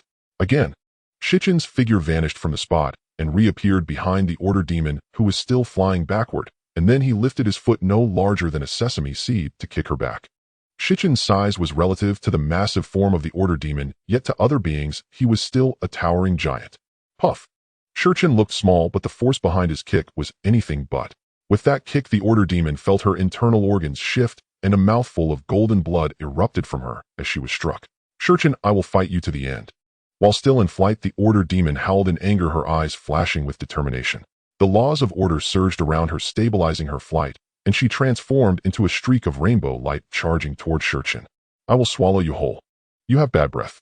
The Order Demon's gaping maw made the world lose its brightness at that moment, while Shurchen merely expressed his dissatisfaction with her actions. Of course, the Order Demon did not have bad breath, as Shurchen claimed. After all, chaos demons expel chaotic energy, and even now they were inhaling chaotic spiritual energy without having consumed other chaos demons. How could they possibly have bad breath? Shurchen, now that you are in my belly, if you agree to let this matter go, I will release you. Otherwise, I will self-destruct the Dao. Even if I am heavily injured, I will make you suffer for a while. After swallowing Shurchen, the Order Demon did not manifest a human form, but instead coiled in the chaotic world, calming her mind and addressing Shurchen from within her body. Honestly, this was Shichen's first time inside a chaos demon's body, and it was indeed a different world. Even the Order Demon, who did not cultivate spatial laws, had an interior that resembled a vast world. At that moment, there was also a dark green liquid continuously dripping from above, creating corrosive sounds around Shurchen. This is venom, meaning that the Order Demon was not just any ordinary snake, but a venomous one. The potency of this toxin was impressive, almost approaching the laws of poison, and this was merely an innate ability of the Order Demon. The environment here is quite nice. I suddenly don't want to leave. What should I do? At that moment, Shurchen was observing his surroundings, so when he encountered the phantom of the Order Demon before him, he expressed his disinterest in engaging. Why is Shurchen acting so unpredictably? How am I supposed to continue this conversation? This is the World Tree. When the figure of Shurchen appeared deep within the Order Demon God, his pupils involuntarily contracted in surprise, for he unexpectedly saw the silhouette of the World Tree, which could support heaven and earth within the Order Demon God. At this moment, the interior of the Order Demon God resembled a vast chaotic world, while the World Tree stood like a grand tree growing within that realm, its roots deeply embedded in the earth, and its branches soaring into the void. Order Demon God, what do you wish to do? Shichen's voice carried a hint of coldness, as the 3,000 chaotic demon gods were like siblings, and although they had various conflicts, it had not yet reached the point of killing each other. However, seeing the World Tree within the Order Demon God clearly indicated that it had swallowed the World Tree. Weren't these two fellows quite close originally? How did they turn against each other now? And what about the World Tree's appearance here related to the World Tree that attended the chaotic conference a few years ago? Could it be that the World Tree was swallowed by the Order Demon God only after that meeting? Don't look at me like that, it's not what you think. The Order Demon God felt a bit awkward at this moment, as her secret had been discovered. It would be fine if it were any other chaotic demon god, but dealing with Shurchen was troublesome since she couldn't overpower him, and she was unsure if reasoning would even work. You better give me an explanation, or today, even if there is a path preventing me, I will ensure you meet your end here, Shurchen said loudly to the Order Demon God. Although he had been suppressing the pride of various chaotic demon gods, he never intended to truly kill any of them. This was not merely due to the obstruction of the path, but also because he had been pondering a question since entering the ancient world. Since there is an ancient world outside of chaos, could there be other worlds as well? Currently, although he was uncertain if other worlds truly existed, he was consciously suppressing the conflicts among the chaotic demon gods. Thus, witnessing such a situation with the Order Demon God indeed made him quite furious. Sensing Shichen's anger, the Order Demon God was slightly taken aback. She couldn't understand what was wrong. Why was Shurchen suddenly so furious? However, she quickly explained, this is what the World Tree willingly chose. It has nothing to do with me. World Tree, why are you still sleeping? Get up and explain, do you want to see me killed by Shurchen before you're satisfied? After speaking to Shurchen, the Order Demon God turned and yelled anxiously at the World Tree. She was genuinely afraid Shurchen was someone who meant what he said, and if the World Tree caused her demise, it would be a great loss. Who's calling me? A melodious voice emerged from the enormous form of the World Tree, and then a little girl only reaching Shurchen's waist walked out. She wore a red robe that appeared quite fitting, and if she weren't resembling a female chaotic demon god, Shurchen might have mistaken her for a boy, as she was very fair with a leaf-like mark on her forehead. Oh, Order Demon God. Wait, who are you? Shurchen, how come you're here? After emerging, the World Tree greeted the Order Demon God first, then looked at Shurchen with half-awake eyes. Initially uncertain, she rubbed her eyes and finally confirmed, but then she immediately took 2 steps back in shock, as if Shurchen were some chaotic beast. Shurchen's forehead was filled with black lines. He was left speechless by the World Tree's carefree demeanor, especially her instinctive retreat upon seeing him. World Tree, you should explain to Shurchen why you're here, otherwise this guy might send me to my death. The Order Demon God was anxious. After all, anyone with sense would know how to choose between life and death. Explain. Explain what? Isn't it normal for me to be here? The World Tree looked at the Order Demon God in confusion, then turned to Shurchen with a face that seemed to say she knew nothing. Why are you inside the Order Demon God? Shurchen took a deep breath, fearing he might lose control, and punched the World Tree in the head, and then he asked, Oh, you're asking about this? Previously, the Order Demon God and I were chatting, saying that you all were too fierce, and she couldn't complete her path. I thought, as the World Tree, I carry the existence of limitless worlds, so I suggested that the Order Demon God complete her task within my worlds. The reason I'm here is that the chaotic energy transformed into chaotic spiritual energy, causing my worlds to evolve much slower. Then the Order Demon God said to come into her body to absorb her essence to accelerate the evolution of my worlds. That's how it is. After finishing, the World Tree confirmed again, as if pondering if she had overlooked anything. You really... After hearing the World Tree's words, Shurchen couldn't help but glance at the Order Demon God. He genuinely hadn't expected her to be so generous. To allow another chaotic demon god to enter her body and absorb her essence would inevitably slow her path to enlightenment, yet the Order Demon God actually chose to do so, and the World Tree boldly agreed. Being swallowed by another chaotic demon god, if faced with a ruthless one, it could lead to imprisonment and extraction of one's essence to strengthen their own path. One could only say that these two are both daring in their own ways. There's no choice, since you all won't let me establish my order in the chaotic world, and with no hope for the path, I can only attempt this. If it works out, it will be a joy for everyone. If it doesn't, it merely slows down my cultivation speed, and the loss isn't too great. You truly have great audacity. Do you not fear that the Dao will perceive you as a threat to the World Tree and strike? The Order Demon God looked at Shurchen with disdain. How could the Dao be so narrow-minded? Look at her. Has the Dao troubled her for her actions? However, sensing the aura of the World Tree and seeing it manifest within it, prepared to attack him. Shurchen, don't you reflect on yourself at all? Fine, since this matter is merely a misunderstanding, I shall say no more. Now you must provide me with an answer. An answer? What answer? After hearing the conversation between Shurchen and the Order Demon God, the World Tree looked at them in confusion. Did it sleep too deeply and miss some important event? You little brat, go play somewhere. Shurchen waved his hand in annoyance. The World Tree's appearance truly resembled that of a young child who had yet to grow up.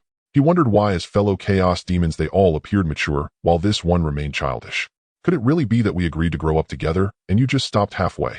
What was even more absurd was that the World Tree's temperament was somewhat immature, which puzzled Shurchen. Logically, this shouldn't be the case. All the chaos demons grew by absorbing the same chaotic energy, without any issues after their emergence. But why did problems arise with the World Tree?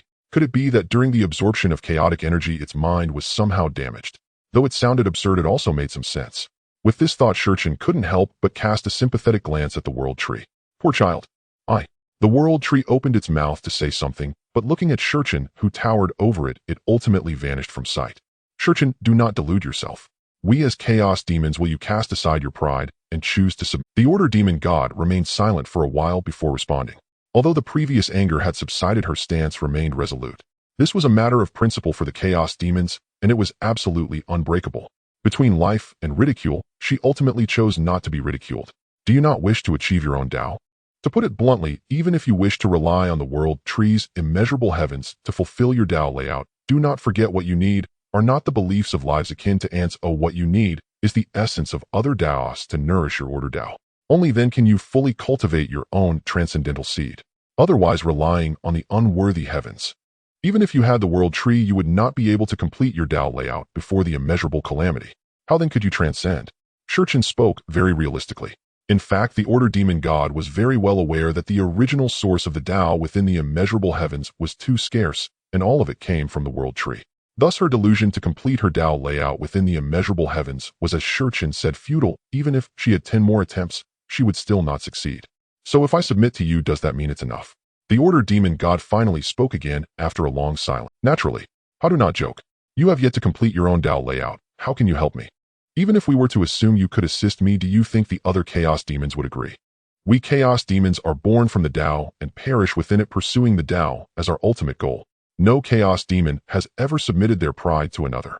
Do you think I, the Order Demon God, would willingly lower my proud status to submit to you for the sake of the so-called Dao? The Order Demon God snorted coldly. She had come to terms with the situation. She knew that Shurchen would not let her off easily. Rather than cowering in fear, it was better to express herself boldly. After all, what was death? If worst came to worst, she would just return to the embrace of the Dao. What was there to fear? It was impossible for her to abandon her pride and submit to Shurchen.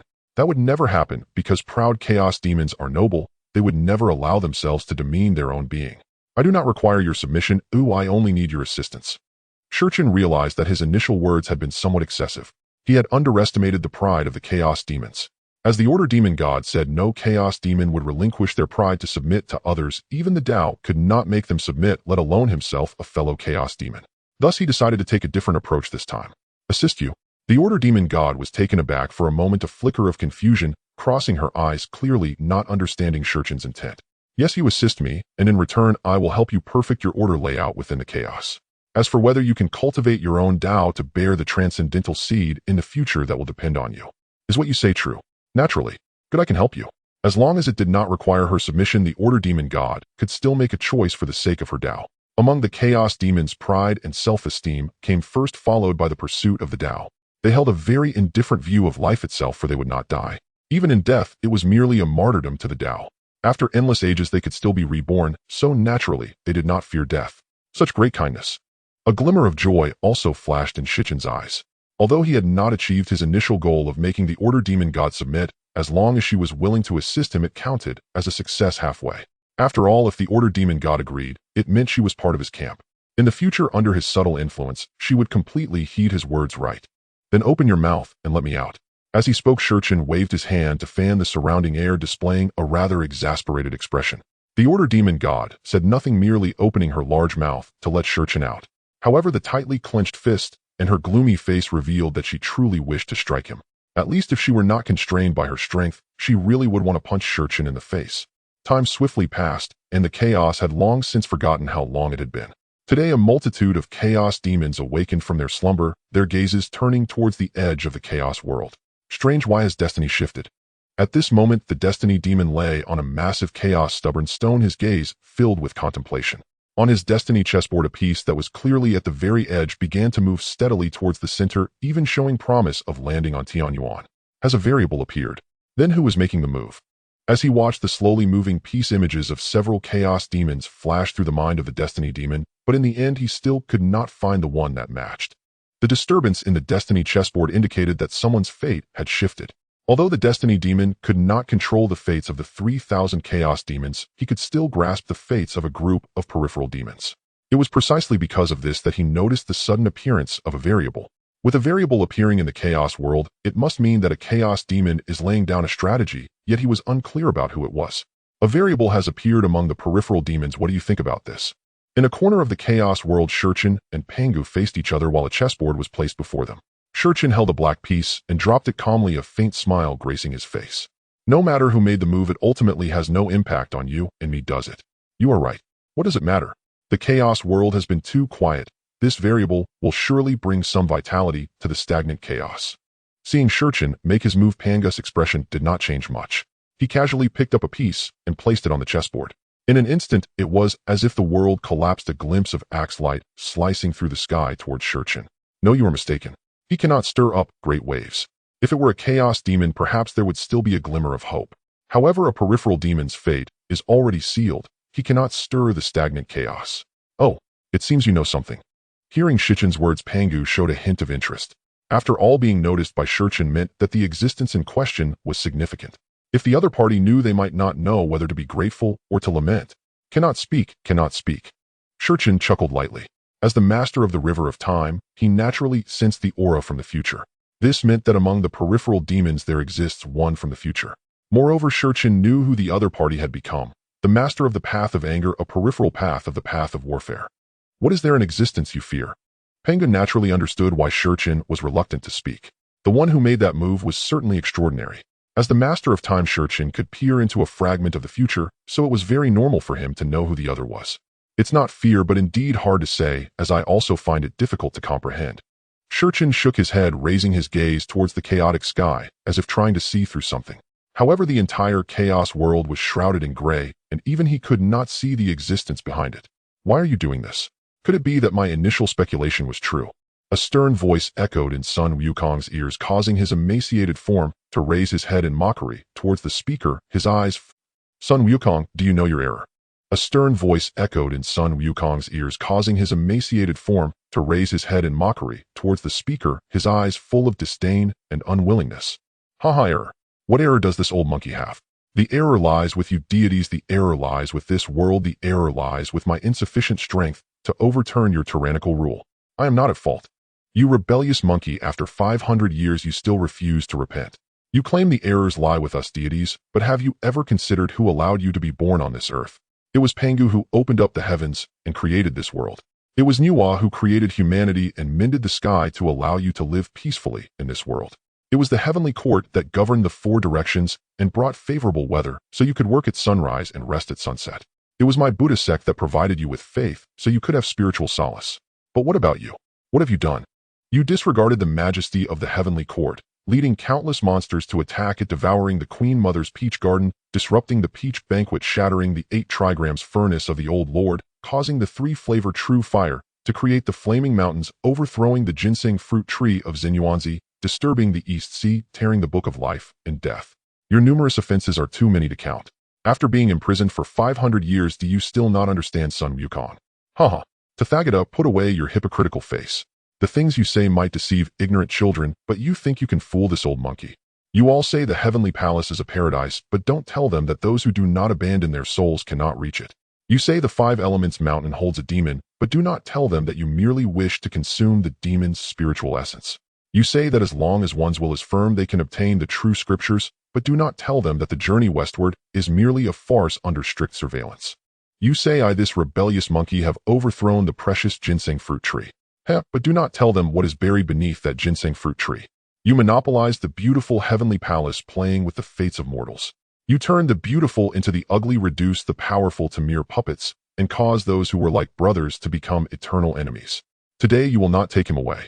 For the love of the iron nut oil-loving Da Shun Muhong, Dao Extra updates. It seems I can leave here. When Sun Wukong opened his eyes again, he felt that the thing imprisoning him had become fragile. He recalled that when he first arrived in this strange place, everything around him was exceptionally hard, and no matter how much he tried, he could not open it. But now it was so weak that it seemed he could open it with just a bit of effort. Crack. As Sun Wukong exerted himself, the unknown thing that had bound him suddenly cracked open, and he found himself in a gray world. Oh, there is actually an existence here like me. Sun Wukong had not yet taken in his surroundings when a surprised voice reached his ears. Turning around, he felt as if he had seen a mountain that reached the sky. So big. Sun Wukong's eyes flashed with confusion. He did not know what this thing was, but from the fur that resembled his own, it seemed somewhat similar. Moreover, from this being Sun Wukong, sensed a familiar feeling. Oh, it seems you were just too small. As if just realizing something, Sun Wukong watched as this wall-like existence began to shrink, becoming the same size as him. Who are you?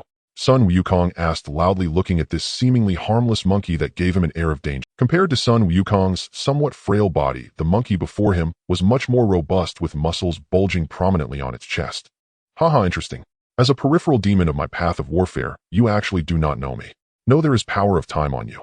You seem to not be the original peripheral demon of the path of anger. The once cheerful chaos demon suddenly changed his expression, his gaze towards Sun Wukong, filled with astonishment.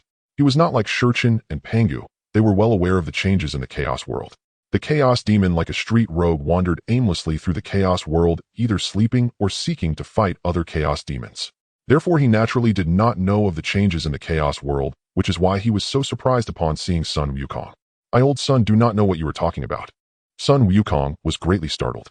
He did not expect that the first being he encountered after emerging would recognize him at first glance. However, he naturally dared not admit it directly, as it was too fantastical. He had not yet figured out what was happening and did not know who the other was. Don't know. The Chaos Demon's face flashed with a smile. How could he not see through Sun Wukong's actions? Although he was combative, it did not mean he was foolish. Otherwise, how could he have survived until now? After all, he had challenged countless Chaos Demons, and even the top 10 Chaos Demons, excluding Shurchen Yangmei, in order he had challenged one by one. If he were not clever, he would have been beaten to death long ago. After all, the Chaos Demons' challenges were somewhat brutal. Once he intruded into their territory, it did not matter whether the opponent was awake or in enlightenment. As long as he charged forward without saying a word, he would directly strike with his staff. With such a fighting style, could one say he was foolish for not being beaten up? As for why he did not seek Shurchen, that was naturally due to a psychological shadow. As for Yang Mei, it was simply because he could not find him. After all, Yang Mei often placed himself in a different space, and if he could find him, the Chaos Demon would have to question his monkey life. The Order Demon and the World Tree were always together. Initially, the Chaos Demon sought out the Order Demon, but upon seeing the World Tree beside him, he immediately fled. Who would not run? One glance at them, and both the Order Demon and the World Tree had already drawn their treasures. I do not care who you are. Since you have become the new demon of the path of anger, it means this is your opportunity. What do you say? Are you interested in following me to cultivate? As your superior path of warfare, my assistance will surely allow your strength to greatly surpass that of other peripheral demons. My superior path. A look of confusion crossed Sun Wukong's eyes. Clearly, he did not understand these things. Or rather, he did not have the memories of the previous demon of the path of anger who was stillborn, so he was completely unaware of what a superior path was. The Chaos Demon said, what are you doing running to the edge of chaos instead of staying in your own domain? Trying to deceive peripheral demons. When did you become so tasteless? At that moment, a voice interrupted the Chaos Demon's speech. Shurchen. Hearing the voice, the Chaos Demon turned and saw Shurchen sitting not far away, lazily watching him. A flicker of fear flashed in his eyes. After all, the psychological shadow left by Shurchen was still quite significant, which is why he felt inexplicably frightened upon seeing Shurchen. Go back. You cannot take this little guy away today. What? The dignified Lord of Time is eyeing my inferior path demon. Don't you have any lower-tier demons? Do you have to compete with me? The Chaos Demon felt somewhat dissatisfied.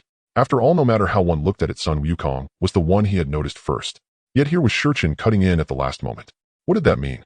Did he look down on the Chaos Demon? I naturally have many lower-tier demons, but they are all a bunch of ants and do not catch my eye. But what about him? In your eyes, isn't he just an ant? So why do you have your eyes on him? The Chaos Demon pointed at Sun Wukong and questioned loudly. Among the peripheral demons, none had achieved the state of primordial unity upon their emergence. They were all half-steps of primordial unity. In other words, they were all equally matched, so why did Shurchen particularly take a liking to Sun Wukong? Chaos Demon Ape, do not tell me you can't see the power of years emanating from him. That which you cannot grasp, leave it to me. Alright, so you play like this, huh? Fine, I concede it to you him from leaving. The Chaos Demon Ape was both angry and amused. Could he really not see the power of years on Sun Wukong? He even knew that Sun Wukong was not the original Rage Demon God, yet, because of this you tell me I can't grasp it. Just because you have a bigger fist, your words are justified. I can't provoke you, but can I not avoid you? The Chaos Demon Ape's actions left Shurchen momentarily stunned. At first, when he heard the first half of the Chaos Demon Ape's words, he thought this guy was gearing up for a confrontation, but just as he was ready to act, you showed him this. When did the Chaos Demon Ape become so cowardly? Wasn't it said that this guy would rush at anyone? When Pangu first saw him, he said this guy was ignited with passion like a demon god of emotions charging at him, as if on adrenaline ready to battle Pangu. And now he turns and runs away when faced with Shurchen, even leaving behind words that made Shurchen unsure if they were truly meant to be harsh. Who are you? After the sudden departure of the Chaos Demon Ape, Sun Wukong turned his gaze towards Shurchen. The brief time Shurchen appeared before the Chaos Demon Ape left was too short for the bewildered Sun Wukong to react. My name is Shurchen, the master of the Tao of Time. I don't know you. As soon as Shurchen finished speaking, Sun Wukong honestly replied. He was not a native being of the Chaos world and didn't even possess the memories he should have had. It was normal for him not to recognize Shurchen. Come with me. If you stay here, it will surely bring you trouble. Shurchen glanced in a certain direction and addressed Sun. Without giving Sun Wukong time to respond, he waved his hand and took him away, leaving behind a profound silence, with only countless giant eggs standing below. Shurchen, is this your piece? No, this is not yours. Although it bears the traces of time, I can confirm it is not your piece. Then who could it be, oh? After Shurchen and Sun Wukong left, a figure appeared there watching the place where Shurchen had vanished, murmuring to himself for a long time before leaving. Crack. As time passed, a series of cracking sounds erupted from the giant eggs, and then one demon god after another emerged from the eggs. They first looked at themselves, then exchanged glances without speaking, simply nodding to each other before turning and flying deep into the chaos. They emerged from the same place, but it was clear that they could not remain there forever. Now they needed to seek out a suitable place to establish their Taoist temple, and how the temple came to be was naturally a matter embedded in the memories passed down from the Tao. Speaking of which, this Tao quietly passed this on to the numerous side-path demon gods. Is he the very... When Shichun brought Sun Wukong to his Taoist temple, Pangu curiously looked at Sun Wukong and inquired of Shichun. Shichun softly replied, and disregarding Sun Wukong sat cross-legged opposite Pangu. Their game had not yet concluded. Speaking of which, why does he look so much like the Chaos Demon Ape? When mentioning the Chaos Demon Ape, Pangu gritted his teeth in frustration. This guy really annoyed him. As soon as he returned to the Taoist temple, it was as if this guy caught the scent of blood like a ravenous wolf and pounced on him. He was incredibly persistent, and most importantly, Pangu couldn't defeat him. Every time he was beaten up by Pangu, he would go back and return shortly after. Fed up, Pangu directly came to see Shichun, finally gaining a moment of peace. Of course, the battles between the Chaos Demon Ape and Pangu were not without victories. At least once during a fight, Pangu had been careless and was struck on the head by the opponent's stick. Even now, thinking back, it still ached. His side path Tao, how could it not resemble mine? True, but it is rather excessively similar. Aside from not being as robust as the Chaos Demon Ape, they are almost entirely identical, and the color of their fur is different. While Pangu commented on Sun Wukong's appearance as he played chess, it felt less like a critique and more like a complaint. You should ask the Tao about these things. This is something the Tao does. How would I know? Forget it, ask them. Thinking of inquiring the Tao, Pangu shook his head. After all, the Tao wouldn't care about him. If they had to respond to such trivial matters, they would surely be overwhelmed. Speaking of which, his memories seem not to have awakened. Forget it, although I am somewhat annoyed by the Chaos Demon Ape, I will still lend you a hand. As he spoke, Pangu directly took out his creation jade plate, and a surge of creation power radiated from it, enveloping the dazed Sun Wukong, and under that light of creation, Sun Wukong began to awaken his own memories. In truth, this memory was not something else, but the instinctual memories granted to them by the Tao as demon gods, some matters of the Chaos world, and their own Tao and laws. The reason Sun Wukong had not possessed them before was that his soul came from a certain future time, and he had not acknowledged himself as a being of the Chaos world, thus preventing the awakening of the memories granted by the Tao. The Chaos world could harbor variables, but one must acknowledge themselves as beings of the Chaos world, otherwise they were outsiders. As an outsider, one could naturally not enjoy everything within the Chaos world. It is worth mentioning that when Shichun directly became Chaos, he had to acknowledge himself as a being of the Chaos world even before it was fully formed, let alone the now perfected Chaos world. However, with Pangu's assistant, Sun Wukong had directly skipped a step, half a foot, in becoming a true being of the Chaos world. I am Sun Wukong, the Rage Demon God. Upon the complete awakening of his memories, Sun Wukong instinctively declared this statement. Boom. After a faint sound echoed in the chaotic void outside Shichun's Taoist temple, silence ensued, but Shichun knew this was the Tao acknowledging Sun Wukong's identity as the Rage Demon God. Thank you, Master Pangu. Thank you, Master Shichun. The moment Sun Wukong awakened the memories of his former identity as a Sidor demon god, he understood the world he was in and simultaneously recognized that the two figures before him were the most powerful beings in the Chaos world, the Time Controller Shichun and the Power Controller Pangu. The reason Sun Wukong referred to Shichun and Pangu as masters was that as Sidor demon gods, they naturally needed to show respect to the supreme beings of the higher Tao. The term master expressed their respect and also distinguished them from the Chaos demon gods. Where do you come from? What era of the world? I sense unwillingness and anger within you. Shichun spoke to Sun Wukong, who was undeniably Sun Wukong. Shichun had already glimpsed the future when he discovered him. The Sun Wukong before him was identical to the future Sun Wukong, even in character. However, what Shichun sensed from this Sun Wukong was not the unyielding spirit and hope for the future. Rather, his heart was filled with unwillingness and hatred. It could be said that the present Sun Wukong was consumed only by hatred and resentment. This was what intrigued him. The future was ever-changing, and perhaps even a small decision now could alter the course of time, giving rise to countless derivative worlds. Hence, Shichun was curious about which future world this Sun Wukong came from. I don't know. A look of confusion flashed in Sun Wukong's eyes. Although he had the memories of the Tao, he could not distinguish the world he initially came from. After all, as beings within that world, they were ruled by the heavenly court, and how could these weak beings know such things? Forget it, I'll see for myself. Looking at Sun Wukong's expression, Shichun realized he wouldn't get a clear answer. Although he initially did not want to take this approach, it seemed there was no other choice now. With a wave of his hand, a flash of silver light appeared, and then he quickly retracted his palm. This is the world of black myth. Shurchin felt somewhat uncertain because this world felt quite strange to him, reminiscent of a promotional video for a game he had seen before. Everything Sun Wukong experienced was eerily similar to that video. But isn't that something illusory? How could it become a real world? Do you know which world he comes from? Looking at Shichin's puzzled and somewhat uncertain expression, Pangu curiously asked him, "I'm not quite sure, but if there are no other worlds, then he should be from that world." "Oh, what kind of world is that?" A world ruled by deities where beings are regarded as mere ants." "Oh, what are deities? Are they like us?" Pangu asked, curiously, automatically ignoring the part about beings being treated like ants. After all, as chaos demon gods, they had no concept of beings. Thus he was more curious about what deities were. Could they be more formidable than them, the chaos demon gods? Boom. The moment Shurchin began to speak, the Dao reacted and issued a warning. Its meaning was very clear. Shurchin was not allowed to speak. After receiving the warning from the Dao, Shurchin helplessly shrugged, indicating that it was not his choice to remain silent. It was the Dao that forbade him to speak. So if anyone had grievances, they should take it up with the Dao. The reason the Dao did not want Shurchin to speak was quite simple. Although the world of black myth was an independent realm, it was also a continuation of the Honghuang world, or the Chaos World.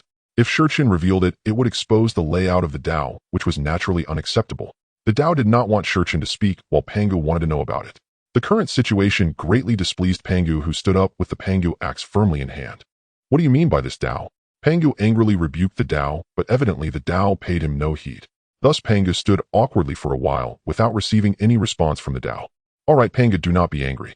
In the future you will know these things. Oh, why should you be at odds with the Dao?" Shurchin advised Pangu, realizing that if he did not intervene with Pangu's temper, he had reason to believe that Pangu would end up fighting the Dao over this matter. However, given Pangu's current strength, he would struggle to contend with the Dao, so it was better to let it go. This time I will let it slide for the sake of Shurchin. If there's a next time, I will definitely bring my Pangu axe and confront your Dao at its source to see what you're really like. Having received a way out, Pangu naturally took it. He knew very well that fighting with the Dao would only lead to his own detriment, but empty threats weren't costly, so Pangu spoke freely, without fear of provoking the Dao. Shurchin looked at Pangu with some exasperation before glancing back at the motionless chaos void. He couldn't help but sigh internally, realizing that he was indeed the favored son of the Dao. His words carried weight. Even after defecating on the Dao's head, there was no reaction from the Dao. If someone like Shurchin were to say such things, the Dao would probably punish them in the next second. Indeed, there was no comparison between adopted sons and biological ones, and Shurchin felt a pang of envy. "Shurchin, how about we discuss something?" Suddenly Pangu, now seated, turned to Shurchin with an expression that suggested he had something to discuss.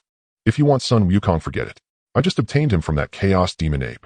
Shurchin shot a glance at Pangu, then at Sun Wukong standing nearby. How could he not know what Pangu was scheming? But there was no chance, not even a window. "You shouldn't think about it. You can't teach him, so you might as well give up. If we are to teach, the most suitable one would actually be the chaos demon ape. To begin with, the path of battle for the chaos demon ape is the higher path of the angry way of Sun Wukong, and since both use sticks, it can be said that the best teacher for Sun Wukong is the chaos demon ape." However, even so, Shurchin still brought Sun Wukong back. There is a secret about Sun Wukong that comes not only from the black myth, but also from another world, and even Sun Wukong himself is unaware of it. This is something Shurchin does not want other chaos demons to know about. If Sun Wukong were to follow Pangu and become his disciple, then after a long period of interaction, Pangu's wisdom and strength would inevitably uncover that secret about Sun Wukong, which is why Shurchin would not agree to this matter. "Alright, since that's the case, if he has any questions in the future, you must not obstruct him from asking me." Seeing Shichin's firm attitude, Pangu had no choice but to refrain from saying anything further and could only agree with some regret, though he had not given up on the idea of teaching Sun Wukong. "I can agree to this. As long as it is not for a long period of time, Pangu probably won't discover it, so I am not very worried about this matter as long as it is not for a prolonged duration. I can only help you this far. If other chaos demons discover the secret about him, you must not blame me." Shurchin silently thought to himself, as for who that was meant for. Naturally, the one who understands would understand. After all, Sun Wukong is a creation of that person. "Alright, Sun Wukong, you will reside in my domain from now on. If you have any questions in the future, you can ask me at any time, and Pangu will also frequently be in my domain, so you can ask him then," Shurchin said to Sun Wukong, who was standing beside him. Since he decided to let him stay here, he naturally had to make proper arrangements. After all, his place is vast, with just him and Pangu as the two chaos demons in this immense universe. Accommodating one more Sun Wukong is quite simple. As for where the Order Demon and the World Tree went, don't ask. Just know that they are sleeping in some corner of the Chaos World. After all, she only promised to help Shurchin, but did not submit to him. It's just that she was afraid of being beaten by Shurchen. Being unable to fight back is indeed tragic. Thank you, great Lord Shurchen. Thank you, great Lord Pangu. Sun Wukong said somewhat emotionally. This was the first time he felt what warmth was. It should be known that Shurchen and the others were high and mighty while he was merely a foreign being who inexplicably came to this world. Even after arriving here, he was just a minor chaos demon, and the gap in status between him and Shurchen was immense. Yet they did not look down on him. On the contrary, they treated him well. Whether Shurchen and the others were sincere or merely pretending, he had experienced too many hardships to be unable to discern. Thus he was genuinely moved at this moment, and his words of gratitude came from the heart.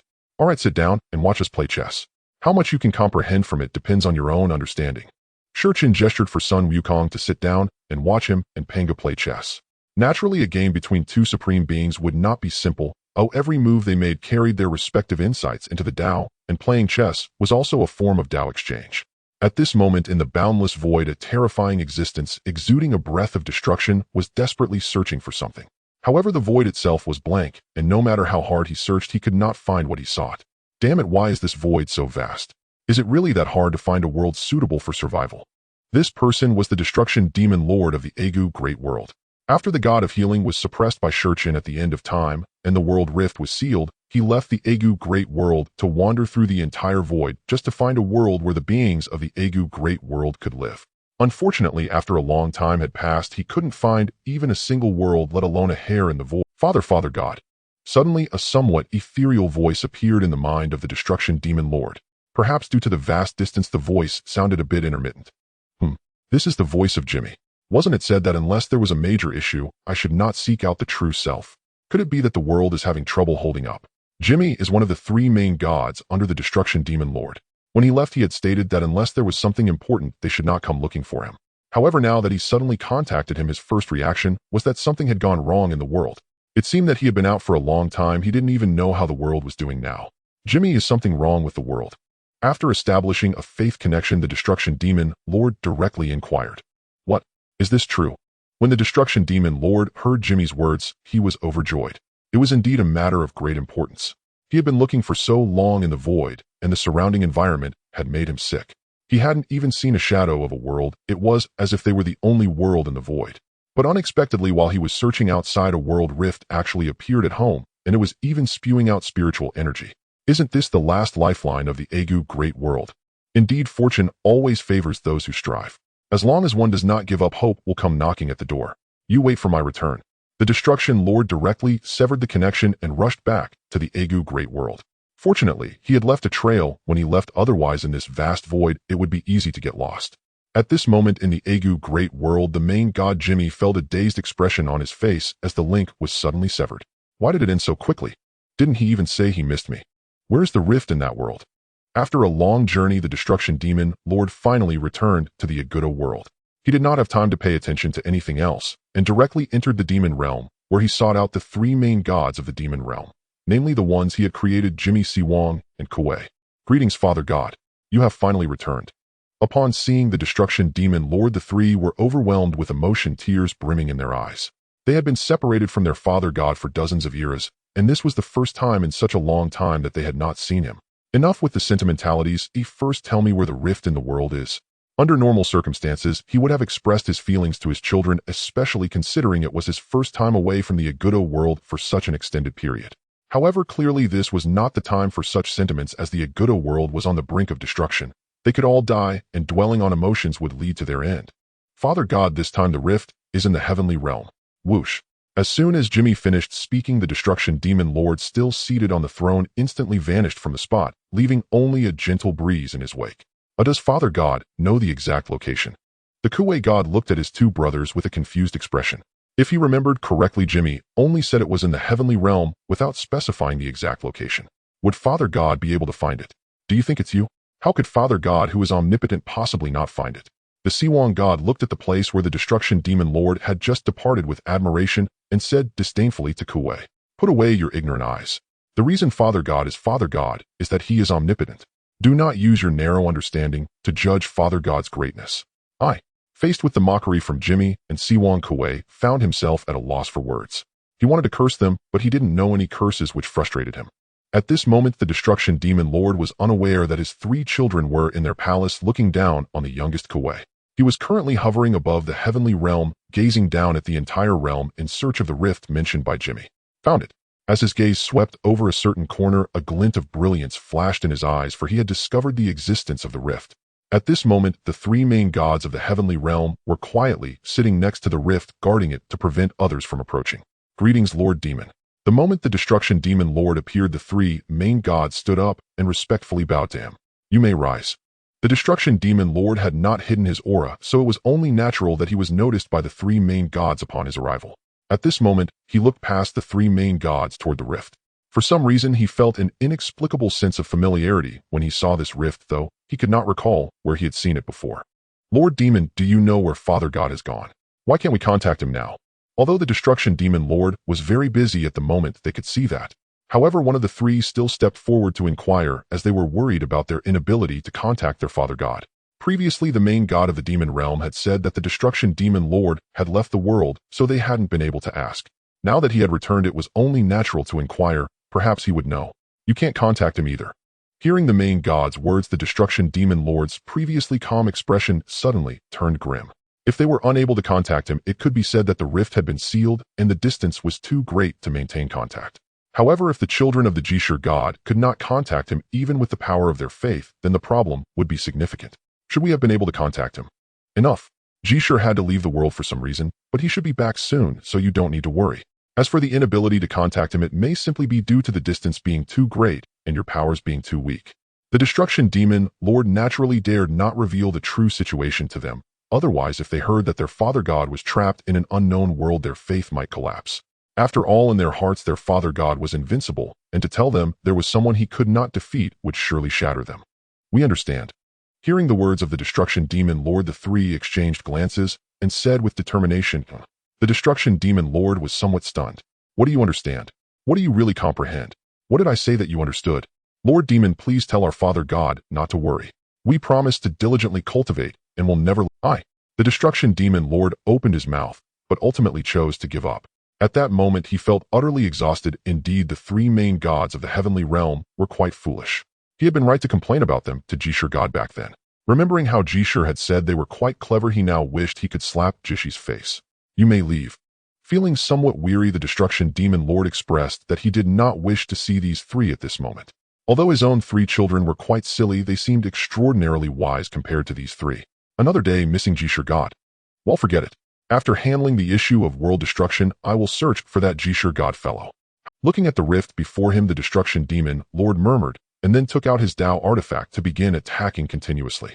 This rift was very small, just like the previous one. While he had no issues passing through, it would clearly be impossible for other beings. Therefore, he needed to expand this rift continuously until other beings could also use it to pass through. Clang, clang, clang. A series of sounds like iron pounding echoed throughout the heavenly realm. It's strange that another world crack has appeared. At this moment in the chaotic world, Shurchin stood in a chaotic space, staring at the world crack, which was as small as a hair's breadth. He was somewhat dumbfounded, recalling that not long ago he had sealed one and now another one has emerged. What does this mean? Dao, are you doing this on purpose? Shurchin looked up at the sky. Although he couldn't see the form of the Dao, he felt that this was deliberately orchestrated by it. After all, if a world crack appeared for the first time, one could say it was caused by the collision between two worlds, leading to spatial instability. However, having two cracks appear in the same location is rather absurd. Unfortunately, the Dao did not respond to him. Otherwise, Shurchin would have genuinely wanted to ask the Dao a few questions. What should I do now? Should the Dao seal it again? Shurchin shouted towards the sky, but this time the Dao did not appear as it had before. Clearly, the Dao was not planning to seal this gap. Indeed, it's your doing. But is the world on the other side a bit too unfortunate? Being targeted by you is really unlucky. I just wonder which world it is. One must know that although the chaotic world has consumed a vast amount of its source due to constant expansion, the expansion has also led to an increasingly stable spatial structure. Nowadays, even chaos demon gods at the Emperor's realm cannot obliterate the chaos of space. Furthermore, the difficulty of opening a world crack is much greater than that of obliterating space. Clearly, there are no chaos demon gods in the chaotic world capable of doing this. Perhaps there are powerful beings in the world on the other side who can, but the Dao's decision not to intervene indicates that it knows there are no overly powerful existences on the other side, at least none that surpass the strength of the chaotic world. This means that if the chaos world has no chaos demon god capable of doing this, and the world on the other side also lacks powerful beings, then only that one individual can achieve it. Alright, let me lend you a hand. The world crack here is quite weak, and the sounds of thudding coming from the other side clearly indicate that a powerful being is attempting to expand this crack. Thus, Shurchin decided to kindly help the other party by expanding this crack sooner, as he also wanted to see which unfortunate world was being targeted by the Dao. Shurchin, what are you doing here? Suddenly a voice came from behind, which surprised Shurchin. He knew that this was the outer region of the chaotic world far from the chaotic depths, yet he still encountered other chaos demon gods here. Don't these fellows have anything else to do? What brings you here? Oh, it's the destruction demon god. What are you doing here? Shurchin curiously inquired. It had been a long time since he last saw the destruction demon god, and he had no idea what this fellow was up to.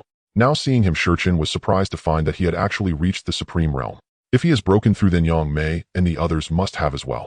But why have they been so quiet? I just came here to test my divine powers. By the way, how did you end up here? It turns out that both Shurchin and Destruction are here. It seems I have indeed arrived at the right moment. Shurchin hadn't even had the chance to respond to the destruction demon god when another voice came through, and suddenly the creation demon god appeared, here looking just as surprised to see Shurchin and Destruction as they were to see him. Creation, are you not in your own domain? Are you also here to test your divine powers? Test divine powers. What divine powers? I have just been traveling through the chaos searching for materials to refine Dao artifacts, and I happened to sense your auras here, so I came over to check it out. Creation demon god looked utterly confused. What are you all talking about? I was just passing by, and since you were here without concealing your auras, I felt curious and came to take a look. Then what about Yang Mei? Are you also traveling through the chaos and just passing by? Shurchin turned to a void in the chaos with a head full of black lines. Although Yang Mei was hiding, well, she could not conceal herself from Shurchin, as the heart of space was still with him. As soon as Yang Mei approached, the heart would race to 1,000 beats per second. If he didn't know Yang Mei was here, he wouldn't be in the chaos anymore. I came here for my heart of space. Shurchin, 100 chaotic epochs have passed. Shouldn't you return my heart of... Yang Mei's figure slowly emerged from the void, appearing as an elderly man with white hair, looking kind and benevolent. This was actually the first time Yang Mei showcased this form in front of a chaos demon god, as he had always appeared in the form of a willow tree before. Huh, why are you all here? It seems my fate perception is indeed accurate. Shurchin didn't even want to respond to Yang Mei, as he had sensed a certain power from afar. Indeed, the fate demon god had also arrived here. Not long after the causality demon god arrived, followed by the order demon god. It could be said that only Pangu was absent from the scene. I was just wondering where you Shurchin had gone today. It turns out you were holding a gathering here. Why didn't you invite me? As they say, speak of the devil, and he shall appear. It seems that the only one who could appear here so promptly is Pangu, as he had just been thinking about him when a loud, boisterous laugh echoed through the area. Shurchin couldn't help but facepalm, his face filled with black lines. He truly hadn't expected that a simple visit to the outskirts to deal with a world crack would attract all 10 of the chaos demon gods in no time. No, it should be 11, because the order demon god was not alone. Within her body was also a world tree ranked 11th, so he must not forget her. Shurchin, you can return my heart of space now. He'll return it as soon as I'm done. Time spoke somewhat awkwardly, especially since it was requested in front of a group of chaos demons. Then why don't you just return it to me? Yang Mei said with a hint of melancholy. He knew he wouldn't be getting it back anytime soon, but he still asked. After all, he aimed to annoy Time. If Time wouldn't let him have it easy, then he wouldn't let Time off the hook either. However, it was evident that he had forgotten one thing. Would Time care about such matters after directly stealing something? Isn't it still unused? By the way, Pangu, what brings you here as well? Time turned to Pangu after speaking to Yang Mei, and with that all the chaos demons shifted their gaze towards Pangu. After all, their reasons for being here were all quite peculiar, and they were curious to hear Pangu's explanation as well. Me? Don't even mention it. That chaos demon monkey found out I returned and rushed to my domain for a duel. I avoided that guy and went to your domain to play chess, but Sun Wukong said you weren't there. I was curious about what you were up to, so I came to check it out. Speaking of which, why did you choose this place for your gathering? There's nothing around here. Wait, is that a world rift? Pangu noticed the world rift, as well, having encountered it once before with Time. Thus he could recognize it again now. As Pangu spoke, all the chaos demons turned their attention towards the world rift. Unlike Pangu, they had never seen a world rift before, so they looked at it curiously, not understanding what Pangu meant. At this point, Time had no choice but to explain the situation to them. After all, Pangu knew slightly more than they did, and if Pangu were to explain, it would probably take him half a day without making things clear. So this is a passage to other worlds. Is that world beautiful? Is it more beautiful than our chaos world? After hearing Time's explanation, the order demon looked at Time curiously and asked, You asked me, who should I ask? Time replied irritably. He had no idea what the world on the other side was like, so how could he know? Every realm has its own charm. Maybe the world on the other side is beautiful, or perhaps it is as ugly as an abyss compared to the chaos world. Since he had never seen it, he naturally couldn't be sure. It seems you don't know everything after all. At that moment, Time's fists clenched tightly. He really wanted to punch the Order Demon right in the head and see what was inside. Did they really think they could provoke him just because they had achieved supremacy? What audacity! So what do you plan to do? Pangu looked at Time with curiosity. After all, they had sealed the world rift last time, and Time had borrowed his Pangu axe to strike down a supreme being. However, this time it seemed that Time hadn't chosen to take action like before, otherwise he would have come over already instead of holding back. Since they want to come over, then I'm prepared to give them a hand. If you're thinking about that world, just say it, or we won't mock you. Order Demon God. Time's forehead bulged with veins, and even the silver lotus mark on his forehead began emanating dark energy. Time was furious to the point of almost going berserk. That's how it is. The Order Demon took 2 steps back upon seeing Time's current state, unable to help but mutter under their breath. But they should know that there were a bunch of supreme chaos demons around. Even if the Order Demon whispered, they could still hear it. Indeed, upon hearing the Order Demon's words, all the chaos demons stifled their laughter. Even Yang Mei, who had forgotten the sadness of losing the heart of space, couldn't help but laugh. Although they wanted to laugh, the sight of Time's increasingly dark face made them hold it back desperately, which was quite absurd. Bang! Who? Time let out a long breath. Indeed, beating someone up when angry was the best way to relieve the inner fury. So tragic. The Fate Demon turned to glance at the Order Demon, who had been sent flying far away, filled with pity. Why did they have to tease Time of all people? They really seemed to be asking for trouble. The other Chaos Demons also felt sorry for the Order Demon, especially since they had been sent flying by Time right in front of them. This was quite an embarrassing moment. They wondered if the Order Demon could save face afterward. Haha, Time, you're still as violent as ever. What can I say? There's always that one guy asking for a beating. Time glanced at the Causality Demon after speaking, and the depth in his eyes made the Causality Demon shiver, quickly hiding their thoughts. After all, if Time found out that they were the next in line to be beaten, they would be in trouble. Just thinking about the last time when Time and Yang Mei teamed up against them was enough to make them want to hide. They almost couldn't lift their head among the top 10 Chaos Demons. As for how it became known that they were beaten up, that had to do with our Fate Demon. During a philosophical discussion with the Creation Chaos Demon, they accidentally let it slip, and thus all the top 10 Chaos Demons learned of the incident. Since we all want to take a look at that world, let me handle it. With my power, I should be able to open this rift faster. Pangu volunteered, stating that when it comes to offensive capability, his power is second to none. If he were to open it, it would be quick, whereas if Time and the others were to do it, they would likely be waiting for a long time. Then I leave it to you, Pangu. Time gladly agreed, as it was great not having to do it himself. Then a silver imperial throne rose from beneath his feet, and Time sat upon it. The other Chaos Demons followed suit, and in an instant 8 thrones rose to support their masters. As for why there were 8, the Order Demon had just stabilized herself and was coming over. Time's throne was silver, Yang Mice was white, and the Fate Demons was similar to Yang Mice, but a milky white. Each of their thrones corresponded to their own Dao, while the Destruction Demon had a black one, the Reincarnation Demon had a dark one, and the Chaos one's was a grayish hue, nearly indistinguishable from the Chaos world. Finally, the Order Demon returned as well, but seemingly out of fear that Time would strike her again, she ran directly to the edge, her base gray, but with a hint of silver gray, differing slightly from the Chaos. Hey Chaos, aren't you curious about what the world on the other side is like? After settling down, they casually leaned against the Imperial throne, calmly watching Pangu, who was about to make a move. Suddenly, the Order God turned to Chaos and inquired, "No kidding, if I weren't curious, would I be here? Do I look idle to you?" Upon hearing the Order God's words, Chaos couldn't help but roll his eyes at the other party. Did he look like he had a lot of free time? Well, although that was the case, he wasn't so bored as to come here for a stroll. Even now, he himself was unclear about why he came here. He just arrived inexplicably, then saw Time and the others, and ultimately found himself sitting here listening to the Order God ask him such a silly question. That's true. I wonder what the other world is really like. Is it more beautiful than Chaos? Speaking of which, I'm tired of this dull gray Chaos world. The Order God nodded in agreement with Chaos' words. As for the latter part of the statement, she chose to filter it out automatically. Was it because she was inherently foolish, or had she become dull from spending too much time with that little girl from the World Tree? It said that foolishness can be contagious. Order, shut up. If you say another word, I will send you back to the center of chaos. Time couldn't bear to watch any longer. After all, the Order God was in a sense half on his side. It's embarrassing not just for her, but for him too. If he had known he shouldn't have taken her in, he should have looked for chaos, or even reincarnation. Whether you say it or not, one day when I can defeat you, I will press you into chaos and rub you in it. The Order God mumbled, then cautiously glanced at Time. She saw the fire in his eyes and the expressions of the other Chaos Gods, who seemed to want to laugh, but dared not. Even Yang Mei, that guy with a long face, was slightly trembling, clearly struggling to hold back laughter. Huff! Time let out a long breath. He felt the anger in his heart was about to boil over. As long as the Order God dared to say another word, he would ensure she knew what true flight was. Fortunately, although the Order God was somewhat foolish, she wasn't completely dim. After seeing Time's expression, she wisely chose to remain silent. Time, how did you provoke the Order God? She seems very upset with you. The Fate God, holding back laughter, turned to Time and asked. He sensed the scent of gossip.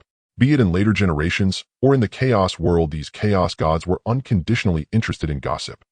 One could see that with the Fate God's words, although many Chaos Gods didn't speak, they all perked up their ears to listen.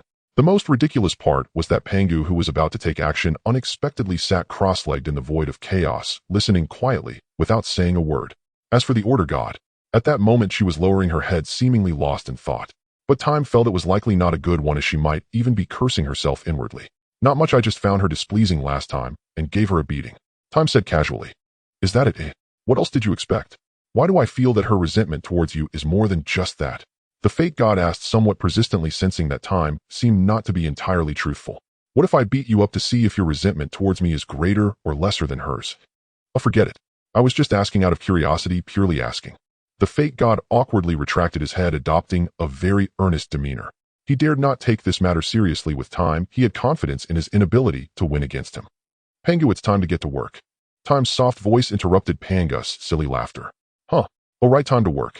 Pangu said, extending his hand to pick up the Pangu axe beside him and aimed at the fissure in front of him. However, he forgot one thing: the world fissure was behind him while he was facing Time and the others. Boom. Cough, cough. Pangu, are you out of your mind? If you have a problem with me, just say it. Sneak attacks are no... The Order God, who had been pondering with her head down, felt an attack heading towards her face. By the time she reacted, it was too late to block it. Fortunately, Pangu did not use much strength in this attack, so although it struck the Order God's face, it did not cause any harm, merely leaving her rather annoyed. After all, she was just sitting there watching a show, and suddenly being hit like that, who could take it? Sorry, no intention, no intention. Pangu awkwardly apologized to the Order God. He genuinely had no intention. After Time called out to him, he felt embarrassed and swung his axe without looking, only to hit the Order God perfectly.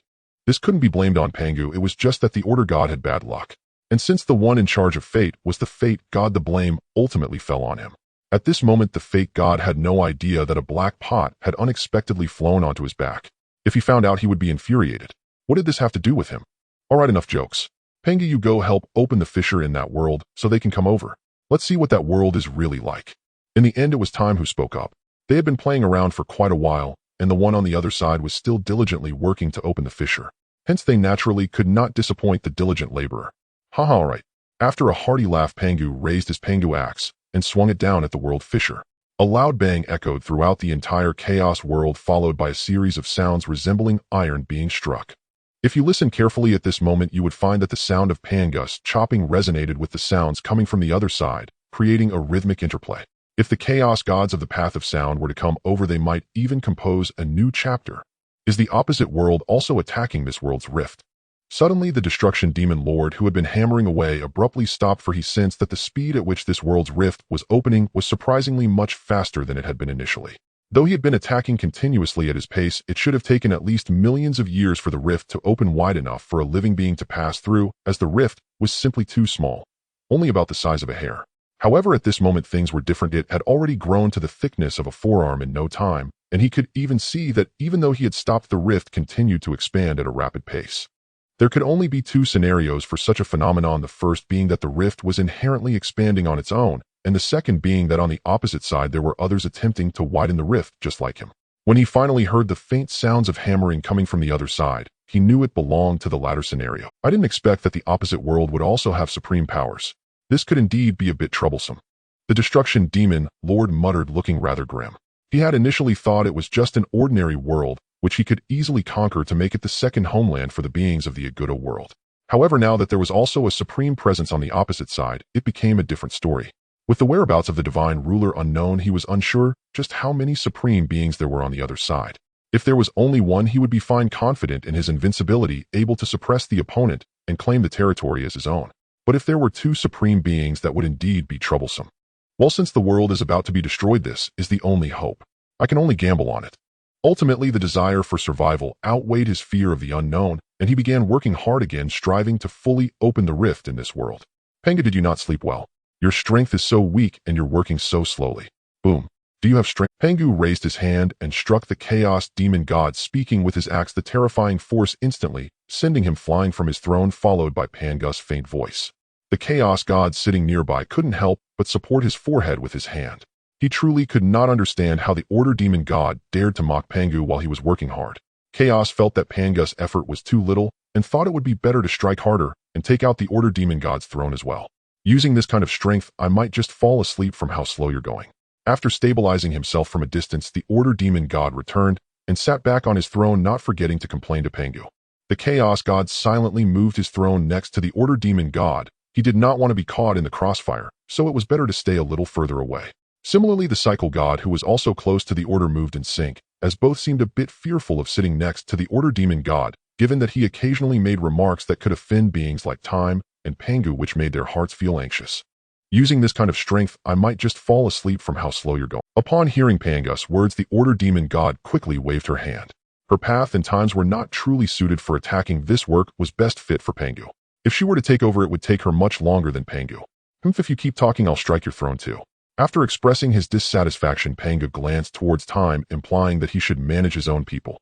Otherwise, he should not blame him for being unkind to the Order Demon God. Tom also felt a bit helpless. How could he have been foolish enough to choose the Order Demon God back then? Now he just wanted to ask if it was too late to regret it. The farce did not affect the relationship between Time and Pangu. It merely lightened the previously heavy atmosphere. After the Order Demon God's antics, Pangu frantically swung his heaven-cutting axe, treating the rift before him as if it were the Order Demon God. It's almost done. As a long time passed, even Time and the others began to feel a bit bored, until finally, as Pangu struck down with his last axe, the world rift was finally wide enough for a living being to pass through. The living being referred to here is akin to the lesser gods, not the chaos gods like Time and the others, as their height was simply incomparable. If a rift were truly open to their height, it would not merely be a rift, but a door. Yet even so, if it were of similar height to the lesser gods, it would still reach thousands of billions of zhang, and for the opposite world, it would allow all beings to pass through in batches. The opposite side has finally stopped. At this moment, the Destruction Demon Lord could not help but wiped the non-existent sweat from his forehead. In fact, he had wanted to stop long ago, but since the other side had not ceased, stopping on his part would have had no effect. Since that was the case, he might as well keep going with the other side. After nearly an era had passed, the other side finally halted. Looking at the enormous rift before him, even he felt somewhat incredulous, for it was simply too large. His initial thought had been to simply open a rift tall enough for one person to pass through to take a look at the situation on the other side. However, now, even if all beings came together to queue and enter, there would be no issue at all. Should I go in and take a look? If it were before, the Destruction Demon Lord would have just entered to take a look, but at this moment he hesitated simply because the rift had been opened too large by the opposite side, with a size that could only be matched by him manifesting his Dao body. Should I just not go? Where should I go? The Destruction Demon Lord was in a quandary, while Time and the others in the chaotic world were also in distress. Isn't the opposite side supposed to come over? Why have we opened the passage for them, and yet they haven't come? Pangu looked at Time, puzzled, while the other chaos gods looked at Time in the same way, as if he were supposed to know. You ask me. How would I know? I'm not a fortune teller. It's here. At a certain moment, not just the Time, even the chaotic demons quietly sat on their thrones, while Pangu raised his throne to sit beside the other chaotic demons, and they all turned their gazes towards the rift in the world. Boom. With a loud noise, a figure slowly walked out from the rift in the world. Moi. Where's this? The newly emerged Destroyer Demon Lord did not immediately notice the chaotic demons, including Shurchen, who sat in the void. Upon his emergence, he only saw a grayish expanse around him. The appearance of this world felt eerily familiar, as if he had seen this gray mist somewhere before. So where is this? Oh, it's you. Suddenly a voice rang in his ear, startling him. He inwardly cursed himself for not observing the enemy's situation first upon arriving in this strange world, but instead focusing on why this world felt familiar. If someone wanted to ambush him, he wouldn't even know how he died. Who are you? Wait. The Destroyer Demon Lord instinctively asked, but when he looked up at the source of the voice, he was instantly frozen. This was not just one supreme being, but 10, all gazing at him with eerie calm. Just the thought of it sent shivers down his spine. Greetings, fellow Taoists. At this moment, the Destroyer Demon Lord felt incredibly awkward. He had anticipated the presence of supreme beings in this world, even considering the possibility of two, since there were two in his Agudai world. Although he and the Joshur Divine Sovereign were two entities of one body, they had long since separated, thus counting as two. However, he truly did not expect that this world would have a total of 10 supreme beings. What kind of terrifying world is this? If he had known that the Agudai world had been destroyed, he would not have considered opening the rift to come here. This was clearly not just a matter of whether he could fight back. It meant he was about to be beaten up. If I remember correctly, you should be the one who first attacked the rift of the world, right? What was your world? Agudai, the Great World. Shurchin asked while recalling as he indeed did not remember the name of the other party's world. After all, when that rift was sealed, he had not anticipated a second rift would appear, and the other party was so insistent on opening a new rift. Speaking of which, didn't Joshur Divine Sovereign say their world was about to be destroyed? Why hasn't it perished after? You are the one from back then. Upon hearing Shichin's words, the Destroyer Demon Lord's pupils slightly contracted as he recalled the existence that had sealed that rift several epochs ago.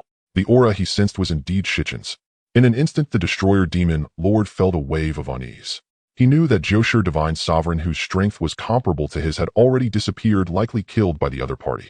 Although the other party had sealed the rift, which could be considered a mercy, he had now opened another rift and walked in like this. Indeed, he should not have come in back then. What a foolish curiosity. Now he felt like a lamb entering the So is it still too late to retreat now? I need to know quickly. By the way, you are quite bold. Joshur Divine Sovereign has been banished to the end of time by me, and I have also sealed the rift. I didn't expect you to dare to open a new rift. What's the matter? Planning to go accompany Joshur Divine Sovereign at the end of time? Shurchin said with a smile, as he was well aware that the rift was not opened by the other party. After all, even Pangu could not achieve such a feat, let alone the Destroyer Demon Lord, who only wielded the laws of destruction. He truly did not have the ability to open a rift between two worlds, especially since one of those worlds was the vast chaotic world where the world barriers alone were enough to crush him. This time it was indeed my fault, so is it still too late for me to retreat now? The Destroyer Demon Lord wore a bitter expression, looking at Shurchin and the other chaotic demons beside him, feeling completely paralyzed. Furthermore, since Shurchin mentioned that Joshur Divine Sovereign had been banished to the end of time despite not knowing if it was true, the rich aura of the law of time from the other party suggested it likely was not false. This meant Joshur Divine Sovereign had indeed been banished, which meant that he, with a strength comparable to Joshur Divine Sovereign, faced the same fate. What do you think? Hearing the words of the Destroyer Demon Lord, Shurchin asked with a smile, but the coldness in his words made the Destroyer Demon Lord involuntarily shiver. At this moment, he truly felt like crying. Why was he so unlucky? He just wanted to find a glimmer of hope for his world, but now two rifts had opened in the same world. If you had said you were so mighty, I wouldn't have come. I would have guaranteed not to disturb that rift at all. Regret. Isn't that obvious? But there's no remedy in this world. By the way, how is your world? Is it more beautiful than my chaotic world? At that moment, the Order Demon God spoke up, her voice filled with curiosity. She was genuinely very curious about the other party's world. Logically speaking, she should not be so, but she had witnessed the limitless worlds of the World Tree. Unfortunately, those worlds had not yet fully matured, so calling them worlds was more like calling them the initial chaos devoid of life, completely silent. Although there were blue skies and white clouds, they were still not as beautiful as the chaotic world due to the lack of life. At the very least, the chaotic world had the presence of chaotic demons like them. Our world is beautiful, but unfortunately it is about to be destroyed. When mentioning his world, a hint of sorrow flashed in the Destroyer Demon Lord's eyes. After all, it was the world that had nurtured him, yet now it was heading towards destruction due to the consumption of its origin, of fate that no being born in any world would wish to accept yet had to. About to be destroyed. Then there's nothing worth seeing. I thought I could go have a look. Ahem. Hearing the words of the Order Demon God, the Destruction Demon Lord felt somewhat embarrassed. After all, being spoken of in such a manner regarding his world made him want to respond vehemently. However, in this moment, he found himself unable to do so, as he was being closely scrutinized by multiple supreme beings. He wished to resist, but he knew that any movement would likely result in a group attack against him. So you have come to our chaos world to seize it, haven't you? You simply did not expect our strength to be so formidable, which is why you have yet to take action and have chosen to prepare to retreat instead. The Fate Demon God rested his head on the armrest of the throne, looking at the other party with a calm demeanor as he said, "No, my Egu world is on the brink of destruction. I have come here merely to seek a piece of land in your esteemed world for the countless beings of my Egu world to survive." Upon hearing the words of the Fate Demon God, the Destruction Demon Lord felt a strong urge to agree, but in the end he dared not to. What a joke. This was a matter of life and death. He did not wish to die so soon, as he had not yet lived enough. Then what can you offer? Do you think we should simply grant you a piece of our chaos world based on your word alone? I have nothing of value to offer. Haha, what a joke. You have nothing valuable, and you expect us chaos demon gods to engage in charity. You are merely a being from another world. To put it bluntly, you are an invader daring to wish for a piece of land from our chaos world while expecting nothing in return. Are you looking down on us chaos demon gods? Time spoke softly, considering whether to grant the destruction demon lord a little space to relocate the beings from the Egu world, as such a gesture would make the Chaos world livelier. But good heavens, this fellow actually expects to take advantage of them, and even more audaciously at the expense of this group of Chaos demon gods. What gall! It's not that I don't want to offer something in exchange, but it's just that I truly have nothing of value on me. Besides, you wouldn't want to see the countless beings of my Egu world perish in the destruction of our world, would you? Here we go again. Just like the previous Jishur god, the same formula and the same words. When he cannot win an argument or combat, he resorts to moral extortion, trying to bind time and the others with the plight of countless beings from his world. Yet he clearly did not know that the Jishur god had also said such words before, and what had happened. He had been sent to the end of time, eternally trapped, and as long as time did not intervene, he would never return. Ha ha ha ha. Are you trying to make me laugh to death? You actually used the beings of your world to threaten us Chaos demon gods. Do you believe I won't ignite your world and accelerate its destruction? Indeed, as soon as the words left the destruction demon lord's mouth, the destruction demon god burst into laughter, finding it to be the most amusing joke he had ever heard. To threaten them with the beings of his own world. Did he not realize that they, the Chaos demon gods, were born from the Tao? Even the destruction of countless worlds before them would not stir their hearts. Saying such a thing in their presence was sheer folly. The destruction demon god even contemplated helping them out, since they were all destined for destruction anyway. It would be better to leave it to him. This way he could refine his own path of destruction. Do you have no shred of compassion? So cold-blooded. Do you not fear the karma of countless beings? The immense causal weight is enough to drag you down from your seat of supremacy. What a joke. We Chaos demon gods are born from the Tao. Karma. What is that? As for causality, you might as well ask the causality demon god if he fears it, for he is the most familiar with it. Causality. It is merely a toy in my hands. You think you can threaten us with such a thing?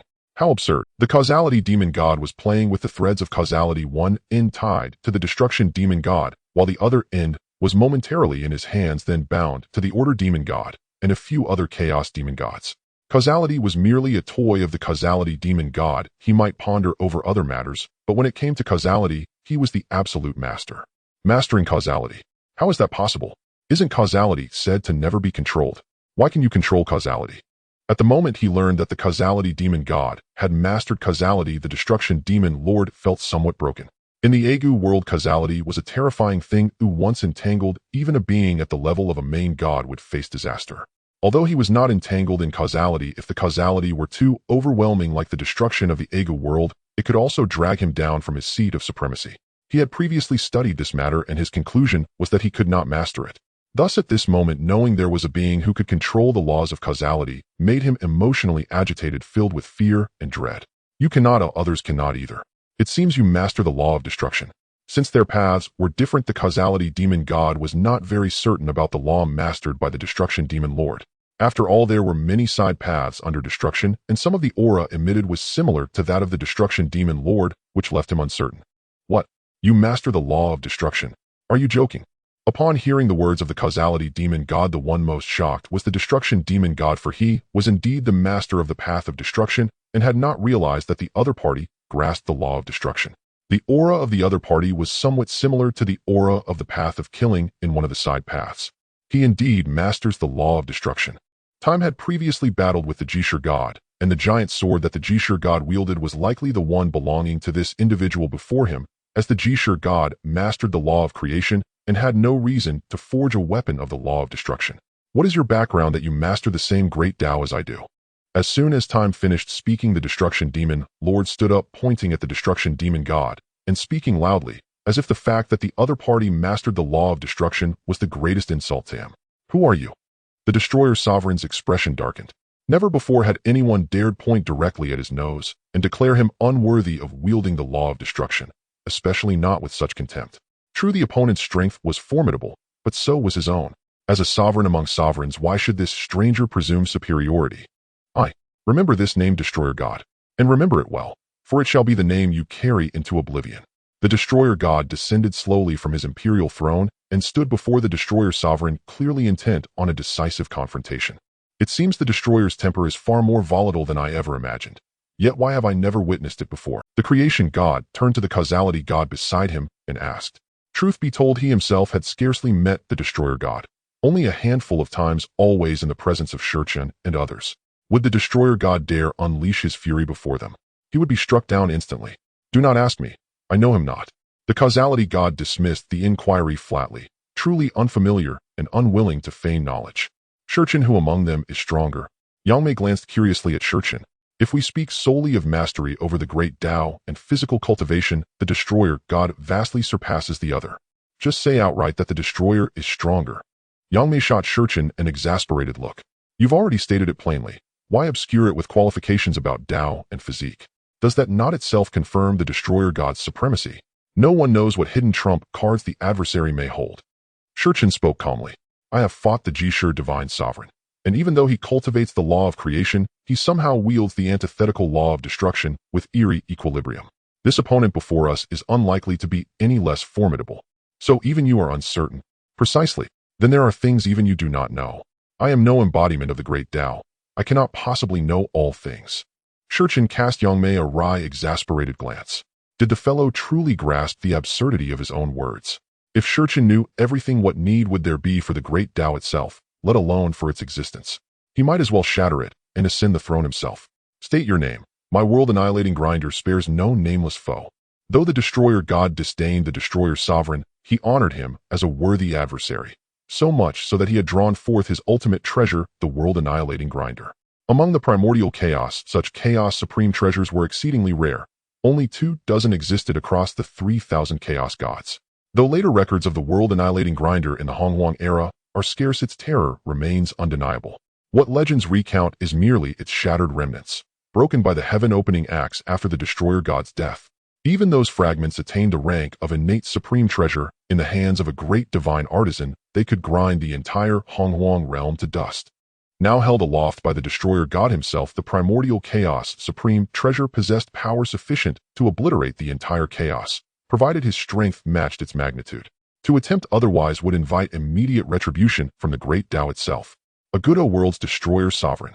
Facing the Destroyer God, the Destroyer Sovereign stood solemnly in the void of chaos, a colossal sword materializing in his grip, a blade nearly as wide as his own towering frame. At its emergence, even Shurchen and the others momentarily lost sight of him. So immense was it, eclipsing his very form. Destroyer Sovereign. A name unknown, insignificant, forgotten. You dared invade my chaos realm. So today you shall be buried here. With those words, the Destroyer God prepared to strike, summoning the very law of destruction throughout the chaos realm. Wait. A voice cut through the tension, sudden, unexpected, startling both the Destroyer God and the Destroyer Sovereign into momentary stillness. Shurchen, what do you think you're doing? The Destroyer God whirled around, irritation flaring in his voice. Hadn't they reached the precipice of battle? Their momentum, their battle fury, now shattered by a single word. This is the frontier wasteland of the Chaos Realm. Do you intend to reduce our borderlands to rubble with your sovereign-level clash? Shurchen spoke softly, his tone measured. He had no desire to intervene. After all, a sovereign war was a spectacle long absent from the Chaos Realm. The last such conflict, the one against the Jishur Divine Sovereign, had cast him as protagonist, not spectator. And while that battle lacked an audience witnessing, it would have been infinitely more exhilarating. A handful of melon seeds or roasted peanuts would have completed the scene. Unfortunately, neither existed within the Chaos Realm. Yet however delightful spectating might be, intervention was necessary. This was the frontier, not the heart of chaos. The deep chaos possessed extraordinary spatial stability. Even sovereign wars left its fabric unscathed. But the frontier was different. Chaos perpetually expanded outward, rendering its borderlands inherently unstable. A sovereign war here would fracture space within moments, and risk collapsing the very edge of reality. Should such devastation occur, the Great Dao itself would demand accountability. Intervention was unavoidable. Then what do we do? The Destroyer God voiced reluctant resignation. The Destroyer Sovereign, however, felt a surge of quiet relief, until another voice swiftly plunged his hope back into shadow. We 9 may jointly construct a coliseum of combat, binding it with our respective laws. Thus restrain their power shall harm neither the chaos frontier nor its fragile boundaries. Having settled in to watch only to be halted by Shurchen's interruption, the Order God would never consent. Such a spectacle once begun could not simply be paused. Her mind raced, and she devised a solution: weave their 9 great laws into a stabilizing lattice over the frontier, then forge a perfect arena within it, ensuring their battle would leave the chaos borderlands untouched. What do you all think? Time first cast a satisfied glance at the Order Demon God before turning to the other Chaos Demon Gods. He was very pleased with the suggestion put forward by the Order Demon God, as he too wanted to enjoy the spectacle. However, since this was the chaotic wilderness where the space was unstable, if the Supreme Battle General were to collapse this place, the Dao would undoubtedly seek trouble with them. Yet the proposal from the Order Demon God perfectly resolved this issue. As for whether the 9 of them could suppress the 2 Supremes, that was entirely not an issue. If they could not manage it, then Yang Mei and Pangu could simply take the lead and perish first, as they were the 3 strongest. This suggestion is excellent. I agree. Pangu was the type who loved to watch the excitement without shying away from trouble. He was initially a bit disappointed about missing the show, but the words of the Order Demon God reignited his interest. I have no objections. Sure. All the Chaos Demon Gods nodded in agreement. Everyone had the mindset of enjoying the spectacle. How could they possibly disagree? As for the Destruction Demon God and the Destruction Demon Sovereign, who cares about the 2 of you? Whether you agree or not, they wouldn't mind. As long as they could enjoy the show, they could absolutely handle a bit of pressure on the 2 of them. Of course, the Destruction Demon God wouldn't mind. After all, he wanted to grind down his opponent. Sharing the path of destruction, if he could obliterate and devour the other, it would surely elevate his strength. While it might not allow him to rival time or kick Pangu, he believed he could easily bully the one ranked just ahead of him, the Creation. The Destruction Demon God was ranked 7th, right behind the Creation Demon God, and ahead of the Chaos. As for the Destruction Demon Sovereign, sorry, no one would care about his opinion, and after all, who cares about an enemy? Yang Mei, you start first. Establishing a venue capable of hosting the battle of 2 supreme beings is no simple task. Moreover, it requires suppressing the opposing Dao to prevent their fighting powers from spilling out and destroying the chaotic world, increasing the difficulty.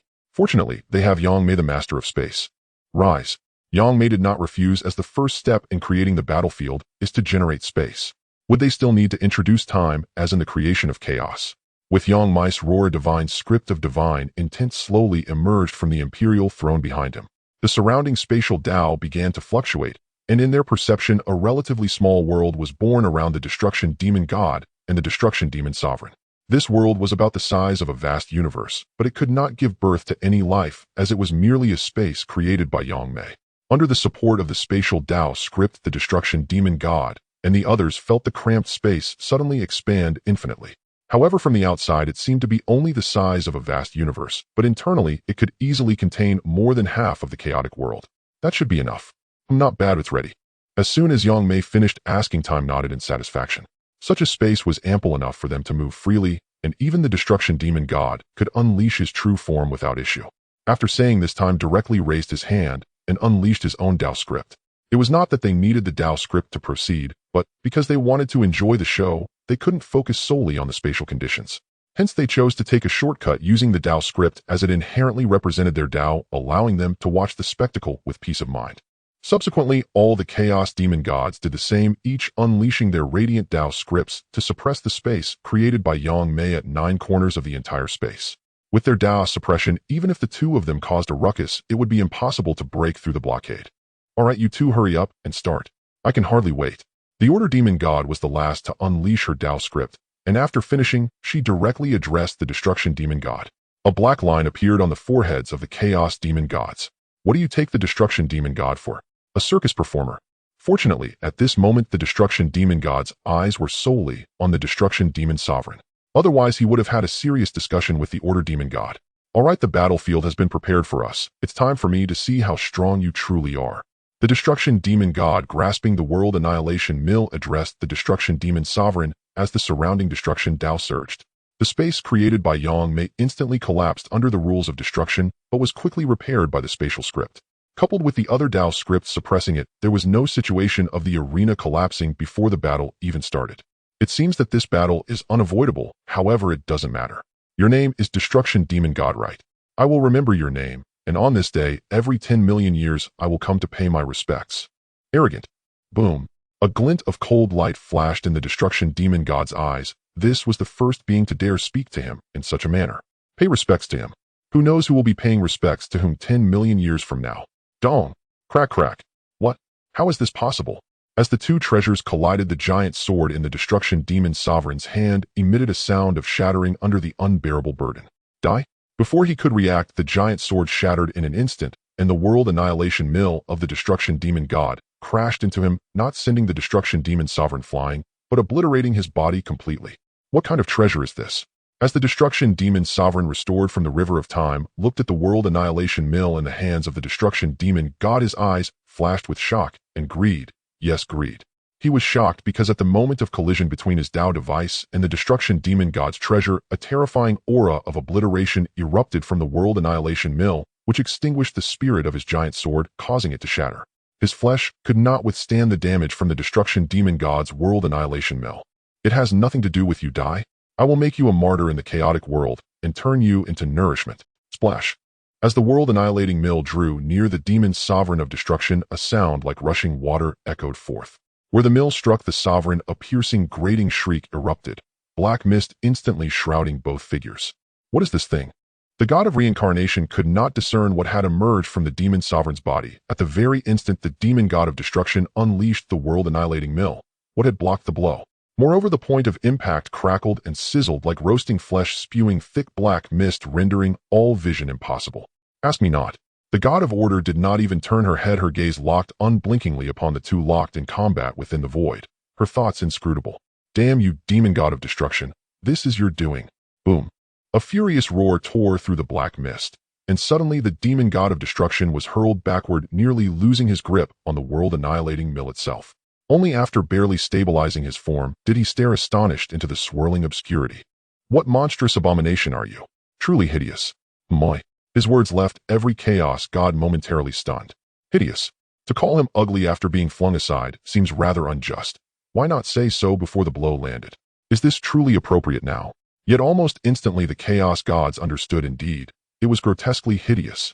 Shurchin's pupils contracted faintly at the sight, not from revulsion but from deep unease. This form stirred a vague, unsettling familiarity, as if he had heard of it long ago. The original demon sovereign of destruction had vanished.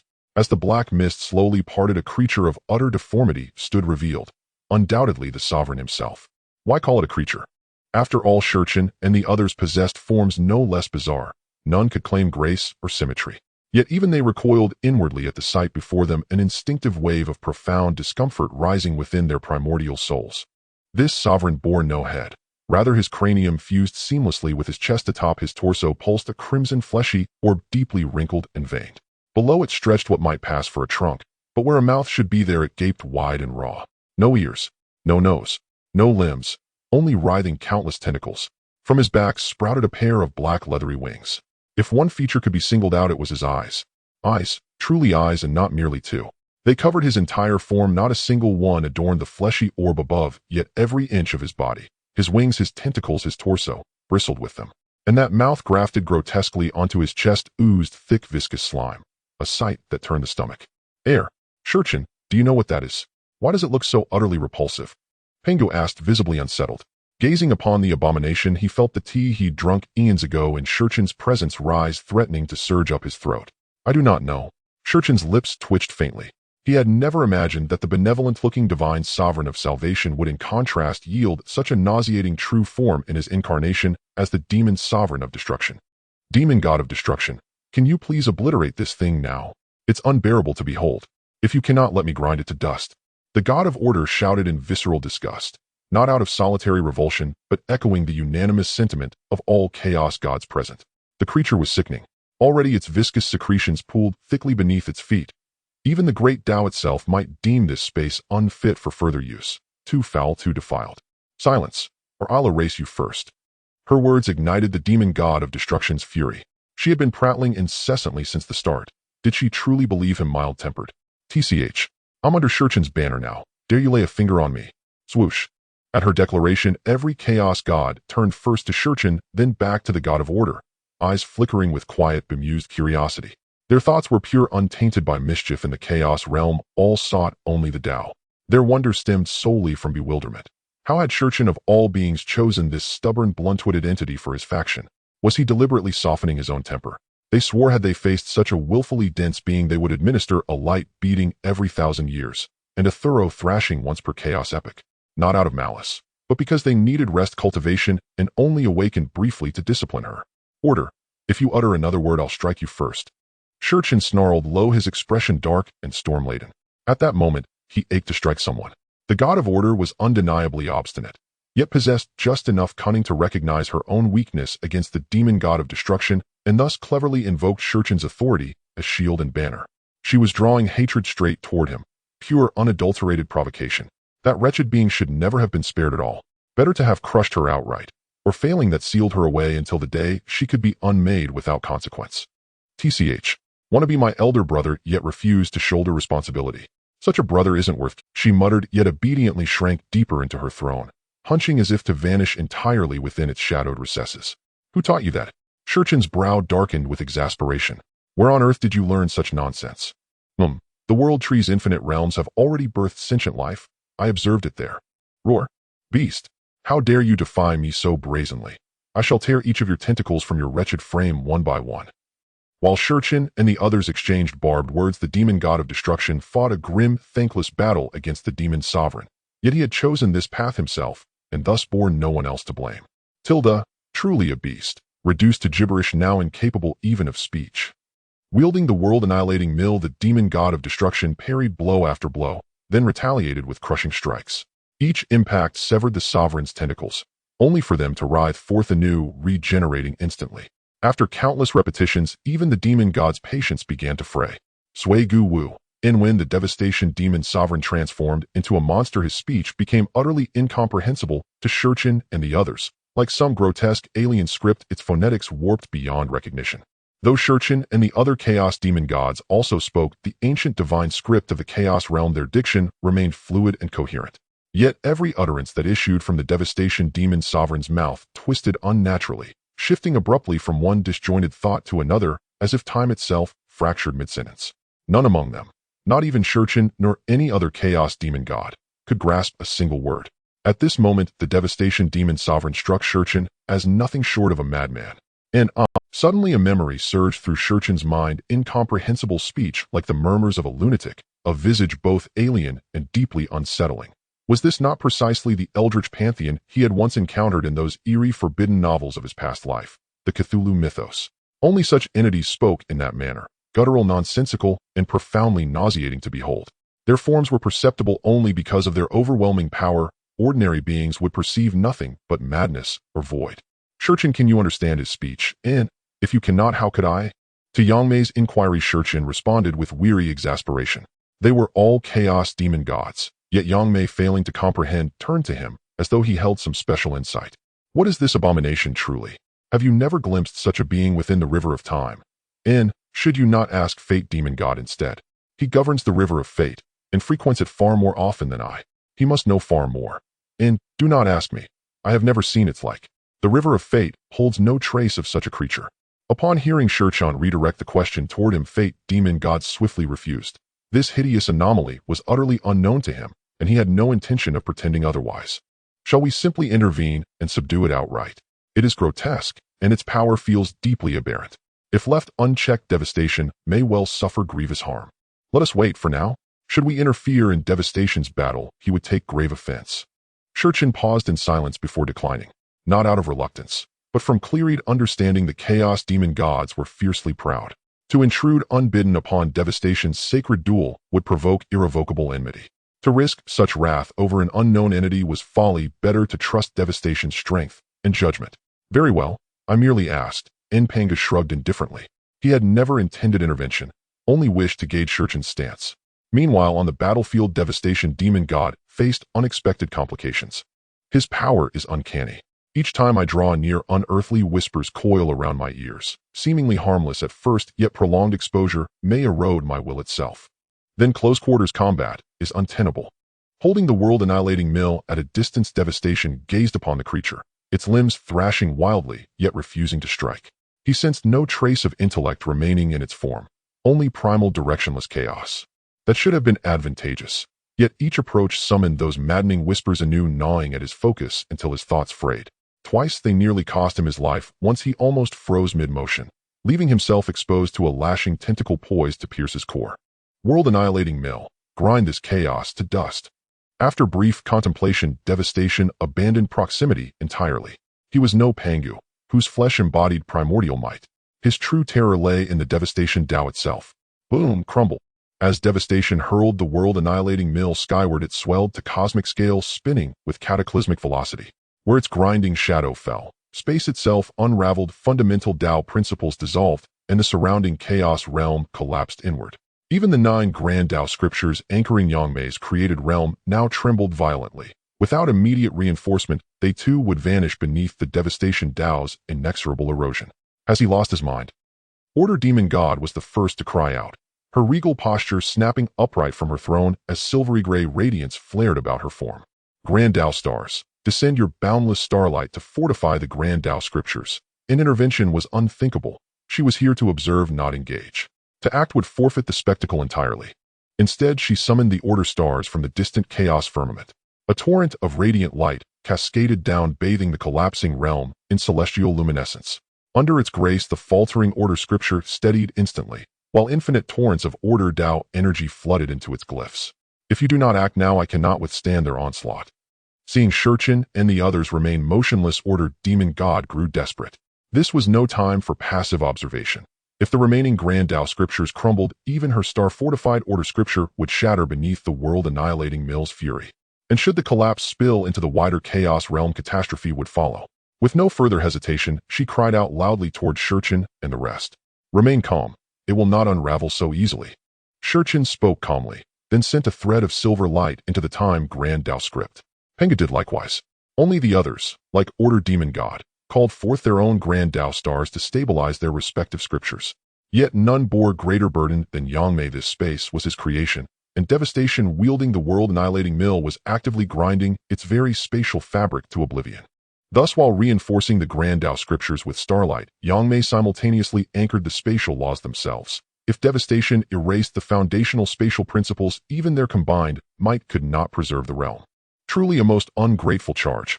Why ever did I entangle myself in this mess? Boom. As the world-destroying mill rolled forth, the demon of destruction whispered incessantly, his countless eyes reflecting terror as if fearing something. His tentacles surged towards the world-destroying mill. Boom. A terrifying collision occurred in space, but in an instant the demon of destruction's tentacles were all obliterated by the world-destroying mill. He seemed to be in great pain, as evidenced by the countless eyes that conveyed his agony. Nevertheless, his tentacles rapidly regrew, continuously reaching for the world-destroying mill, repeating this cycle until the mill crashed heavily onto him. Crack, crack. A series of cracking sounds echoed, and this time, without the shrouding fog, they could see the world-destroying mill heavily smashing down on the demon of destruction. In the last moment, he shielded himself with the wings on his back. Though seemingly small, the wings gave an overwhelmingly grand impression as they enveloped him. The world-destroying mill landed squarely on the black wings, and the cracking sounds emanated from the monster's wings. Boom. As the violent explosion sounded, a streak of black fell from the demon of destruction. His green blood gushed forth from the torn section of the demon of destruction's wings, and the surrounding space that was tainted emitted a corrosive sound. It seemed that the opponent's blood was also highly toxic, possessing a deadly potency that could corrode even space itself. Roar. This was the first time the demon of destruction, now transformed into a ghostly entity, emitted a roar understandable to them, and all the eyes on his body turned blood red.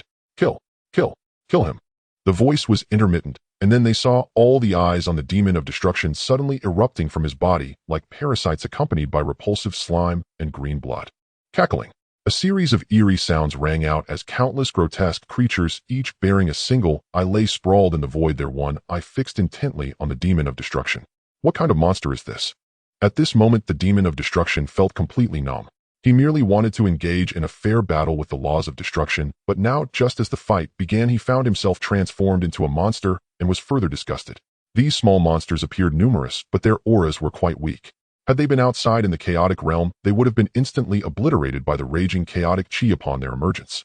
At this moment, the demon of destruction was covered in countless small pits from which these monsters crawled out. Through these pits, one could even see the green blood and viscous fluids within him, making the scene utterly repulsive. Time's voice suddenly echoed through the chaos, and with his words, those small monsters instantly vanished from the entire space. What do you mean, Time? The demon of destruction turned angrily to Time, having not expected his sudden intervention. This was his battle, and Time's actions were clearly a provocation. We've wasted too much time, and this guy is somewhat strange. Let's seal him first. Time did not wish to explain too much. Originally, he did not intend to intervene, but he had just received a message from the Dao necessitating his action to sever this creature's connection with it. Everyone strike together and cast him into the depths of time. The demon of destruction wanted to say something, but was interrupted by Time. He sternly addressed the other chaotic gods while decisively launching an attack. Time banish. Boom. As Time's command was issued, the surrounding laws of time were mobilized frantically. The space where they resided began to accelerate, with time speeding up from the initial moment of 100 chaotic epochs to millions of epochs. The demon of destruction was taken aback. Time was completely disregarding him. Remaining here would lead to both him and the monster being banished, so he hurriedly left, standing in the chaos with a dissatisfied gaze directed at Time. The other chaotic gods also launched their attacks upon seeing Time intervene, though their focus was primarily on stabilizing the space to prevent the monster from breaking through. Sensing a whiff of danger, the monster formed from the demon of destruction began attacking the surrounding space, with its tentacles, each strike piercing through space. The viscous slime flowing all around surged, creating towering waves. Go to the ends of time to accompany your companions. Boom. The space was obliterated, and everything returned to nothingness, as if nothing had ever occurred. In the endless void after the demon of destruction vanished from the chaotic realm, a place, shrouded in black mist, emitted a series of furious whispers, and ultimately the black mist receded, returning everything to tranquility. Time, if you do not provide me with an explanation, then even knowing I am no match for you, I must still confront him. If there are issues, go seek the Dao for explanations. Time left with a grim expression. He was not in a good mood at all. The demon of destruction dared to provoke him at this moment. Had he not acted first, he would have undoubtedly taught the other a lesson. After speaking, he departed directly, and with his leaving his throne slowly vanished into the void. What happened to Time? Why is he suddenly so angry? Shouldn't the one most enraged be the demon of destruction? What happened to Shurchin? At this moment, the destruction demon god had a puzzled expression. Shouldn't he be the one to be angry? Why was Shurchin the one getting upset instead? This left him feeling quite awkward. Should he continue to be angry, or should he not be angry anymore? I don't know. Yang Mei shrugged, then directly disappeared from the spot. He was already troubled by not retrieving the heart of space, and now there was an inexplicable situation, especially with Shichin's last words to the destruction demon god, asking about the Dao. It seems the Dao has said something. After murmuring this, Pangu also vanished from the spot, and where he went remained unknown. Since there's no good show to watch, he'll just go back to sleep. The fate demon god said, leaving the scene, as no one expected that a good show would end so abruptly with Shurchin throwing a tantrum. As several left, the other chaos demon gods also began to depart, as there was no longer any show to watch. Why stay here? Why haven't you left yet? All the chaos demon gods had departed, leaving only the order demon god behind, which puzzled the destruction demon god. Why was the only one who remained here? Hey, the order demon god said little, merely extending her hand towards the ever-present rift in the world. The reason the order demon god hadn't left was that she wanted to take a look inside the Egu Great World. She never expected that the destruction demon god would also not have left. Originally she planned to sneak in, but now it was impossible. Let's go together. Sure. The two of them directly walked into the rift in the world, disappearing into the... Is this the Egu Great World? It's truly beautiful, but it's already collapsing. As they stepped out of the rift, they were greeted by a white world. For the two of them who were accustomed to the gray chaos, this white was astonishingly beautiful, prompting the order demon god to exclaim in admiration. The reason she spoke like this was that when her divine sense reached the edge of this world, she discovered that the outermost space was beginning to collapse, with countless spaces vanishing and the Dao fading into nothingness. What does it matter how beautiful it is? Things that cannot last forever, no matter how beautiful, are but fleeting moments. You're right, it's just a pity. Who are you? Don't you know this is the territory of our celestial clan? Just as the two were still expressing their thoughts, a voice sounded. Three figures appeared before them. If the destruction demon god were still present, he would surely recognize them as the three children created by the divine Lord of Salvation, the three main deities of the celestial realm. The appearance of the three did not surprise the order demon god, as they had noticed them the moment they materialized. What will you do? This is the order demon god asking the destruction demon god. After all, the order demon god only came to see what this world was like. She wouldn't care less about the lives of some creatures. The reason for her inquiry was that this guy wanted to ignite the path of destruction for this world and hasten its demise. Let's first extract the origin of this world. The destruction demon god pondered for a moment before speaking. The most crucial aspect of any world is its origin. Once the origin is lost, it will be in the same state as the Egu Great World now. The reason the Egu Great World hasn't completely perished is that its origin still exists, albeit in dwindling amounts, yet it still supports the world from true destruction. What a pity for such a beautiful world. The order demon god couldn't help but exclaim, completely ignoring the three weak creatures. Damn it, how dare they ignore us? They seek death. One among the three was furious. After all, they were high and mighty beings within the Egu Great World, with only two supreme beings above them. They had always looked down upon others from their lofty heights. When had they ever been so disregarded? As he spoke, he charged directly at the destruction demon god, and the order demon god not even considering why the two had suddenly appeared before them, and why the strongest beings of this world, their father god, and the demon lord, had yet to show themselves. Ants. The destruction demon god initially didn't want to pay them any heed, but unexpectedly 2 insignificant ants dared to attack them. With a wave of his hand, he directly took control of the path of destruction of this world, and under the power of the laws of destruction, the 3 of them vanished, forever lost between heaven and earth, with even their souls ceasing to exist. After finishing all this, the destruction demon god raised his hand to begin extracting the origin power of the entire world. Since the Chaos Great World was already on the brink of collapse, its origin was exceedingly scarce. Moreover, to stabilize the world, the origin was currently scattered throughout various corners of the world.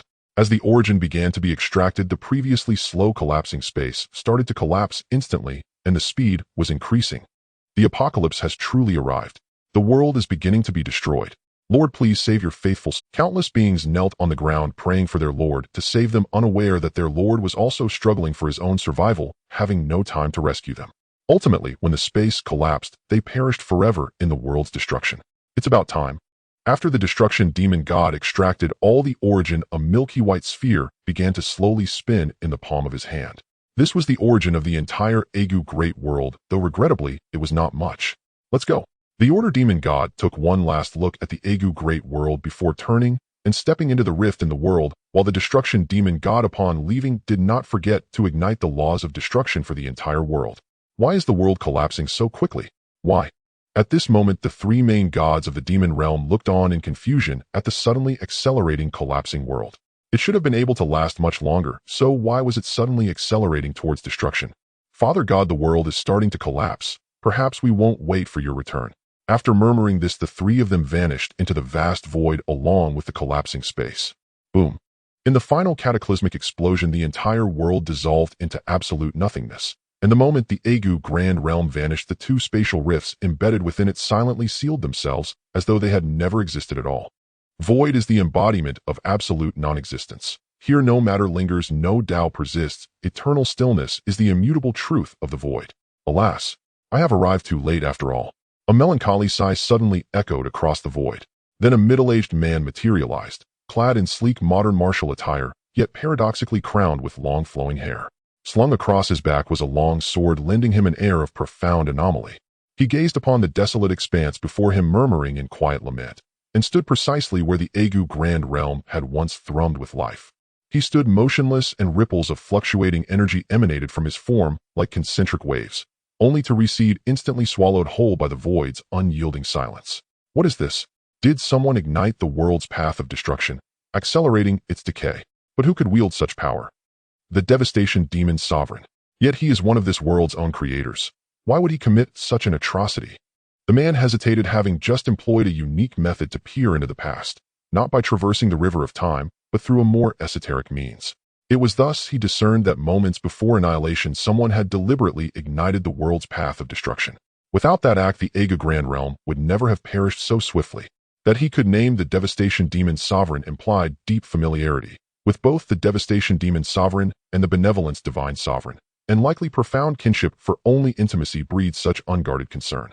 Strange. Where have those 2 vanished? Have the twin sovereigns truly disappeared?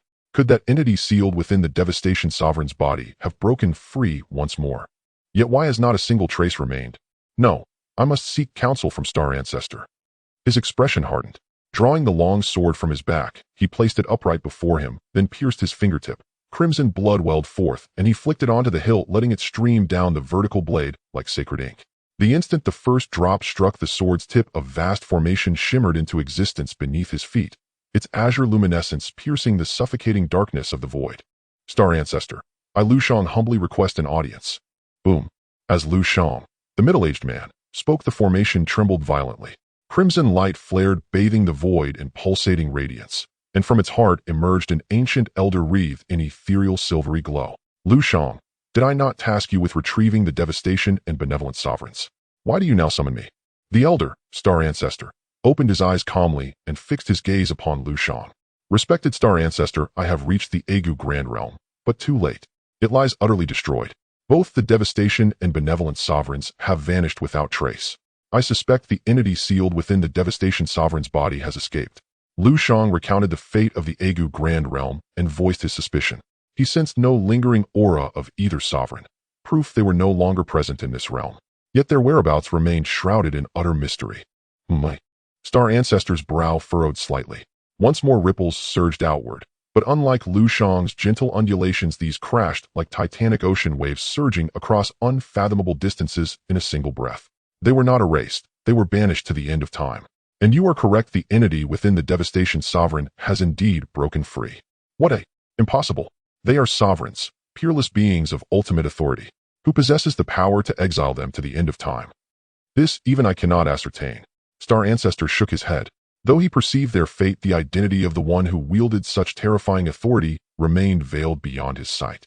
Go to the end of time and bring them back. But, Lu Shang faltered. To journey to the end of time was perilous beyond reckoning. Though the river of time held no sovereign master, its inherent terror defied mortal trespass. Should one lose oneself in the abyss of eternity, even their own soul could never return. Take this, it will guide you to them and ensure your safe return. Star Ancestor extended a small boat-shaped artifact toward Lu Shang. He understood his disciples' dread. Yet with this talisman, so long as Lu Shang did not recklessly disrupt the river's flow, no harm would befall him. Then I shall depart at once, Star Ancestor. Lu Shang accepted the artifact without further hesitation. Remember, tread with utmost caution upon the river of time. Upon reaching its end, find them. Nothing else matters. Bring them back no matter what. As for the entity within the Devastation Sovereign, you know well how to suppress it once more.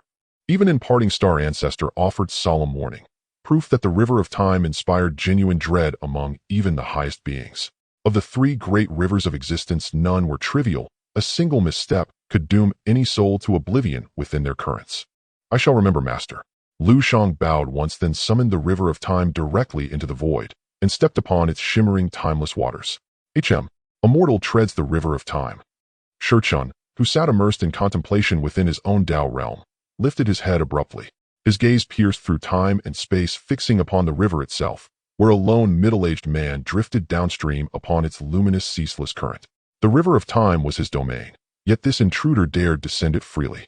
What audacious purpose drove? Though the future brimmed with uncertainty, it was no canvas for reckless alteration. For the greatest terror of all lay in the unknown. Descender of the current, depart the river of time at once. Otherwise I shall deem you a traitor, and seal you away forever.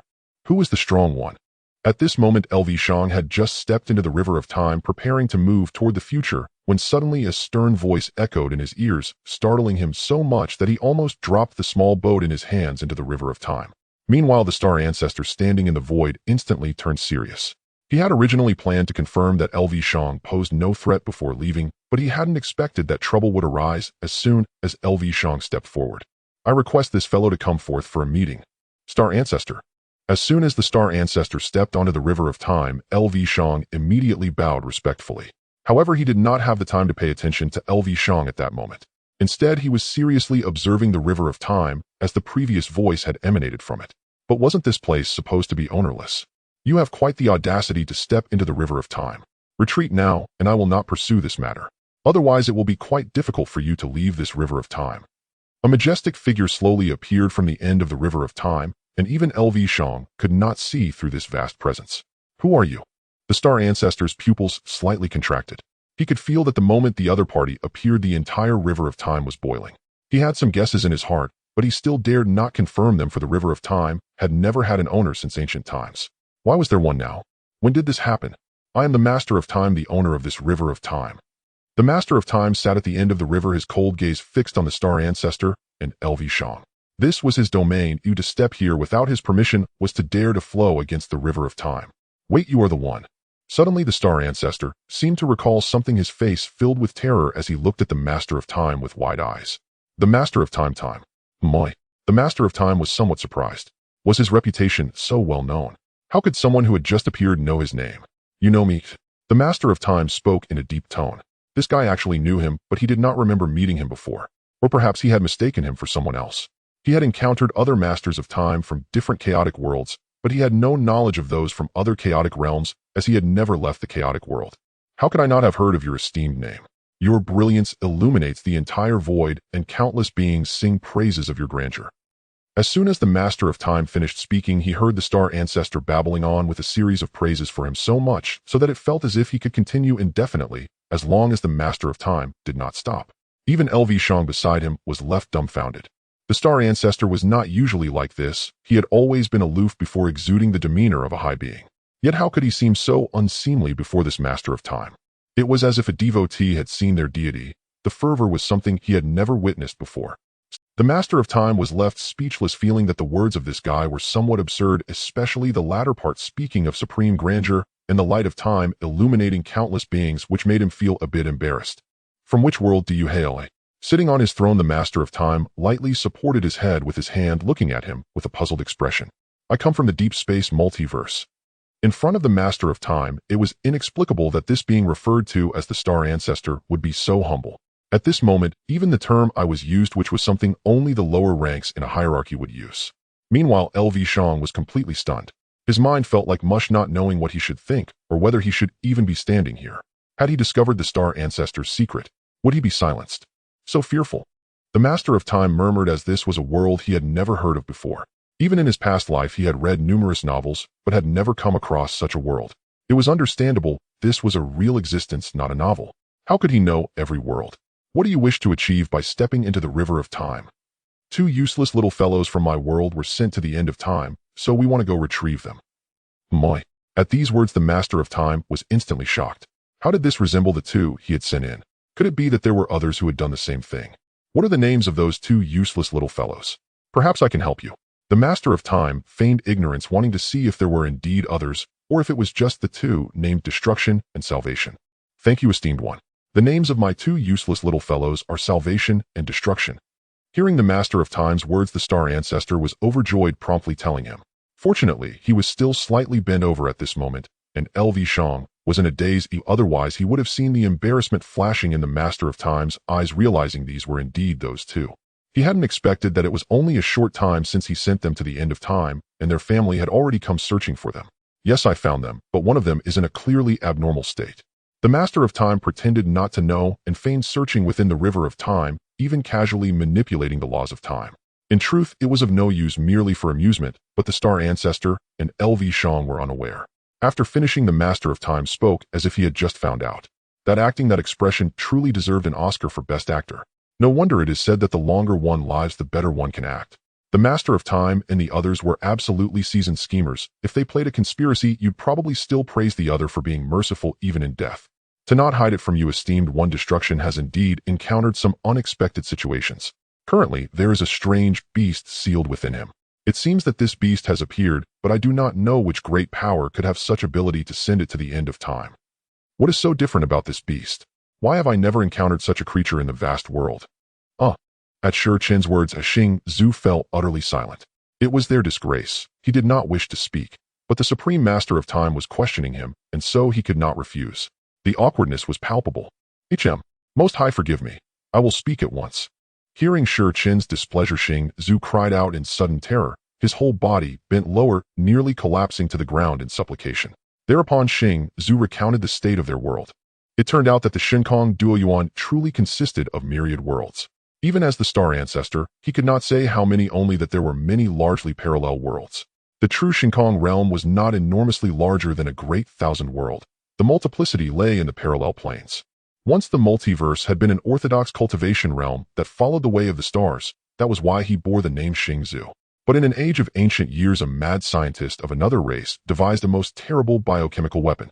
In itself, that discovery need not have been calamitous so long as it was not misused. The scientist himself did not run rampant, yet others did. When the alien royal house learned of his research, they sent men to kill him, seize the weapon, and scheme to use it to seize the parallel world he inhabited. A great war erupted, but how could a single clan contend with all the races of a world? They were crushed, utterly defeated. In the last desperate moment, they unleashed that biochemical weapon, and the parallel world was annihilated. They had once ventured into that parallel plane to investigate, only to find it long since desolate, not even a blade of grass remaining. No one had expected that a powerful being had brought several octopuses into that realm and placed them precisely where the viral contagion was thickest. Countless years passed, and the parallel worlds were shrouded in black mist. The Shinkong Duoyuan slid into corruption. The grotesque fiends that emerged were terrifying. Under the black fog, all things were eroded, and any creature that resisted was assimilated. In the end, only the main world Shinkong remained untainted, for the foremost cultivators of the multiverse had gathered there to stand against the beasts within the mist. The parallel worlds were abandoned. After all, so long as the main world held and the fiends were destroyed, the parallel worlds could be rebuilt. The beast sealed within Huamia Mosen was of his own choosing. He had bound a fiend to his body to study it. When it was discovered, he fled the Shinkong Duo Yuan into the void. Jishur Shinzuan was in truth another facet of the same being. Only after arriving in the void did he cleave Jishur Shinzuan away. You truly know how to play. Shi Chen's lip twitched as he heard Xing Zu's account. Wonderful, truly wonderful. They had nearly ruined their own world. Only such fools could commit such deeds. Most High, you jest, this is all our own doing. Xing Zu's face flickered with bitterness. His world had been wrecked by its own people, and the worst of it was that they still did not know what to do. Enough. I will not meddle in your world's affairs. But those two, you will not be able to take them away for the time being. Please, Most High, grant us guidance. Xing Zu was puzzled by Shi Chen's words. Was it because those two were imprisoned at the end of time? Or did Shi Chen simply not want them to set foot upon the river of time? Why else would he say such a thing?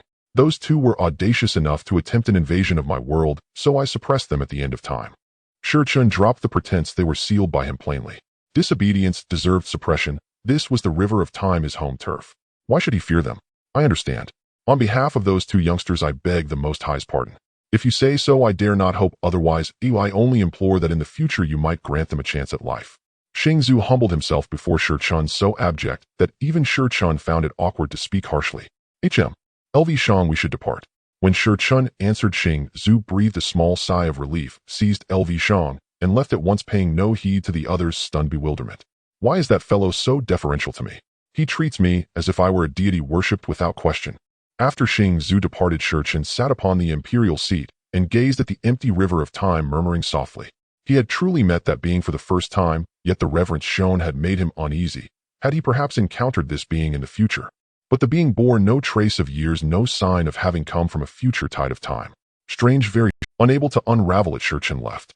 The river of time sweeps onward from primordial past to future expanse. Countless lives long to leap free and dwell in eternal freedom, yet among the endless multitude, how many can truly achieve it? Xing Zu, who was he? Why were you so deferential? Once they had fully left the river of time, LV Shang finally returned to himself and stared at Xing Zu in puzzlement. For that one, you must address him with reverence. Do you understand? You do not need to know what he truly is.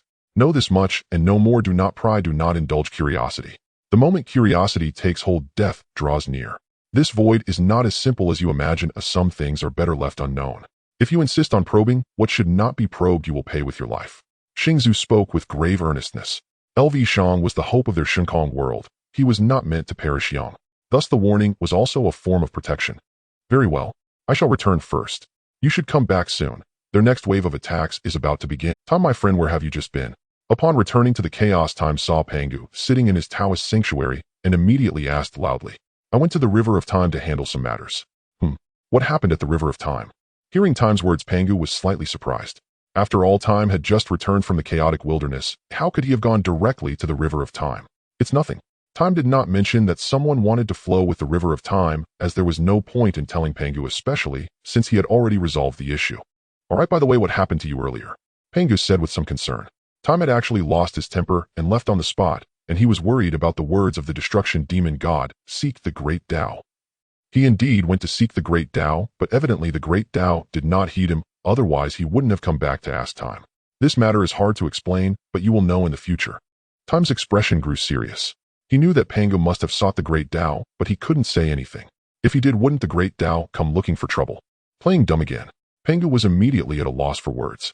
He went to seek the Great Dao, but the Great Dao ignored him. Now he came to ask Time, and Time also said nothing. What was this? Did they look down on him, Pangu? All right, my friend, let's not dwell on that. Let's play chess. In the grand palace, Time sat cross-legged, and before him a slowly pulsating heart was emitting waves of spatial Great Dao. Does the spatial Great Dao truly exist? At this moment, Time gazed at the heart of space before him, feeling the Great Dao of time in his eyes. For the first time, he doubted something. This wasn't his first time researching the spatial Great Dao, yet each time ended in failure, as if the spatial Great Dao did not exist at all. No matter how hard he tried, he could never achieve the desired results. Sigh. After a soft sigh, Time fell into a deep sleep once more, while the heart of space emitted waves of the origin of space, enveloping the area. Strange, why do I feel like the origin of space has been depleting recently? At this moment, Yang Mei felt somewhat confused. As the master of the spatial Great Dao, he was acutely aware of the origin of space, but he was feeling a bit lost. He hadn't touched the origin of space, yet it had been continuously depleting recently. What was going on? Could it be due to the continuous expansion of chaos? Perhaps that's the case. In the end, Yang Mei could only attribute everything to the expansion of chaos. After all, he had forgotten that the heart of space was in time's hands. He had deliberately forgotten, as losing the heart of space was a shameful matter, and his proud self clearly did not wish to recall such a humiliation. The chaotic world was exceptionally quiet. Since the emergence of the side door demon god, nearly all beings had fallen into deep sleep to cultivate as their strength was still very weak, merely half a step into the mixed origin. The chaotic demon gods were no different. Even the top 10 had fallen into slumber after returning from the chaotic wilderness. Time flowed slowly, and in the blink of an eye several chaotic epochs had passed. Boom. Suddenly vibrations echoed within Time's Taoist sanctuary, and the same occurred within his sanctuary, where terrifying Great Dao was spreading and the powers of time and space were continuously colliding. These two Great Daos were originally the supreme Great Daos, and the power unleashed from their collision was beyond what even Time had anticipated. This won't do. If it continues, my sanctuary might be destroyed. Time opened his eyes and murmured, then hurriedly left his sanctuary to head towards the chaotic wilderness. He had tried various methods to merge time and space over a long period, yet no matter how he attempted, he ultimately achieved no results. So this time, he took a more forceful approach, colliding time and space to find a point of fusion. But unexpectedly, just that first collision nearly destroyed his sanctuary. That sanctuary was crafted from all the materials he had extorted from Pangu. If it were destroyed, it would be heartbreaking. Thus, he could only leave the sanctuary and come to the chaotic world to try. Boom. After leaving his sanctuary, time no longer held back. Standing in the chaotic void, he let time and space collide. In an instant, terrifying power shattered everything around him, collapsing space and obliterating the Great Dao. The entire chaotic world's time and space were set in motion by time's actions, causing the chaotic world to begin to shake. What is this? Time and space. Could it be that time and Yang Mei are fighting? At this moment, the vibrations of chaos awakened many ancient chaotic demon gods. When they sensed the true cause of the chaotic tremors, they were all somewhat astonished. What was happening? Did time and Yang Mei truly engage in battle? Otherwise, why would both time and space be shaking? Time, it seems you are really attempting that. From this perspective, the recent depletion of my origin of space must be your doing. In the endless space, a towering willow tree stood quietly, its 3,000 branches piercing through chaos to create countless worlds, only to be shattered by another branch in an instant. On that massive trunk, an aged face slowly emerged as Yang Mei whispered to himself. He had found the true culprit behind the depletion of the origin of space. It was indeed time, whom he had thought was caused by the expansion of chaos. At this moment, time in the chaotic wilderness was unaware that his actions had awakened all the chaotic demon gods. He was carefully observing whether there was a point of fusion during the collision of the Great Dao of time and space. If so, it would prove that his conjecture was correct. This is it. Suddenly, a glimmer of brilliance flashed in Time's eyes, and a look of joy crossed his face. He had finally found it. Indeed, time and space could truly merge, and the so-called spatial Great Dao imprinted in his and Yang Mei's minds indeed existed. My path is hopeful. At this moment, Time couldn't suppress the joy in his heart and let out a loud roar towards the sky. However, he quickly stifled his joy, as this was just the first attempt to merge the spatial Great Dao. What he had to do next was to fully deduce the spatial Great Dao. Haha, it seems that Shurchen Daoist has some happy news. At this moment, within the Shurchen Daoist temple, Shurchen and Pangu sat at a table playing chess, while Sun Wukong poured wine beside them. During this time, Sun Wukong had adapted to the leisurely life in the chaotic world. Compared to the terrifying world he once inhabited, the chaotic world was exceedingly peaceful. Perhaps other demon gods might not think so, but Sun Wukong certainly did. It's nothing major, just a breakthrough in my cultivation. Shurchen said this, yet his smile never faded, clearly indicating that it was not as simple as he claimed. It must be a breakthrough in the paths of time and space. Haha, in the end, I couldn't hide it from you, Pangu Daoist. Indeed, it is so. After hearing Pangu's words, Shurchen no longer concealed it. This was good news, and since Pangu was his friend, there was naturally no need to hide anything. You initially triggered the collision of the paths of time and space at the edge of the chaos, causing the entire chaos to be stirred. It would be hard for me not to know. Oh really? I didn't pay attention at the time. Shurchen felt a bit embarrassed realizing that was the case. No wonder Pangu knew. He thought Pangu had guessed it from his smile. So the path of time and space is real, eh? Of course, I initially thought it was merely a conceptual thing. However, after some experimentation, it truly exists. I have also managed to grasp some aspects of the path of time and space, but to control it like the path of time will still require a long time. For us chaotic demon gods, we are least concerned about time. As long as we can succeed, even if it takes a long time, what does it matter? Indeed. Shurchen nodded, agreeing with Pangu's words. After all, since he had already grasped it, as long as he spent time, he could fully control it, which was far more powerful than letting it remain just a concept. Words. Bang.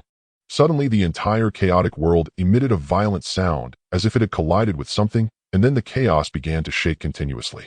Meanwhile, the space around the chaotic edge started to collapse, with the speed of collapse outpacing the frantic repairs attempted by chaotic spiritual energy and numerous paths. What is happening? Qin and the other chaotic demon gods appeared here, looking at the collapsing space around them, their faces filled with confusion. Yang Mei, can you stabilize the collapsing space here? Qin glanced at the continuously collapsing space, which seemed to be spreading toward the depths of the chaos, and asked Yang Mei, as he was the only one among the chaotic demon gods who could repair space, being the master of space. No, the speed of collapse here is too fast. Even if I intervene, I can only barely stabilize the spatial laws. I cannot stop the collapse. Yang Mei's expression was somewhat grim. The chaotic world, which had been expanding outwards, suddenly stopped, and the space at the edge began to experience large-scale collapse. Its speed was so fast that even he could not stabilize it. Most importantly, they had no idea what was happening. If I were to reverse time here, could you stabilize the space? If that's the case, it should be manageable. After hearing Qin's words, Yang Mei pondered for a moment and responded. If Qin could turn back time to before the tremor, he should be able to repair the collapsing space around them. Good, then let's work together to stabilize the surrounding space first. Qin decisively intervened, and the time laws of the entire chaotic world instantly began to activate and surge toward this place. Meanwhile, the surrounding time began to reverse at an extremely fast pace, causing the previously collapsing space to slow down slightly in its collapse. Light of the stars, illuminate this space for me. After Qin made his move, Yang Mei also acted decisively. He directly manipulated his spatial stars to let the light of the stars shine upon this area, while a massive amount of spatial laws he summoned converged in this chaos to repair the surrounding space. All collapsed areas were restored by him, and even the space that was still collapsing was barely stabilized. With Qin's assistance, all collapsed spaces were soon no longer collapsing. The chaos once again regained its original appearance, but there was a slight difference. The chaotic edge, which had been continuously expanding outward, had unexpectedly stopped. What are the Great Ones doing? Why did the space stars that shone upon the chaotic world suddenly get dragged away? At this moment, in a corner of the chaotic world, one demon god looked curiously at another demon god beside him and asked. They were curious because the light of the stars representing the path of space suddenly stopped shining upon the chaos and was instead dragged away to illuminate the chaotic edge. Hongjun, if you're curious, you can go to the chaotic edge and take a look. Why are you asking me? Do you think I know these things? The demon god beside him said somewhat displeasedly to Hongjun. He was Luoho, a demon god of the same category as Hongjun, not one of those great chaotic beings. Just because you, Hongjun, don't know, you act as if I should know as well. If I did know, I wouldn't be here. I'll forget about going to the edge. Hongjun awkwardly scratched his head. At this moment, the light of the spatial stars was shining at the edge of the chaos, and it was clear that at least the master of the space was there. If he were to disturb the great master of space, Yang Mei, he might end up getting killed. He was just curious, but he didn't want to get himself killed. Aren't you curious? I'm not curious. All right. Hongjun initially wanted to poke Luo Ho to make him explore, but unexpectedly Luo Ho was not interested. He himself did not dare to go, so he could only let it be. Fortunately, Hongjun chose not to go. Otherwise, he would have been stunned, as there was not just one space demon god Yang Mei at the chaotic edge, but all 3,000 chaotic demon gods were currently standing there. So what exactly happened? Why did the edge of chaos suddenly experience spatial collapse, causing turmoil throughout the entire chaotic world? I'm not sure, but the Great Path should know what happened. Dao, come out. If you don't, it'll directly invade your origin. In an instant, the scene fell completely silent as the chaotic demons turned to look at the one who spoke. This person truly had some nerve to address the Dao in such a manner. Order demon, you should be quiet. Time also glanced at the speaking chaotic demon with a look of disbelief. Besides, the order demon, who would dare speak to the Dao like that? It seemed that ever since Time had given this individual a good beating, they had completely let themselves go speaking to anyone they met. Now they were bold enough to address the Dao in this manner. TCH, I'm not afraid of him. The order demon muttered, but did not say anything further. After all, while she was not afraid of the Dao, she was afraid of Time. The Dao might ignore her words, but if she angered Time, she would definitely be in for a beating. When did the order demon become so brave, eh? Who knows? Maybe she has never feared the Dao. Do you believe that yourself? Well, it is a bit far-fetched. After all, she fears Time even if she is not afraid of the Dao. At this moment, the chaotic demons were exchanging thoughts with one another, not about what had happened this time, but rather how the order demon had become so courageous. Dao, come out and explain what is going on. As soon as Time spoke, all the chaotic demons realized why the order demon had become so fearless. She had learned it from Time. Boom. With Time's words, the once silent chaotic world instantly changed. Waves of supreme aura emanated from above their heads, and soon a pair of Dao eyes slowly manifested, their cold gaze fixed firmly on Time. Don't look at me like that. Is this not something you did?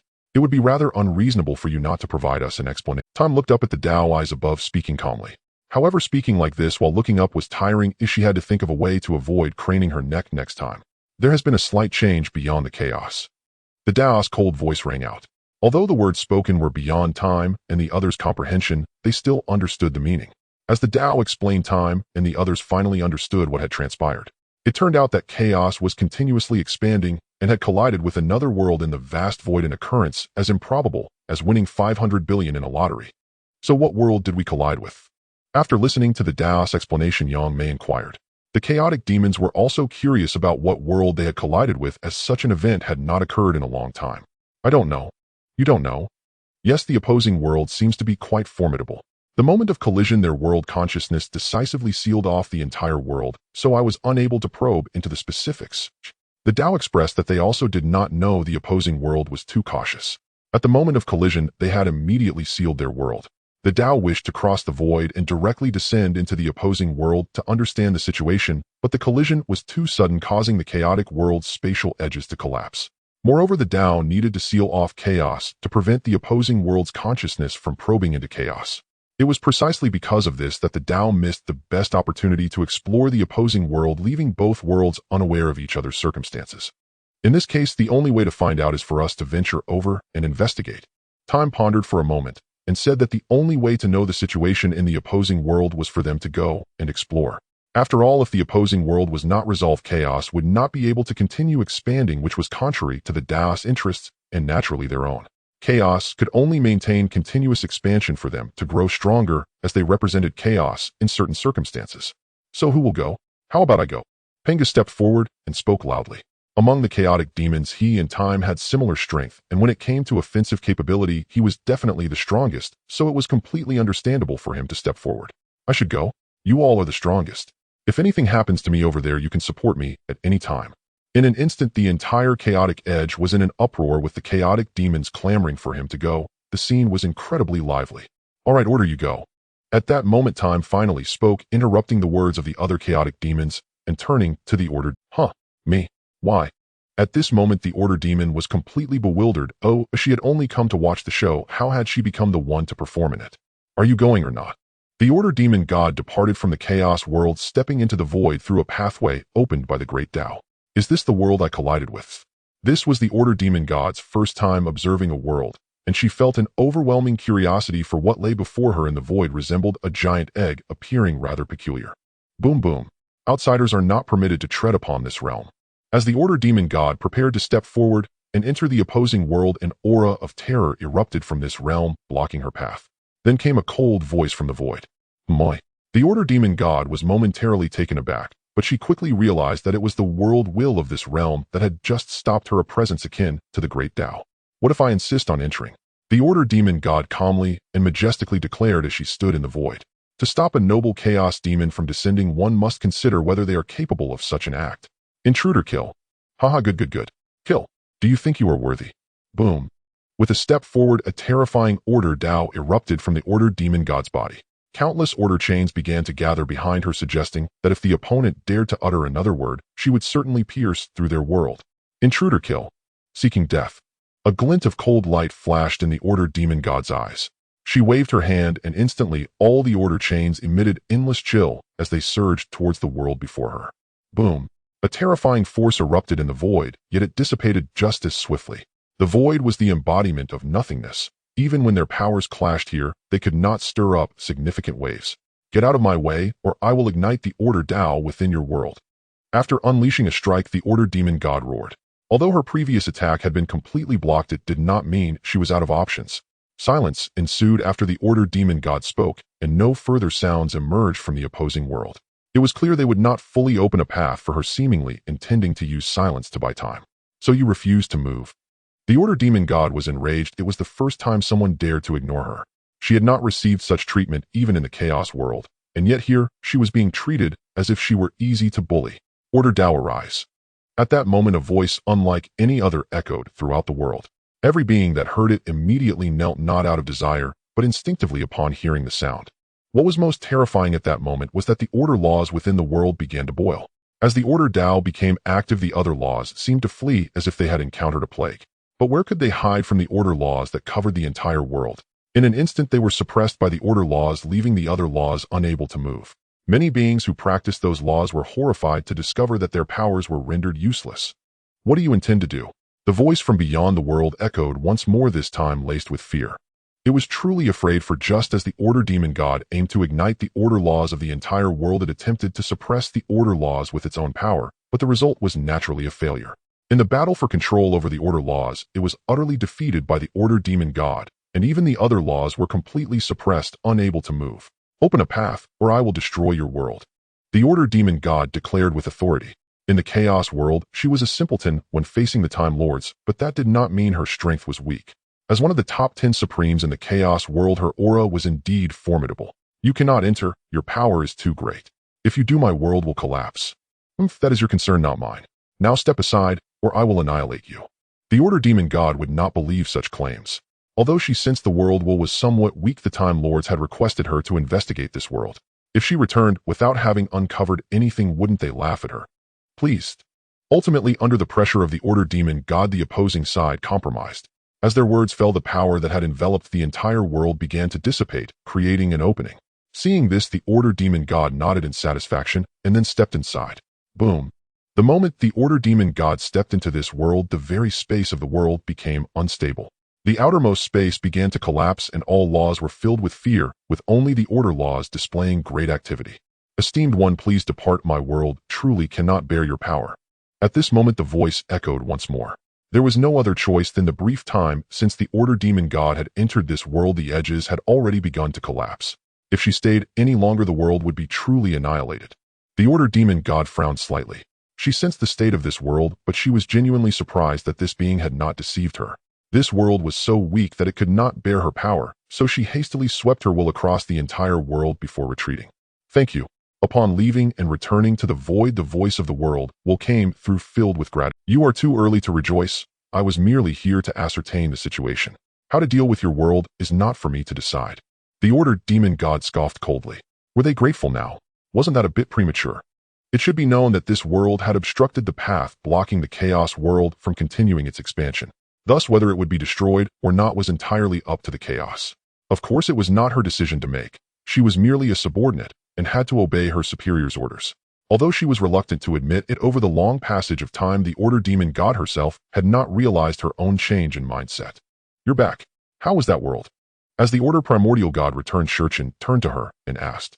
All the Chaos primordial gods fixed their gazes upon her, along with the Great Dao itself, whose ever-watchful eye still hovered overhead, awaiting her reply. Not impressive at all, pathetically weak. The order primordial god replied dismissively. She had expected the opposing world to be formidable, yet upon arrival, she found it astonishingly feeble. So frail, it could scarcely contain even her own power. As she spoke, her imperial throne rose beneath her, poised for her to take her seat. Snap! What are you doing? Just as the order primordial god was about to settle onto her throne, Pangu kicked it away in one swift motion, leaving her midascent furious. Had she not reacted instantly, she would have collapsed into the void itself. Is this truly appropriate before the Great Dao? Pangu murmured coolly. The Dao's gaze hung directly above them. How could she risk drawing its ire with such irreverence? Fine. The order primordial god glanced upward at the Dao's watchful eye, then muttered discontentedly, but refrained from sitting. Instead, she stood beside Shurchin and the others as was proper. She then summarized what she had observed of the opposing world. Though her visit had been brief, she had grasped its essential nature with remarkable clarity. That world was named the Shore Beyond World, a realm slightly larger than the Great Thousand World, comparable in scale to the former Aguda world, yet far less potent. Its strongest being was but a single Hunyuan-level cultivator. All others were insignificant, like ants scurrying beneath celestial feet. And its world will. Owing to its unique constitution, its strength approximated that of the order primordial god, yet remained subtly inferior. Hence, when the order primordial god seized control of its order laws, the world will proved incapable of suppressing her dominion. So, that world is truly weak. Having heard her report, the fate primordial god lifted his gaze toward the Great Dao, his unspoken question hanging heavy in the silence. A world deemed trivial by the Chaos primordial gods, yet one whose strength remained inscrutable to the Great Dao itself. What then did the Dao intend? Don't stare at it so boldly, or you'll find yourself marked. Chaos spoke those words lightly, yet his irreverence eclipsed even fate's mere glance. For while fate had only looked, Chaos had dared to voice his defiance aloud. Enough jesting. Let us first decide how to handle this world. Finally, the creation primordial god interjected, his tone measured though not from innate solemnity, but from acute awareness of the great Dao's simmering displeasure. To divert its wrath, he swiftly shifted focus, lest its fury descend upon them all. How to handle it? Let me go there and ignite their fundamental laws, reduce the whole world to ash. Is deliberation even warranted for such an insignificant realm?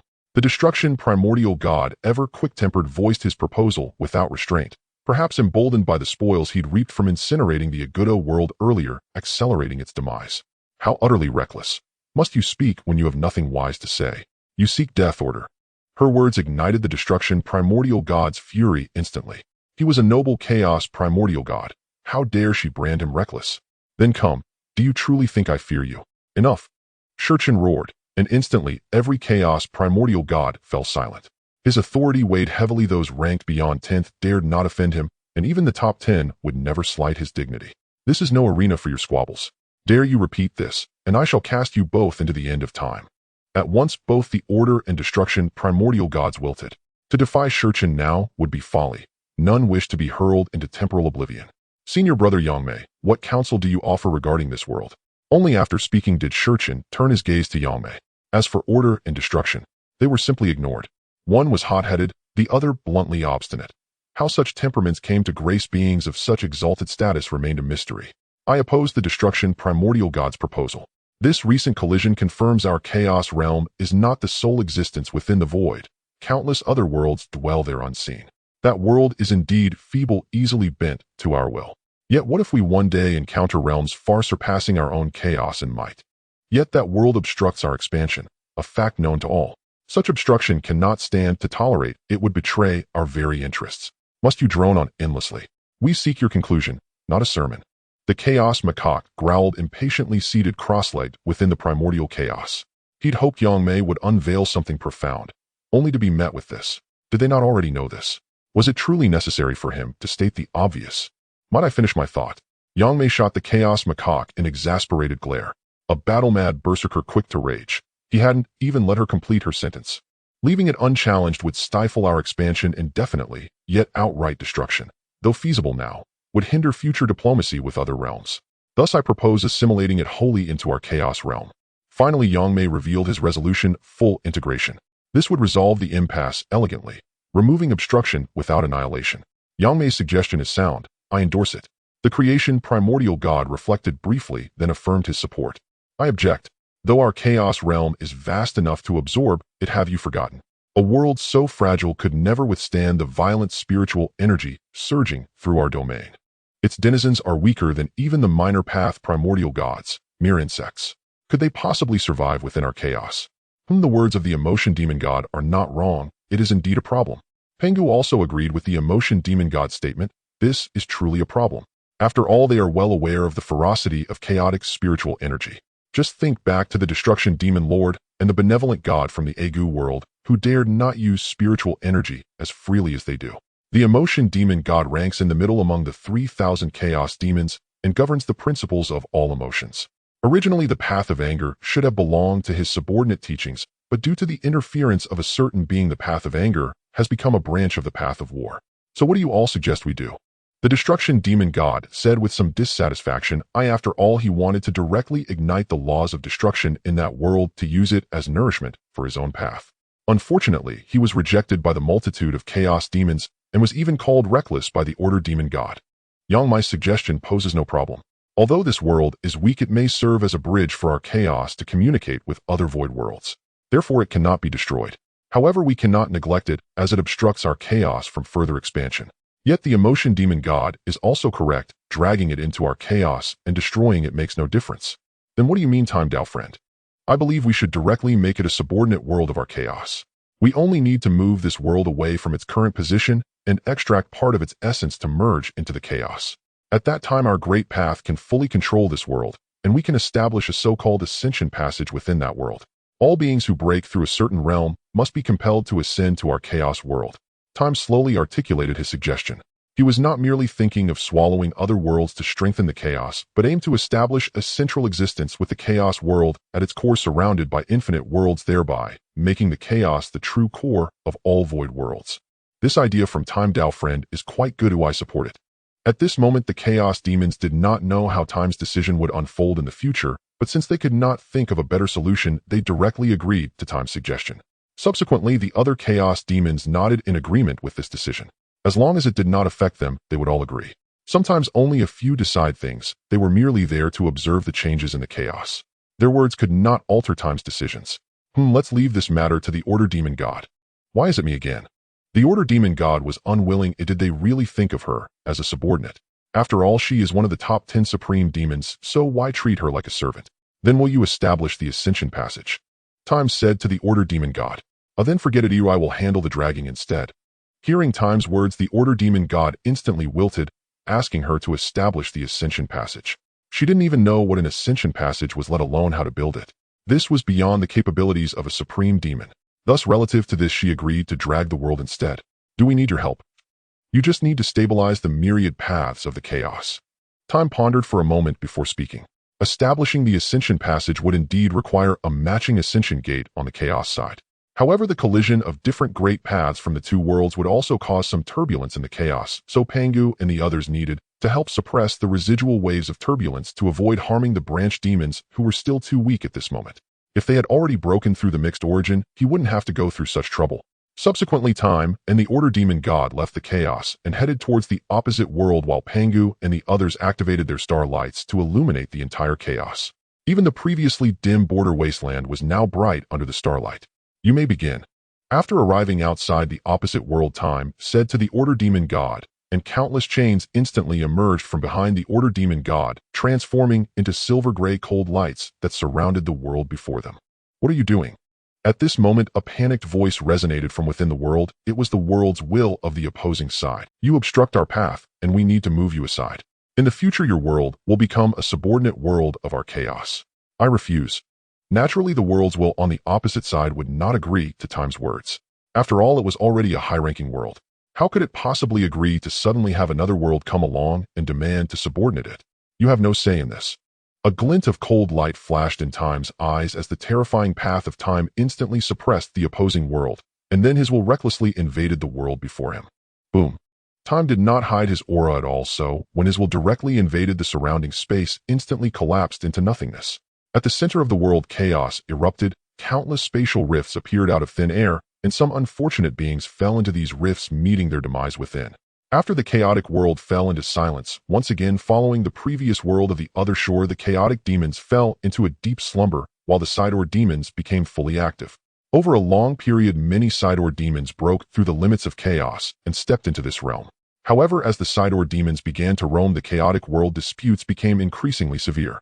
Creator Demon, do you really want to fight me for this star grass? At this moment, in a corner of the chaotic world, two demons faced each other, and before them a plant emitting waves of starlight trembled as it had already been targeted by the two demons. Star grass is a product of the chaotic world born from the starlight that falls from the chaotic starry sky. It contains the power of the laws of the 3,000 great avenues, providing immense assistance for comprehending the Tao. Initially, there was an abundance of star grass, but as time passed, it was consumed by other demons. Now the quantity of star grass throughout the chaos has sharply declined, and any single plant triggers fierce competition among numerous Sidor demons. This particular plant is no exception, having attracted a battle between two Sidor demons. One is the creator demon of the Tao of creation, and the other is the soul demon of the Tao of reincarnation. Both immediately sensed the presence of this star grass. Soul demon treasures belong to those with virtue. This star grass was discovered by me first, so it naturally belongs to me. You're talking nonsense, I clearly found it first. The shameless creator demon prompted an outburst from the soul demon. In truth, the stargrass was discovered by the latter first, but the creator demon was simply faster, leading to the current situation. What you say doesn't count. If I say I found it first, then I found it first. Since that's the case, let's settle this with a come at me. Do you think I, the creator, am afraid of you? Thus the two demons began to battle beside the stargrass, their terrifying powers pulling the chaotic fabric of countless territories, causing ripples in space. How many times has this happened? At this moment, in a chaotic corner, Hongjun couldn't help but sigh, sitting cross-legged in the chaotic void and conversing with an old man before him. The chaos is becoming increasingly chaotic. It won't be long before a great calamity erupts. Indeed, I wonder what those great ones are doing. If this continues, it seems many of our side-door demons will perish. Hongjun couldn't help but express his concern. The entire chaotic world was already enveloped in the aura of impending calamity, indicating that a new round of great calamity was about to begin. Yet the most crucial chaotic demon masters appeared oblivious to this matter, with none stepping forward to prevent such events. After all, if any of the Great Ones intervened, this situation would likely not arise. The authority of the Great Ones is immense among the side-door demons who would dare to defy their words. It seems they are all in slumber. I wonder if they sense the changes in the chaotic world. By the way, Ancestor Qinquan, have you recently established some sort of Qinquan hall? Hongjun recalled something and turned to inquire of Ancestor Qinquan. Oh, that. It's just something I built out of boredom for fun. How about it? Are you interested in joining my Qinquan hall? Your Qinquan hall seems to be more than just a simple amusement, doesn't it? Hongjun remarked with deep meaning, wondering if he really did not grasp Ancestor Qianquan's intentions. This is impossible. Since they are all old foxes, there's no need to play around with tails. Ancestor Qianquan's intentions are crystal clear to him. The current chaos is no longer the simple chaos of the past. Since their emergence, a long epoch has passed. Over this time, not only have their powers greatly improved, but their ambitions have also swelled. Take, for example, the Qinquan Hall established by Ancestor Qinquan and the Demon Gate, founded by his former friend Luo Ho. Various factions continue to emerge within the chaos. What do they all aim to achieve? Naturally, it is to vie for power. Who truly reigns supreme in the chaotic world? The 3,000 chaotic demons who are also the masters of the side-door demons. They naturally do not dare to provoke their status, as the gap between the two is an insurmountable chasm. However, although the chaotic world continuously expands outward, the resources within are always limited. They cannot grow stronger like the 3,000 chaotic demons who simply need to sleep. While the chaos expands, they must continually strive for strength. Now what they must do is constantly gather the resources within the chaotic world. Even if they currently cannot utilize them, they cannot allow them to fall into the hands of other demons. Hence the disputes in the chaotic world. As disputes arise, the aura of calamity naturally emerges in the chaotic world, for calamity is also one of the 3,000 great avenues. Sometimes not fighting does not mean there is truly no fight. Not seizing does not mean there is truly no seizure. Hongjun, you will understand these things in the future. Ancestor Qinquan did not elaborate further, simply stating this before falling silent. Hongjun too did not speak, reflecting on the meaning of Ancestor Qianquan's words. Is the calamity truly unavoidable? Hongjun murmured in confusion. At this time he was still not as cunning as he would be in the later epochs, remaining somewhat naive. This is not something we can decide, it depends on their attitude. Then I will seek them out. Do you know where their Dao is sanctioned? Hongjun was left dumbfounded by Ancestor Qianquan's question, for his Ancestor Qinquan asked he indeed did not know where their sanctuaries were. The chaotic world is far too vast, and their strength as side-door demons is insufficient, rendering them unable to perceive the entirety of the chaotic world, thus being ignorant of the locations of the Great One's sanctuaries. So don't waste your efforts. Do you really think they are unaware of the changes in the chaotic world? Yet none have stepped forward to intervene. Doesn't that indicate something? This calamity is unavoidable, and even the number of side-door demons that will ultimately perish is beyond our control. Are we really not going to stop this? At this moment in the Taoist Temple of Time, the top 10 chaos demons had all gathered here, or rather the top 11, because the world tree had also come brought along by the order demon. Pangu could not help but ask, looking at Time, who was seated there, his voice tinged with discomfort. After all, the chaos world was their home, and those chaotic demons could simply be considered their younger siblings. However, now, due to the calamity of tribulations, it was likely that a number of his younger siblings would perish. How could he accept such a thing? Do they really think the matters of the chaos world are unknown to them? They should know that the existence of the chaos world is built upon their great Dao. Oh, it could be said that they could sense even the slightest feather falling in the chaos, let alone a significant event like the calamity of tribulations. It's all your fault. What are you playing at with the great Dao of destruction? The order demon glanced at the destruction demon with dissatisfaction. Without the great Dao of destruction, the calamities in the chaos would not exist. Are you blaming me for this? What does the calamity of tribulations have to do with my great Dao of destruction? The destruction demon was dumbfounded. How could such a thing be blamed on him? Isn't this a problem with the great Dao of tribulations? Shouldn't you be looking for the tribulation demon? Why are you blaming me? What have I done to deserve this? Am I to blame for just sitting here? Then should I just leave? Wasn't it the case that the destruction came before the calamity of tribulations? The destruction demon opened his mouth, but suddenly found himself at a loss for words. Yes, his great Dao of destruction did come out before the great Dao of tribulations, but if one were to calculate like that, why not mention Time and Yangmei? After all, it was the two of them who appeared first before chaos. Do you two want to go outside and argue? This is Time's Taoist temple. Is it appropriate for you to bicker here? This time, even the reincarnation demon, who had been in a passive state, could not bear to watch. It was clear that these two were discussing how to solve the calamity of tribulations, yet they were arguing here. Do they not care about their dignity as top 10 chaos demons? If they don't want it, they can donate it to the demons in need. Alright, everyone stop talking. Let's return to the main topic. Pangu frowned as he glanced at the order demon and the destruction demon sitting at the back. He was somewhat dissatisfied with these two. It seemed necessary to find a day to practice them separately. The calamity of tribulations is something we cannot avoid, so why should we bother with it? Among the chaos demons, perhaps only the destruction and chaos were the least affected by the calamity. The former could comprehend the power of destruction to become stronger from the calamity, while the latter simply had no mind to care about it, busy with his own affairs during this time. Thus Chaos was so unconcerned that even Time and the others were told not to worry about it. Chaos, you cannot say that. Although the secondary demons may not have our foundation, they are still part of Chaos. This calamity of tribulations targets them. What about the next time? Do not forget that the last calamity of tribulations was also about us. How dare you mention the last calamity of tribulations? Wasn't it you who instigated it? Just as Pangu finished speaking, Chaos immediately retorted. It was fine not to mention the last calamity of tribulations, but since Pangu had to bring it up, even though he had been in a passive state, his rank had inexplicably dropped by 1 place. How could he be comfortable with that? Chaos, shut up. You were just coasting during the last calamity. I was struck down, yet you didn't hear me complain. If that was you. You say another word and I will throw you into another dimension. Do you believe me? Chaos words irritated Yangmei. What do you mean that was you?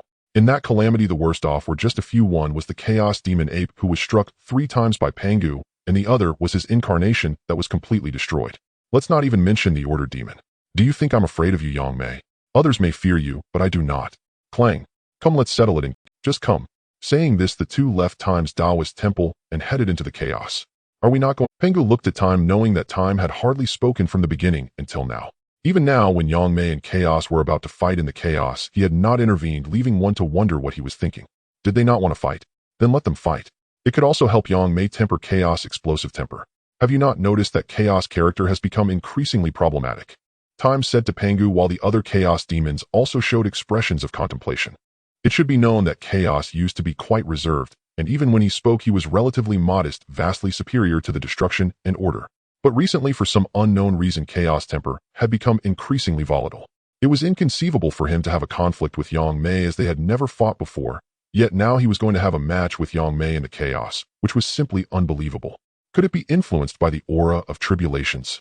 The Fate demons speculated from the side, as it seemed that only the aura of tribulations could cause such a change in chaos. The Tao that chaos governs is the Tao of chaos, which is the most fundamental existence of the entire chaos, embodying the essence of chaos chi and chaos spiritual energy. If Time and the others construct the most basic laws of chaos, then chaos is the foundation that allows beings to exist and cultivate. Thus, any adverse events in the chaos world would affect chaos. It was just a matter of whether the impact would be. That is also a possibility. After pondering for a moment, Time nodded. Currently, the only situation that could change chaos emotions was this, and it seemed that Chaos himself had not yet realized that something was clearly wrong with him. Now, what to do about this calamity of tribulations? Although it seems to be a calamity for the secondary demons, it has now also affected several chaos demons. If this continues, we may end up being implicated ourselves. This matter is indeed a bit difficult to handle. Let's first inquire about the situation on the side of the tribulation demon, and then we can think of ways to see if we can stop this calamity of tribulations. It seems it won't be necessary. What's wrong? Everyone is here. At that moment, a voice echoed, and the Liangs of the calamity demons suddenly appeared in the Taoist hall of Shurchen. Upon seeing the gathering of chaotic demons, he was momentarily taken aback, but quickly regained his composure and greeted them. We were just about to look for you, but it seems you arrived first. Haha, not at all. It was Shurchen who was searching for me, and coincidentally I have matters to discuss with Shurchen, so I came over. It turned out that Shurchen had just attempted to contact the calamity demon to bring him over, but unexpectedly the calamity demon had already arrived ahead of him. Therefore, when Shurchen found him, he was already outside Shichen's Taoist hall. The chaotic demons were different from the demons of the side sects. The side sect demons had no possibility of finding Shichen's Taoist hall unless the chaotic demons intentionally led them there. The chaotic demons each had a general understanding of their respective Taoist halls. Although they might not know the exact details, they were aware of the general direction. As long as they continued searching in that direction, they would eventually find it. Calamity demon, please take a seat. As the host Shurchen naturally spoke first, a mat appeared beside him, and the Calamity Demon sat down without hesitation. I wonder what you mean by looking for me, Destroyer. After sitting down, the Calamity Demon turned to inquire of the Destroyer beside him. I should explain this matter. Shurchen then briefly explained the situation as well as the attitudes of the several chaotic demons. I also came here specifically for this matter. After hearing Shichen's explanation, the Calamity Demon's expression turned serious.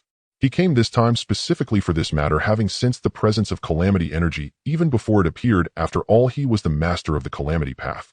The Calamity inherently fell under his control, and now that Calamity energy emerged within the chaos, he was naturally the one most aware of it. However, initially he had not taken it seriously. After all, he thought that since he was in charge of the Calamity path, a slight amount of Calamity energy was nothing.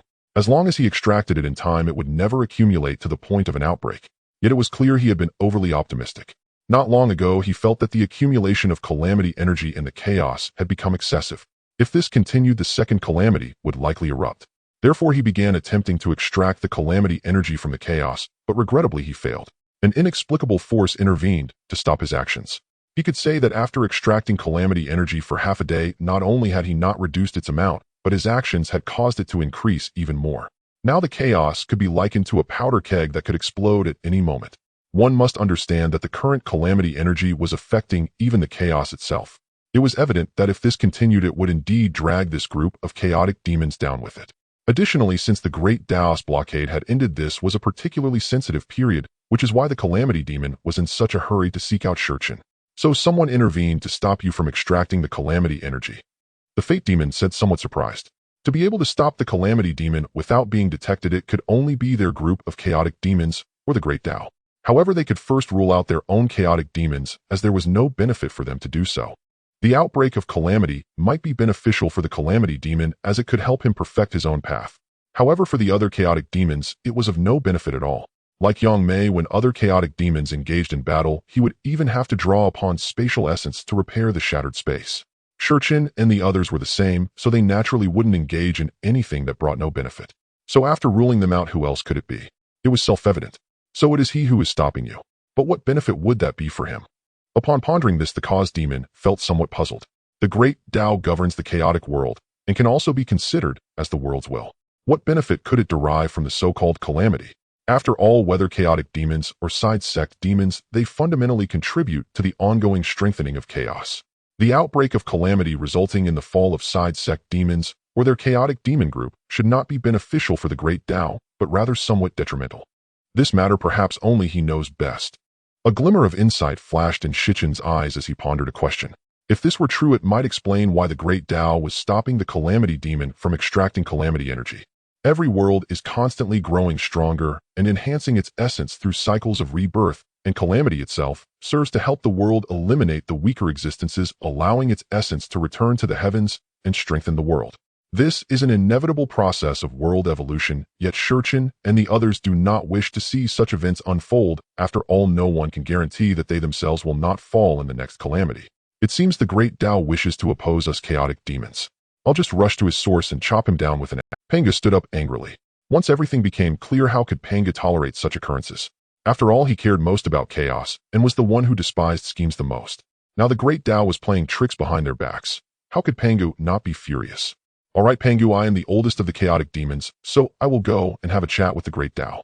Your temper is too explosive, and I fear you might suffer losses. Shurchen stood up and grabbed Pangu, knowing that if Pangu went over, he would probably end up in a fight after just 3 words with the Great Dao, given Pangu's fiery temper.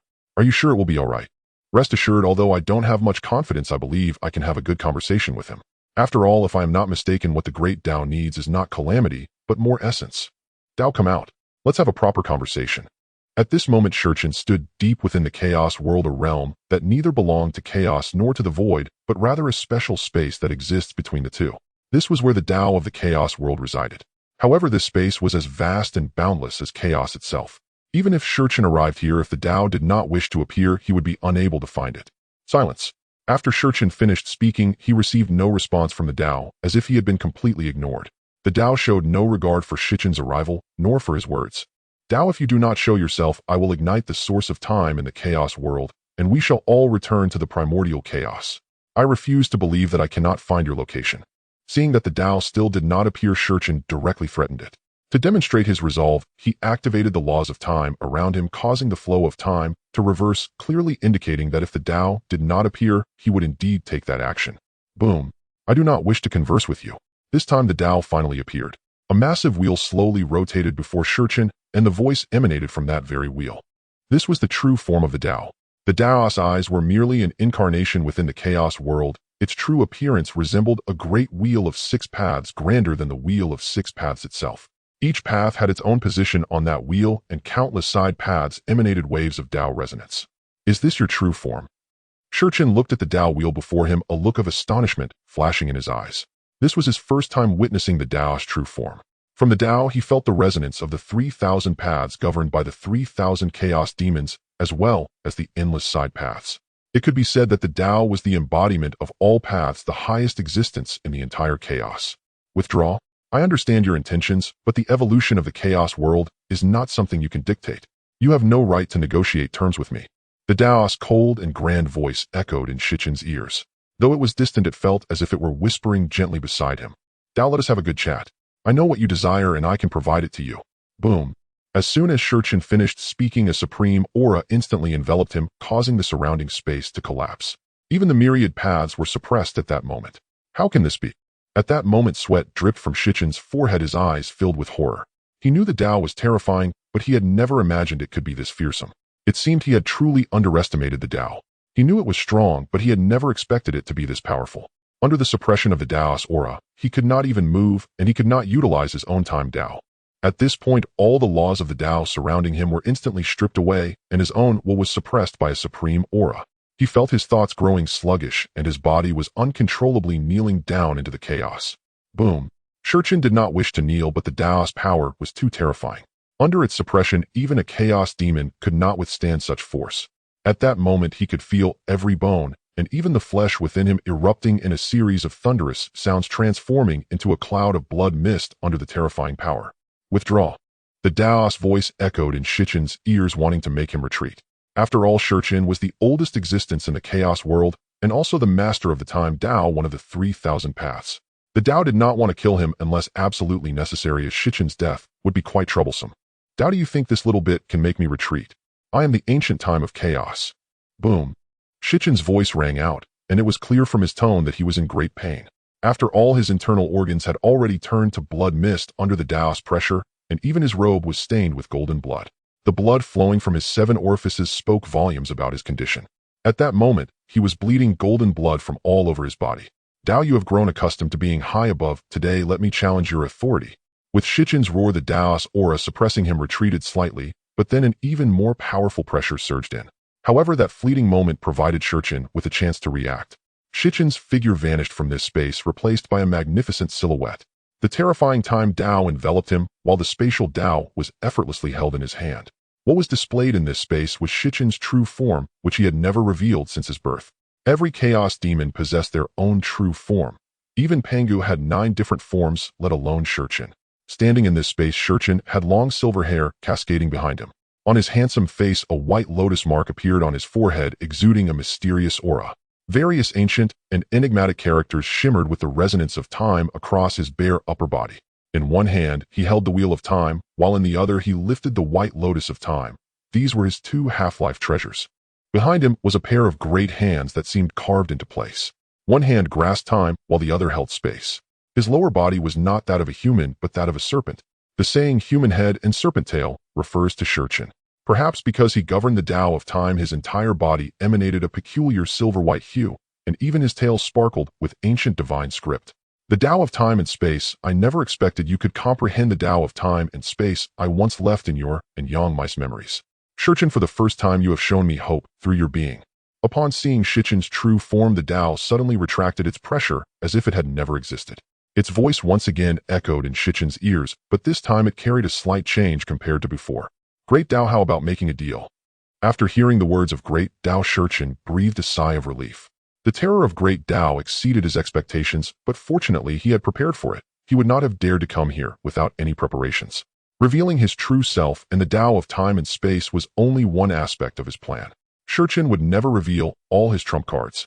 What is it that you desire? After a long silence, Great Dao slowly spoke, presumably contemplating Shichen's intentions. I know what you want is merely more origin. Only in this way can you become even stronger. But do not forget we Chaos Demons and the secondary path demons all stem from you. Even if you ultimately orchestrate our downfall, you will not receive much origin in return. Since that is the case, why not make a deal with me? I can provide you with an endless source of origin power to make the chaos even stronger. Once chaos becomes powerful, it will benefit not only you, but also us Chaos Demons. This is truly a win-win situation, so will you consider it? When Great Dao posed this question, Shurchen already knew that Great Dao was tempted. As for whether Great Dao would agree, he believed it would not refuse, for as he said, this was a win-win situation. He wanted to survive. No Chaos Demon would willingly accept dying in the calamity of Pangu's opening of the heavens. However, if they did not make this deal with Great Dao, they would all perish, because Great Dao required continuous reincarnation to accumulate enough origin. The primordial chaos must manifest. Agreed. As soon as Great Dao finished speaking, Shurchen immediately agreed, for he had never considered stopping Pangu's opening of the heavens. He merely wished for a different method. I hope you can achieve it. Great Daos will glance deeply at Shurchen before slowly retreating. Although the other party had no eyes, Shurchen could feel the profound meaning of Great Dao. Once Great Dao retreated, the surrounding space fell into silence again. Shurchen let out a sigh of relief, then his true form dissipated, returning to his original appearance.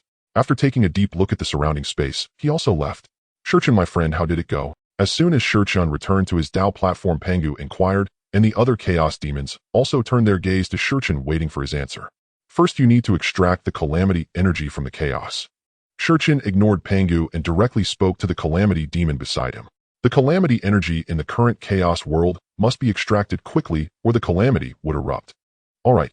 After the calamity demon agreed, he vanished from Shurchen's Dao platform and appeared within the chaos, directly manifesting his true form as a world-destroying dragon.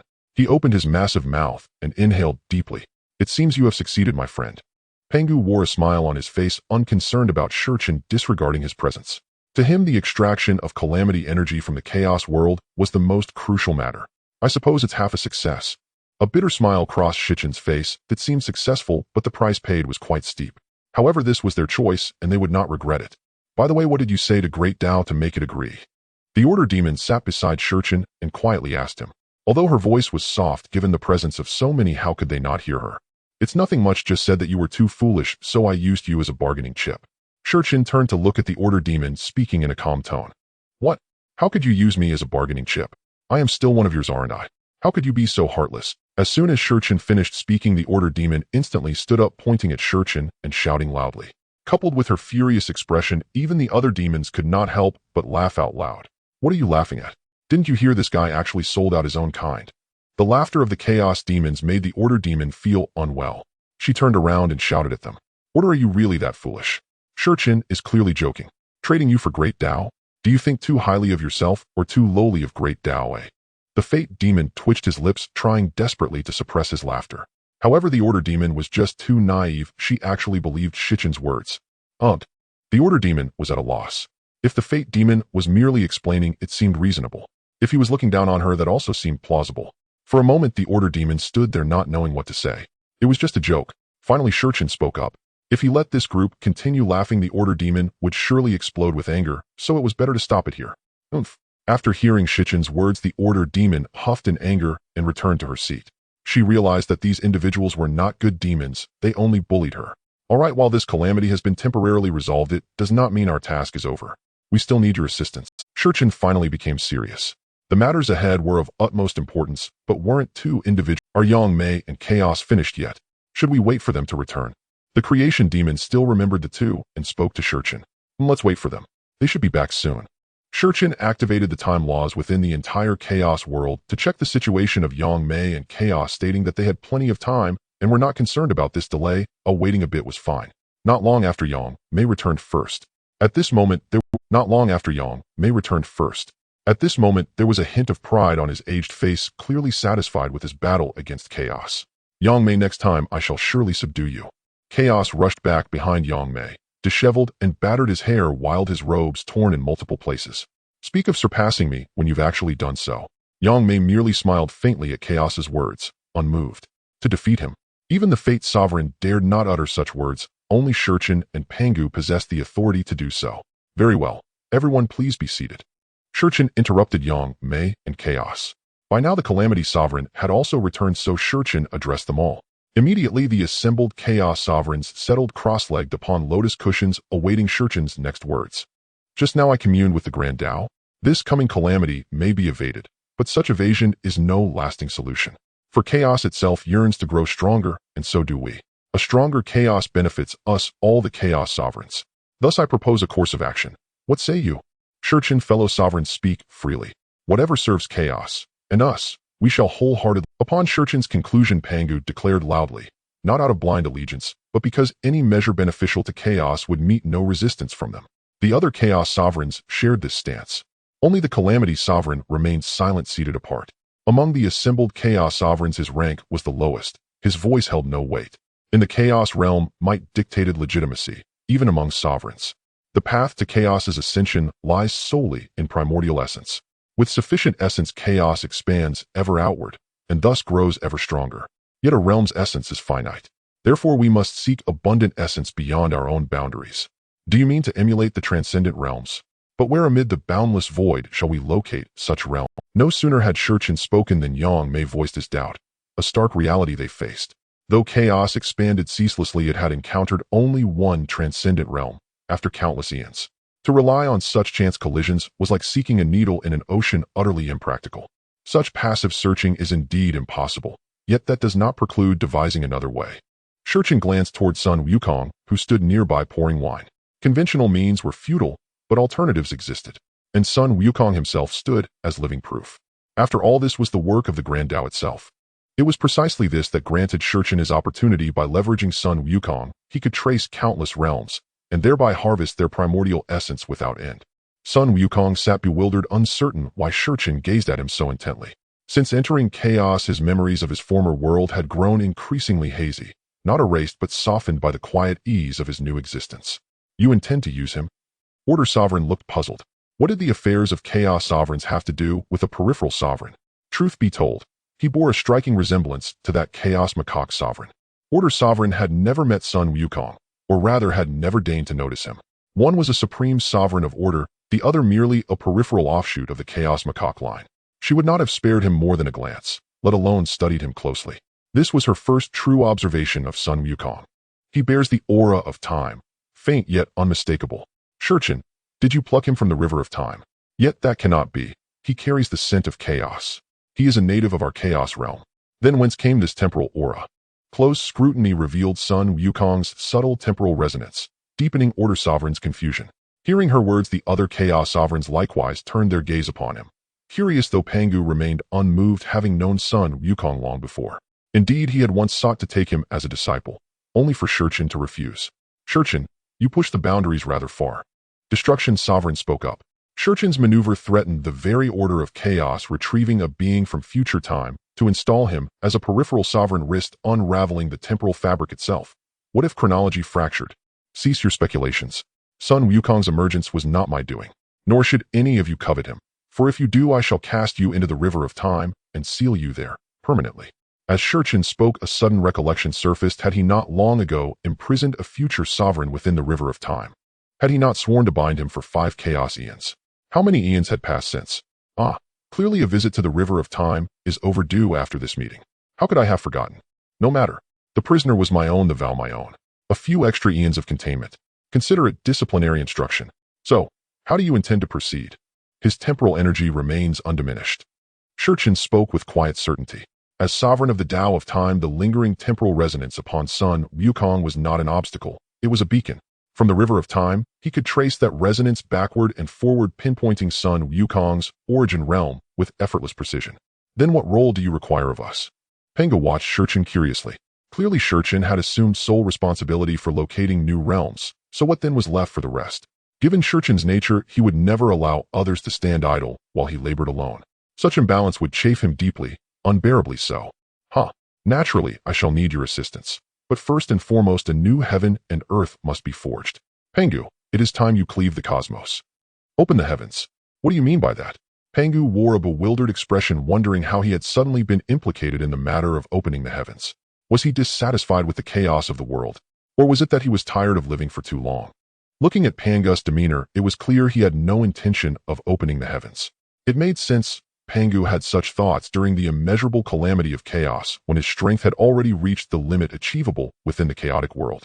To continue advancing, he would have to destroy 3,000 chaotic demons and use their great paths as nourishment for his own. But now not only Pangu, even he himself was still at the supreme realm far from the time of the immeasurable calamity. Thus it was only natural that Pangu had no intention of opening the heavens. However, it was impossible to truly wait for the immeasurable calamity now. After all, when the time came for Pangu to open the heavens, it wouldn't just be a simple act of creating the wild world, it would involve using all the chaotic demons as nourishment. Then the time explained to Pangu why it was necessary to open the heavens. In truth, it was simply because the beings in the chaotic world were far too few. To what extent? 3,000 chaotic demons along with a few side demons were nothing compared to other worlds where beings numbered in the immeasurable. In comparison, their numbers were pitifully low. Though their quality was quite high, it was unreasonable to expect the chaotic demons to handle everything. Wouldn't that lower their status too much? Some tasks should still be left for the beings beneath them, while their role was merely to sit atop the imperial throne and suppress all. So you wish for me to create a world, but to split the chaotic path, is that agreeable? To open the heavens, one must first split the chaos, but doing so would inevitably affect the entire chaos. The chaotic demons would be fine, as they wouldn't refuse once everything was made clear. The birth of the wild world would actually benefit them as well.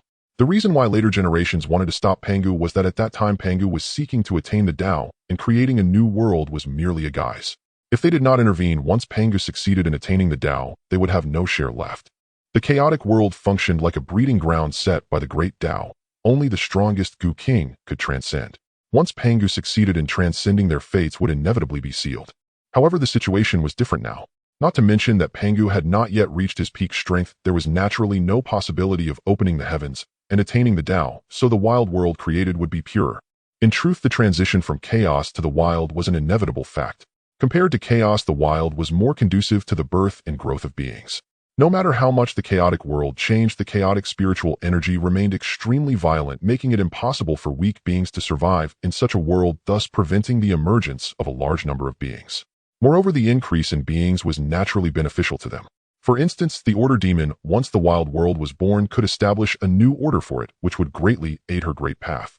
However, to open the heavens required the approval of the Great Dao, for clearly Pangu opening the heavens would disrupt the Great Dao's plans for chaos. Don't worry, he won't refuse. The time spoke confidently, fully aware that the Great Dao would not oppose, but only on the condition that he was willing to fulfill the promised deal.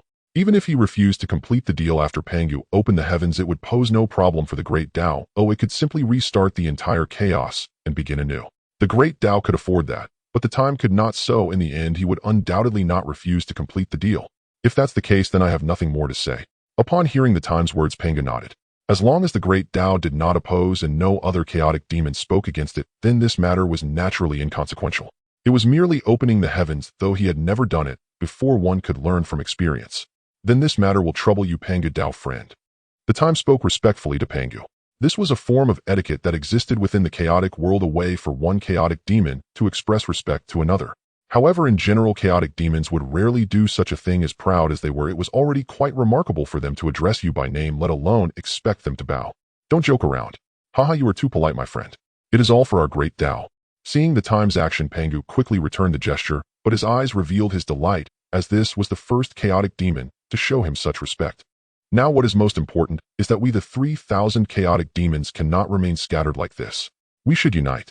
The time's meaning was clear. Previously, the 3,000 chaotic demons had been too dispersed, with each one either sleeping in their own domain or wandering in the chaotic world. Unless absolutely necessary, they rarely visited each other for discussions. Such a state was acceptable in the past, but now that chaos sought to venture into the myriad realms to harvest more essence, this could no longer continue. Thus, a proper system was needed to bind this group of chaotic demons. Otherwise, when they were needed, one might not be able to find them, which would be quite awkward. Never doubt their level of laziness. Haha, I am quite familiar with this. We just need to establish a pantheon where we can discuss matters when necessary and otherwise let them be. The Order Demon laughed heartily, filled with pride. She was the right one to approach for such matters, as she was exceedingly familiar with this concept. It was something she had considered long ago when she wanted to establish order in chaos, but later, due to her inability to overpower the time and his group, the idea had fallen by the wayside. The pantheon, will it take the form of a council? After the Order Demon spoke, the time had a general understanding of the situation, and even he couldn't help but take a closer look at the Order Demon, who was surprisingly astute to have thought of this. This is a good idea. Yang Mei nodded in agreement with the suggestion of the Order Demon God. It can be said that this suggestion is the most suitable for the Chaos Demon God. After all, they are all exceptionally proud. It is nearly impossible to make them submit to anyone. Even if you defeat them, they wouldn't bow their heads. Therefore, conventional methods hold no hope at all. However, adopting a council format does not force them to bow down, but instead involves them in the process, preventing them from feeling excluded. This way they are naturally more dedicated in their tasks. Otherwise, if forced, they would be greatly troubled. Then this matter will be left to you, Order. The others nodded in agreement naturally without any dissent. Thus the matter was entrusted to the Order Demon God, who governs the path of order and is most familiar with how to handle it. Moreover, this matter would also benefit the Order Demon God, so as allies they would never take this opportunity away from her. Having previously punished the Order Demon God, it was only right to offer some benefits. Otherwise how could she be motivated to serve them? Wonderful. When the Order Demon God heard Qin's words, a hint of excitement flashed in her eyes, and she looked at him with immense gratitude. She initially thought that after proposing this suggestion, even if Qin agreed, it would have no relation to her. After all, this is an opportunity to lay out 3,000 paths. Qin should be aware of the key aspects and would naturally not hand it over to her. However, she never expected that Qin would actually entrust this task to her. Indeed, his earlier punishments were merely tests. He truly cared for her. Qin was unaware of the Order Demon God's thoughts at this moment. Otherwise, he would probably want to punish her again. His approach was simply to strike with a stick and then offer a carrot. After all, having punished her so many times, how could he expect her to work diligently without offering some benefits? Yet this fellow seems to have so many thoughts. The other Chaos Demon Gods cast a deep glance at the Order Demon God, knowing well the benefits involved. However, since Qin had entrusted the matter to her, they naturally felt it inappropriate to voice further opinions, although they remained cautious in their hearts, for they could not allow the Order to scheme against them. Otherwise, they would be infuriated. Alright, I believe there will be no issues with the Order Demon God handling this. Next, we have something even more important to do. If we the Chaos Demon Gods are active, then this group of side-door demons cannot continue to be so lazy. They should contribute to the chaos. We cannot allow them to live carefree. We the Chaos Demon Gods must toil away, or we cannot allow a bunch of side-door demons to lounge about. That would surely infuriate us, so naturally we must give them some tasks. Otherwise, if they feel unbalanced, someone will suffer. Oh, what do you propose? The Reincarnation Demon God asked Qin, as he had never considered the affairs of the side-door demons. In fact, it was the same for the other Chaos Demon Gods. In their eyes, there was never a place for side-door demons. They were all high and mighty Chaos Demon Gods, and in their vision were only fellow Chaos Demon Gods. Side-door demons. They were merely a group of ants, easily wiped out with a wave of the hand, and not worthy of their attention. However, now that Qin mentioned them, it did seem that way. Why were they the Chaos Demon Gods working hard for the strength of the chaotic world, while these side-door demons did nothing but expect to reap the rewards? There is no such easy thing. Let's consolidate them into a large army. When the time comes to invade other worlds, they can serve as vanguards, which would be quite good. Qin proposed without a moment's hesitation.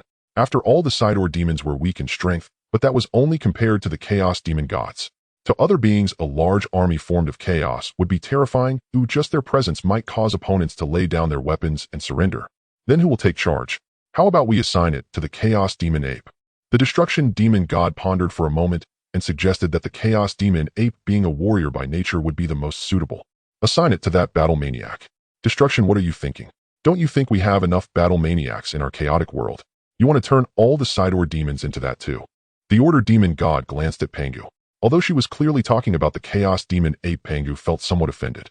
What did the Order Demon God mean by looking at him? Was she referring to him? But it seemed like she was talking about the Chaos Demon Ape. Exactly, Destruction. One Chaos Demon Ape and Pangu is already enough. If there are more, how can we have peace? Wait, Chaos, what do you mean by that? When you mention the Chaos Demon Ape, you should just mention him. Why bring me into this? And you, Order Demon God, what's with you? Do you all think I'm a battle maniac? Do you want us to step outside and have a chat?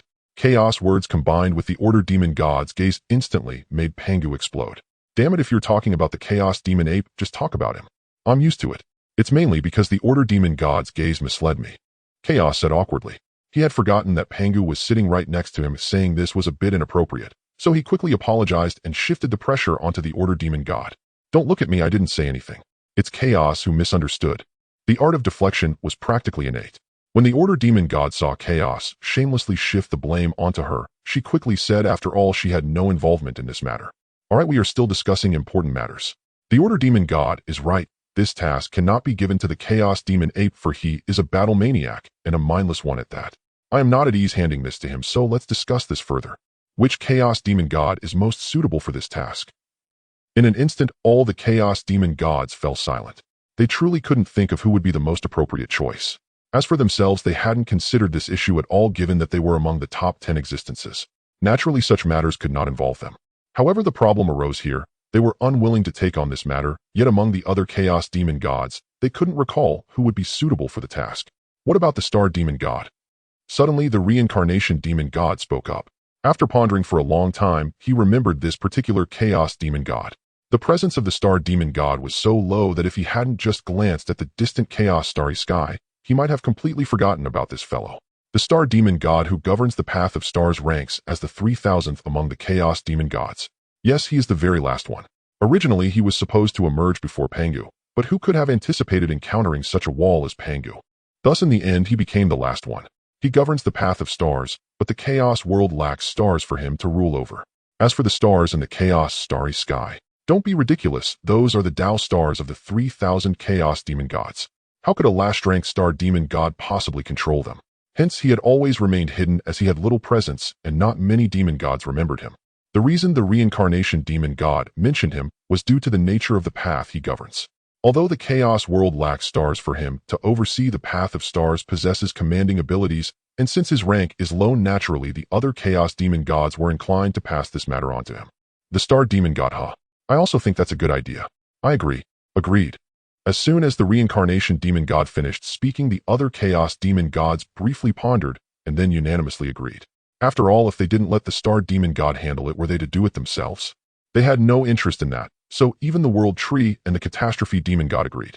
Speaking of which, wasn't the presence of the World Tree too low? How come it hadn't said a word until now? Since everyone agrees, then this matter is settled. Order forget it, Yang Mei, you go and notify the Star Demon God. Originally, he intended to have the Order Demon God notify the Star Demon God, but after thinking it over, he chose Yang Mei instead. He remembered that the Order Demon God had more important matters to attend to, such as the crafting and rule-making for the Pantheon, which required time. In contrast, Yang Mei and the others were quite free, so naturally it was appropriate to assign them some tasks. No problem, Yang Mei replied, as this small matter was quick and trivial, so he didn't mind. By the way, among the side demon gods Hong Jun of the Immortal Path, Luo Ho of the Demon Path, Qian Kuan of the Qian Kuan Path, and Chuang Zhao of the Creation Path, remember to tell the Star Demon God that these four need not be counted in I have other uses for them. The moment he mentioned it, it seemed he had just remembered he indeed had uses for these, for almost forgetting them. Yang Mei remained silent, only glancing at him in surprise before retracting his gaze. He didn't understand why the Time God wanted to involve those four side demon gods, but he didn't care much either, as he had little regard for those four little fellows. Then there shouldn't be any other issues, right? Pangu, my friend, prepare the items you need to open the heavens. Refine a batch of Dao artifacts from your treasures. Order Demon God, you are responsible for crafting the Pantheon. You should ask them for the materials you need. Yang Mei just remember to notify the Star Demon God. Is there anything else to add? In the end, the Time God confirmed once again, but when he mentioned the materials needed by the Order Demon God for crafting the Pantheon, he surprisingly did not say he would provide them, but rather asked him to find other Chaos Demon gods. It was truly a matter of negotiating everything except for providing materials. In fact, he had no choice. He had already spent most of the materials he had plundered from Pangu for refining his own Dao field. Now he barely had enough materials left to refine one of his own Dao artifacts. He wanted to establish a city in the Chaos world, yet he didn't have the materials. Speaking of which, Pangu was quite wealthy. It seemed necessary to rob him of some more items. Thinking of this, the Time God completely ignored the disdainful looks of the other demon gods and cast a meaningful glance at Pangu, making Pangu feel quite uneasy. If there's nothing else, I'll take my leave. After saying this, the Time God intended to leave. He still had matters to attend to after all. It seemed someone was still suppressed by him in the river of time and hadn't been released yet, and he wondered how that person had fared after such a long period. Wait. Just as the Time God was about to leave, someone was not in agreement. Yang Mei, the moment the Time God was about to disappear, sealed the surrounding space, forcing the Time God out of the spatial realm. He had no choice but to intervene, otherwise the Time God would really escape. Plus, since the Time God was merely using spatial displacement, Yang Mei, as the master of space, could naturally seal off the space to stop him. Yang Mei, what are you doing? The Time God was a bit bewildered. He had been ready to leave, but Yang Mei had sealed off the space around him, making it impossible for him to utilize the spatial laws. Unless he forcibly broke through with the laws of time, he could not move at all. What was going on with Yang Mei? Time, have you forgotten something? Yang Mei said quietly. He had never forgotten what the Time God had done back then. He had chased after the Time God and asked many times. The other Chaos Demon gods who were originally about to leave instantly stopped, revealing expressions of amusement. The Chaos World was too dull. Now that there was a good show to watch, they naturally couldn't miss it. What have I forgotten? The Time God was utterly confused. Had he forgotten something? My heart of space. Yang Mei was furious. If he weren't unable to defeat the Time God, he would have truly wanted to hang the Time God up and give him a beating just like before when fighting Chaos. Unfortunately, it was just a thought. You mean that? Just wait a little longer, give me 3 Chaos eras, and it will be fine. Phew, good thing I ran fast. Standing once more upon the Time River, Shurchen could not help but breathe a soft sigh of relief. At the very moment he finished speaking, a ripple appeared in the sealed space Yang Mei had set, and Shurchen seized that chance to slip away. Otherwise he would have had to face Yang Mei's questioning. He had not truly deceived Yang Mei. If granted 3 more chaotic eons, he would return Yang Mei's space heart. Now that he stood upon the Time River, Shurchen paid no heed to anything else. He stood there with a gaze that pierced through immortal ages, looking down from on high at the flowing waters. The waters of the Time River run from the immutable past into the years yet to come. Each drop is a page of ancient annals, each a prodigy proud of the age it carries. With a thunderous motion, after watching for a while, Shurchen plunged his hand into the Time River. His hand reached to the riverbed and slowly withdrew, hauling a living being up with it. Ugh! He opened his eyes in confusion. Shun Enai felt as if he had slept for an eternity. He had dreamed a very long dream in which he swam against the current of the Time River and was pressed into its depths by a terrifying presence whose features he could not discern. At the riverbed, he could not perceive the true passage of time. Though the Time River is the terminus of all time, within it temporal shifts are indistinct. Each drop embodies an age's chronicle, yet those pages are ceaselessly swept past. How could one reckon time when history is forever flowing before one's eyes? Never mind measuring time, you cannot spare a sliver of attention. You must constantly exert yourself to resist the scouring of those annals. A single lapse, and the river will erase your will. Even if you do not die, you will become a hollow thing without memory. Shin'enai. Shichen's Taoic voice rolled across the Time River. It was the first time he had uttered Shin'enai's name, and the moment he spoke that appellation, countless ancient annals collapsed. The time around them grew disorderly. Shin'enai represented the time to come, while Shurchen embodied the past and present. The two should not meet. Under ordinary circumstances, Shurchen should not behold Shun-Enai. Only Shun-Enai's reverse passage through the Time River made this encounter possible. But that very act implied Shun-Enai might alter past history. Time ought not be reversed, otherwise the annihilation of the ages would not be mere rhetoric. By merely calling Shun-Enai's name, Shurchen had caused vast swathes of ancient annals to crumble. Countless ages were wiped from the fabric of time and vanished into oblivion. And all this was wrought by a single name. Shichen's brow tightened. He lifted a hand and disturbed the surrounding temporal laws, otherwise he could not converse with Shin-Enai. A single name had already produced such consequences. A few more words, and the future threaded along the Time River might dissolve into nothing. You are the Grand Venerable. Shin-Enai heard the voice calling him. He raised his cloudy eyes and saw Shurchen seated upon the imperial throne at the end of time. Though endless ages lay between them, Shichen's voice seemed to sound right beside his ear. Shin-Enai heard the voice calling him. He raised his cloudy eyes and saw Shurchen seated upon the imperial throne at the end of time. Though endless ages lay between them, Shichen's voice seemed to sound. The title Grand Venerable was not merely the respect offered by heterodox demon gods within the chaotic world to the chaotic demon god. Since Pangu split open the primordial wilds, those who understood the primordial likewise addressed the chaotic demon god thus, in veneration. It seems you know me, Shurchen observed. He had peered into future ages, and thus knew which chronicle Shun-Enai hailed from. What surprised him was that Shun-Enai knew of him. There was no great mystery. In theory, the steward of the Time River should be omniscient. Any question could be answered by a glance into the river's future, yet the presences of the Dao remained hidden. The Dao had sealed Shichen's ability to probe the future to prevent them from learning the truths of the countless culpas. Although the bargain between Shurchen and the Dao had loosened that seal, it had not been fully broken. Shurchen could only steal scant glimpses. Besides, any action at this temporal node would affect future outcomes, and Shurchen could not forever peer ahead. Much thus remained unknown. Your magnificence rings through all the heavens. Innumerable beings chant your praises. Had Shurchen questioned him before the suppression, Shin-Enai would never have spoken thus. His words only showed how their current deeds had already altered the future. Whether this is a blessing or a curse to the chaotic realm is unclear. Enough. By rowing against the Time River, you disturb the ancient annals and risk rendering the ages void. I suppressed you within the Time River to make you repent. Do you now recognize your error? Shurchen did not dare mention how long he had held him. They had agreed on suppressing him for 4 chaotic eons, yet thousands had passed. Had he not remembered this time, he did not know how much longer he would have kept Shun-Enai bound. Shun-Enai knows he was wrong. Shun-Enai answered with earnest contrition. Though he did not know how long Shurchin had suppressed him upon seeing the Grand Venerable before him, he would not resist. He also understood that this time his reverse passage of the Time River had been a mistake. Did you not see that when Shurchin merely spoke his name, countless annals collapsed? These were ancient histories, and their collapse could well affect the future. Whether the eras erased this time will impact Qin Ming's future is uncertain.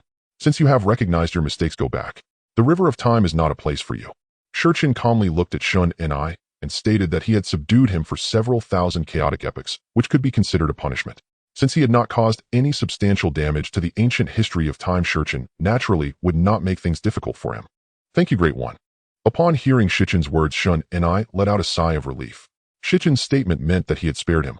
Reflecting on the years of his suppression, he felt utterly miserable. The relentless flow of the river had even slightly affected his will.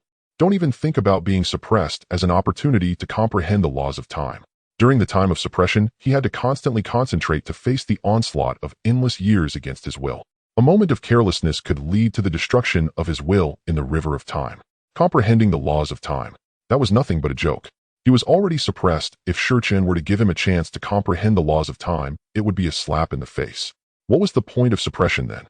Then Qin Ming followed the river of time back to the era he belonged to while Shurchin watched him return to his time before retracting his gaze. He truly did not trust Qin Ming. If he were to return after Shurchin left, it would be quite amusing. Of course, Qin Ming was not foolish and did not attempt such tricks. He returned very honestly. Suddenly, as he was preparing to return, Shurchin discovered a series of ripples suddenly emerging from the river. The river of time is a vast flow continually flowing from ancient times into the future. Within this river, there are countless branches resembling a spider's web diverging from the main stream towards more unknowns. Each branch actually represents the existence of a world. Although Shurchin could see these branches, navigating through them to reach their corresponding worlds was somewhat difficult. After all, while the river of time occupies the same dimension, the worlds it represents may not necessarily be in the same dimension as chaos. In the past, the river flowed vigorously. Although the depths were turbulent, the surface was remarkably calm. However, at this moment, the entire river of time was rippling continuously, and these ripples originated from one of the branches, causing waves in the river of time, even beginning to affect the mainstream. Is that a small boat? Shurchin reached out and grabbed a small boat from one of the branches of the river. This was a boat made of paper which should have sunk quickly even in an ordinary river, yet it had traveled far upon the river of time. Who placed this here? The paper boat in Shichin's hand was quite ordinary, made entirely of a single piece of paper. The only special aspect was the power contained within it. Although weak, it was enough to keep the paper boat afloat in the river of time. This seems to be the law of that world. Could it be her doing? Shichin's gaze pierced through the river of time, and he saw a woman wearing a ghost mask standing by a river, gently placing the small paper boat into the water. Indeed, it is that world.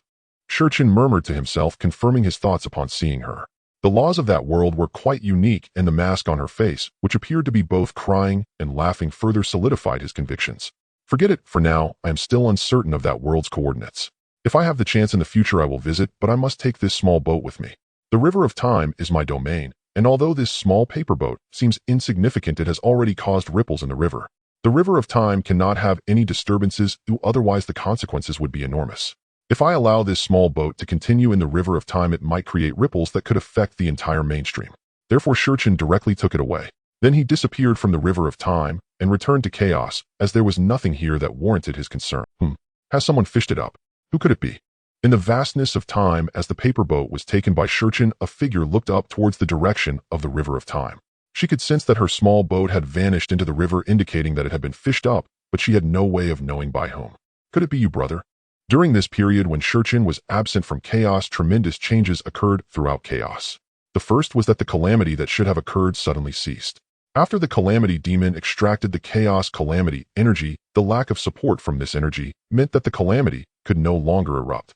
The second event was that one of the 3,000 chaos demons, the star demon, also known as the Great One by the side door demons, suddenly issued a decree summoning all the side door demons of chaos to his dojo.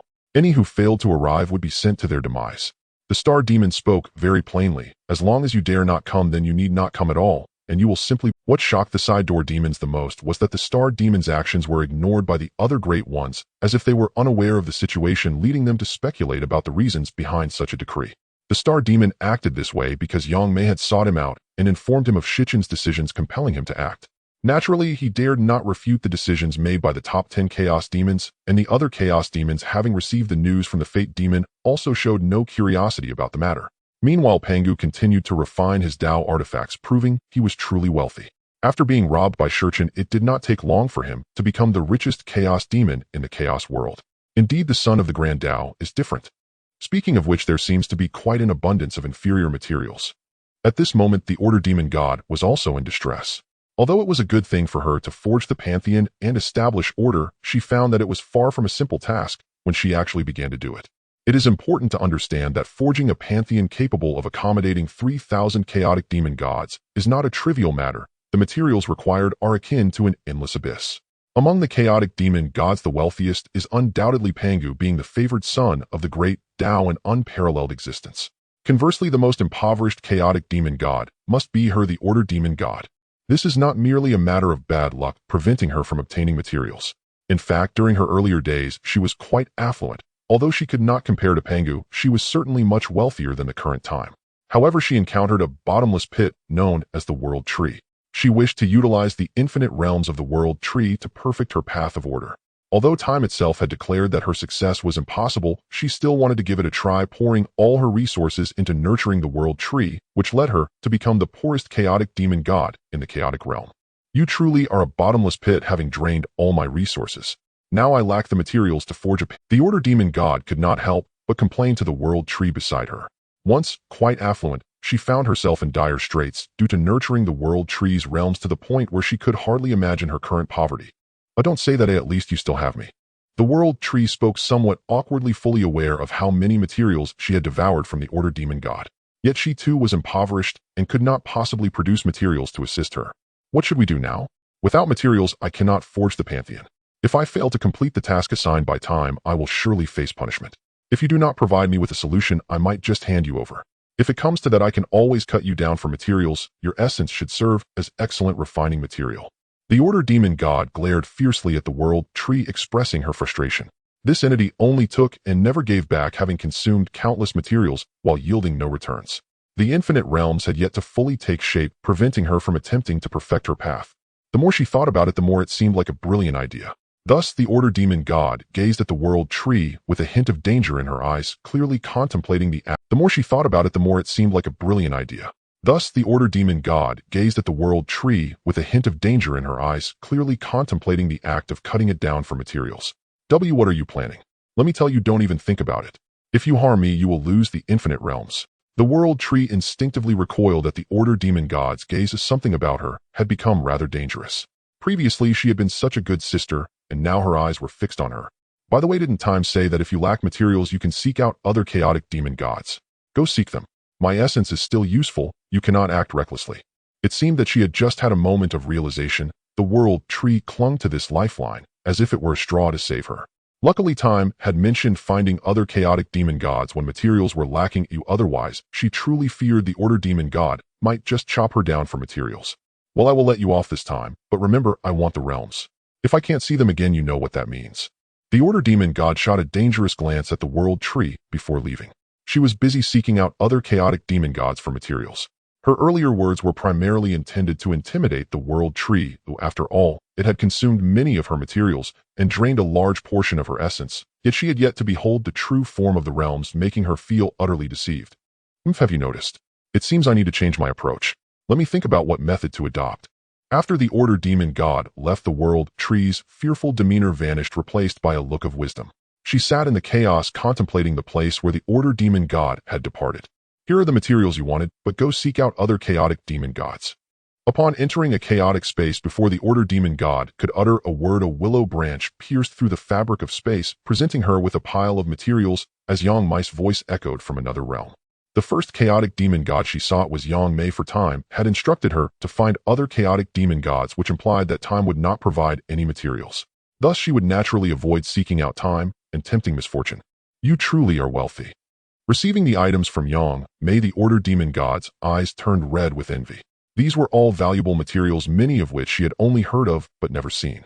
Reflecting on her own emptiness while Yang Mei casually presented her with items she had never encountered, she felt a deep longing to claim them all for herself, though she could only fantasize. Yang Mei completely ignored her, returning to her own realm after handing over the materials, even sealing off the surrounding space, clearly expressing her intent to avoid the Order Demon God. The Order Demon God did not press the matter further. She understood Yang Mei's feelings. It was merely frustration for not retrieving the Heart of Space. She then visited Pangu, and only then did the Order Demon God truly understand what it meant to be wealthy. Observing Pangu's offerings, she felt as if her own were insignificant, giving rise to the notion of calling him a wealthy benefactor. Take it. If it's not enough, come back for more. Pangu was exceptionally generous. The materials he provided to the Order Demon God nearly matched half of what had been taken from her by time. How little time had passed since then. Last time she had been nearly stripped bare by time, yet Pangu had amassed such a wealth of materials in so short a span. The Order Demon God began to suspect that the current scarcity of resources in the chaos might be due to Pangu. Thank you, Pangu. With that, the Order Demon God waved her hand and swiftly took the materials away, moving with a speed as if other chaotic demon gods were competing with her for them. Have you gathered all the materials? When the Order God returned to his dojo, the World Tree curiously asked. After all, it hadn't been long since the Order God left, and now he was back. If he hadn't gathered all the materials, he shouldn't have returned so soon, but was this speed a bit too fast? Do you think everyone is like you, only going in and not coming out? The Order God couldn't help but roll his eyes at the World Tree. If it weren't for this guy, he wouldn't have been so poor that he had to ask Yang Mei and Pangu for materials. Just thinking about it made him angry. After all, he was also a chaos god once wealthy. Do you want me to share some with you? I could use it for my myriad realms. Don't even think about it. This is for refining the Hall of Gods. If I can't complete the task, are you going to take my beating? Then forget it. Upon hearing the Order God's words, the World Tree decisively refused. Compared to swallowing the Order God's materials causing him to fail in completing the Hall of Gods and getting beaten, she chose not to. After all, lacking resources would only slow down the evolution of the infinite realms, but getting beaten would be a matter of face if she knew how to distinguish the important from the trivial. TCH. The Order God scoffed, then took out the materials given to him by Pangu and Yang Mei right in front of the World Tree and began the work of refining the Hall of Gods. At this moment, on the other side of the Chaos World, the Star God was much busier. All the Sidor gods of the Chaos World had come to him, making the atmosphere livelier than it had ever been since the birth of the Chaos World. Hongjun, what do you think the Star Supreme called us all here for? Beside Hongjun were the ancestors of Qian Ming and Luoho, who were all friends of Hongjun in the Chaos World. They were sitting together waiting for the Star God to appear. Luoho looked around at the many gods, more than half of whom he didn't know. There were simply too many Sidor gods, and each had their own social circles, so it was natural that not all gods would know each other. How would I know? Hongjun rolled his eyes at Luoho, then looked at Qian Ming, Chuangshi, and other gods who all had a hint of confusion on their faces at the moment. I hope it's not a bad thing. The Time God beside them said with a sense of contemplation. The Time God, a Sidor of the Way of Time, controlled the laws of time. Though similar to the Way of Time, it differed in that the laws of time represented the past, and his abilities were related to the past. Other Sidors included the present and the future, all belonging to the Sidor of the Way of Time. It shouldn't be. Qian Ming replied calmly upon hearing the Time God's words. By the way, why did the calamity suddenly disappear? Luoho suddenly spoke up. He had originally planned to make some moves during this calamity, but suddenly the aura of calamity vanished. Without the aura of calamity in the Chaos World, a calamity could not erupt, leading to the failure of his plans. Have you forgotten about the Calamity Supreme? Clearly this is the work of the Calamity Supreme. Luoho said as a god next to him replied. Was there even a need to think about it? Only these great supremes could stop the calamity from erupting, and only the Calamity Supreme could achieve such a feat quietly. After all, he was in charge of the Way of Calamity, so extracting the aura of calamity from the chaos was a simple matter. Ding, ding, ding. As the sound of the bell echoed throughout the Star God's dojo, all the gods were taken aback, then settled quietly in their places as they knew the Star Supreme was about to appear. The one ringing the bell was the killing god from the Sidor of the Star Way, corresponding to the killing laws within the Sidor of the Star Way. This time, because it was the Star God calling all Sidor gods, he had also summoned all the Star Sidor gods in advance. The Star Supreme has arrived. With a voice that echoed throughout the dojo, all the Sidor gods stood up instantly, respectfully waiting. We pay our respects to the Star Supreme. Everyone sit down. At the moment the Star God appeared, all the Sidor gods shouted loudly. The Star God, however, showed no airs. After appearing, he simply acknowledged them and asked the gods to sit down. The scene was very quiet, all the gods waiting for the Star Supreme to speak. I imagine you are all curious about why I summoned you here. In fact, I do not have many thoughts on this matter. However, the Supreme Yang Mei suddenly came to me not long ago, asking me to gather you all to inform you of something. After saying this, the star god paused and surveyed the gods present, noticing they were all listening attentively before nodding in satisfaction. All the Sidor gods had arrived except for one who was absent, the son Wukong of the Way of Anger. However, he was left behind by time, so he naturally didn't have to come here. The star god was aware of this and didn't mind. As for what this matter is, I am not entirely clear either. After all, this is a decision made by the top 10 supremes. Whether it's you or me, we only need to comply. This time, I gathered you all to notify you that starting today, all gods will be under my management to establish a great army in preparation for future battles across the realms. What is the myriad realms? As soon as the star god finished speaking, the other gods began to discuss vigorously. They had great objections to the star god's words. After all, not only were the chaos gods exceedingly proud, but these Sidor gods were also very proud. They all enjoyed a sense of freedom, but now the star god was telling them that their freedom was no more, and that they were now to be governed by the Star Supreme. Moreover, they had no understanding of what the myriad realms were. However, they did not dare to challenge the authority of the chaos gods, so they could only discuss amongst themselves. Alright, I know you have many doubts, but this is not a discussion with you. It is a notification. This decision comes from the top 10 supremes. If you have any discontent, you can raise it at any time, but you must also bear the consequences of questioning.